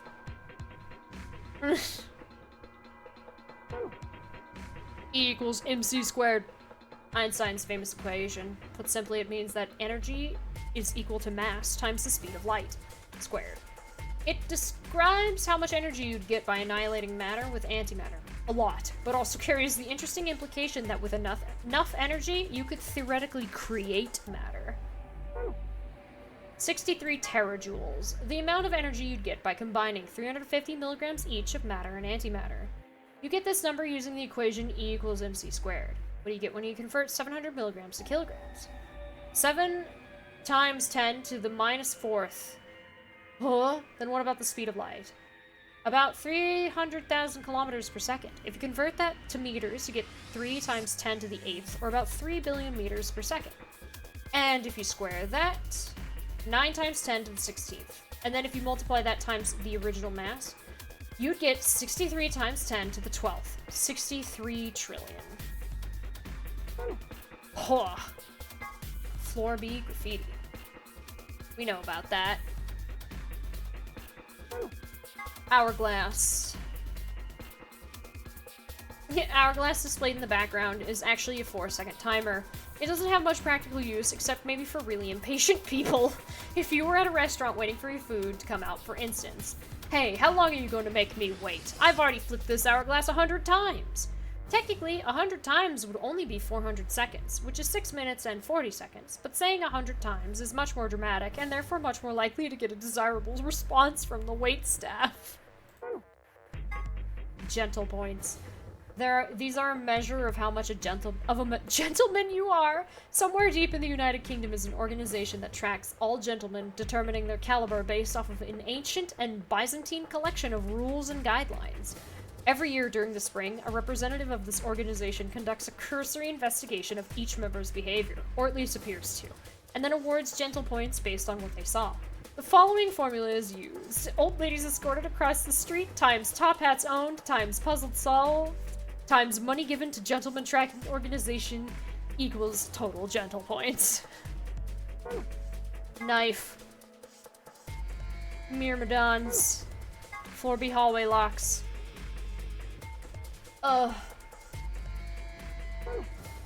Principle of causality.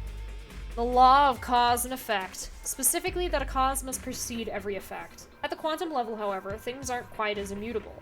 The principle of quantum superposition holds that any physical system, such as an electron, exists at least partially in all of its theoretical states or configurations, but when measured, gives a result corresponding to only one of them. A classic example of this is a double-slit experiment, where light appears to behave as both a wave and a particle. One of the interesting implications of this is that, in any sense, if you are influencing the past. By observing a system, you are defining the cause of an effect you witness, and in a way, altering the past. Normally, I would comment here that the quantum level is where shit gets real, but given the nature of this phenomenon, it seems like it would be more accurate to say that the quantum level is where shit gets unreal. Nox's 10 Commandments. We know this one. A mystery writer from the UK published the following as his rules for writing a mystery novel, and these are good rules to follow. 1. The criminal must be mentioned early on. 2. All supernatural or preternatural agencies are ruled out. 3. No more than one secret room or passage. 4. No hitherto undiscovered poisons may be used, nor any appliance which will need a long scientific explanation.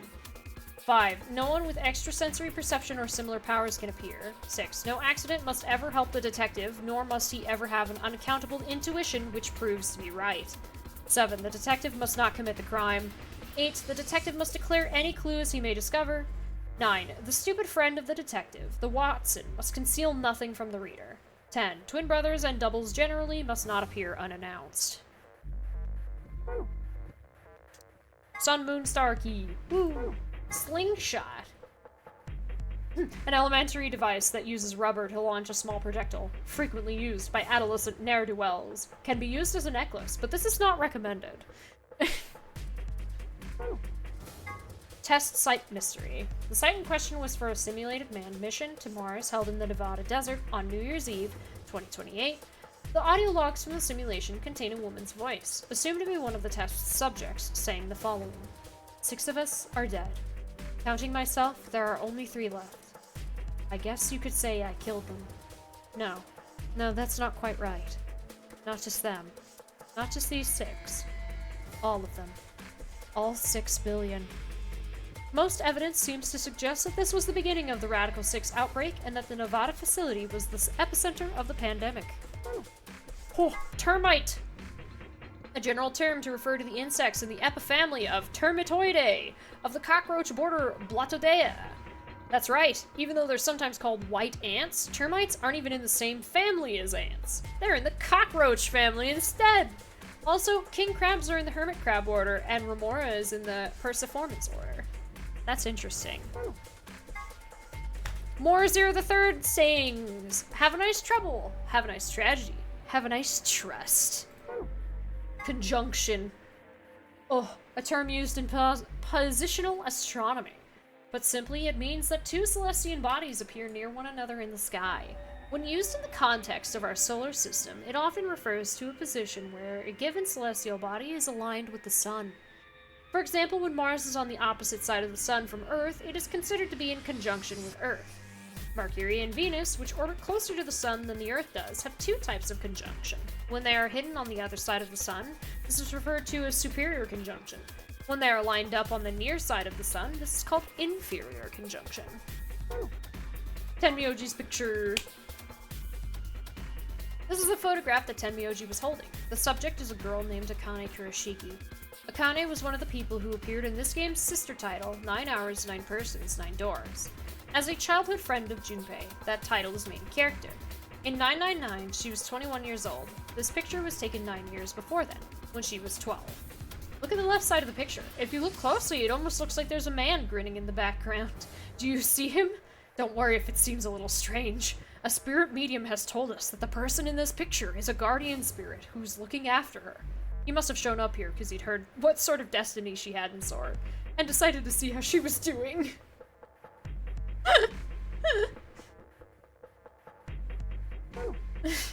Alright, last page. Minkowski space. A way of describing reality that adds a 4th dimension of time to the 3 dimensions of space. It was described by German mathematician Hermann Minkowski, and therefore bears his name. It's also the name of a ski resort for miniature cows. Lagomorph, the scientific name for the order to which rabbits belong, and Zero the Third's actual name. Tenmyoji and Alice. When they were split up at the red, blue, and green chromatic doors, Tenmyoji told Alice there was something he had to tell her. That something was, of course, his identity, and that he already knew about Alice and Ice 9, and not because he'd heard about it from Clover. Tenmyoji and Clover. After the second round of the AB game, after going through the purple and green doors, the purple and green doors, which there is not a purple door, Clover, as a solo, was heard to say the following to Tenmyoji, her opponent. What the heck did you mean with all that? It's not fair. I thought if you were telling the truth, then I... So what had Tenmyoji said to her? The same thing he'd meant to say to Alice, of course. He told her who he was. That simple fact shook Clover's resolve and made her vote ally. It probably hadn't been his original intention to betray her, but after thinking about Quark's safety, he probably felt he had no choice and picked betray. AB Project. A can stand for after and B for before, but they can also stand for anima and body. Everything that happened in this facility was part of the AB Project. The mystery of Phi. So, who was Phi? There are a few clues scattered throughout the story, but nothing conclusive. Perhaps the truth will be revealed at the Nevada test site.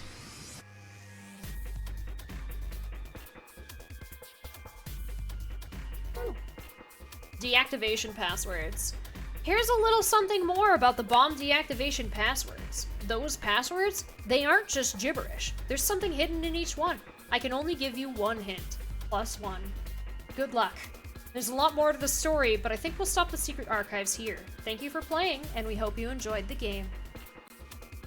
Yay. Which leads into this! For starters, we know about Jumpy Doll and GML, whatever, and all that. However, I do want to show some of the fun stuff, and I am going to write it out on screen so that way you get a good look at it. You get a nice good look at it. Alright. So, Milkavoli. Flip it around.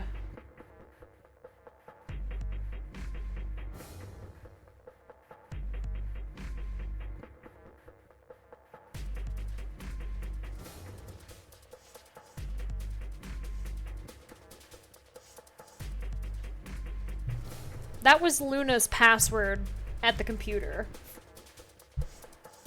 And Climb is Sigma's last name. So there's that one. But now we have these passwords. Right? So let's just write them in the same order. Doing 0, 1, 2, and 3. And +1 means you like I love milk more. it's yeah. So the first one is LXA, QNS, GDQ, right? Yeah, GDQ. Moving everything over, you get MYB ROTHER.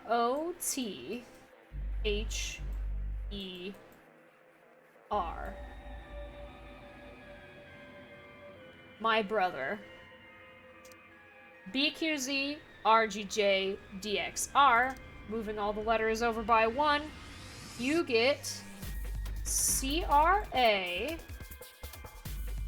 And I actually really like this one. SHKEYS.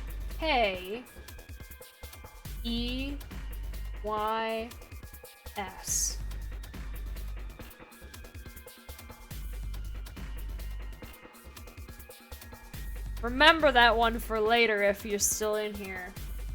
Crash keys.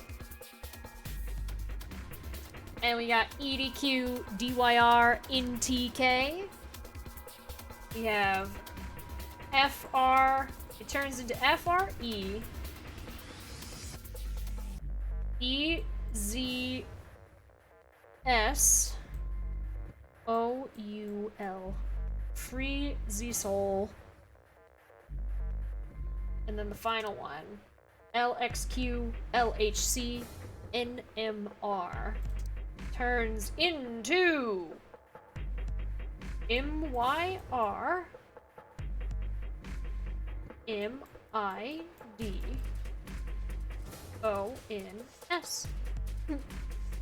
That's cheating. It is. But that's what it is. Freezy soul. This one though? This one was cool. I liked that. I like this one. That one right there, Crash Keys, that one's good. Remember that.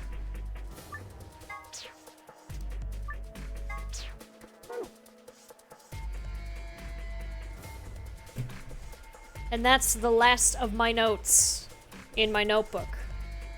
So there's only one thing left to do. What's wrong with your soul? I don't know. I like it where it is though, so I don't really want it to be freed.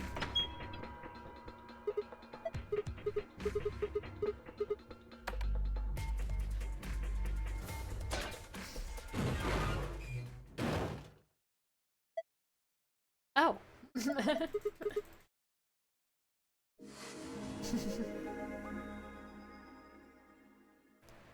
Oh, I'm beyond. Ready. Alright. Where is it? There it is.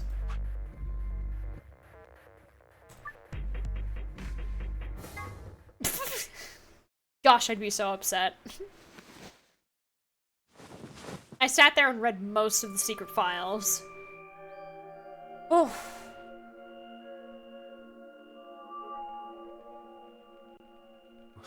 Where? I see you've finally woken up, Kyle. Kyle? Ah, yes. Of course. You've only just woken up in this timeline. It's only natural for some of your memories to be missing. I lurched upright, jumped off the bed, and ran around to the other side of the partition. The mirror over the sink was covered with a film of dirt. I wiped it off with my sleeve, and my reflection stared back at me.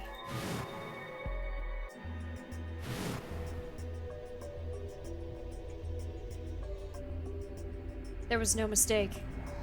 The reflection belonged to... Kyle Climb. So, I'm Dr. Climb? Zero Senior's clone? What? How do you know that? Shouldn't you still be suffering from amnesia? An excellent question. One I didn't quite know the answer to myself. I knew who Kyle Climb was. In another history, he had been called K and had worn a suit of armor. He hadn't just worn the armor in that history, though. Apparently, he'd worn it all his life. Kyle had been born and raised in this lunar installation, which seemed to be called Rhizome 9.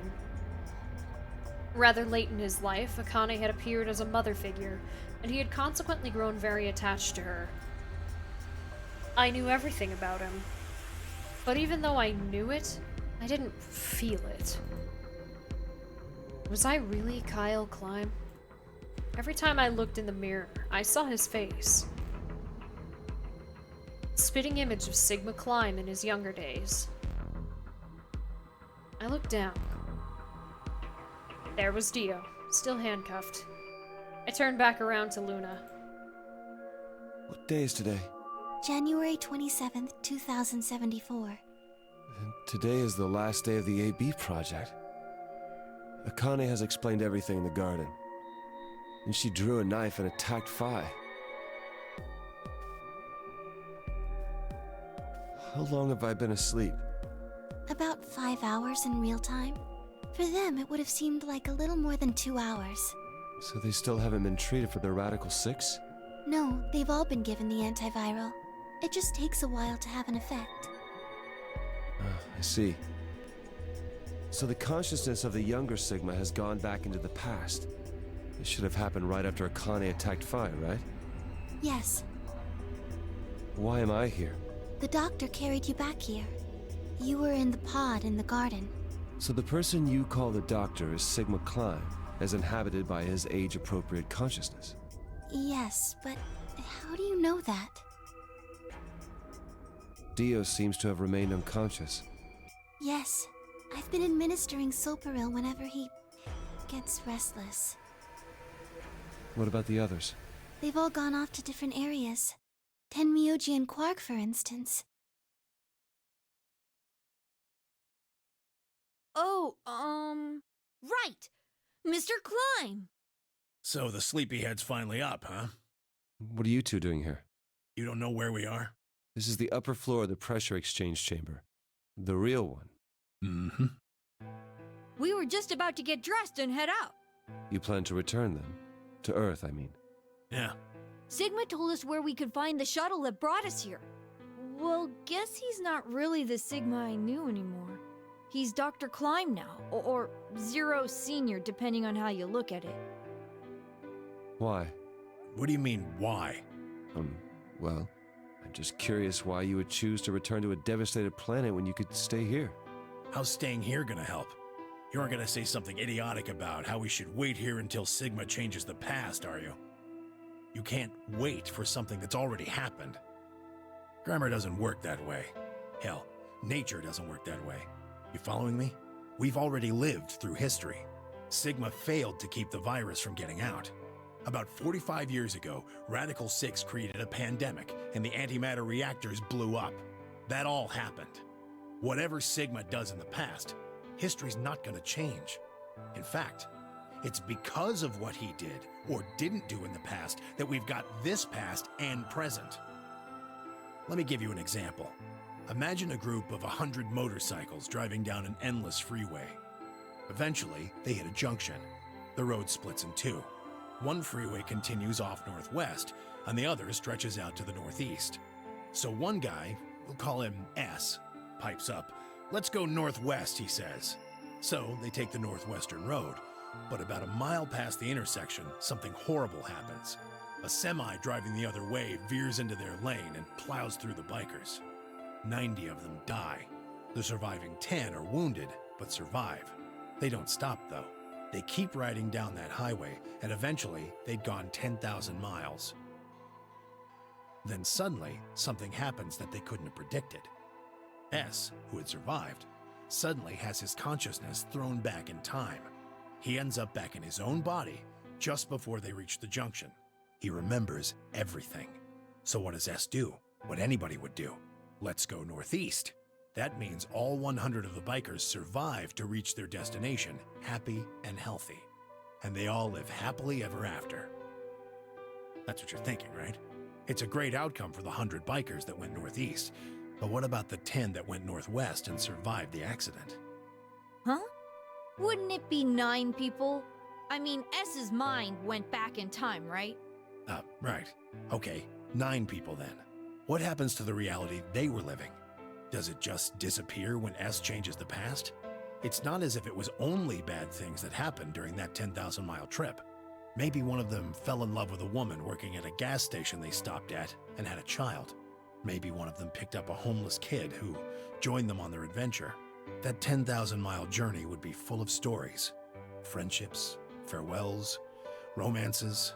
The loss of those 90 lives is horrible and unfortunate. But what would rewriting their history mean? The 9 who survived lived full lives. How can it be right to just erase all that? The survivors overcame their own misery and loss and made the best they could of the hand they'd been dealt. Isn't that worth something? Isn't that the best thing that humans can aspire to? Is there really any point to a world where everything is happy? Are people who struggle for a better life just idiots? Being human is about fighting, even when it seems hopeless, and finding happiness, even in a world that hates it. Are you saying that's worthless? If you're saying rewriting the past will erase all these other timelines, then whatever God wrote those rules can Look, I'm just not going to accept that, all right? You get it? If Sigma changes the past, then you and Quark will never meet. Is he right? No, it's not going to happen. We're here right now. This is reality. Even if Sigma does change the past, we're not just going to disappear or something. Oh, then that means we get to stay together? Good. Thanks, kid. I understand how you feel. Why you want to return to Earth is clear. You have lives there, I imagine. There are likely people waiting for you. Right. Uh-huh. Have you already said goodbye to the others? Vi, Luna, Alice, and Clover all saw us off. We told them we'd see him again someday, and then came here. They were the only people you want to say goodbye to? Well, no point saying anything to Dio. Besides, he's asleep. You were asleep too. I wonder what the Kyle that betrayed and escaped is up to right now. Oh god, yeah. Sorry, but we didn't really know much about you. You have a point. Akane was in the armor in this timeline, after all. What about Sigma? Well, he's not really Mr. Sigma anymore. Of course. He is Dr. Klein now that his consciousness has returned. Yeah, but more importantly, he's the guy who brought us all here. Not a lot of warm feelings there, you know? And Akane? Never mind her. She's just like him. Not the Akane I knew. She must have seen some pretty awful things over the years. Hell, she might not even be human anymore. But the Akane Kurashiki I know isn't here. She's not anywhere.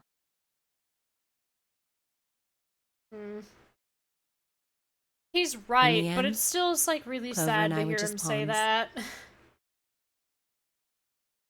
Pawns to be used and then gotten rid of. Still, it's not like we're completely resentful. We had to be here to help change the past. That part's easy to understand. But Kinda sucks, though. I mean, Sigma and Phi have it easy. They get to go back to December 25th in 2028. They'll stop the Radical Six and save the world, and then they'll have a nice, normal future to look forward to. In other words, they get to go back to Point E and just enjoy history like it was supposed to happen. But we don't. We're stuck with Point C as our starting point. You told us about Tenmyoji's story, right? The one with the motorcycles? It would be like if Alice and I were kidnapped right before the intersection. Then whoever grabbed us takes us to wherever the bikers are going, 10,000 miles to the northwest. Don't get us wrong. We know why we had to be here. Without us, S's consciousness wouldn't have been able to go back to right before the intersection. If that couldn't happen, then the fate of those 90 dead bikers would be sealed. Hell yeah! Oh god, it's 2:30 in the morning. But it's still not the best situation for those of us left in the Northwest. We're stuck in the reality where the 90 bikers died. Are we just supposed to go live on Earth? It's a wasteland now. And what about our friends and families? We left a whole world behind 45 years ago. Even if it is for the greater good? It just doesn't seem fair, does it? Yeah, it's a little bit much. So we went and talked to the old lady. She told us that there is one way. One way we could get back to the past. Let's say you do go back to the past. Wouldn't that cause your minds to get thrown back here? That seemed to be how Sigma and Phi's jumps worked, at least. Yes, you're right. But this is different. Different? How so? From what she said, it sounds like there's a way we can send our bodies back in time, too. That's ridiculous. It would create a paradox. How could you have two Clovers and two Alices at the same time? But that wouldn't happen. Akane says there's a way around that. How on earth does she plan to do that? Schrodinger's cat. Oh, hey, Kyle. Figured you'd come here eventually. Where's Dr. Klein? Luna said you were with him. He said he was tired, so he's off resting right now. There's a bedroom at the end of the hallway. He's in there if you're curious. Oh, right. He told me to turn on this hologram projector thing when you showed up. Want me to start it? Sure. By trying other passwords, yeah. Glad to see you. There isn't anything in particular that I have to tell you. However, I imagine there are a great number of things weighing on your mind. I'd love to answer all your questions, but unfortunately, my circumstances make that an impossibility. I hope you can forgive me. Everything I know, Phi should also know. I have instructed her to answer any questions anyone might have. Anyone other than Kyle, that is.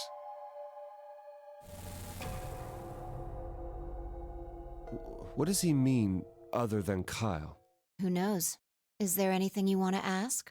Right, well, I guess I may as well cut to the chase. Just who are you, Phi? I'm not Superman, that's for sure.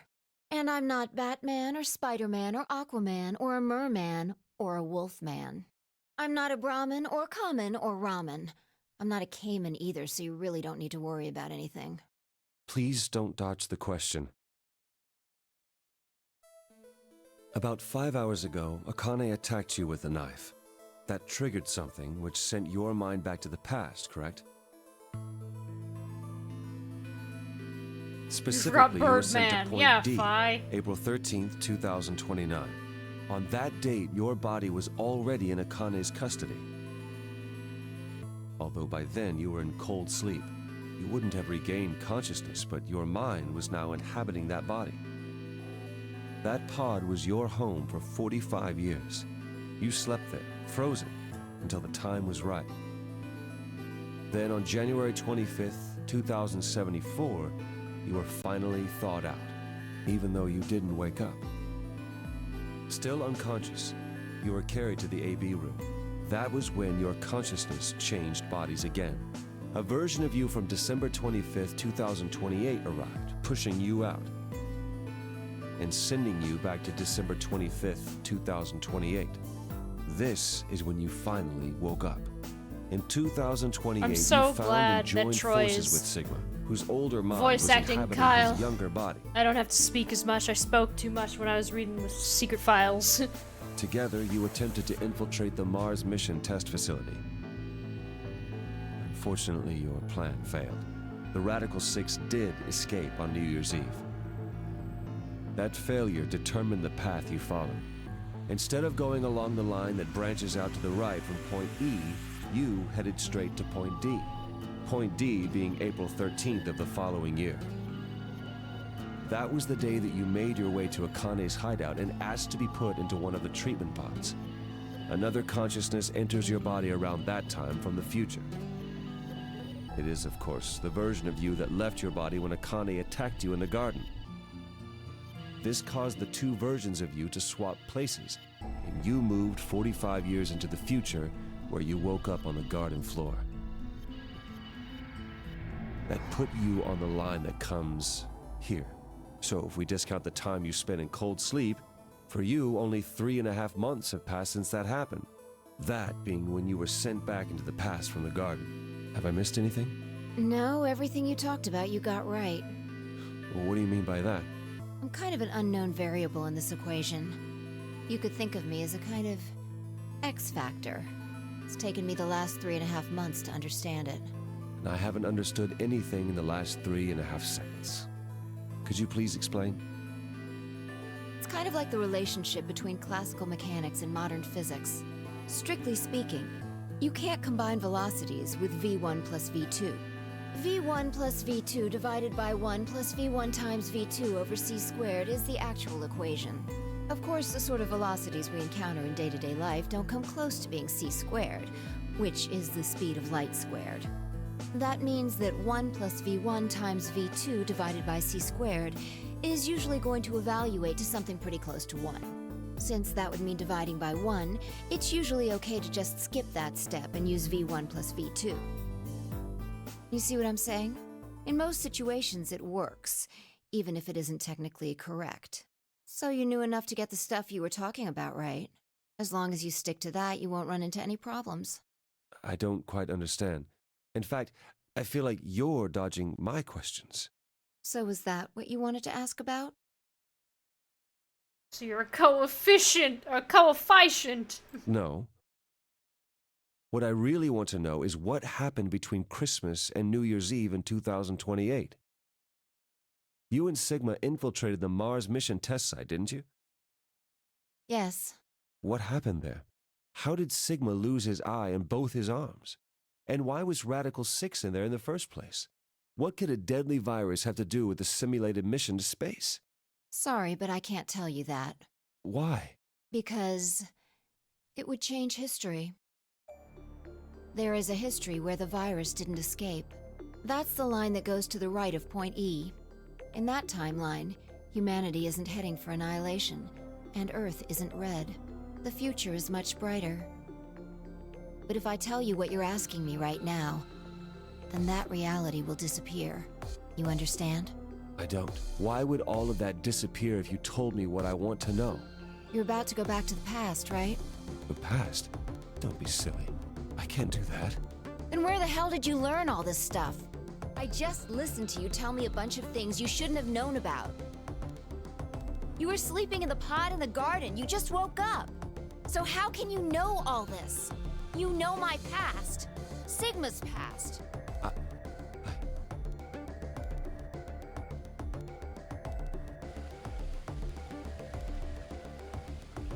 I shall give you your answer. You are not Kyle Climb. Your body is Kyle's, but your consciousness is not. Think about it. Do you really believe you're Kyle? Or could you be someone else entirely? Then, where is the real Kyle's consciousness? He was thrown out when you entered. Right now, in a manner of speaking, he has arrived at December 25th, 2028. His consciousness has gone into a body from that time. I doubt you know how much the doctor loves Kyle. He raised him on his own. Kyle is irreplaceable. Do you really think he would go back to the past and leave Kyle behind here? I know what I told the others, that Kyle was Dr. Climb's spare, but that was not his only purpose. Kyle's consciousness is integral to what we are trying to accomplish. This new mission begins on Christmas and ends on New Year's Eve 2028. Its purpose will be to infiltrate the test facility and prevent the spread of the virus. For this to happen, Kyle is absolutely necessary.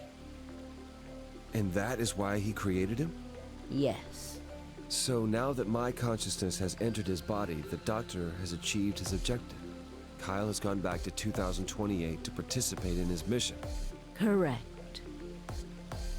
There's one thing that troubles me. Kyle was created before reaching point B from point D. That means his body did not exist on Christmas in 2028. Does that mean he has entered my body? Have we just switched places? I suppose you could put it that way, yes. That's ridiculous. What's going to happen to me? You telling me I have to spend the rest of my life here in this box, living in a borrowed body? No, not at all. You can travel freely through time and space. You are an uncontrolled variable that entered our closed system. As such, the rules of this world do not apply to you. I have no idea what... Please don't try to play dumb. I know what you are. Surely you must know by now, too.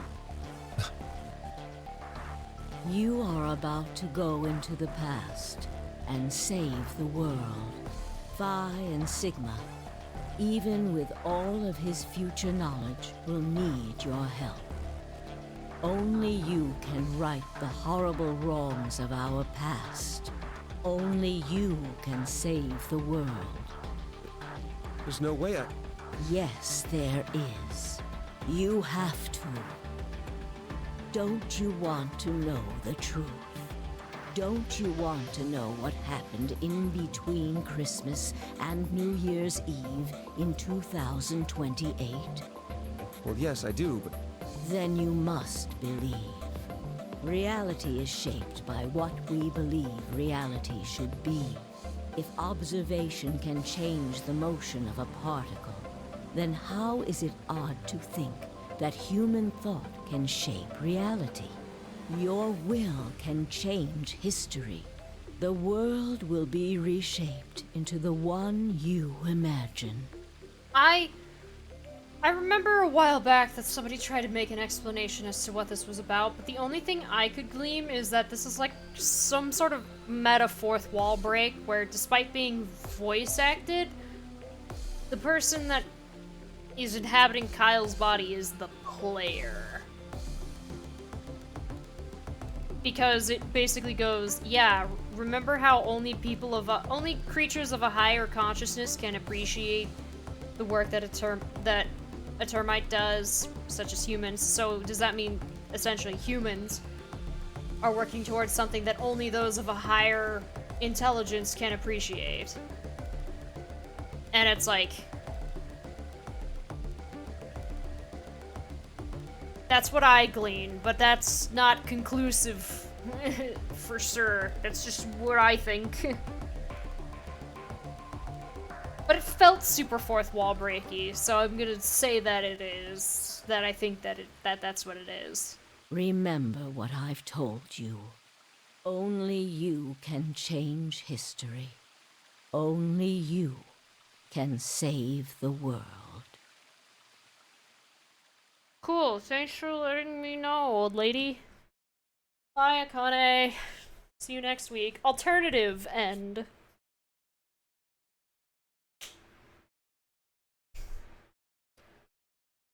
Holy shit. But we did it, and we didn't even have to get all the game overs and stuff. And no, I'm not going to get all the game overs. Shit, I forgot that that's what happens when you do that!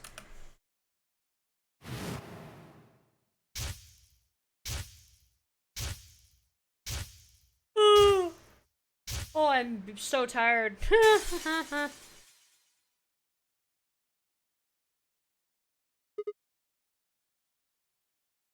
Free me.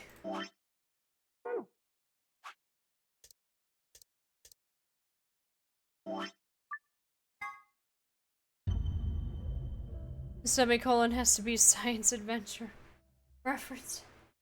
Oh, oh my god. I'm just so...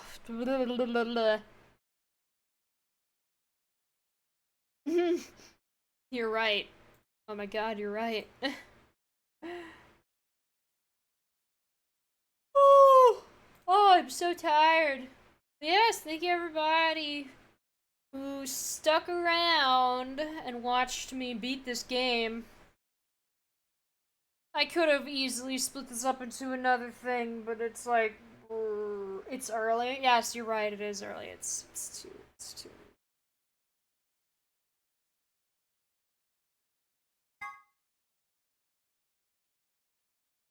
But say goodbye to YouTube, everybody.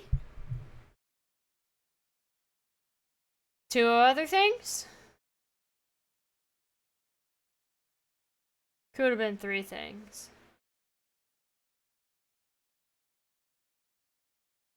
Yeah. Goodbye, YouTube.